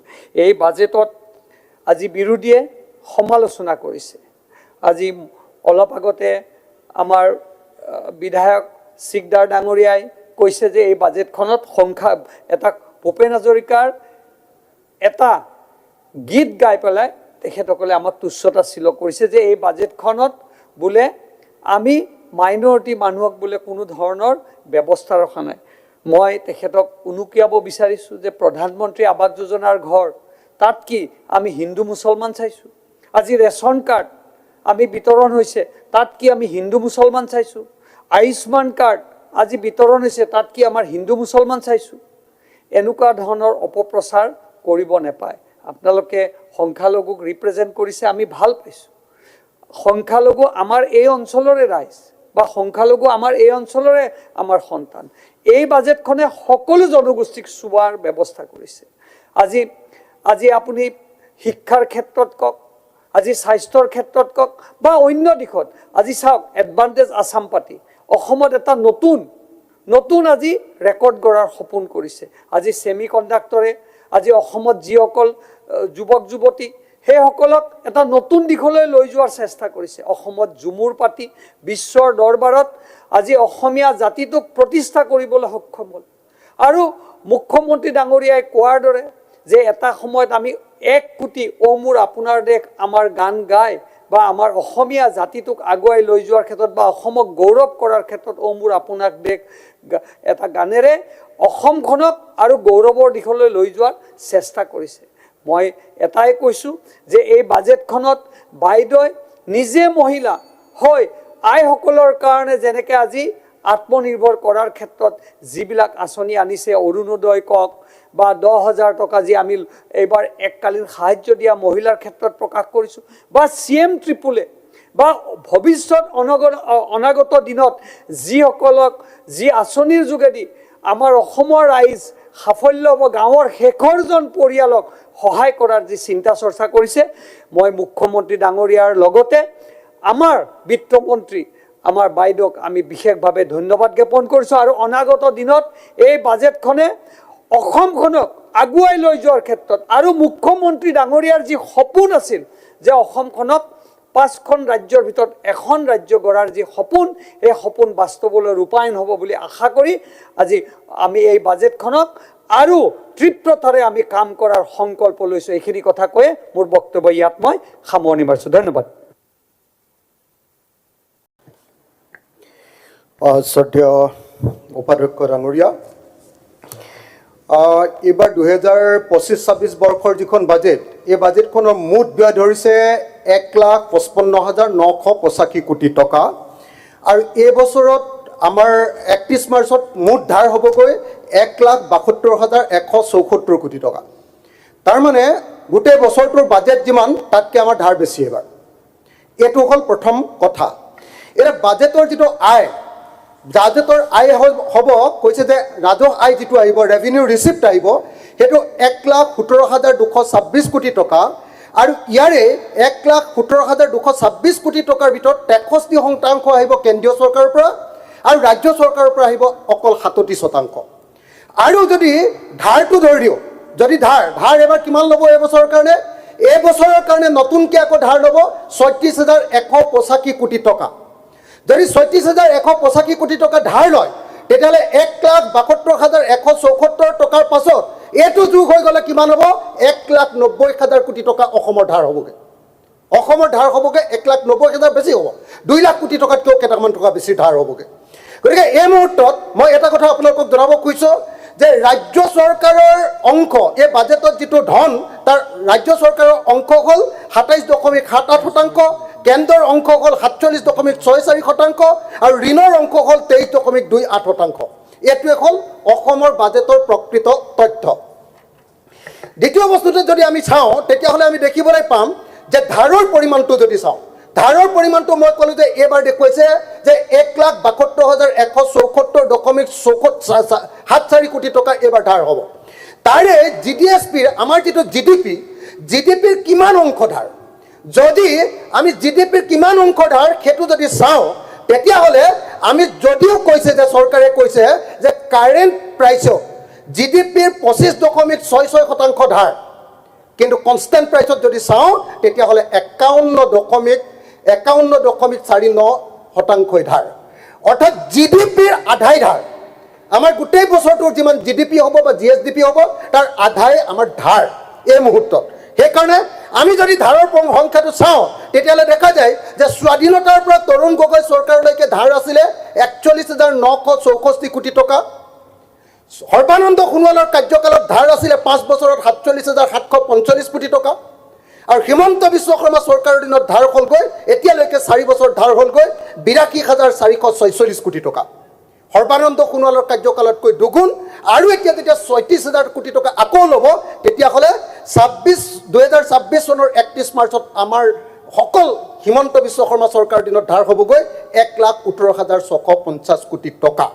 1,18,650 কোটি টকা, য'ত সৰ্বানন্দ সোণোৱালৰ দিনত 47,000 কোটি টকা আছিলে, য'ত স্বাধীনতাৰ পৰা তৰুণ গগৈ চৰকাৰৰ কাৰ্যকাললৈকে 16 চনৰ 31 মাৰ্চলৈকে 41,964 কোটি টকা আছিলে, তাত হিমন্ত বিশ্ব শৰ্মাই ধাৰ লৈছে কেৱল 5টা বছৰত 1,18,650 কোটি টকা। এতিয়া এই বাজেটখন কেনেকুৱা, মানুহৰ কাৰণে এই বাজেটখন কেনেকুৱা, এই সম্পৰ্কে মই অকণমান ক'ব খুজিছোঁ। উপাধ্যক্ষ ডাঙৰীয়া, যেতিয়াই সদায় মই মিটিঙত ঘূৰি ফুৰোঁ, অনবৰতে মানুহৰ মাজলৈ ঘূৰি ফুৰোঁ, মানুহৰ মাজলৈ যাওঁতে মই সদায় এটা প্ৰশ্ন সুধোঁ, গাঁৱৰ মানুহবিলাকক সোধোঁ যে আপোনালোকে মোক এটা কথা কওকচোন যে গাঁৱত মানুহবিলাকে খেতি কৰাৰ পাছত আটাইতকৈ বেছি কি কাম কৰি টকা উপাৰ্জন কৰে? গাঁৱৰ সকলো মানুহে এটাই কথা কয় যে খেতি কৰাৰ পাছত আটাইতকৈ বেছি উপাৰ্জন কৰে গাঁৱৰ মানুহে হাজিৰা কৰি, মিস্ত্ৰীৰ লগত যোগালী কৰি। আৰু 2 নম্বৰ উপাৰ্জনটো কৰে বাহিৰত গৈ ছিকিউৰিটি গাৰ্ড কৰি। উপাধ্যক্ষ ডাঙৰীয়া, আজি এই আটাইতকৈ ডাঙৰ নতুন প্ৰজন্মৰ আটাইতকৈ শক্তিশালী ল'ৰাবিলাক, যিবিলাক ল'ৰা আটাইতকৈ শক্তিশালী নতুন প্ৰজন্মৰ, সেই শক্তিশালী ল'ৰাবিলাকে যদি আজি ছিকিউৰিটি গাৰ্ড কৰে বা আজি আমাৰ মানুহবিলাকে মিস্ত্ৰীৰ লগত যোগালী অৰ্থাৎ দৈনিক মজুৰি কৰে, সেইখন ৰাজ্যৰ কিবা ভৱিষ্যত আছেনে? সেই ৰাজ্যৰ ভৱিষ্যত বদলাবৰ কাৰণে এই বাজেটত কিবা কথা কোৱা হৈছেনে যে নতুন প্ৰজন্মৰ এই ল'ৰাবিলাকক কেনেকৈ হাজিৰা কৰাৰ পৰা কিবা এটা উৎপাদনমুখী কামত ব্যৱহাৰ কৰিব পৰা যাব, কেনেকৈ ছিকিউৰিটি গাৰ্ডৰ পৰা আনি কিবা উৎপাদনমুখী কামত ব্যৱহাৰ কৰিব পৰা যাব, এই সম্পৰ্কে এটা বাক্য এই বাজেটত উল্লেখ কৰা হোৱা নাই। বিজেপিৰ দিনত নিবনুৱাৰ সংখ্যা 23 লাখৰ পৰা এতিয়া 35 লাখলৈ বৃদ্ধি পালে আৰু এই নিবনুৱাসকলৰ সম্পূৰ্ণ নিযুক্তিৰ কাৰণে এই বাজেট সম্পূৰ্ণৰূপে মৌন হৈ আছে। এটা বাক্যও ক'বলৈ সক্ষম হোৱা নাই। প্ৰকৃত অৰ্থত এই 35 লাখ নিবনুৱাক নিযুক্তি দিয়াৰ ক্ষেত্ৰত একো কথা ক'বলৈ সক্ষম হোৱা নাই। অসমৰ মহিলাসকল যদি কৈ আছে যে 1250 টকা দিম, সকলোৰে কাৰণে নহয়, মাত্ৰ কিছুমান মানুহৰ কাৰণে। আমি বাৰম্বাৰ কৈ আছো যে অৰুণোদয় যদি দিব লাগে তোমালোকে 3000 টকা দিম বুলি কৈছা, 3000 টকা দিয়া আৰু গাঁৱৰ বা নগৰৰ প্ৰত্যেকগৰাকী মহিলাকে দিয়াৰ ব্যৱস্থা কৰা যাতে সঁচাকৈ মহিলাৰ সবলীকৰণ হয়। অৰুণোদয়ৰ নামত ব্লেকমেইলিং কৰি অকল বিজেপিৰ মানুহক অৰুণোদয় দিম এইটো কেতিয়াও মানি ল'ব নোৱাৰি। আজি আত্মসহায়ক গোট যিবিলাকৰ আছে, আত্মসহায়ক গোটৰ মহিলাবিলাকক টকা দিম বুলি নচুৱাই আছে। তেওঁলোকক কিবা কৰাৰ কাৰণে, কিবা উৎপাদনমুখী কাম কৰাৰ কাৰণে কি ব্যৱস্থা এই বাজেটত আছে? মাইক্ৰ' ফাইনেন্সৰ ধাৰ মৰাৰ কথা এটা শব্দত ইয়াত উল্লেখ কৰা হোৱা নাই। আৰু কৃষকসকলৰ কাৰণে এই বাজেটত কিবা আছেনে? না জলসিঞ্চনৰ ব্যৱস্থা, না মাটি দিয়াৰ ব্যৱস্থা, না বীজৰ কিবা এটা ব্যৱস্থা, না সাৰৰ কিবা ব্যৱস্থা, না কৃষি যান্ত্ৰিকীকৰণৰ ব্যৱস্থা, এটা শব্দ ইয়াত ক'বলৈ সক্ষম হোৱা নাই। সৰু সৰু বেপাৰীবিলাক যি গাঁৱৰ পৰা নগৰলৈ শাক পাচলি বিক্ৰী কৰিবলৈ আহে, মাছ কণী এইবিলাক বিক্ৰী কৰিবলৈ আহে, বা দৈনিক বজাৰ বা সাপ্তাহিক বজাৰত বস্তু বিক্ৰী কৰি বা ফুটপাথত বিক্ৰী কৰি বা ফেৰী কৰি তেওঁলোক চলে, তেওঁলোকৰ বিষয়ে এই বাজেটখনত কিয় এটাও শব্দ কোৱা হোৱা নাই। মিস্ত্ৰী, বিল্ডিঙৰ বনোৱা, ৰাস্তাৰ বনোৱা, ঘৰত কাম কৰা বাইসকল, চাহ বাগিচাৰ শ্ৰমিকসকলৰ সন্তানসকল, অটোৱালাসকল, ইলেক্ট্ৰনিক ৰিক্সা চালকসকল, টেক্সি চালকসকল, ট্ৰাক চালকসকল, বাছ ড্ৰাইভাৰসকলৰ বিষয়ে ইয়াত কিয় একোটাও কথা কোৱা নাই? অধ্যক্ষ উপাধ্যক্ষ মহোদয়, ছাত্ৰ ছাত্ৰীসকলৰ বাবে বাজেটত কি আছে? অকণমান মাত্ৰ 2500 টকাৰ কথা। বাকী কি আছে ছাত্ৰ ছাত্ৰীসকলৰ? সামগ্ৰিকভাৱে ভোটদাতাসকলৰ বাবে এই বাজেটখনত কি আছে? মূল্যবৃদ্ধি ৰোধ কৰাৰ কিবা এটা ব্যৱস্থা ইয়াত আছেনে? বৃদ্ধ পেঞ্চন পোৱা মোৰ মা দেউতাসকলক যি মাত্ৰ 250 টকাৰ বৃদ্ধ পেঞ্চন পায়, তেওঁলোকৰ কাৰণে কি ব্যৱস্থা আছে? অন্ততঃ 3000 টকাৰ বৃদ্ধ পেঞ্চন দিয়াৰ কথা ইয়াত উল্লেখ কৰা হৈছেনে? অৰুণোদয় পোৱা আই মাতৃসকল, বিধৱা পেঞ্চন পোৱা মাতৃসকল, চৰকাৰৰ কি কয় আপোনাৰ ৰান্ধনীসকল, তাৰপাছত আপুনি দেখিব অংগনবাদী কৰ্মীসকল, অংগনবাদী সহায়িকাসকল, আশা কৰ্মীসকল, গাঁওবুঢ়াসকল, ভিডিপিসকল, তেওঁলোকৰ বিষয়ে কি আছে অধ্যক্ষ মহোদয়? NHM-ৰ চুক্তিভিত্তিক কৰ্মী 24,000 কৰ্মচাৰী, সৰ্বশিক্ষাৰ কণ্টেকচুৱেল কৰ্মীসকল, ডক্টৰ বাণীকান্ত কাকতি সাক্ষৰতা প্ৰগ্ৰেমৰ কম্পিউটাৰ শিক্ষকসকল, NRC কৰ্মীসকল, হোমগাৰ্ডসকল, 11খন পলিটেকনিকৰ চাকৰিয়াল খেদিছে, ফিচাৰী কৰ্মীসকল, জীৱিকা সখীসকল, জলমিত্ৰসকল, ভেঞ্চাৰ স্কুলৰ শিক্ষকসকল, পৌৰ কৰ্মীসকল, APDS-ৰ অস্থায়ী কৰ্মীসকল, বন বিভাগৰ অস্থায়ী কৰ্মীসকল, বঞ্চিত হিন্দু শিক্ষকসকল, পঞ্চায়তৰ কৰ্মীসকল, 108ৰ কৰ্মচাৰীসকলৰ কাৰণে কি খবৰ ইয়াত আছে? ANM GNM-সকলৰ কাৰণে কি আছে? বানপানীৰ কথাও নাই, ঘৰ ভাড়া খোৱা নিয়ন্ত্ৰণৰ কথাও নাই, গাঁৱৰ কেঁচা ৰাস্তাবিলাক পকা কৰাৰ আছেনে? অধ্যক্ষ মহোদয়, উপাধ্যক্ষ মহোদয় আছেনে? আচলতে এখন বাজেটৰ মূল উদ্দেশ্য কি হ'ব লাগে? অসমীয়া জাতি আটাইতকৈ সামন্তীয় চিন্তাৰে এতিয়াও আছে, এতিয়াও আমাৰ পেছাদাৰী চিন্তাৰে। কিন্তু এই বাজেটখনে যিটো মূল কাম কৰিছে, অসমীয়া মানুহে কাম কৰি খাব নালাগে। উপাধ্যক্ষ মহোদয়, nothing will go on record. ইয়াত ঠকিব খোজা হৈছে অধ্যক্ষ মহোদয়। অধ্যক্ষ মহোদয়, সময় শেষ হৈছে। অৰ্থমন্ত্ৰী অজন্তা নিয়োগ বাইদেউৰ প্ৰচেষ্টা nothing will go on record. Please sit down. আৰু অসমৰ মুখ্যমন্ত্ৰী ডক্টৰ হিমন্ত বিশ্ব শৰ্মাৰ নেতৃত্বত 2025 অসমৰ কাৰণে বাজেট প্ৰস্তুত সময় হৈছে আৰু জনকল্যাণ বাজেট ইয়াৰ বক্তব্য ৰেকৰ্ডত নাযাব।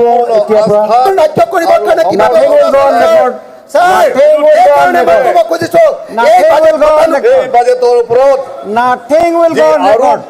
কৰিছে Nothing will not go on record. ইয়াৰ ওপৰত Nothing মই will go on record. কিছু Please sit down. বক্তব্য ৰাখিব বিচাৰিছো Please sit down. Nothing will go on record. আপোনাৰ লাভ নাই তে কৈ চিঞৰ বাখৰ কৰিব পাৰে। Please sit down. Please sit down. খোল গগৈ চিঞৰ বাখৰ কৰিব পাৰে। Nothing will go on record. Please sit down. Please. আপুনি অখিল জনজাতি গগৈ, মানুহক please ক'ব sit নিদিয়ে down. কিয় Next জনজাতি time মানুহক ক'ব আপোনাৰ 1 নিদিয়ে মিনিট আপোনাক আপুনি এক্সট্ৰা দিয়া নহ'ব বক কথা নুশুনিলে উপাধ্যক্ষ মহোদয় বিৰোধী পক্ষই এই বাজেটৰ ওপৰত লে কৰিব পাৰিম নহয় জানো উপাধ্যক্ষ ডাঙৰ লে কৰি দিব পাৰিম কথাখিনি ক'ব নাপালো চিয়'ৰ থেংক ইউ উপাধ্যক্ষ মহোদয় বিৰোধী পক্ষই এই বাজেটৰ ওপৰত আৰোপ কৰিছিল হিতাধিকাৰী সৃষ্টি কৰা আৰু ইলেকশ্যনমুখী বাজেট বুলি তেওঁলোকে আৰোপ কৰিছিল মই সম্পূৰ্ণভাৱে বিৰোধিতা কৰি ক'ব বিচাৰিছোঁ অৰুণোদয় ধৰণৰ আঁচনি মহিলা উদ্যমিতা ধৰণৰ আঁচনি নিযুত মহিলা ধৰণৰ আঁচনি মুখ্যমন্ত্ৰী জীৱন প্ৰেৰণা আৰু মুখ্যমন্ত্ৰী আত্মনিৰ্ভৰ অভিযানৰ ধৰণৰ যি আঁচনি এই আঁচনি বিকশিত অসমৰ এক ভৱিষ্যত পৰিকল্পনা বিৰোধী পক্ষই যিখিনি আৰোপ কৰিছে মই এই বিধানসভাৰ কংগ্ৰেছ আমোলৰ যিখিনি বাজেট প্ৰস্তুত কৰিছিল সেই কথা যদি আমি আজি আলোচনা কৰোঁ পাহাৰৰ এলেকাত ডিমা হাছাও কাৰ্বি আংলঙত তেওঁলোকৰ নিজস্ব বাজেট আছে বুলি দোহাই দি কেতিয়াও তেওঁলোকে অসম চৰকাৰৰ পৰা প্ৰত্যক্ষভাৱে সেইটো এলেকাত উন্নয়নমূলক কাম কাজ কৰা নাছিল আজি আমাৰ চৰকাৰে পাহাৰ ভৈয়াম বৰাক ব্ৰহ্মপুত্ৰ একাকাৰ কৰি কাৰ্বি আংলঙতো ICDS আৱাসগৃহ নিৰ্মাণ হাইস্কুল এমই স্কুল কলেজ আৱাসগৃহৰ নিৰ্মাণ ৰাস্তা পথ পদূলি নিৰ্মাণ আঁচনি অসম চৰকাৰৰ পৰা প্ৰত্যক্ষভাৱে ৰূপায়ণ কৰা আমি দেখিবলৈ পাইছোঁ আমাৰ চৰকাৰে কাৰ্বি আংলং অট'নমাছ কাউন্সিল আৰু ডিমা হাছাও অট'নমাছ কাউন্সিল নিজস্ব বাজেট প্ৰস্তুত কৰিবৰ কাৰণে প্ৰত্যেক বছৰে বাজেটত বৰ্ধিত কৰি কাৰ্বি আংলঙৰ কাৰণে এইবাৰ 600 কোটিৰো অধিক আৰু ডিমা হাছাও অট'নমাছ কাউন্সিলৰ কাৰণে 100 কোটিৰো অধিক টকা ধাৰ্য কৰি কাৰ্বি আংলং অট'নমাছ কাউন্সিল আৰু ডিমা হাছাও অট'নমাছ কাউন্সিল উন্নয়নমূলক কাম কাজ কৰাৰ কাৰণে আমাৰ চৰকাৰে এইবাৰ উন্নয়নৰ কাৰণে ধাৰ্য কৰি দিয়া হৈছিল যাৰ বাবদ মই বিত্তমন্ত্ৰী আৰু অসমৰ মুখ্যমন্ত্ৰী ডক্টৰ হিমন্ত বিশ্ব শৰ্মাক মই ধন্যবাদ জ্ঞাপন কৰিছোঁ আমি এইখিনিত মই ক'ব বিচাৰিছোঁ যে তাৰোপৰি কাৰ্বি আংলং ৱেষ্ট কাৰ্বি আংলং ডিমা হাছাও নিৰ্মল শক্তি আৰু পৰিৱেশ পৰ্যটন কেন্দ্ৰ আৰু কাৰ্বি আংলং আৰু কাৰ্বি আংলঙত যাতে পশু চিকিৎসা মহাবিদ্যালয় আৰু কাৰ্বি আংলঙত কৃষি মহাবিদ্যালয় নিৰ্মাণৰ কাৰণে যি বাজেটত ধাৰ্য কৰা হৈছে তাৰ বাবদ মই বিত্তমন্ত্ৰীক মই ধন্যবাদ জ্ঞাপন কৰিছোঁ আৰু অলপমান মই কৈ আছোঁ যোৱা 3 মাৰ্চ 2025 তাৰিখত কোকৰাঝাৰৰ প্ৰথম দিনৰ বিত্ত অভিৱৰ্ধনত ৰাজ্যপালৰ বাহনৰ পিছত একমাত্ৰ কাৰ্যসূচী ওপৰত আলোচনা হৈছিল এইখন আছিল 6ষ্ঠ অনুসূচী অধীনত 6ষ্ঠ অনুসূচী সঠিকভাৱে কাৰ্যকৰী কৰা আৰু ইয়াক উন্নত কৰাৰ ওপৰত আলোচনা হৈছিল সেই আলোচনাত যিসকল বিধায়কে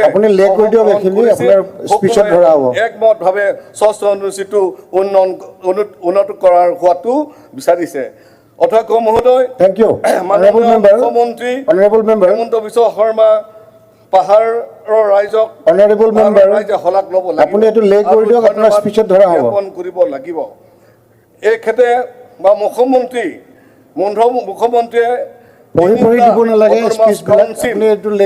অট'নমাছ কাউন্সিলক দায়িত্ব অৰ্পণ কৰিছিল কাৰ্বি আংলঙত থকা ডিমা হাছাওত থকা আৰু অনাউঞ্চত থকা অনাথ কাৰ্বি অনা বড়ো অনা ডিমাচা ৰাইজসকলক যি ৰাজনৈতিক আৰ্থিক আৰু সামাজিক যি অধিকাৰসমূহ সুৰক্ষাৰ ক্ষেত্ৰত কাৰ্বি আংলং অট'নমাছ কাউন্সিল লগতে সেই এলেকাত থকা সমগ্ৰ ৰাইজে এই দায়িত্ব আমি পালন কৰিব লাগে আৰু আমি পৰিৱেশ গঢ়িব লাগিব গতিকে আমি সৰ্বাংগীন উন্নয়নৰ কাৰণে আমি এই দায়িত্ব ল'ব লাগিব এনেধৰণৰ পৰিৱেশৰ যোগেদিয়ে মই আশা কৰিছোঁ ভাৰতৰ ভিতৰত লিপিবদ্ধ হৈ থকা 244 ধাৰা ৰূপায়ণৰ যোগেদি Karbi Anglong Dima Hasao autonomous state within the state গঠন কৰিবলৈ কাৰণে আমি এটা পৰিৱেশ সম্ভৱ হ'ব গঠন কৰিবলৈ কাৰণে আমি সম্ভৱ হ'ব বুলি মই আশাবাদী গতিকে মই পুনৰবাৰ বিত্তমন্ত্ৰী যি বাজেট প্ৰস্তুত কৰিছে এই বাজেটৰ ওপৰত মই সম্পূৰ্ণ সমৰ্থন জনাই মোৰ বক্তব্য এইখিনি সামৰিছোঁ থেংক ইউ মহোদয় মাননীয় উপাধ্যক্ষ মহোদয় মই নকওঁ মোৰ অলপ স্পেচ আছিলে লে কৰি দিওঁ থেংক ইউ মেইন হেৰি আছিলে অকণমান সময় নাই এইটো আপোনালোকক দিয়া হৈছে আমিনুল ডাঙৰীয়াটো ৰখিব কোৱা হৈছিলে নৰখিলে না তেওঁ কৈ গ'ল টাইমটো হেড কৰি ল'লে নহ'ব এনেকৈ নহয় এইটো বস্তুটো আপোনালোকে বুজক সময় দিয়া আছে এইটোত আমাৰ ৰুলিং পাৰ্টিৰে মই দিয়া নাই ইয়াতে যিবিলাক কথা আমি বহি শুনিছোঁ বাজেট বহিৰ্ভূত কথাটো শুনিছোঁ অকণমান আমাৰ বাজেটৰ আলোচনা বাজেট বিতৰ্কত যথেষ্ট দুদিনীয়া যোৱাকালিৰ পৰা আজিলৈকে এই বিতৰ্কত আমাৰ মাননীয় সদনৰ 33গৰাকী সদস্যই অংশগ্ৰহণ কৰিছে ইয়াত মুখ্যমন্ত্ৰী ডাঙৰীয়াৰ পৰা আদি কৰি আমাৰ দিগন্ত বৰ্মন মাননীয় বিধায়কক্ৰমে সিদ্ধাৰ্থ ভট্টাচাৰ্যী ভৱেশ কলিতা আমিনুল ইছলাম জ্যেষ্ঠ পদ্ম হাজৰিকা দেৱব্ৰত শইকীয়া মাননীয় বিৰুদ্ধ অধিপতি ৰমেন্দ্ৰ নাৰায়ণ কলিতা আব্দুল বাটেন খণ্ডকাৰ পৰমানন্দ ৰাজবংশী দুৰ্গা দাস বড়ো সুমন হৰিপ্ৰিয়া আব্দুৰ ৰহিম আহমেদ গোবিন্দ চন্দ্ৰ বসুমতাৰী মনোৰঞ্জন তালুকদাৰ নুৰুল হুদা দৈপায়ন চক্ৰৱৰ্তী কৰিমুদ্দিন বৰভূঞা ধৰ্মেশ্বৰ কোঁৱৰ জিৰণ বসুমতাৰী মিহিৰ কান্তি সোম আব্দুৰ ৰছিদ মণ্ডল হেমাংগ ঠাকুৰীয়া আমিনুল ইছলাম জুনিয়ৰ কৃষ্ণ কমল তাঁতী শিৱামণি বৰা সঞ্জয় কিষাণ জাকিৰ হুছেইন চিকদাৰ উৎপল বৰা আসিফ মহম্মদ নাজাৰ দিগন্ত কলিতা অখিল গগৈ দৰসিং ৰংহাং ইয়াত অংশগ্ৰহণকাৰী সকলো মাননীয় সদস্যকে মই আন্তৰিক কৃতজ্ঞতা জ্ঞাপন কৰিছোঁ আৰু আশা কৰিছোঁ যে তেখেতসকলৰ যি বক্তব্য সেই বক্তব্যই আগন্তুক সময়ত আমাৰ ৰাজ্যখনক শক্তিশালী কৰিব যিসকল সদস্যৰ মাননীয় সদস্যই বাজেটখনৰ সপক্ষে কৈছে যিসকল বিপক্ষে কৈছে সপক্ষ যিসকলে কৈছে তেখেতসকলৰ পৰামৰ্শ মই আশীৰ্বাদ বুলি গ্ৰহণ কৰিছোঁ আৰু যিসকলে ইয়াক পজিটিভ ৱেত আশীৰ্বাদ দিছে আমাক বিভিন্ন ছাজেশ্যন দিছে সেইখিনিও মই তেওঁলোকৰ ভাল পৰামৰ্শবিলাক গ্ৰহণ কৰিছোঁ আৰু গণতন্ত্ৰত উপাধ্যক্ষ মহোদয় বিতৰ্ক আছে আৰু যেতিয়া সেই বিতৰ্ক সুস্থ হয় সেই বিতৰ্কই আমাৰ গণতন্ত্ৰক অধিক শক্তিশালী কৰে এই বাজেটৰ বিষয়ে মই সঁচাকৈ সৌভাগ্যশালী যে মই পঞ্চমখন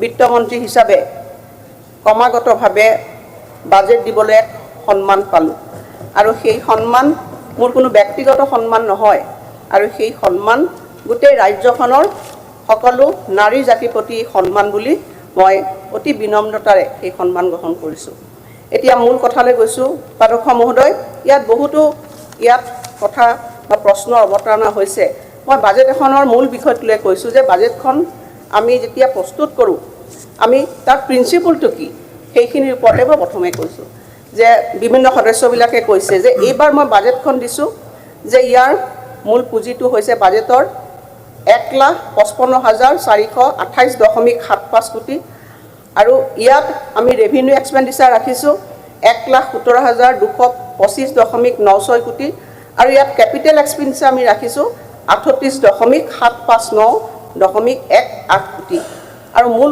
প্ৰশ্নটো আহিল যে এই পুঁজিখিনি ক'ৰ পৰা আহিব এই পুঁজিখিনিৰ কিমান শতাংশ আমি পুঁজি ক'ৰ পৰা আহিছে বাজেটৰ পিছফালে আমি স্পষ্টভাৱে দিছোঁ গতিকে ইয়ে কি সূচাইছে যে মোৰ বাজেটখন ট্ৰান্সপাৰেণ্টলি আমি পুঁজি ক'ৰ পৰা আহৰণ কৰিম, কেনেধৰণে খৰচ কৰিম, গোটেই কথাখিনি উপাধ্যক্ষ মহোদয় মই বিস্তৃতভাৱে দিছোঁ।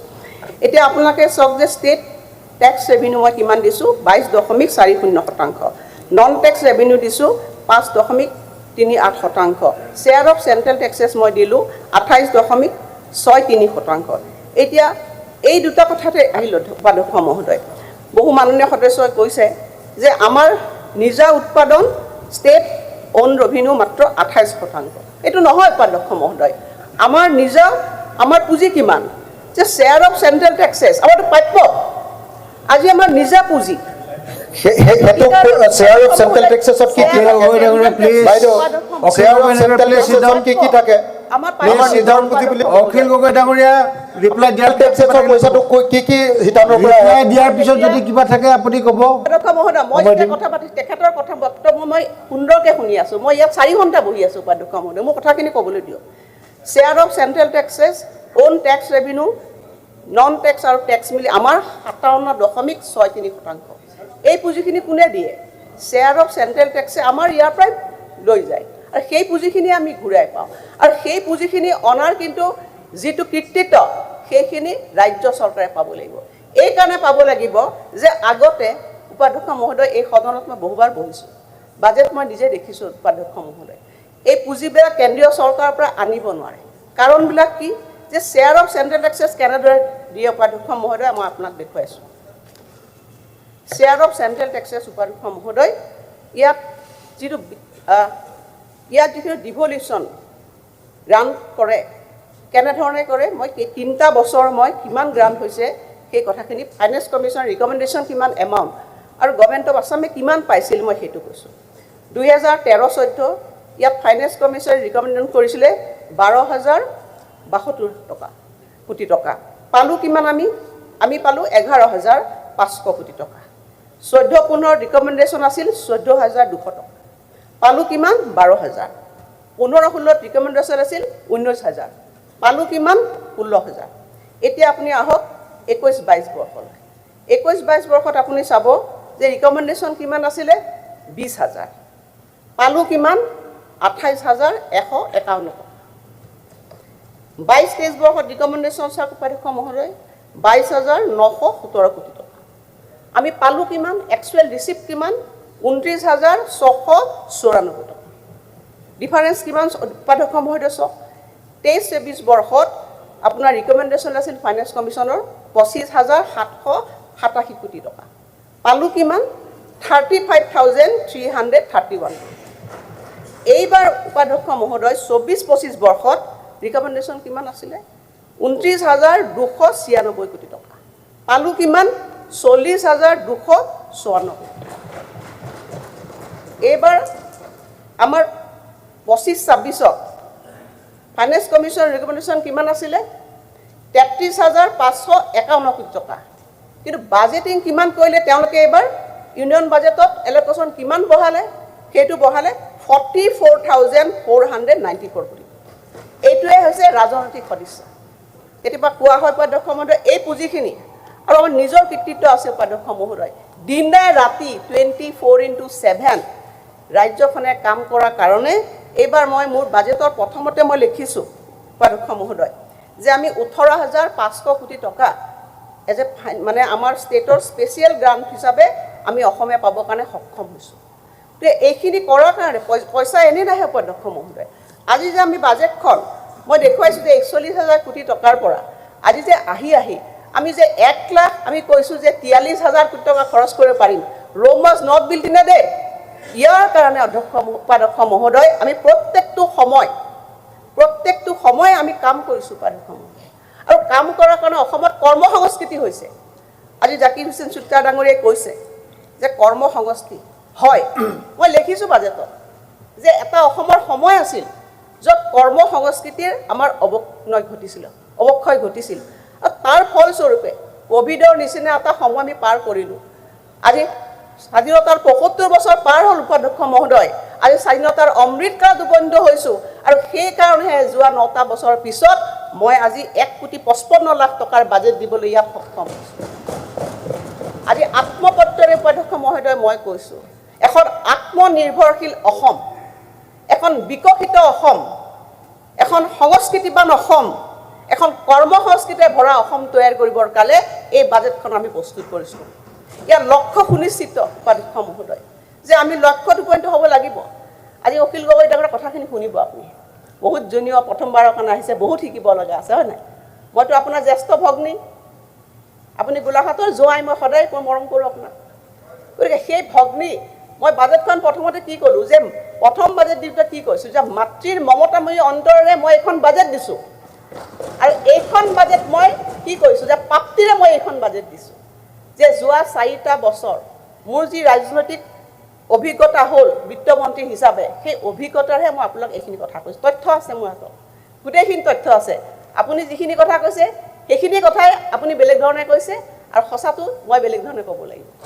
কাৰণ যেতিয়া এখন ৰাজ্য চলাব লাগে, ৰাজ্য চলালে ইয়াত কিছুমান স্থিত থাকে, সেইমতে কাম হ'ব লাগে। আপুনি ঋণৰ কথা যিখিনি কৈছে, ৰাজ্য পৰিচালনা কৰিবৰ কাৰণে কেনেধৰণে আগবাঢ়ি যায়, সকলোখিনি ৰিজাৰ্ভ বেংকৰ নীতি নিয়ম মানি মোৰ বাজেটখন প্লেচে কৰিছোঁ। মইতো দেখুৱালে যে 77% ক'ৰ পৰা আহিব, ফাইনেন্স কমিশ্যনৰ গান, চেণ্ট্ৰেল গভৰ্ণমেণ্টৰ যিখিনি এছিষ্টেঞ্চ সকলোখিনি লাগিব।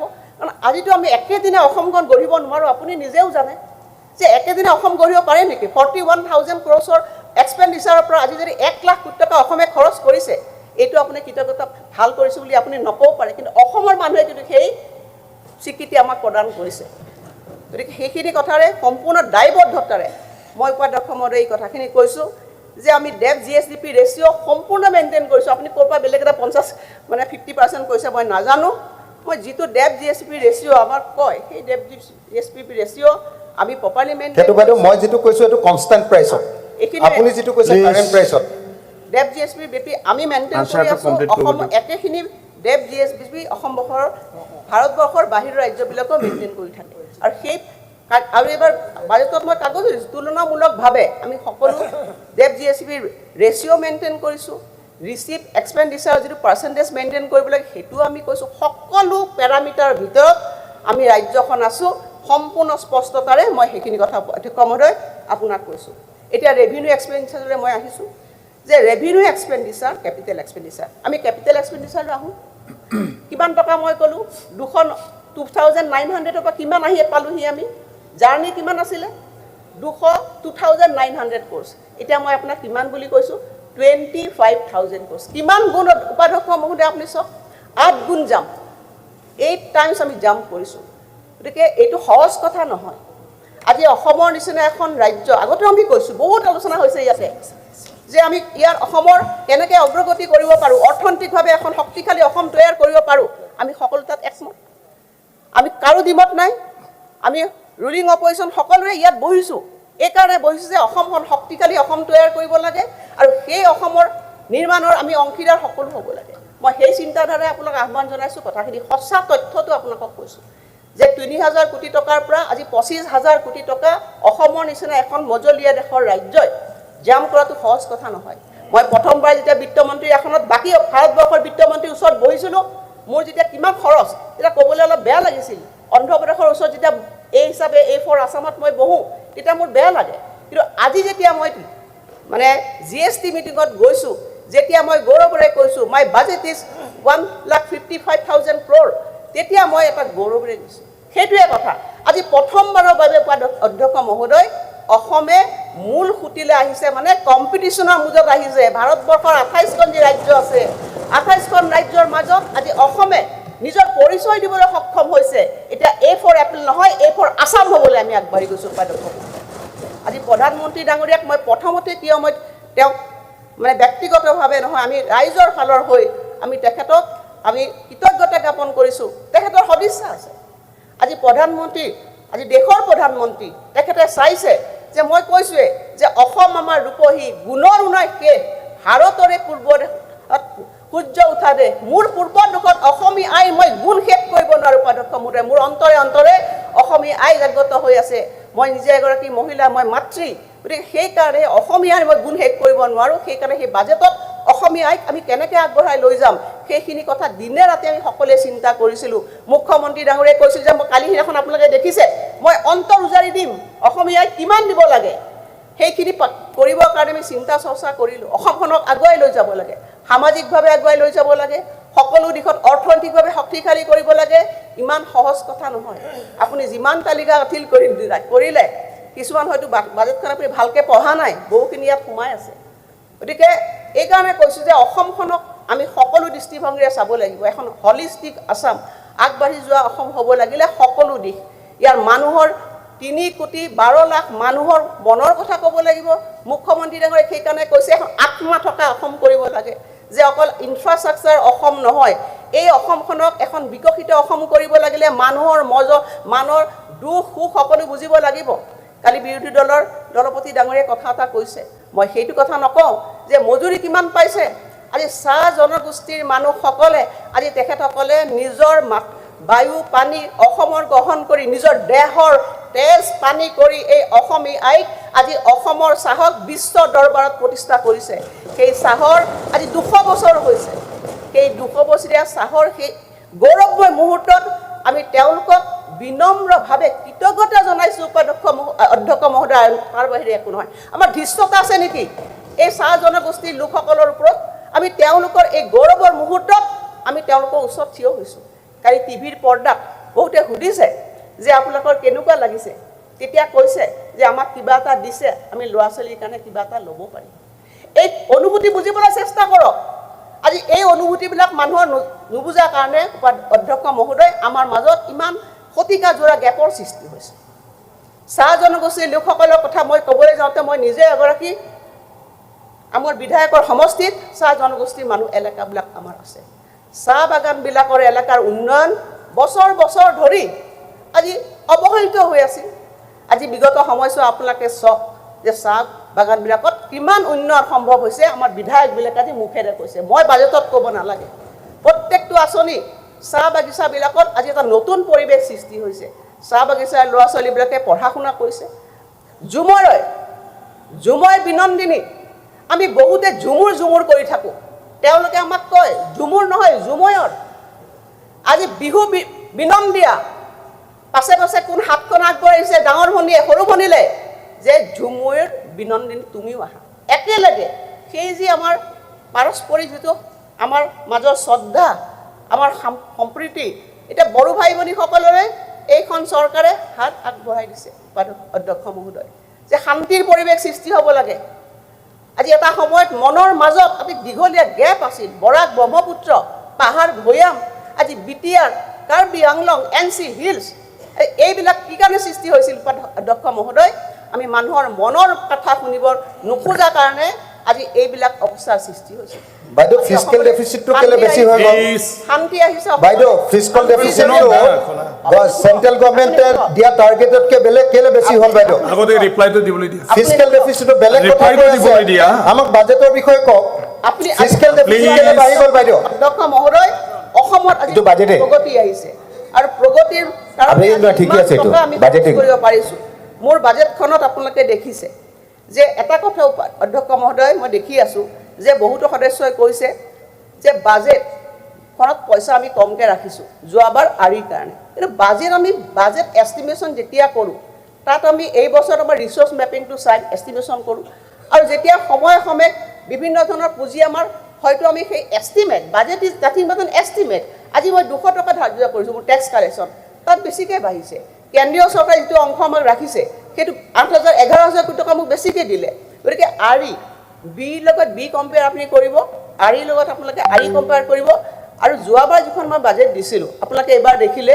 যে প্ৰথম বি পিছত মোৰ যিখন আৰি হ'ল তাত 1,68,000 কোটি টকা হৈছে আৰু সমানুপাতিকভাৱে এইবাৰৰ যিখন মই বাজেট দাখিল কৰিছোঁ এই বাজেটখনো আমি যেতিয়া ছাপ্লিমেণ্টাৰী ডিমাণ্ড দিম তেতিয়ালৈকে বিভাগবিলাকৰ বিভিন্ন ধৰণৰ ডিমাণ্ড আহিব সেই বাজেটখনৰ পুঁজি ডেফিনেটলি বৃদ্ধি হ'ব আৰু আমি আশা কৰিছোঁ যে এই বাজেটখনৰ আৰু অন্ততঃ 20-25 হাজাৰ কোটি পিছৰে বৃদ্ধি হ'ব পাৰে আৰু এল'কেশ্যনটো যে ডাইনামিক আজি বিভিন্ন ক্ষেত্ৰত কেন্দ্ৰীয় চৰকাৰ কিছুমান আঁচনি পইচা আহি যায় আৰু ডিপাৰ্টমেণ্টবিলাকৰ আমাৰ আপোনালোকে জানে যে এটা কণ্টিজেঞ্চি ফাণ্ড থাকে সেই কণ্টিজেঞ্চি পুঁজিটো মই যোৱাবাৰ 8,000 কোটি টকালৈ বৃদ্ধি কৰিছিলোঁ এইবাৰ 8,000 কোটি টকা নাই যিটো নৰ্মেল মোৰ 2,000 ক্ৰ'ৰ্ছৰ মোৰ কণ্টিজেঞ্চি ফাণ্ড আছে সেইটোৱে মই ৰাখিছোঁ যদি প্ৰয়োজনীয়তা হয় সেইটো কণ্টিজেঞ্চি ফাণ্ডটো মোৰ বাঢ়িব আৰু ডিপাৰ্টমেণ্টবিলাকে যেতিয়া তেওঁলোকৰ আঁচনিৰ বাবে পুঁজি ধনৰ প্ৰয়োজন হ'ব এই কণ্টিজেঞ্চি ফাণ্ডৰ পৰা তেওঁলোকে সেই পুঁজি ব্যৱহাৰ কৰিব পাৰিব ইয়াত কোনো আমি স্পেচিফিকেলি কাৰো আমি উদ্দেশ্য প্ৰণীতভাৱে বাজেট কাটিং কৰা বা কাট কৰা নাই ইয়াত আমি যিমানখিনি পুঁজি দিব লাগে দিছোঁ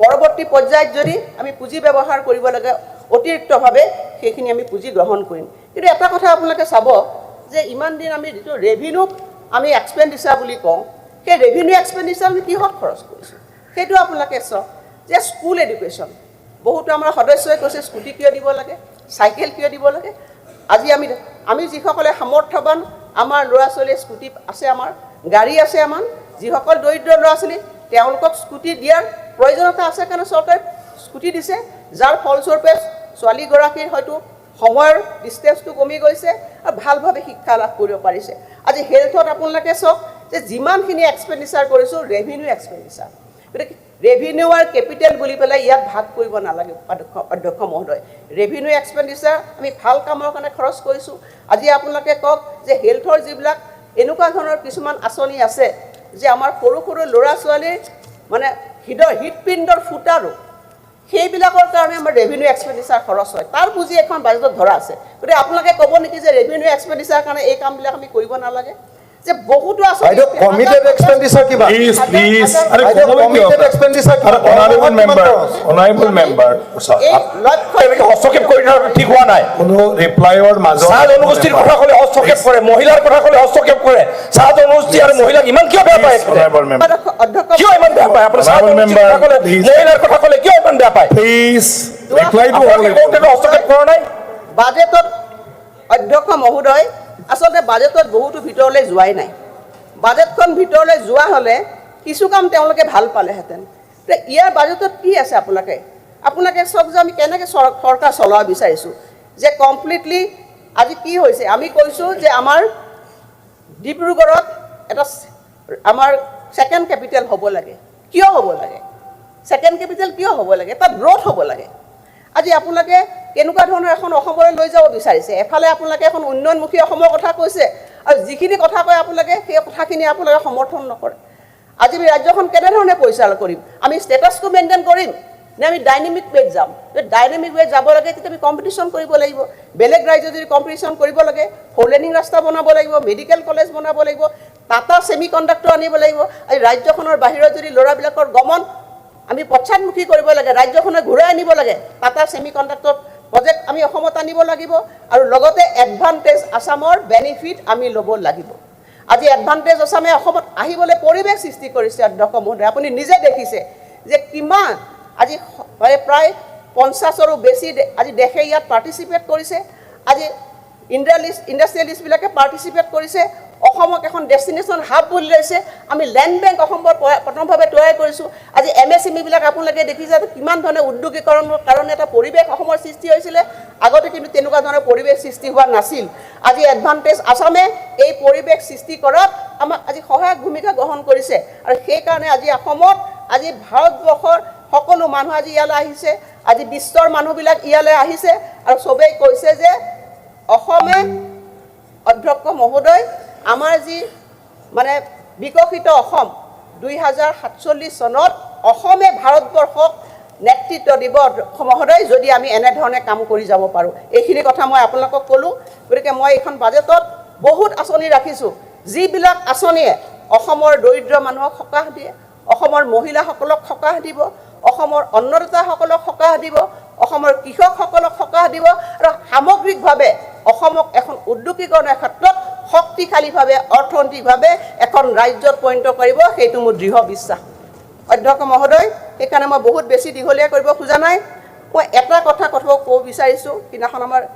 আমাৰ LOP লিডাৰ অপজিশ্যন কৈছিলে যে তেখেতে কৈছিলে যে মই প্ৰথমেই ক'লোঁ যে চাহ জনগোষ্ঠীৰ কাৰণে যিখিনি আমি আঁচনি আনিছোঁ সেইখিনি আমাৰ এটা তেওঁলোকৰ প্ৰতি বিনম্ৰ স্বীকৃতি মাথোন আৰু তাৰপিছত তেখেতে কৈছিলে লাচিত বৰফুকন অধ্যক্ষ মহোদয় বীৰ লাচিত বীৰ বীৰাংগনাসকলক জীয়াই ৰখাটো আমাৰ এটা জাতীয় দায়িত্ব আৰু সেইকাৰণে আমি তেখেতসকলক আচলতে তেখেতসকলৰ কাৰণে কি কাম কৰিব পাৰিছোঁ অধ্যক্ষ মহোদয় সেইটো কথা নহয় যে আমাৰ কথা হৈছে বীৰসকলক আমি স্বীকৃতি দিয়া আজি লাচিত বৰফুকনক বীৰ হিচাপে আমি জাতীয় বীৰ হিচাপে ৰাষ্ট্ৰীয় বীৰ হিচাপে স্বীকৃতি দিবৰ কাৰণে আমি দিল্লীলৈ গৈছোঁ 400 বছৰীয়া তেখেতৰ মানে পালন কৰিবৰ কাৰণে আমি দিল্লীলৈ গ'লোঁ তাৰপিছত যিখিনি কথা এলপি ডাঙৰীয়া আপুনি কৈছে সৰু সুৰা কথাবোৰত মই তেনেকুৱা ধৰণৰ কথাত মই নাযাওঁ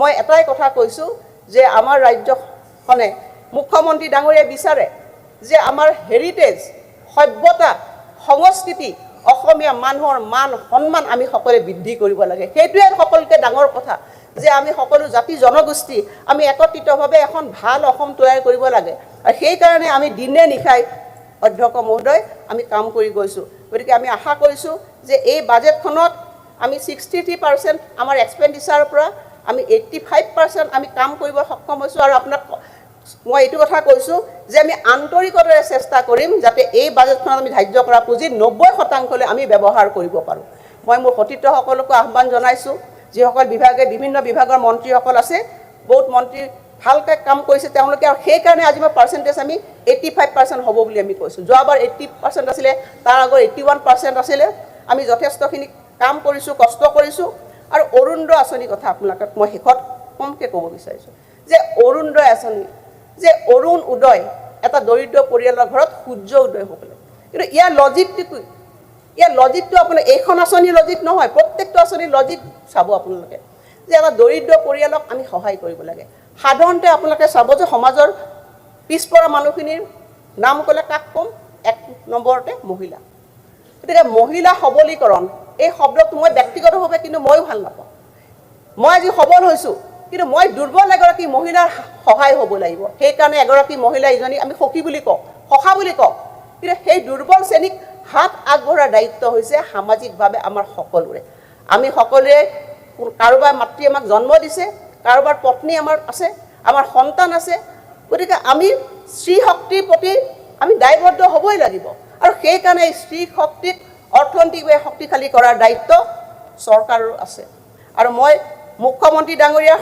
সৈতে সকলোকে সদনক ধন্যবাদ জনাম যে অৰুণোদয়ৰ নিচিনা এখন অভিলাষী আঁচনি যিখন আঁচনিত অসমৰ নিচিনা এখন মজলীয়া ৰাজ্যই 5,000 কোটি টকা আমি ৰাখিবৰ কাৰণে সক্ষম হৈছোঁ যিটো স্বাধীনতাৰ ৭৫ বছৰৰ পিছত মই ভাবোঁ যে মহিলাসকলৰ উত্তৰণৰ কাৰণে এইটো সৰ্বাধিক পুঁজি আমি ৰাখিছোঁ বাকী নিযুত মইনা জাকিৰ হুছেইন চিকদাৰ ডাঙৰীয়াই কৈছে মানে কি বুলি কয় আমাৰ যিসকল চৰ অঞ্চলৰ মানুহ আছে আজি নিযুত মইনা আছে মই আগতে এখন বিধানসভাত বহুবাৰ সেইখিনি একেখিনি কথাই কৈছোঁ যেতিয়া মই জাকিৰৰ লগত বহি আছিলোঁ তেতিয়া মই জাকিৰক কৈছিলোঁ যে জাকিৰ আজি আমি কি কাম কৰিব লাগিব সংখ্যালঘুৰ যিসকল জনপ্ৰতিনিধি আছে তেওঁলোকে ক'ত গুৰুত্ব দিব লাগিব শিক্ষা যদি আমি শিক্ষাক গুৰুত্ব মানে দিলোহেঁতেন আজি কিন্তু সংখ্যালঘু মানুহৰ এই অৱস্থা নহ'লহেঁতেন অধ্যক্ষ মহোদয় এইখিনি কথা মই আজি স্পষ্টকৈ কৈছোঁ শিক্ষাৰ কাৰণে আজি সংখ্যালঘু মহিলাসকলকো উত্তৰণ হ'ব লাগিব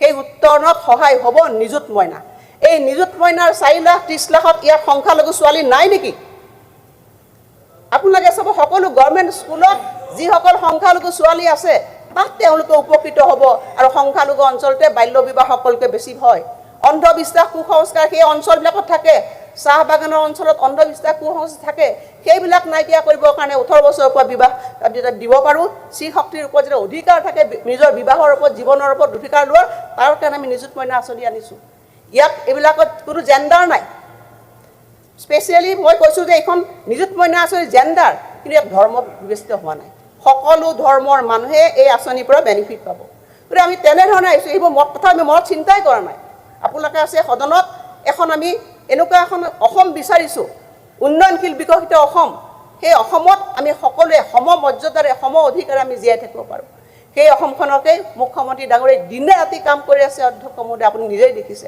গতিকে আমি সেইবিলাক কথা অতীতটো আৰু খুচৰিবলৈ নাযাওঁ আৰু যিসকলে লোনৰ নামত মানে খুচৰি লাও বুঢ়া কৰিব খুজিছে সেই প্ৰৱণতা আপোনালোকে বাদ দিয়ক আমি যিখিনি লোন লৈছোঁ ৰিজাৰ্ভ বেংকৰ নিয়ম মতে আমি যিখিনি প্ৰাপ্য সেইখিনিয়ে লৈছোঁ আৰু অন্য ৰাজ্যবিলাকে যেনেধৰণে এই একে সংস্কৃতিৰে লোন লৈ বেছি লয় আমাৰ তালিকাখন আজি মই নাগাওঁ কাৰণ এইকাৰণে মোৰ গোৱা ইচ্ছা নাই ইয়াত ৰাখি দিছোঁ একেলগে আপুনি লোন কৈ পেলাই এটা অপপ্ৰচাৰ কৰি পেলাই স্বীকৃতি লাও বুঢ়া কৰিব আৰু নালাগে অসমে আজি নিজৰ ভৰিত থিয় হৈছে অসম তাৰ পৰা আহি আহি এখন বিকশিত অসমৰ যাত্ৰাত গৈছে আৰু সেইকাৰণে মই পুনৰবাৰ সকলোকে অনুৰোধ জনাইছোঁ যে অসমে আজি দক্ষভাৱে নিজৰ যোগ্যতা প্ৰকাশ কৰিছে আৰু সেইকাৰণে আজি অসম ডেষ্টিনেশ্যন হাব হ'বলৈ আগুৱাই গৈছে পুনৰবাৰ মই সেইকাৰণে অধ্যক্ষ মহোদয় মই কৈছোঁৱে যে মোৰ মাতৃক মোৰ আইক মই কেনেধৰণে প্ৰশংসা কৰিম মই ভাবিব নোৱাৰোঁ সেইকাৰণে মই বাজেটত কৈছোঁৱে অসমীয়া আই গুণানুগান গাইছোঁ সেইখন অসম সমৃদ্ধিশালী অসম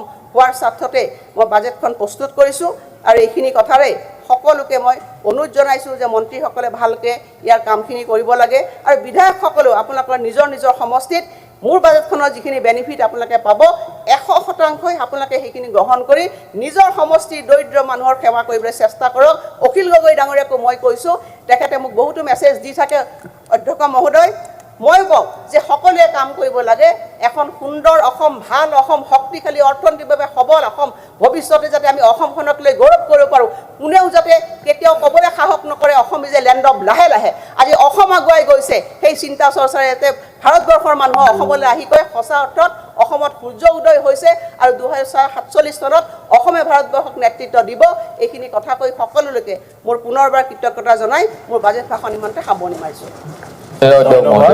অসমৰ কথা আছে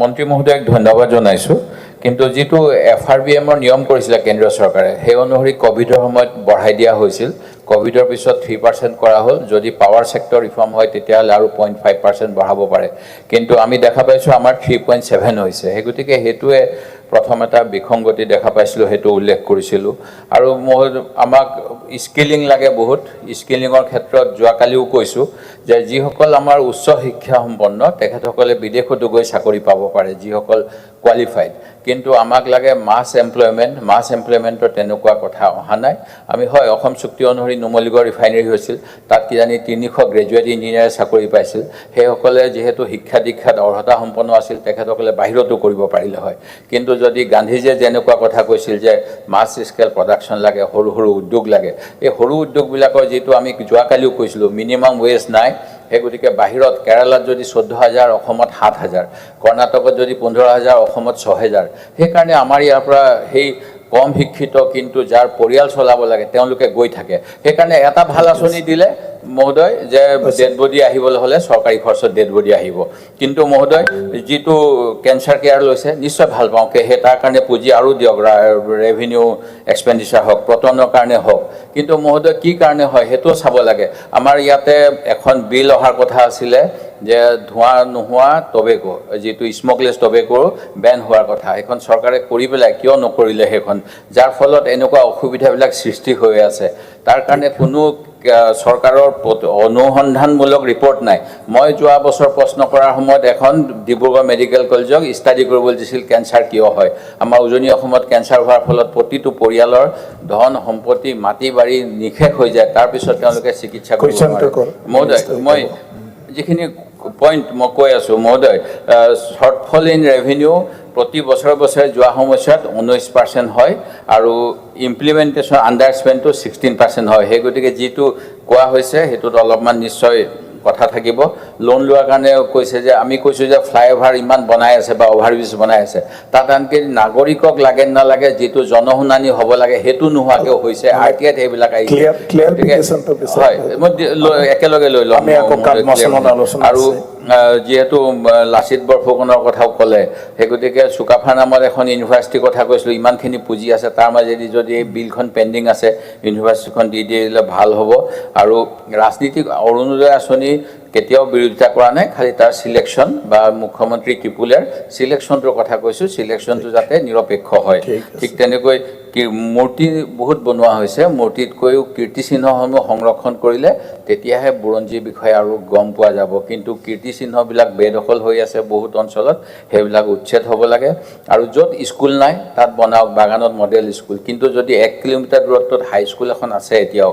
তেনেকুৱা অঞ্চলত আৰু এখন মডেল স্কুল জাপি দিয়াৰ কোনো অৰ্থ নাথাকে মোৰ সমষ্টিত তেনেকুৱা হৈ আছে সেই গতিকে পইচাটো ব্যয় হওক ভাল কামত ব্যয় হওক কিন্তু পাব্লিচিটিৰ কাৰণে চৰকাৰী ধনটো এনেকৈ কৰাটো উচিত নহয় ঠিক আছে থেংক ইউ মাত্ৰ 8 মিনিট অধ্যক্ষ ডাঙৰীয়া আপুনি এই পবিত্ৰ বিধানসভাখন পৰিচালনা কৰে তাৰ লগে লগে বিধানসভাৰ জৰিয়তে বিভিন্ন কাম কাজসমূহ কৰে, যেনেকৈ আমাৰ বিভিন্ন কমিটি আছে, ৰাজ্যখনৰ বিভিন্ন প্ৰান্তত বা ৰাজ্যৰ বাহিৰতো যাব লগা হয়। গতিকে বিধানসভাই বিচৰা বাজেটখিনি যাতে মাননীয় বিত্তমন্ত্ৰী ডাঙৰীয়াই একেবাৰে যাতে দিয়ে, সেই ক্ষেত্ৰখনত আপোনাৰ জৰিয়তে বিত্তমন্ত্ৰী ডাঙৰীয়াক অনুৰোধ জনাইছোঁ। ধন্যবাদ জনাইছোঁ বিধানসভাৰ কথা কোৱা। অধ্যক্ষ মহোদয়, জাষ্ট ক্লিয়াৰিফিকেশ্যন যদি কিবা আছে। ইয়াতে ফিজিকেল ডেফিচিট সম্পৰ্কে অকণমান কথা ওলাইছিল। মহোদয়, দেখা গৈছে যে FRBM এক্ট অনুসৰি 3% আৰু যদি ৰিনিউৱেবল এনাৰ্জিৰ ওপৰত আমি কাম কৰোঁ তেনেহ'লে 3.5% আমি ফিজিকেল ডেফিচিট ল'ব। এতিয়া দেখা গৈছে যে যোৱাবেলি 2024-25 3.5% বি দেখুৱাই, পৰৱৰ্তী সময়ত কিন্তু আমি আৰিত ৰিভাইজ এষ্টিমেট 5.7% গ'লোঁ। এইবেলিও আমি বি টু 3.7%, তেনেহ'লে আৰি গৈ কেনে 6%লৈকে যোৱাৰ থল আছে। তো বিত্তমন্ত্ৰী ডাঙৰীয়ানীয়ে এই ফিজিকেল ডেফিচিট সম্পৰ্কে তেওঁৰ চৰকাৰে বা তেওঁৰ বক্তব্য কি এই বিষয়ে জনাব। বাকী আৰু এটা কথা মহোদয়, সিদিনা মুখ্যমন্ত্ৰী মহোদয় ইয়াতে ভাষণ মুখ্যমন্ত্ৰী মহোদয় সিদিনা ভাষণ দিওঁতে ইয়াতে কৈছিল যে আমি 3টা ছেক্টৰৰ ওপৰত গুৰুত্ব দিব লাগে। 3টা ছেক্টৰটো 30-30-30 তেওঁৰ এটা পলিচি কৈছিল যে এগ্ৰিকালচাৰতো 30 হ'ব, ইণ্ডাষ্ট্ৰি ছেক্টৰতো 30 হ'ব আৰু ছাৰ্ভিচ ছেক্টৰতো 30 হ'ব। দেখা গৈছে যে যি সময়ত আমি অসমখনক কৃষি প্ৰধান ৰাজ্য কওঁ, সেই সময়ত কিন্তু এগ্ৰিকালচাৰ ছেক্টৰটোৰ ওপৰত গুৰুত্ব কম আৰু তাৰ পৰা 30% শ্বেয়াৰটো আহি থকা নাই। গতিকে মহোদয় এই ক্ষেত্ৰত বিত্তমন্ত্ৰী ডাঙৰীয়া অনাৰেবল মিনিষ্টাৰ।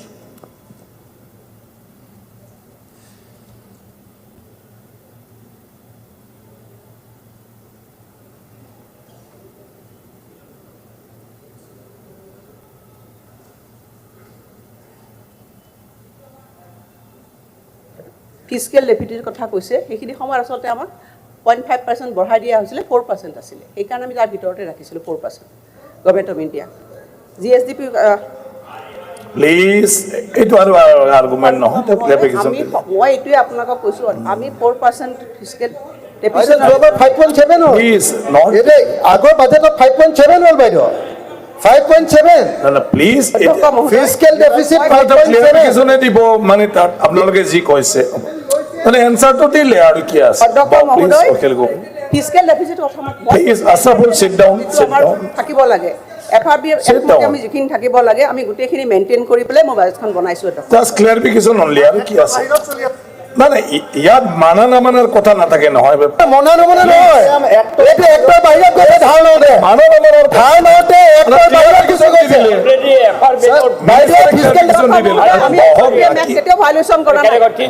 আপনি নুবুজাকে ৰিপ্লাই দিছে মেডাম, ৰিপ্লাই দিয়ক স্যাৰ। 5.7% হোৱাটো হয়, অলপমান তথ্যখিনি চাই।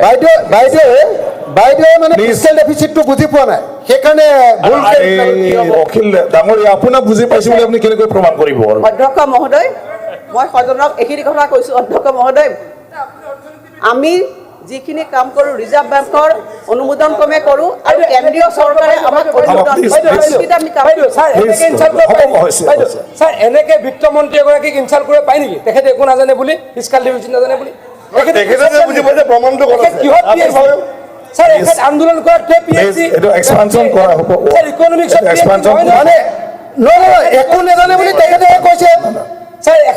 একো নাজানে বুলি তেখেতে ক'লে।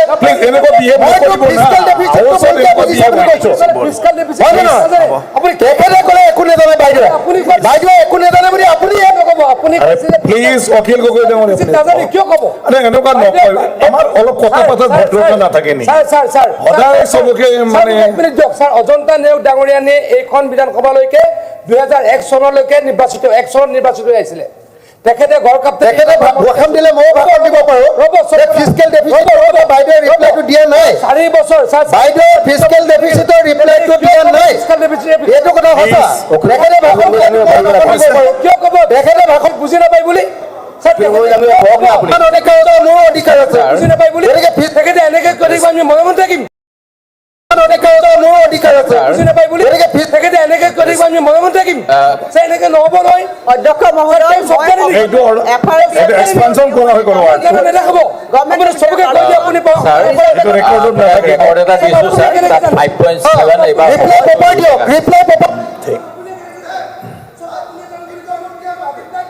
প্লিজ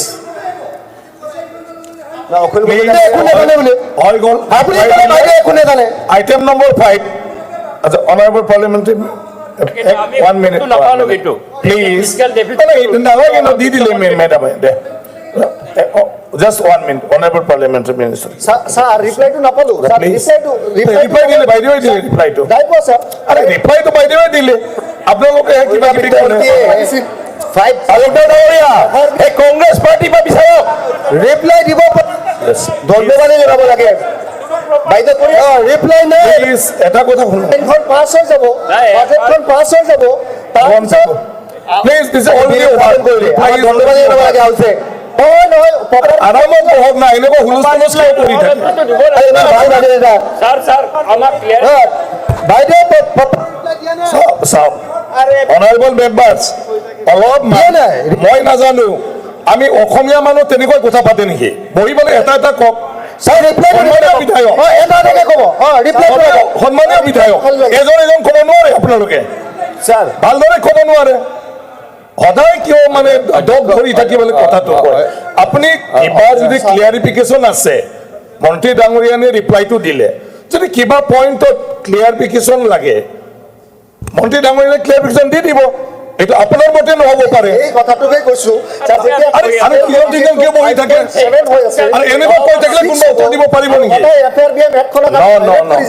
বিহেভবিলাক এনেকুৱা হ'ব নালাগে কথাবিলাক এনেকুৱা হ'ব নালাগে কথাবিলাক এনেকুৱা হ'ব নালাগে আৰ্গুমেণ্ট এইটো মোক নকৰিবা আৰু এই বিষয়টো যেতিয়া এজন দুজন নহয় চাৰিজন প্লিজ এইটো সদন হয় চাহ দোকানত কথা পতাৰ নিচিনা পাতিব নালাগে why you are talking like that you please ভদ্ৰভাৱে ক'ব নোৱাৰে নেকি আপুনি কি ক্লিয়াৰিফিকেশ্যন লাগে মন্ত্ৰীৰ পৰা নিবিচাৰিম বেলেগৰ পৰা ইয়াত কোনেও তেনেকুৱা নহয় চবে নিজৰ আসনত থাকি যিকোনো প্ৰশ্ন কৰিব পাৰে কিন্তু তেনেকুৱা ধৰণৰ বিহেভ নহয় আমাক বুজাই ক'লে হ'ল কিয় বেছি হৈ আছে বাছ কথা কৈছে ক'বলৈ নিদিলে স্যার কথা বাছ ইমানেই স্যার এজন মহিলা বিত্তমন্ত্ৰী হয় ক'বলৈ নিদিলে প্লিজ এনেকুৱা কথা পাতে নেকি অধ্যক্ষ মহোদয় আৰবিআই এক্টৰ সেকশন 2G1 মতে এইটো হোৱা নাই সেই যে ফিস্কেল ডেফিসিট সেইটো মেডামে দিব খুজিছে দিয়াৰ লগে লগে শুনকচোন ইয়াৰ পিছত কিবা আছে আৰু ক্লিয়াৰিফিকেশ্যন বিচাৰা আৰে বাবা একেবাৰতে এনেকুৱা আগুৰি পালি ধৰে নেকি কেনেকৈ জবাব দিব মানুহে কোনে কি কৈছে কোনে কি কোৱা নাই ভালদৰে কি ক্লিয়াৰিফিকেশ্যন লাগে মেডামে ক'ব কোৱাৰ পিছত কিবা থাকিলে আৰু ক'ব কিন্তু ইমানখিনি কিবা কৰাৰ পৰিৱেশটো নষ্ট কৰাৰ কি মানে মূল্য আছে ইয়াত অধ্যক্ষ মহোদয় মই উত্তৰ দিছোৱেই অধ্যক্ষ মহোদয় আমি FRBM এখন মানি চলিছোঁ আৰু ফিস্কেল ডেফিচিট পিছৰ বছৰটো ৰেগুলাৰ আছে অধ্যক্ষ মহোদয় তেখেতে জানিব লাগে নাজানাকে এনে কৈ আছে অধ্যক্ষ মহোদয় এইটো বুজি পালে এতিয়া অধ্যক্ষ মহোদয় প্লিজ চাইলেণ্ট প্লিজ অধ্যক্ষ মহোদয় মানে মই এইটো বিষয়ত নাযাওঁ আৰু এইটো বিষয়ত গ'লে আমি ডিবেট কৰিব লাগিব নাই এতিয়া আপুনি ডিবেট কৰিব লাগিব আৰু ডিবেট কৰিলে ফিস্কেল ডেফিচিটৰ কথা অখিল গগৈ ডাঙৰীয়া আৰু আমাৰ নালাগে সেইটো অভাৰ সেইটো গ'ল গতিকে সেইটো কাৰণে মই একদম প্ৰস্তুত আছোঁ যদি ফিস্কেল ডেফিচিটৰ কথা ক'ব বিচাৰে হা কিন্তু প্ৰশ্নটো সেইটো নহয় নুবুজাকে বস্তুবিলাক কৈ থাকিব নহয় হ'ব হৈছে অধ্যক্ষ মহোদয় মই এটা কথা আপোনালোকক ক'লোঁ এটা কথা মই আজি বিৰোধী দলৰ পৰা মাননীয় বিৰোধী দলৰ দলপতিয়ে এটা সভাস্থগিত প্ৰস্তাৱ আনিছিল আমাৰ পলিটেকনিকৰ ফেকাল্টিসকলৰ সপক্ষে হৈ গতিকে আমাৰ শিক্ষামন্ত্ৰী জনাইছে যে কালিৰ পৰা যিহেতুকে বিধানসভা বন্ধ মানে অহা 21/3/25 অৰ্থাৎ 21 তাৰিখে শিক্ষামন্ত্ৰীয়ে এই বিষয়টোৰ ওপৰত তেখেতে এটা ষ্টেটমেণ্ট দিব ঠিক আছে থেংক ইউ এতিয়া আইটেম নম্বৰ 5 মাননীয় মন্ত্ৰী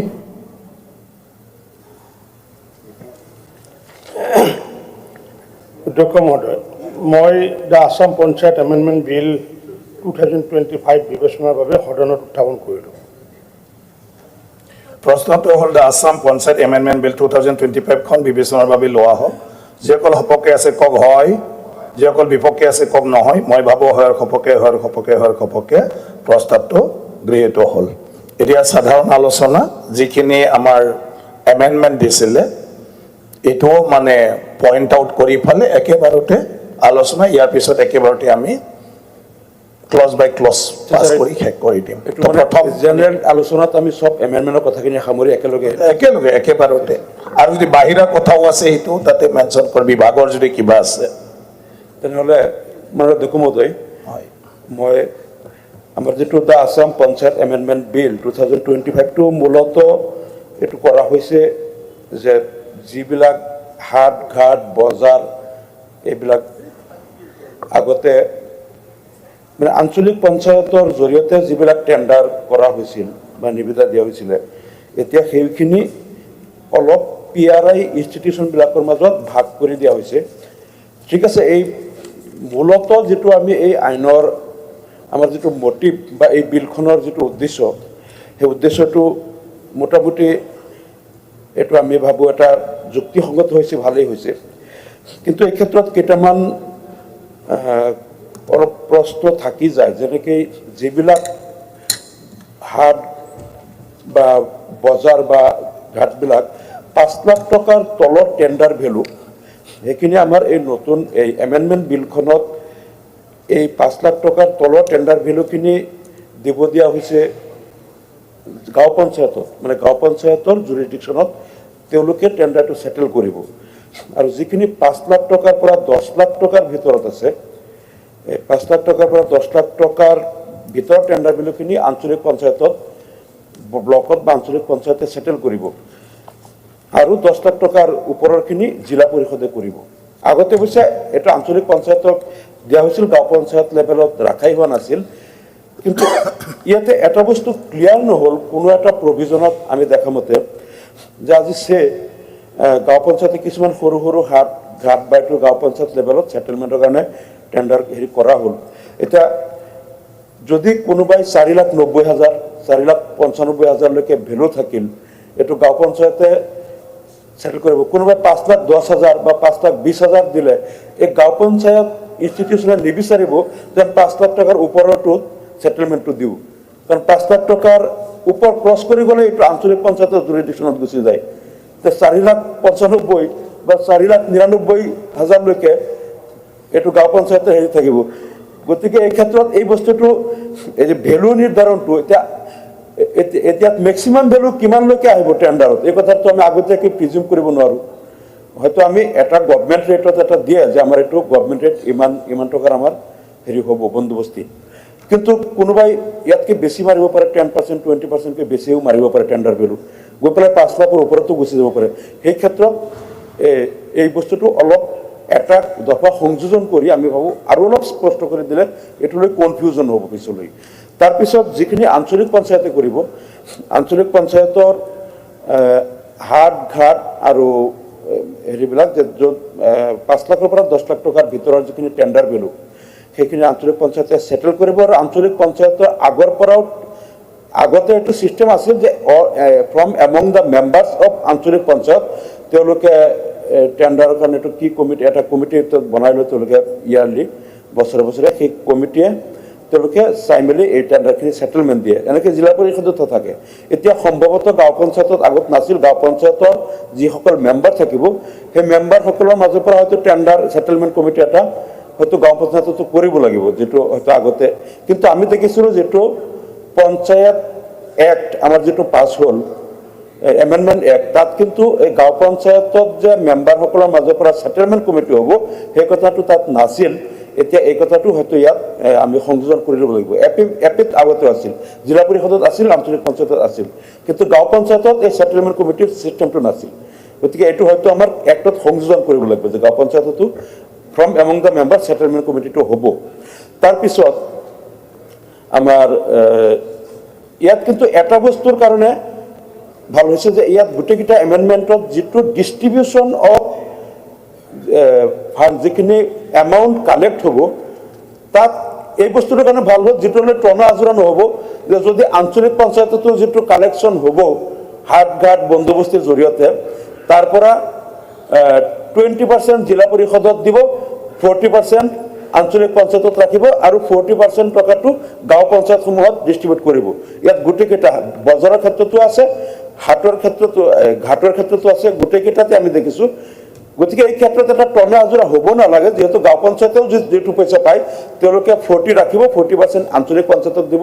20% জিলা পৰিষদক দিব। জিলা পৰিষদে পোৱাখিনিও তেওঁলোকে 20 ৰাখিলে, 40% এপিক আৰু 40% দিলে, তেনেহ'লে এইটোলৈ টনা আজোৰা হ'ব নালাগে।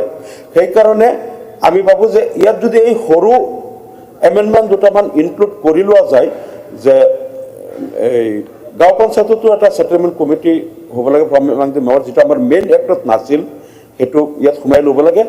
আৰু যিটো কনফিউজন হয়, কনফিউজনখিনি ইয়াত যেনেকৈ ছেকশ্যন 105ৰ এমেণ্ডমেণ্টত যিটো আছে যে এই ছেকশ্যন 105ৰ এমেণ্ডমেণ্টতো এই ৰেচিঅ'টো এনেকেই আছে 20-40-40, কিন্তু ছেকশ্যন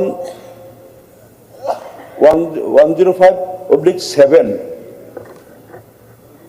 তাতো ঘাটৰ কথাটো আছে, আৰু এই তাতো 5 লাখ আৰু 5 লাখৰ পৰা 10 লাখখিনি আঞ্চলিক পঞ্চায়ত আৰু পিছত ওপৰৰখিনি এইখিনি আছে। কিন্তু যিখিনি 106ত যিখিনি আছে, যে কিছুমান আছে ঘাট, যে এই ঘাটটো দুটা পঞ্চায়তত পৰে, মানে বা ইয়াত যিটো নদী বা য'ত ঘাটটো হয় ইয়াত দুইখন পঞ্চায়তৰ। এতিয়া কোনে এইটো টেণ্ডাৰটো কৰিব, 5 লাখ টকাৰ তলৰ ভেলু, তো এইটো দিয়া হৈছে যে আঞ্চলিক পঞ্চায়তে কৰিব যদি দুখন পঞ্চায়তৰ মাজত হয়। ঠিক সেইদৰে কোনোবা এটা বজাৰ বা অনুষ্ঠান যদি দুখন আঞ্চলিক পঞ্চায়তৰ উমৈহতীয়া হয়, কমন হয়, তেনেহ'লে কোনখন আঞ্চলিক পঞ্চায়তে টেণ্ডাৰটো কৰিব, এইটো কোৱা হৈছে যে এইটো জিলা পৰিষদে কৰিব।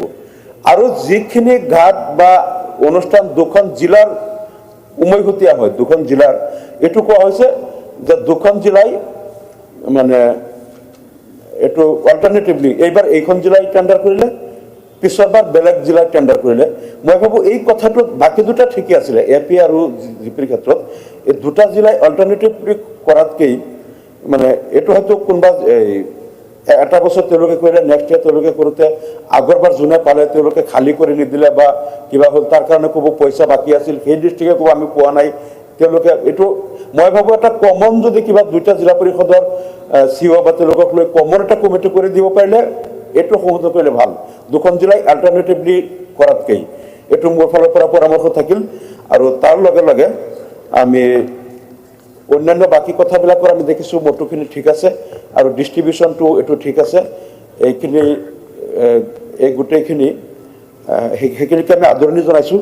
আৰু তাৰ লগে লগে আমি এটা কথা ইয়াত সংযোজন কৰিব বিচাৰিছোঁ যে এই যিখিনি বন্দোবস্তি কৰাৰ কাৰণে কিছুমান দৈনিক বজাৰ আছে বা নতুনকৈ গঢ় লৈ উঠা, সেইবিলাক কিন্তু আমি দেখিছোঁ জিপি বা আঞ্চলিক পঞ্চায়তৰ অধীনত অহা নাই, হয়তো 2-4 বছৰ হৈ গ'ল। গতিকে গভৰ্ণমেণ্টে অতি সোনকালে জৰীপ চলায় যাতে সেই দৈনিক বজাৰখিনিও বা সেইখিনিও যাতে অন্ততঃ গাঁও পঞ্চায়তৰ অধীনত সোমাই দিব পৰা যায়। আৰু কিছুমান আছে যিখিনি মাটিৰ এলটমেণ্ট বজাৰ নামত হোৱা নাই কাৰণে আঞ্চলিক পঞ্চায়তে লোৱা নাই। কিন্তু আমি ভাবোঁ যদি মাটিৰ এলটমেণ্টটো যদি পঞ্চায়তে আকৌ ৰেভিনিউ ডিপাৰ্টমেণ্টত যদি কয় যে এই দৈনিক বজাৰখন আপোনালোকে মাটিৰ এলটমেণ্টটো দিয়ক, তেনেহ'লে আমি ইয়াৰ ৰেভিনিউটো ল'ব পাৰিম, আমাৰ কাৰণে ভাল। এইটো ৰেভিনিউ ডিপাৰ্টমেণ্টে সোনকালে কৰি দিয়ে, যিটো পঞ্চায়তে বিচাৰিছে। বহুত পঞ্চায়তে বা এপিয়ে বিচৰা নাই কাৰণে সেইখিনি হোৱা নাই। মই ভাবোঁ এই কথাটোত যাতে চৰকাৰে গুৰুত্ব দিয়ে, সেইখিনি যাতে ইনক্লুড কৰি লয়, আৰু তাৰ ৰেভিনিউটো যাতে পঞ্চায়তত আহে, যিবিলাক দৈনিক বজাৰবিলাক আছে গোটেইখিনি ইনক্লুড হ'ব লাগে। এইখিনি কৈ মই মোৰ বক্তব্য সামৰিছোঁ। ধন্যবাদ অধ্যক্ষ ডাঙৰীয়া। ইয়াৰ যিটো বিল সংসদীয় বিল আনিছে, এই বিল অনাৰ প্ৰয়োজনীয়তাক মানি লৈছোঁ, চৰকাৰক ধন্যবাদ জনাইছোঁ, কাৰণ প্ৰয়োজন আছিল। আৰু এই সংশোধনী বিলত আমাৰ ফালৰ পৰা section 22, section 52, section 81, section 105, section 106, section 108, section 109 এইকেইটা ছেকশ্যনত চৰকাৰে যি এমেণ্ডমেণ্ট আনিছে, সেই এমেণ্ডমেণ্টৰ মাজত আমাৰ কিছু সংশোধনী ইয়াত আনিছোঁ। ইতিমধ্যে কথাখিনি কৈছে, এইটো সংশোধনী বিলৰ ছেকশ্যন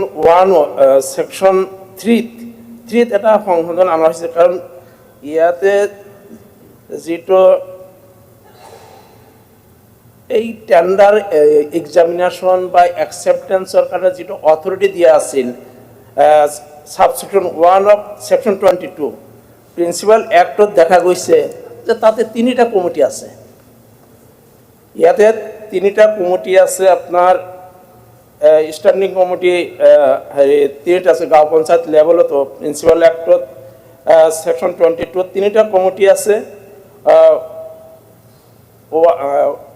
ওয়ানতেই তিনিটা কমিটি আছে development committee social justice committee social welfare committee গতিকে তিনিটা কমিটিতে টেন্ডার এক্সামিন বা একসেপ্ট কৰাৰ কি থাকিব নোৱাৰে কনফিউজ হ'ব গতিকে ইয়াতে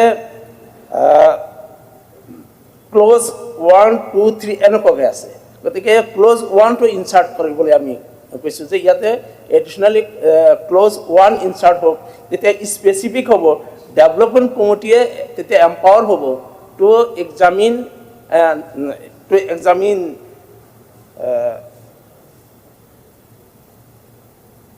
examine and final acceptance of such tenders.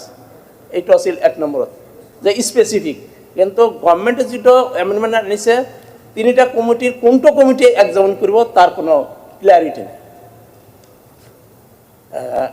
Next যেটো শেয়াৰৰ ক্ষেত্ৰত আমি সরকারে যেটো আনিছে যে 20 জিলা পরিষদ 20% সেল প্রসিডসর যেটো রেভিনিউ 20% 40% 40% আমি সকলে গাঁও পঞ্চায়তক অধিক শক্তিশালী হোৱাটো বিচাৰো জিলা পৰিষদ এটা একটা ট্ৰানজিট অফিসৰ নিচিনা তেওঁলোকে নিজাকৈ খুব এটা কাম কৰিব লগা নাথাকে আনকি আঞ্চলিক পঞ্চায়তে কিন্তু গাঁও উন্নয়নৰ কাম কি কৰিব নালাগে তেওঁলোকে ট্ৰানজিট অফিসৰ নিচিনা কাম সাধাৰণতে গাঁও পঞ্চায়তবিলাকে কৰে গতিকে যেটো আমাৰ লোকাল ৰেভিনিউ যেটো কালেকশ্যন আপনি জিলা পৰিষদ বা আঞ্চলিক পঞ্চায়তক কিমান ৰেভিনিউ দিয়াৰ প্ৰয়োজন আছে বুলি মই নাভাবো যাৰ কাৰণে আমাৰ বিধায়িনী দলৰ ফালৰ পৰা প্ৰস্তাৱ ৰাখিছো যে যেটো ৰেভিনিউ কালেকশ্যন হ'ব আপনার গোটেইকেইটা সেকশনতে হাটেই হোক ঘাটেই হোক বিলেই হোক পণ্ডেই হোক এই সবৰে ক্ষেত্ৰতে একে ধৰণৰ আছে যে এই শেয়াৰটো এনেকুৱা হোক জিলা পৰিষদে 10% পাওক আঞ্চলিক পঞ্চায়তে 30% পাওক আৰু 60% শেয়াৰ গাঁও পঞ্চায়তে যাওক আৰু ইয়াতে এই আপনার যেটো power of examination and final acceptance of tenders আপনার এমেন্ডমেন্ট বিলত অকল জিলা পরিষদতহে এই কথাটো থাকিল বাকি পঞ্চায়েত লেভেল আপনার যদি সেকশন এমেন্ডমেন্টের সেকশন 7 চায় যে গাঁও পঞ্চায়েত লেভেলত এই কমিটি নাছিল এইকাৰণে ইয়াতে এই যে এটা ইয়াতে এই সেকশন 1 সাবসেকশন 1 তলত এইখিনি আমি ইনসার্ট করার কারণে প্রপোজ করেছি the powers of examination and final acceptance of such tender shall be vested in the standing committee as under clause 1 of subsection 1 of section 22 এইটো হৈছে গাঁও পঞ্চায়তের ক্ষেত্ৰত আৰ আঞ্চলিক পঞ্চায়তেৰ ক্ষেত্ৰত ঠিক তেনেকৈ আমি হেৰি প্ৰপোজ কৰেছি যে এই এটা সাবক্লোজ হেৰি প্যারা ইনসার্ট করার কারণে the power of examination and final acceptance of such tenders shall be vested in the standing committee as under clause A of subsection 1 of section 52 ইয়াতে যেটো টেন্ডার করার হেৰি যেটো লিমিট দিয়া হৈছিল যে হাটৰ ক্ষেত্ৰত পিছলৈ ঘাটৰ ক্ষেত্ৰতো আহিছে বা বিলৰ ক্ষেত্ৰতো আহিছে যে যেটো ভ্যালু টেন্ডাৰ ভ্যালু অৱশ্যে মই অফলেট মই এগ্ৰি কৰিছোঁ যেটো এটা জ্যেষ্ঠ আমিনুল ইছলাম ডাঙৰীয়া এটা দফা ইনচাৰ্ট কৰাৰ কাৰণে যেটো ভ্যালু ফিক্সেশ্যনৰ কাৰণে যেটো এটা দফা সংযোজনৰ কাৰণে যেটো প্ৰস্তাৱ ৰাখিছে মই সমৰ্থন কৰিছোঁ যে যেটো নহ'লে আগতীয়াকৈ যদি ঘাট বা বিল ওয়াইজ যদি ভ্যালু ফিক্সড হয়ে না থাকে তেতিয়াহ'লে এইটো কোন লেভেলত টেন্ডার ফ্লট কৰিব এই কথাটো বুজা নাযায় গতিকে এটা প্ৰয়োজনীয় দফা সংযোজন কাৰণে যেটো পৰামৰ্শ দিছে মই সমৰ্থন জনাই মই আগবঢ়োৱা সংশোধনীত ক'ব বিচাৰিছোঁ যে যিকোনো ঘাট যিকোনো বিল বা পুখুৰী আজিকালি 5 লাখ টাকা ওপৰতে যায় ইয়াতে যেহেতু 5 লাখ টাকালৈকে যেটো জিপিত কৈ আছে অৰ্থাৎ দেখা যাব যে জিপিত টেন্ডাৰ বা এলট কৰাৰ কি নাথাকিব গোটেই বস্তু আঞ্চলিক পঞ্চায়ত বা জিলা পৰিষদলৈকে গুচি যাব এই কাৰণে যিকোনো হেৰি হাটৰ ক্ষেত্ৰত ভ্যালু 10 লাখ টাকা অৰ্থাৎ আপ টু 10 লাখলৈকে গাঁও পঞ্চায়তৰ অধীনত ৰাখাৰ প্ৰস্তাৱ কৰা হৈছে 10 লাখৰ পৰা 20 লাখলৈকে আঞ্চলিক পঞ্চায়তত ৰখাৰ কাৰণে প্ৰস্তাৱ ৰখা হৈছে আৰু 20 লাখৰ ওপৰত যিবিলাক হাট আছে সেইবিলাক জিলা পৰিষদত ৰখাৰ কাৰণে প্ৰস্তাৱ ৰখা হৈছে সেকশন 106ত ইয়াৰে আপনাৰ এমেন্ডমেন্টৰ সেকশন 3 এই একই কথা আপনার যেটো ক্লোজ ইনসার্শনের কথা আহিছে আপনার ইয়াতে সেকশন 4 অর্থাৎ অরিজিনাল সেকশন হইছে 106 আর ইয়াতে হইছে এমেন্ডমেন্টৰ সেকশন 3 সাবসেকশন 4 যেতিয়া কোনোবা হাট নে কি আছে এইটো ঘাট মকলি ঘাট কোনোবা ঘাট যেতিয়া দুটা আঞ্চলিক পঞ্চায়তৰ মাজত থাকে তেনেকুৱা ক্ষেত্ৰত ইয়াতে যিটো ৰোটেশনৰ প্ৰস্তাৱ ৰখা হৈছে এমেন্ডমেন্ট চৰকাৰী এমেন্ডমেন্টত মই ভাবো যে এই ৰোটেশনটো হৈ নুঠে কেতিয়াবা ইয়াত লিংগাৰিং হৈ যায় গতিকে এনেকুৱা ক্ষেত্ৰত ঠিক কৰবাত দুটা আঞ্চলিক জিলা পৰিষদৰ মাজত এনেকুৱা ডিসপুট থাকিব পাৰে গতিকে এনেকুৱা সিচুৱেশ্যনত এই ডিসিশন এলটমেন্টৰ বা ফাইনাল একসেপ্টেন্সৰ বা অৰ্ডাৰ দিয়াৰ অথৰিটিটো গভৰ্ণমেণ্টৰ হাতত ন্যস্ত কৰাৰ কাৰণে আমাৰ ফালৰ পৰা প্ৰস্তাৱ ৰাখিছোঁ স্যাৰ ৰোটেশন হলনি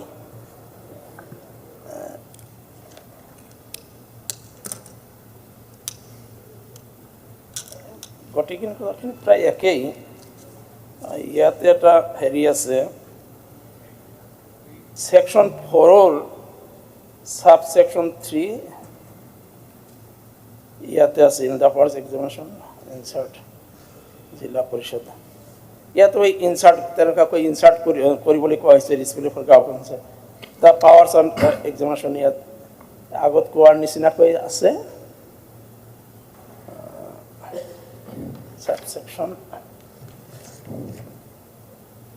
বাকি এটা বস্তু কেৱল অকল লিটাৰেল হেৰি আছে ইয়াতে পাউন্স ৱৰ্ডটো ইউজ কৰিছে মই ডিকশ্যনাৰী চালো পাউন্স এলটমেন্ট কেনেকৈ কৰিব এটা মোষ্ট প্ৰবলি পাউন্স হ'ব কিন্তু পাউন্স ৱৰ্ডটো বহুত ঠাইত ইয়াতে আহিছে পাউন্স ৱৰ্ডটো এটা বি ৰিপ্লেসড সাবষ্টিটিউটেড বাই ৱৰ্ড পাউন্স য'ত আহিছে বিলত মানে পাউন্স ডিকশ্যনাৰী মই একচুৱেলি পুখুৰী কোৱা নাই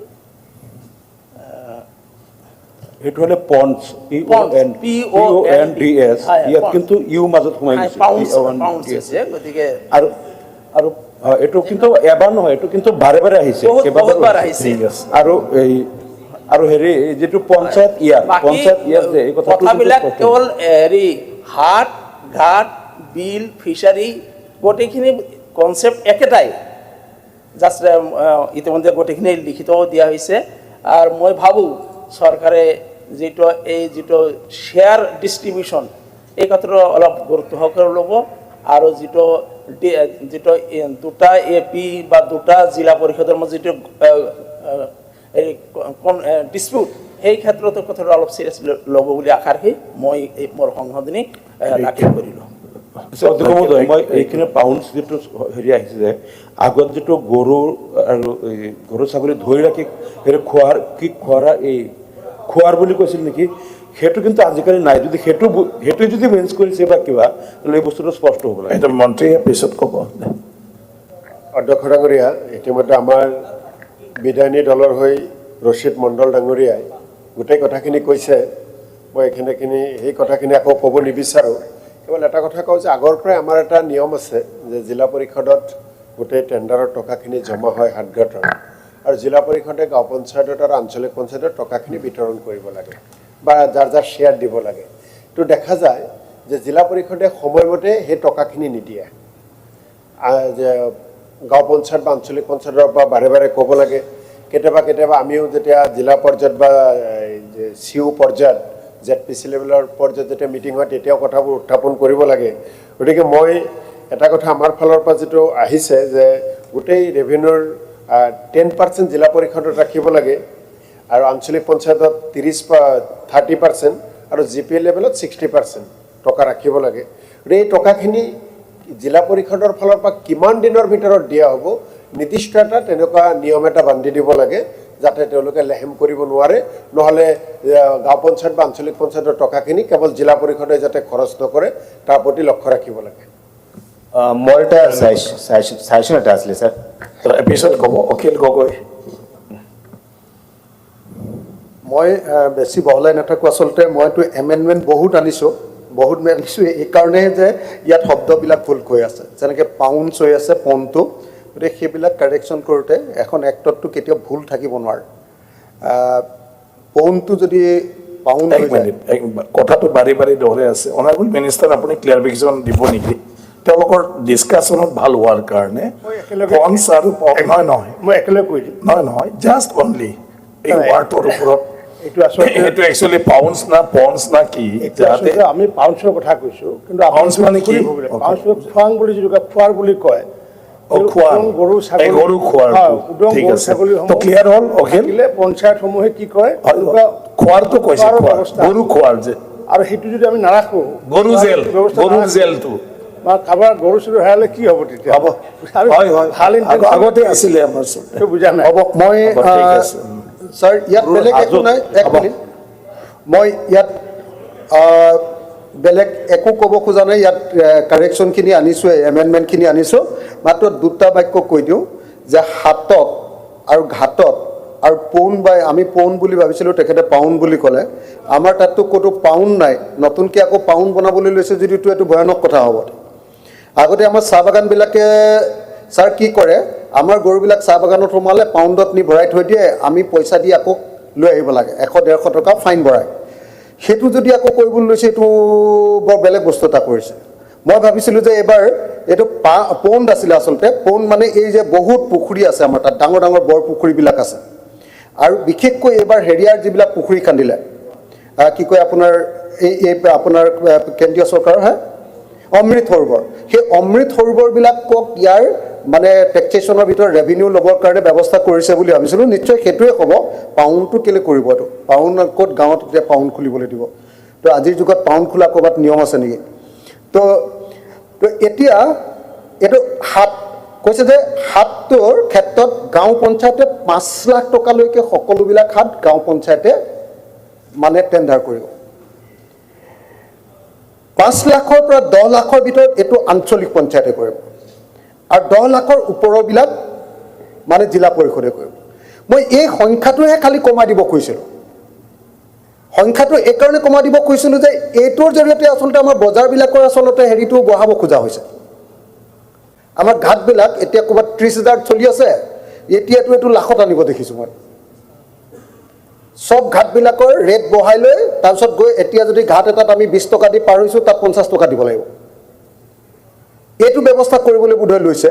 সেইকাৰণে ইয়াৰ মূল্যটো খালি কমাবলৈ লাগি আছিলোঁ। গোটেইকেইটাতে মই এটাই মানে এমেণ্ডমেণ্ট আনিছোঁ যে আপ টু 2 লাখ এইটো গাঁও পঞ্চায়তৰ হাতত থাকক, আপ টু 5 লাখ AP পঞ্চায়তৰ হাতত থাকক, আৰু 5 লাখৰ ওপৰতো জিলা পৰিষদৰ হাতত থাকক, যাতে ভয়ানক ধৰণে তাৰমানে আমাৰ বস্তুবিলাকৰ যিটো পঞ্চায়তে টেক্সেশ্যনটো ভয়ানকভাৱে বঢ়াই নিদিয়ে। অকল সেই এমেণ্ডমেণ্টটো আনিছোঁ 1 নম্বৰ। 2 নম্বৰ, এই পাউণ্ডটো পৌণ্ড কৰিব খুজিছিলোঁ। পৌণ্ডটোক লৈ এটা ডাঙৰ প্ৰব্লেম হ'ব এতিয়া। তাৰমানে অমৃত সৰোবৰবিলাক আচলতে কাৰোবাৰ বহুতৰ আপোনাৰ দখল কৰি থকা মাটিত খান্দি দিলে। এতিয়া সেইটো যদি কোনোবাই গাঁও পঞ্চায়তে এতিয়া তাত যদি টেক্সেশ্যন লগাব খোজে, সেই পৰিয়ালটোৰ লগত যি ঘৰৰ মানে এতিয়া টেণ্ডাৰ দি দিব, যি ঘৰক দি দিব কামটো, সেই 2 ঘৰৰ মাজত গাঁৱত সাংঘাতিক সংঘাত লাগি যাব। কাৰণ গাঁৱৰ মানুহবিলাকৰ বহুত ঠাইতে অমৃত সৰোবৰ খান্দিছে, কাৰোবাৰ ঘৰত দীৰ্ঘদিন ধৰি দখল কৰি থকা, কিন্তু তেওঁৰ মাটিৰ পট্টাটো নাই, সেই মাটিটোক খান্দি দিছে। এতিয়া যদি সেইটো জিলা পৰিষদে বা গাঁও পঞ্চায়তে বা কোনোবাই যদি সেইটো হেৰি মাৰি দিয়ে, টেণ্ডাৰ মাৰি দিয়ে, সেইটোতো গাঁৱত একদম ডাঙৰ উল্টা পুল্টা হ'ব। তো গতিকে সেইটো এটা মই আনিব খুজিছিলোঁ, সেইটো যাতে মানে অমৃত সৰোবৰ পুখুৰীবিলাকৰ ওপৰত যাতে পঞ্চায়তে তেনেকৈ ধৰণে কব্জাটো কৰিব নোখোজে, সেইটো কমিউনিটিৰ হাতত থাকিলে ভাল বুলি ভাবিছিলোঁ। কমিউনিটি যিখন গাঁৱৰ মানুহে খান্দিছে, সেই গাঁৱৰ মানুহখিনিয়ে গোটেইখিনিয়ে লগ লাগি পুখুৰীটোত ৰখাই থওক, তাত আকৌ পইচা দিয়াৰ চিষ্টেমটো কৰিব নালাগে। সেই দুটাৰ বাহিৰে বাকী কথাবিলাক একো ক'বলগীয়া নাই। সেই দুটা মই মন্ত্ৰী ডাঙৰীয়াই বিবেচনা কৰিব বুলি আশা কৰিছোঁ। নহ'লে পঞ্চায়তত ইমান বেছি যদি হেৰিটো বঢ়াই দিয়ে টেণ্ডাৰটো, তেতিয়াহ'লে আমাৰ সঁচাকৈ বিপদ হ'ব। নাও ঘাটৰো বাঢ়িব, ঘাটতো ফেৰীটো চবতে মানে আমাৰ বহুত দাম হৈ যাব। ধন্যবাদ। কমল ছাৰ মই ৰেটৰ কথাখিনি ক'ব বিচৰা নাই জিলা পৰিষদ জিপি জিলা পৰিষদ কিমান টকা হ'ব কাৰ কিমান আছে ক'ব বিচাৰিছে মই এটা বস্তু মন্ত্ৰীমণ্ডলে মই দৃষ্টি আকৰ্ষণ কৰিছোঁ অধ্যক্ষমতে আমাৰ যেতিয়া মাৰ্কেট বা ফিচাৰী বা ইগুলি যদি টেণ্ডাৰ যিখিনি হয় কম্পাৰেটিভ ষ্টেটমেণ্ট যেতিয়া বনোৱা হয় এটা প্ৰব্লেম আমি দেখা পাইছোঁ মই লাগিছে যে বহুতজন বিধায়কৰ এই প্ৰব্লেমটো আছে চাগে 5জন টেণ্ডাৰ মাৰিলে হাইয়েষ্ট বিডাৰ এজন হ'ল 1 2 3 4 5 আগৰ 4জনে টেণ্ডাৰটো উঠাই দিয়ে একদম লাষ্টৰজনে টেণ্ডাৰটো পায় সেইটো কাৰণে কি হয় আমাৰ ৰেভিনিউখিনি লছ হয় সেইটো কাৰণে মন্ত্ৰীমণ্ডলক মই অনুৰোধ কৰিম এই বস্তুটো কিয় হৈ থাকে আৰু এইটো কাৰণটো কি it is like a syndicate অধ্যক্ষমতে এইটো কাৰণে মন্ত্ৰীমণ্ডলক মই দৃষ্টি আকৰ্ষণ কৰিছোঁ আৰু মোৰ লাগিছে যে মোৰ তাতে নহয় গোটেই অসমতে এনেকুৱা হৈ থাকে আৰু ইটো ক্ষেত্ৰত যাতে মন্ত্ৰীমণ্ডলৰ দৃষ্টি আকৰ্ষণ কৰিলোঁ মন্ত্ৰীমণ্ডলে ব্যৱস্থা লয় আৰু ধন্যবাদ কোনোবা ক'ব আৰু এইফালে নাই দিগন্ত কলিতা ক'ব নেকি নকয়তো honourable minister reply honourable minister just a minute যিহেতু শব্দলৈ অলপমান বিভ্ৰাট আছিল এতিয়া বুজি পালোঁ কিন্তু এইকাৰণে মই এই মুহূৰ্তত মৌখিকভাৱে এমেণ্ডমেণ্টটো আমাৰ বিধায়িনী দলৰ পৰা এনেভাৱে ক'ব বিচাৰিছোঁ যে যিটো আমি খোৱাৰ বুলি কওঁ এইটো ইন জেনেৰেল 1 টকাৰ বেছি পেনাল্টি হ'ব নালাগে ফাইনটো 1 টকা ফাইন হওক 1 টকা এইটোহে আমাৰ যি আছে হয়তো মেক্সিমাম খুচৰাই নাথাকে যে আজিকালি খুচৰাই নাথাকে 1 টকাটো আৰু এইটো 1 টকাৰ বেছি ফাইনটো হ'ব নালাগে এইটো just nominal honourable minister reply অধ্যক্ষ ডাঙৰীয়া আমাৰ সন্মানীয় বিধায়ক আমিনুল ইছলাম ডাঙৰীয়া আব্দুল ৰছিদ মণ্ডল ডাঙৰীয়া আমাৰ জাকিৰ হুছেইন চিকদাৰ ডাঙৰীয়া অখিল গগৈ ডাঙৰীয়া কমলেক্ষ দীপপ্ৰকাশকে আদি কৰি যিসকলে বিভিন্ন দিশ উনুকুৱাইছে তাৰ কাৰণে মই ধন্যবাদ জনাইছোঁ আমাৰ মূলগত উদ্দেশ্য যে আমিনো এতিয়া আসাম পঞ্চায়ত এমেণ্ডমেণ্ট বিলখন কিয় আনিবলগীয়া হ'ল এইটো মূলগত যিটো উদ্দেশ্য যে আমি সকলোৱে জানো যে অহা এপ্ৰিল মাহত আমাৰ পঞ্চায়ত ইলেকশ্যন হ'ব আৰু পঞ্চায়ত ইলেকশ্যনত আমাৰ এই সদনে আপোনালোকে যিটো ছিষ্টেম আমি কৰিলোঁ যে যাতে ৰাজনীতিমুক্ত যাতে পঞ্চায়ত যাতে গঠন কৰিব পাৰোঁ যাৰ কাৰণে আমি কোনো ধৰণৰ পলিটিকেল পাৰ্টিৰ এফিলিয়েশ্যন নোহোৱাকৈ আমি পঞ্চায়তত নিৰ্বাচন খেলিবলৈ গৈ আছোঁ কাৰণ কিয় যে পঞ্চায়তক লৈ পেলাই যদি আমি বিভিন্ন ধৰণৰ ৰাজনৈতিক দলৰ মাজত যদি দ্বন্দ্ব থাকে তেতিয়া সেই গাঁওখন বা সেই পঞ্চায়তখন বিকশিত কৰাত কিছু অসুবিধা আহি যায় যাৰ কাৰণে মাননীয় মুখ্যমন্ত্ৰী ডক্টৰ হিমন্ত বিশ্ব শৰ্মা ডাঙৰীয়াই আগ্ৰহ প্ৰকাশ কৰিছিলে যে একেবাৰে তৃণমূল পৰ্যায়ত বিভিন্ন ষ্টেটত আছে তৃণমূল পৰ্যায়ত তেওঁলোকে 21টা পলিটিকেল লাইন তেওঁলোকে পঞ্চায়ত নিৰ্বাচন অনুষ্ঠিত কৰে আৰু সেইটো আমি কেবিনেটত আনিলোঁ অনাৰ পিছত আমাৰ সন্মানীয় বিধায়কসকলে সেইটো পাইট কৰিলে আৰু পাইট কৰাৰ পিছত আমি দেখিলোঁ যে যিহেতু আমি পঞ্চায়ত যিহেতু গঠন কৰিম য'ত নেকি দলীয় কোনো ধৰণৰ প্ৰাৰ্থী নাথাকিব বিভিন্ন সময়ত আমি দেখিছোঁ যে কোনোবা এজন শিক্ষক যদি ৰিটায়াৰমেণ্ট হৈ আহে 6 মাহ আগতে তো দলীয়ভাৱে চিনাকি নথকাৰ কাৰণে মানুহজনে দলীয় প্ৰাৰ্থীৰ টিকট নাপায় কিন্তু ৰাইজে বিচাৰিছে তেখেতক দলৰ বিচাৰিছে যে পঞ্চায়তত অংশীদাৰ হোৱাৰ কাৰণে বিচাৰিছে যাৰ কাৰণে ভাল পঞ্চায়তটো আমি গঠন কৰাৰ কাৰণে আমি যিটো পদক্ষেপ লৈছোঁ আৰু এই পদক্ষেপৰ লগতে আমি তেওঁলোকক আমি যাতে ৰিলিফ দিব পাৰোঁ সন্মান যাতে দিব পাৰোঁ তাৰ কাৰণে আজি আমি বিলখন আনিছোঁ আৰু এই বিলখনত যিহেতু আমাৰ পূৰ্বতে যিবোৰ পঞ্চায়ত আছিলে পঞ্চায়তে তেওঁলোকে তেনেকুৱাকৈ কোনো হাট বজাৰ এলটমেণ্ট দিব পৰা কোনো ক্ষমতাই নাছিলে পঞ্চায়তে সেইটো আছিল যেনিবা আঞ্চলিক পঞ্চায়তৰ ক্ষেত্ৰত আছিলে আৰু আঞ্চলিক পঞ্চায়তৰ আগতে এনেকুৱা এটা ছিষ্টেম বনোৱা আছিলে যিটো নেকি আমাৰ হেৰিয়া কোৱাৰ দৰে যে চিণ্ডিকেট বুলি কৈছে যে হয় কথাষাৰ যে 1 লাখ টকাৰ যদি ওপৰত হয় সেইটো আল্টিমেটলি গৈ জিলা পৰিষদৰ পৰা এপ্ৰুভেল ল'ব লাগে তাৰমানে আল্টিমেটলি যদি চাওঁ আঞ্চলিক পঞ্চায়তৰো কোনো ক্ষমতা নাথাকে যাৰ কাৰণে আমি কি কৰিছোঁ যে আমি 5 লাখ টকালৈ সৰ্বাধিক হয়তো অখিল গগৈ ডাঙৰীয়াই যিটো শংকা প্ৰকাশ কৰিছে হয়তো 20,000 টকা হ'ব পাৰে ডাঙৰ কথা নহয় সেইখন হাটৰ বজাৰ বা ঘাটখন হয়তো 30,000 হ'ব পাৰে কিন্তু আপ টু 5 লাখ যাতে এটা সীমাবদ্ধ কৰিছোঁ যাতে তেওঁলোকে এটা আমি ক্ষমতা অৰ্পণ কৰিব বিচাৰিছোঁ বিত্তীয় ক্ষমতা যে যাতে তেওঁলোকে যাতে ছেটেলমেণ্ট দিব পাৰে কোনো ধৰণৰ হেৰি নোহোৱাকৈ আগতে যিটো পূৰ্বতে 1 লাখৰ এপিয়ে পাৰিছিলে, জিপি নোৱাৰে, আৰু 1 লাখৰ ওপৰত কৰিলে আৰু এপ্ৰুভেল লাগে, জিলা পৰিষদ লাগে। আৰু যাৰ কাৰণে আমি এপিটো এতিয়া ক্ষমতা আমি বঢ়াইছোঁ, 5 লাখৰ পৰা আমি 10 লাখ কৰিছোঁ, আৰু 10 লাখৰ ওপৰত যদি হয় আমি জিলা পৰিষদক আমি দিছোঁ। আৰু এইটো আচলতে এইকাৰণে দিয়া হৈছে যে যাতে আমি এটা সুস্থিৰভাৱে পঞ্চায়তখন যাতে চলাব পাৰোঁ, তেওঁলোকে নিজৰ নিজৰ এখতিয়াৰ যাতে প্ৰদান কৰিব পাৰে। এই ক্ষেত্ৰত আপোনালোকে বহুতে কৈছে যে জিলা পৰিষদত 10% দিব লাগে, আমাৰ কংগ্ৰেছ দলৰ পৰাই কৈছে, এপিত দিব লাগে 30% আৰু 60% দিব লাগে, তাৰ যি ৰেভিনিউ যদি জেনেৰেট হ'ব 60% দিব লাগে, জিপিত দিব লাগে। কথাষাৰ হয় যে জিপিত যিহেতু বেছি আমি অধিক গুৰুত্ব প্ৰদান কৰিছোঁ, কিন্তু আমি যদি চাওঁ অধ্যক্ষ ডাঙৰীয়া, জিপি লেভেলত আমি ফাইনেন্স কমিশ্যনৰ পইচা সৰ্বাধিক পইচা আমি জিপি লেভেলত দি আছোঁ।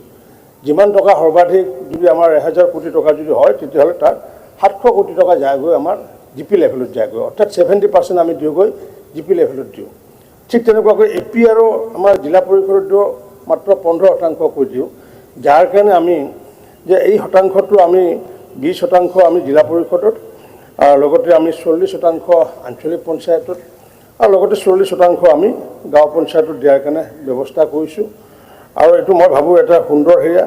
অখিল গগৈ ডাঙৰীয়াই যি কথাষাৰ কৈছে যে 5 লাখ নহয় 2 লাখ ক'ব লাগে, এইটো আমি 2 লাখ বুলি নহয়, 2 লাখৰ যদি মাৰ্কেট ভেলু হয়, মাৰ্কেট ভেলু মানে এনেকুৱা নহয় যে মাৰ্কেট ভেলু মানে যোৱাবাৰৰ যিটো ভেলু, আগৰ বছৰৰ যিটো ভেলু, সেই ভেলুটোকে আল্টিমেটলি আমি ছেটেলমেণ্ট ভেলু বুলি কওঁ। যদি আগৰ বছৰত যদি 50,000 আছে, তাৰ ওপৰত হয়তো মেক্সিমাম 10% হ'বগৈ, বা 60,000 হ'বগৈ। গতিকে মাৰ্কেট ভেলু, ছেটেলমেণ্ট ভেলুটো অলৰেডি যোৱা বছৰৰ লগত যদি আমি তুলনা কৰি চাওঁ, তেতিয়াহ'লে সেইটো ওলাই যাব। গতিকে সেইকাৰণে আমি তেওঁলোকক আমি 5 লাখৰ আৰু 10 লাখৰ ওপৰবিলাক আমি জিলা পৰিষদক দিবলৈ বিচাৰিছোঁ। মই ভাবোঁ যে এইটো ব্যৱস্থা এটা সুন্দৰ এটা ব্যৱস্থা।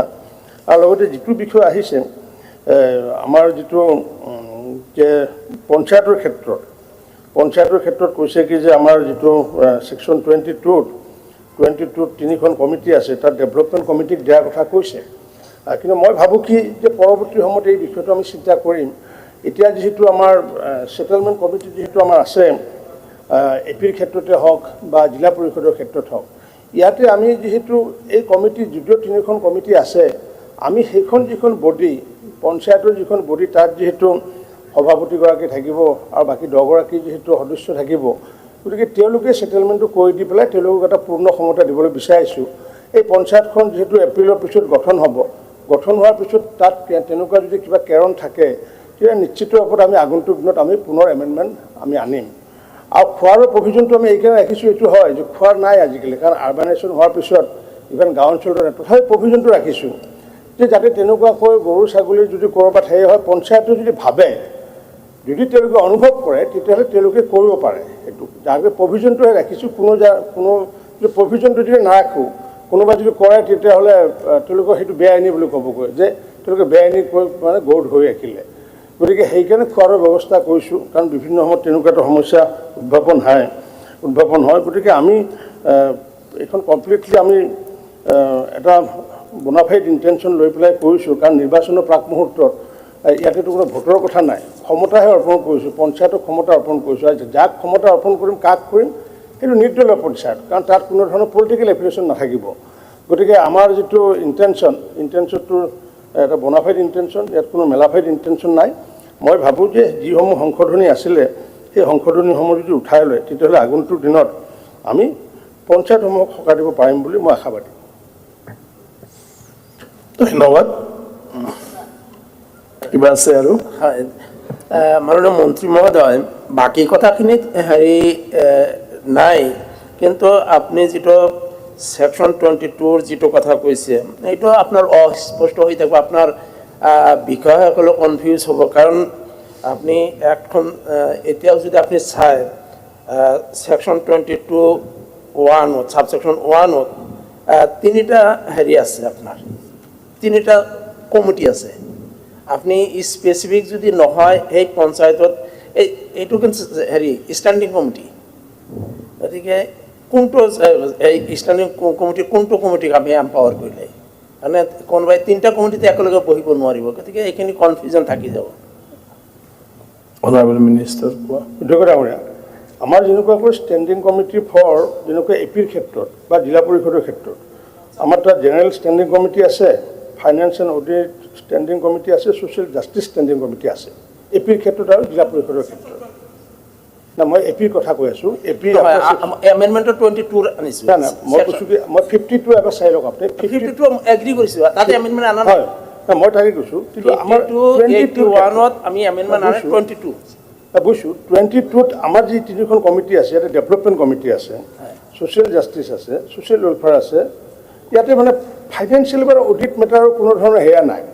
আমাৰ যিখন এক্ট বনাইছোঁ তাত এতিয়ালৈ ফাইনেন্স মেটাৰ বা অডিট মেটাৰ লৈ পেলাই কোনো ছাব কমিটি আমাৰ ষ্টেণ্ডিং কমিটি বনোৱা হোৱা নাই। গতিকে সেইকাৰণে আগন্তুক দিনত আমি পুনৰ এমেণ্ডমেণ্ট আনি যাতে আমি পঞ্চায়তবোৰ গঠন হোৱাৰ পিছত আমি তেওঁলোকক পঞ্চায়তনো কেনেকুৱা হয়, আমাৰ ৰেৰ ৰূপটো চাবলগীয়া আছে, কাৰণ নতুন পঞ্চায়ত হ'বগৈ, নন পলিটিকেল পঞ্চায়ত, তেতিয়া আমি আগন্তুক দিনত এই বিষয় লৈ পেলাই আমি এমেণ্ডমেণ্ট আনিব পাৰিম।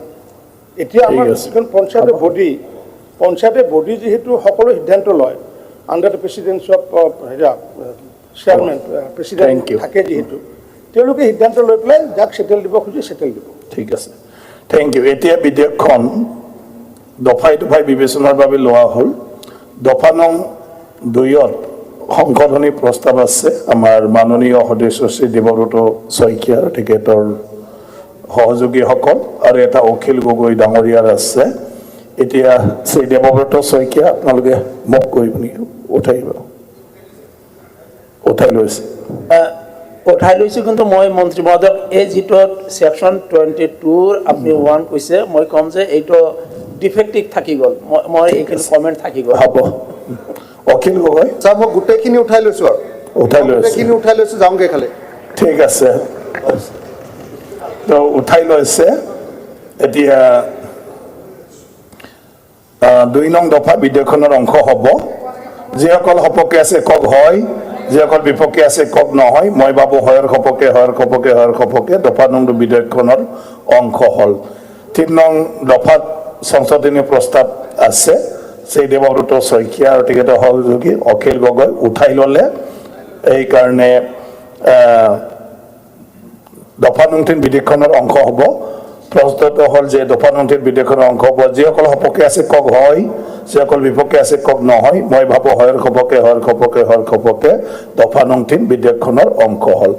দফা নং 4 সংশোধনী প্ৰস্তাৱ উঠাই লৈছে, সেয়েহে দফা নং 4 বিধেয়কখনৰ অংশ হ'ব। যিসকলে সপক্ষে আছে কওক হয়, যিসকল বিপক্ষে আছে কওক নহয়। মই ভাবোঁ হয়ৰ সপক্ষে দফা নং 4 বিধেয়কখনৰ অংশ হ'ল। দফা নং 5ৰ সংশোধনী প্ৰস্তাৱ উঠাই ল'লে, সেয়েহে দফা নং 5 বিধেয়কখনৰ অংশ হ'ব। যিসকল সপক্ষে আছে কওক হয়, যিসকল বিপক্ষে আছে কওক নহয়। মই ভাবোঁ হয়ৰ সপক্ষে দফা নং 5 বিধেয়কখনৰ অংশ হ'ল। দফা নং 1 অধিনিয়ম সূত্ৰ প্ৰস্তাৱনা আৰু দীৰ্ঘ শিৰোনামত কোনো সংশোধনী প্ৰস্তাৱ নাই। এতিয়া দফা নং 1 অধিনিয়ম সূত্ৰ প্ৰস্তাৱনা আৰু দীৰ্ঘ শিৰোনাম আমাৰ বিধেয়কখনৰ অংশ হ'ব। যিসকলে সপক্ষে আছে কওক হয়, যিসকল বিপক্ষে আছে কওক নহয়। মই ভাবোঁ হয়ৰ সপক্ষে দফা নং 1 অধিনিয়ম সূত্ৰ প্ৰস্তাৱনা আৰু দীৰ্ঘ শিৰোনাম বিধেয়কখনৰ অংশ হ'ল। এতিয়া অনাৰেবল মিনিষ্টাৰ।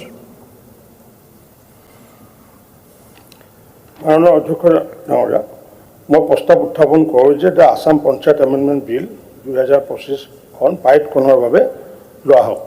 প্ৰস্তুত হ'ল যে বিধেয়কখন পাৰিত কৰা হওক। যিসকল সপক্ষে আছে কওক হয়, যিসকল বিপক্ষে আছে কওক নহয়। মই ভাবোঁ হয়ৰ সপক্ষে প্ৰস্তাৱটো গৃহীত হ'ল আৰু বিধেয়কখনো পাৰিত কৰা হ'ল।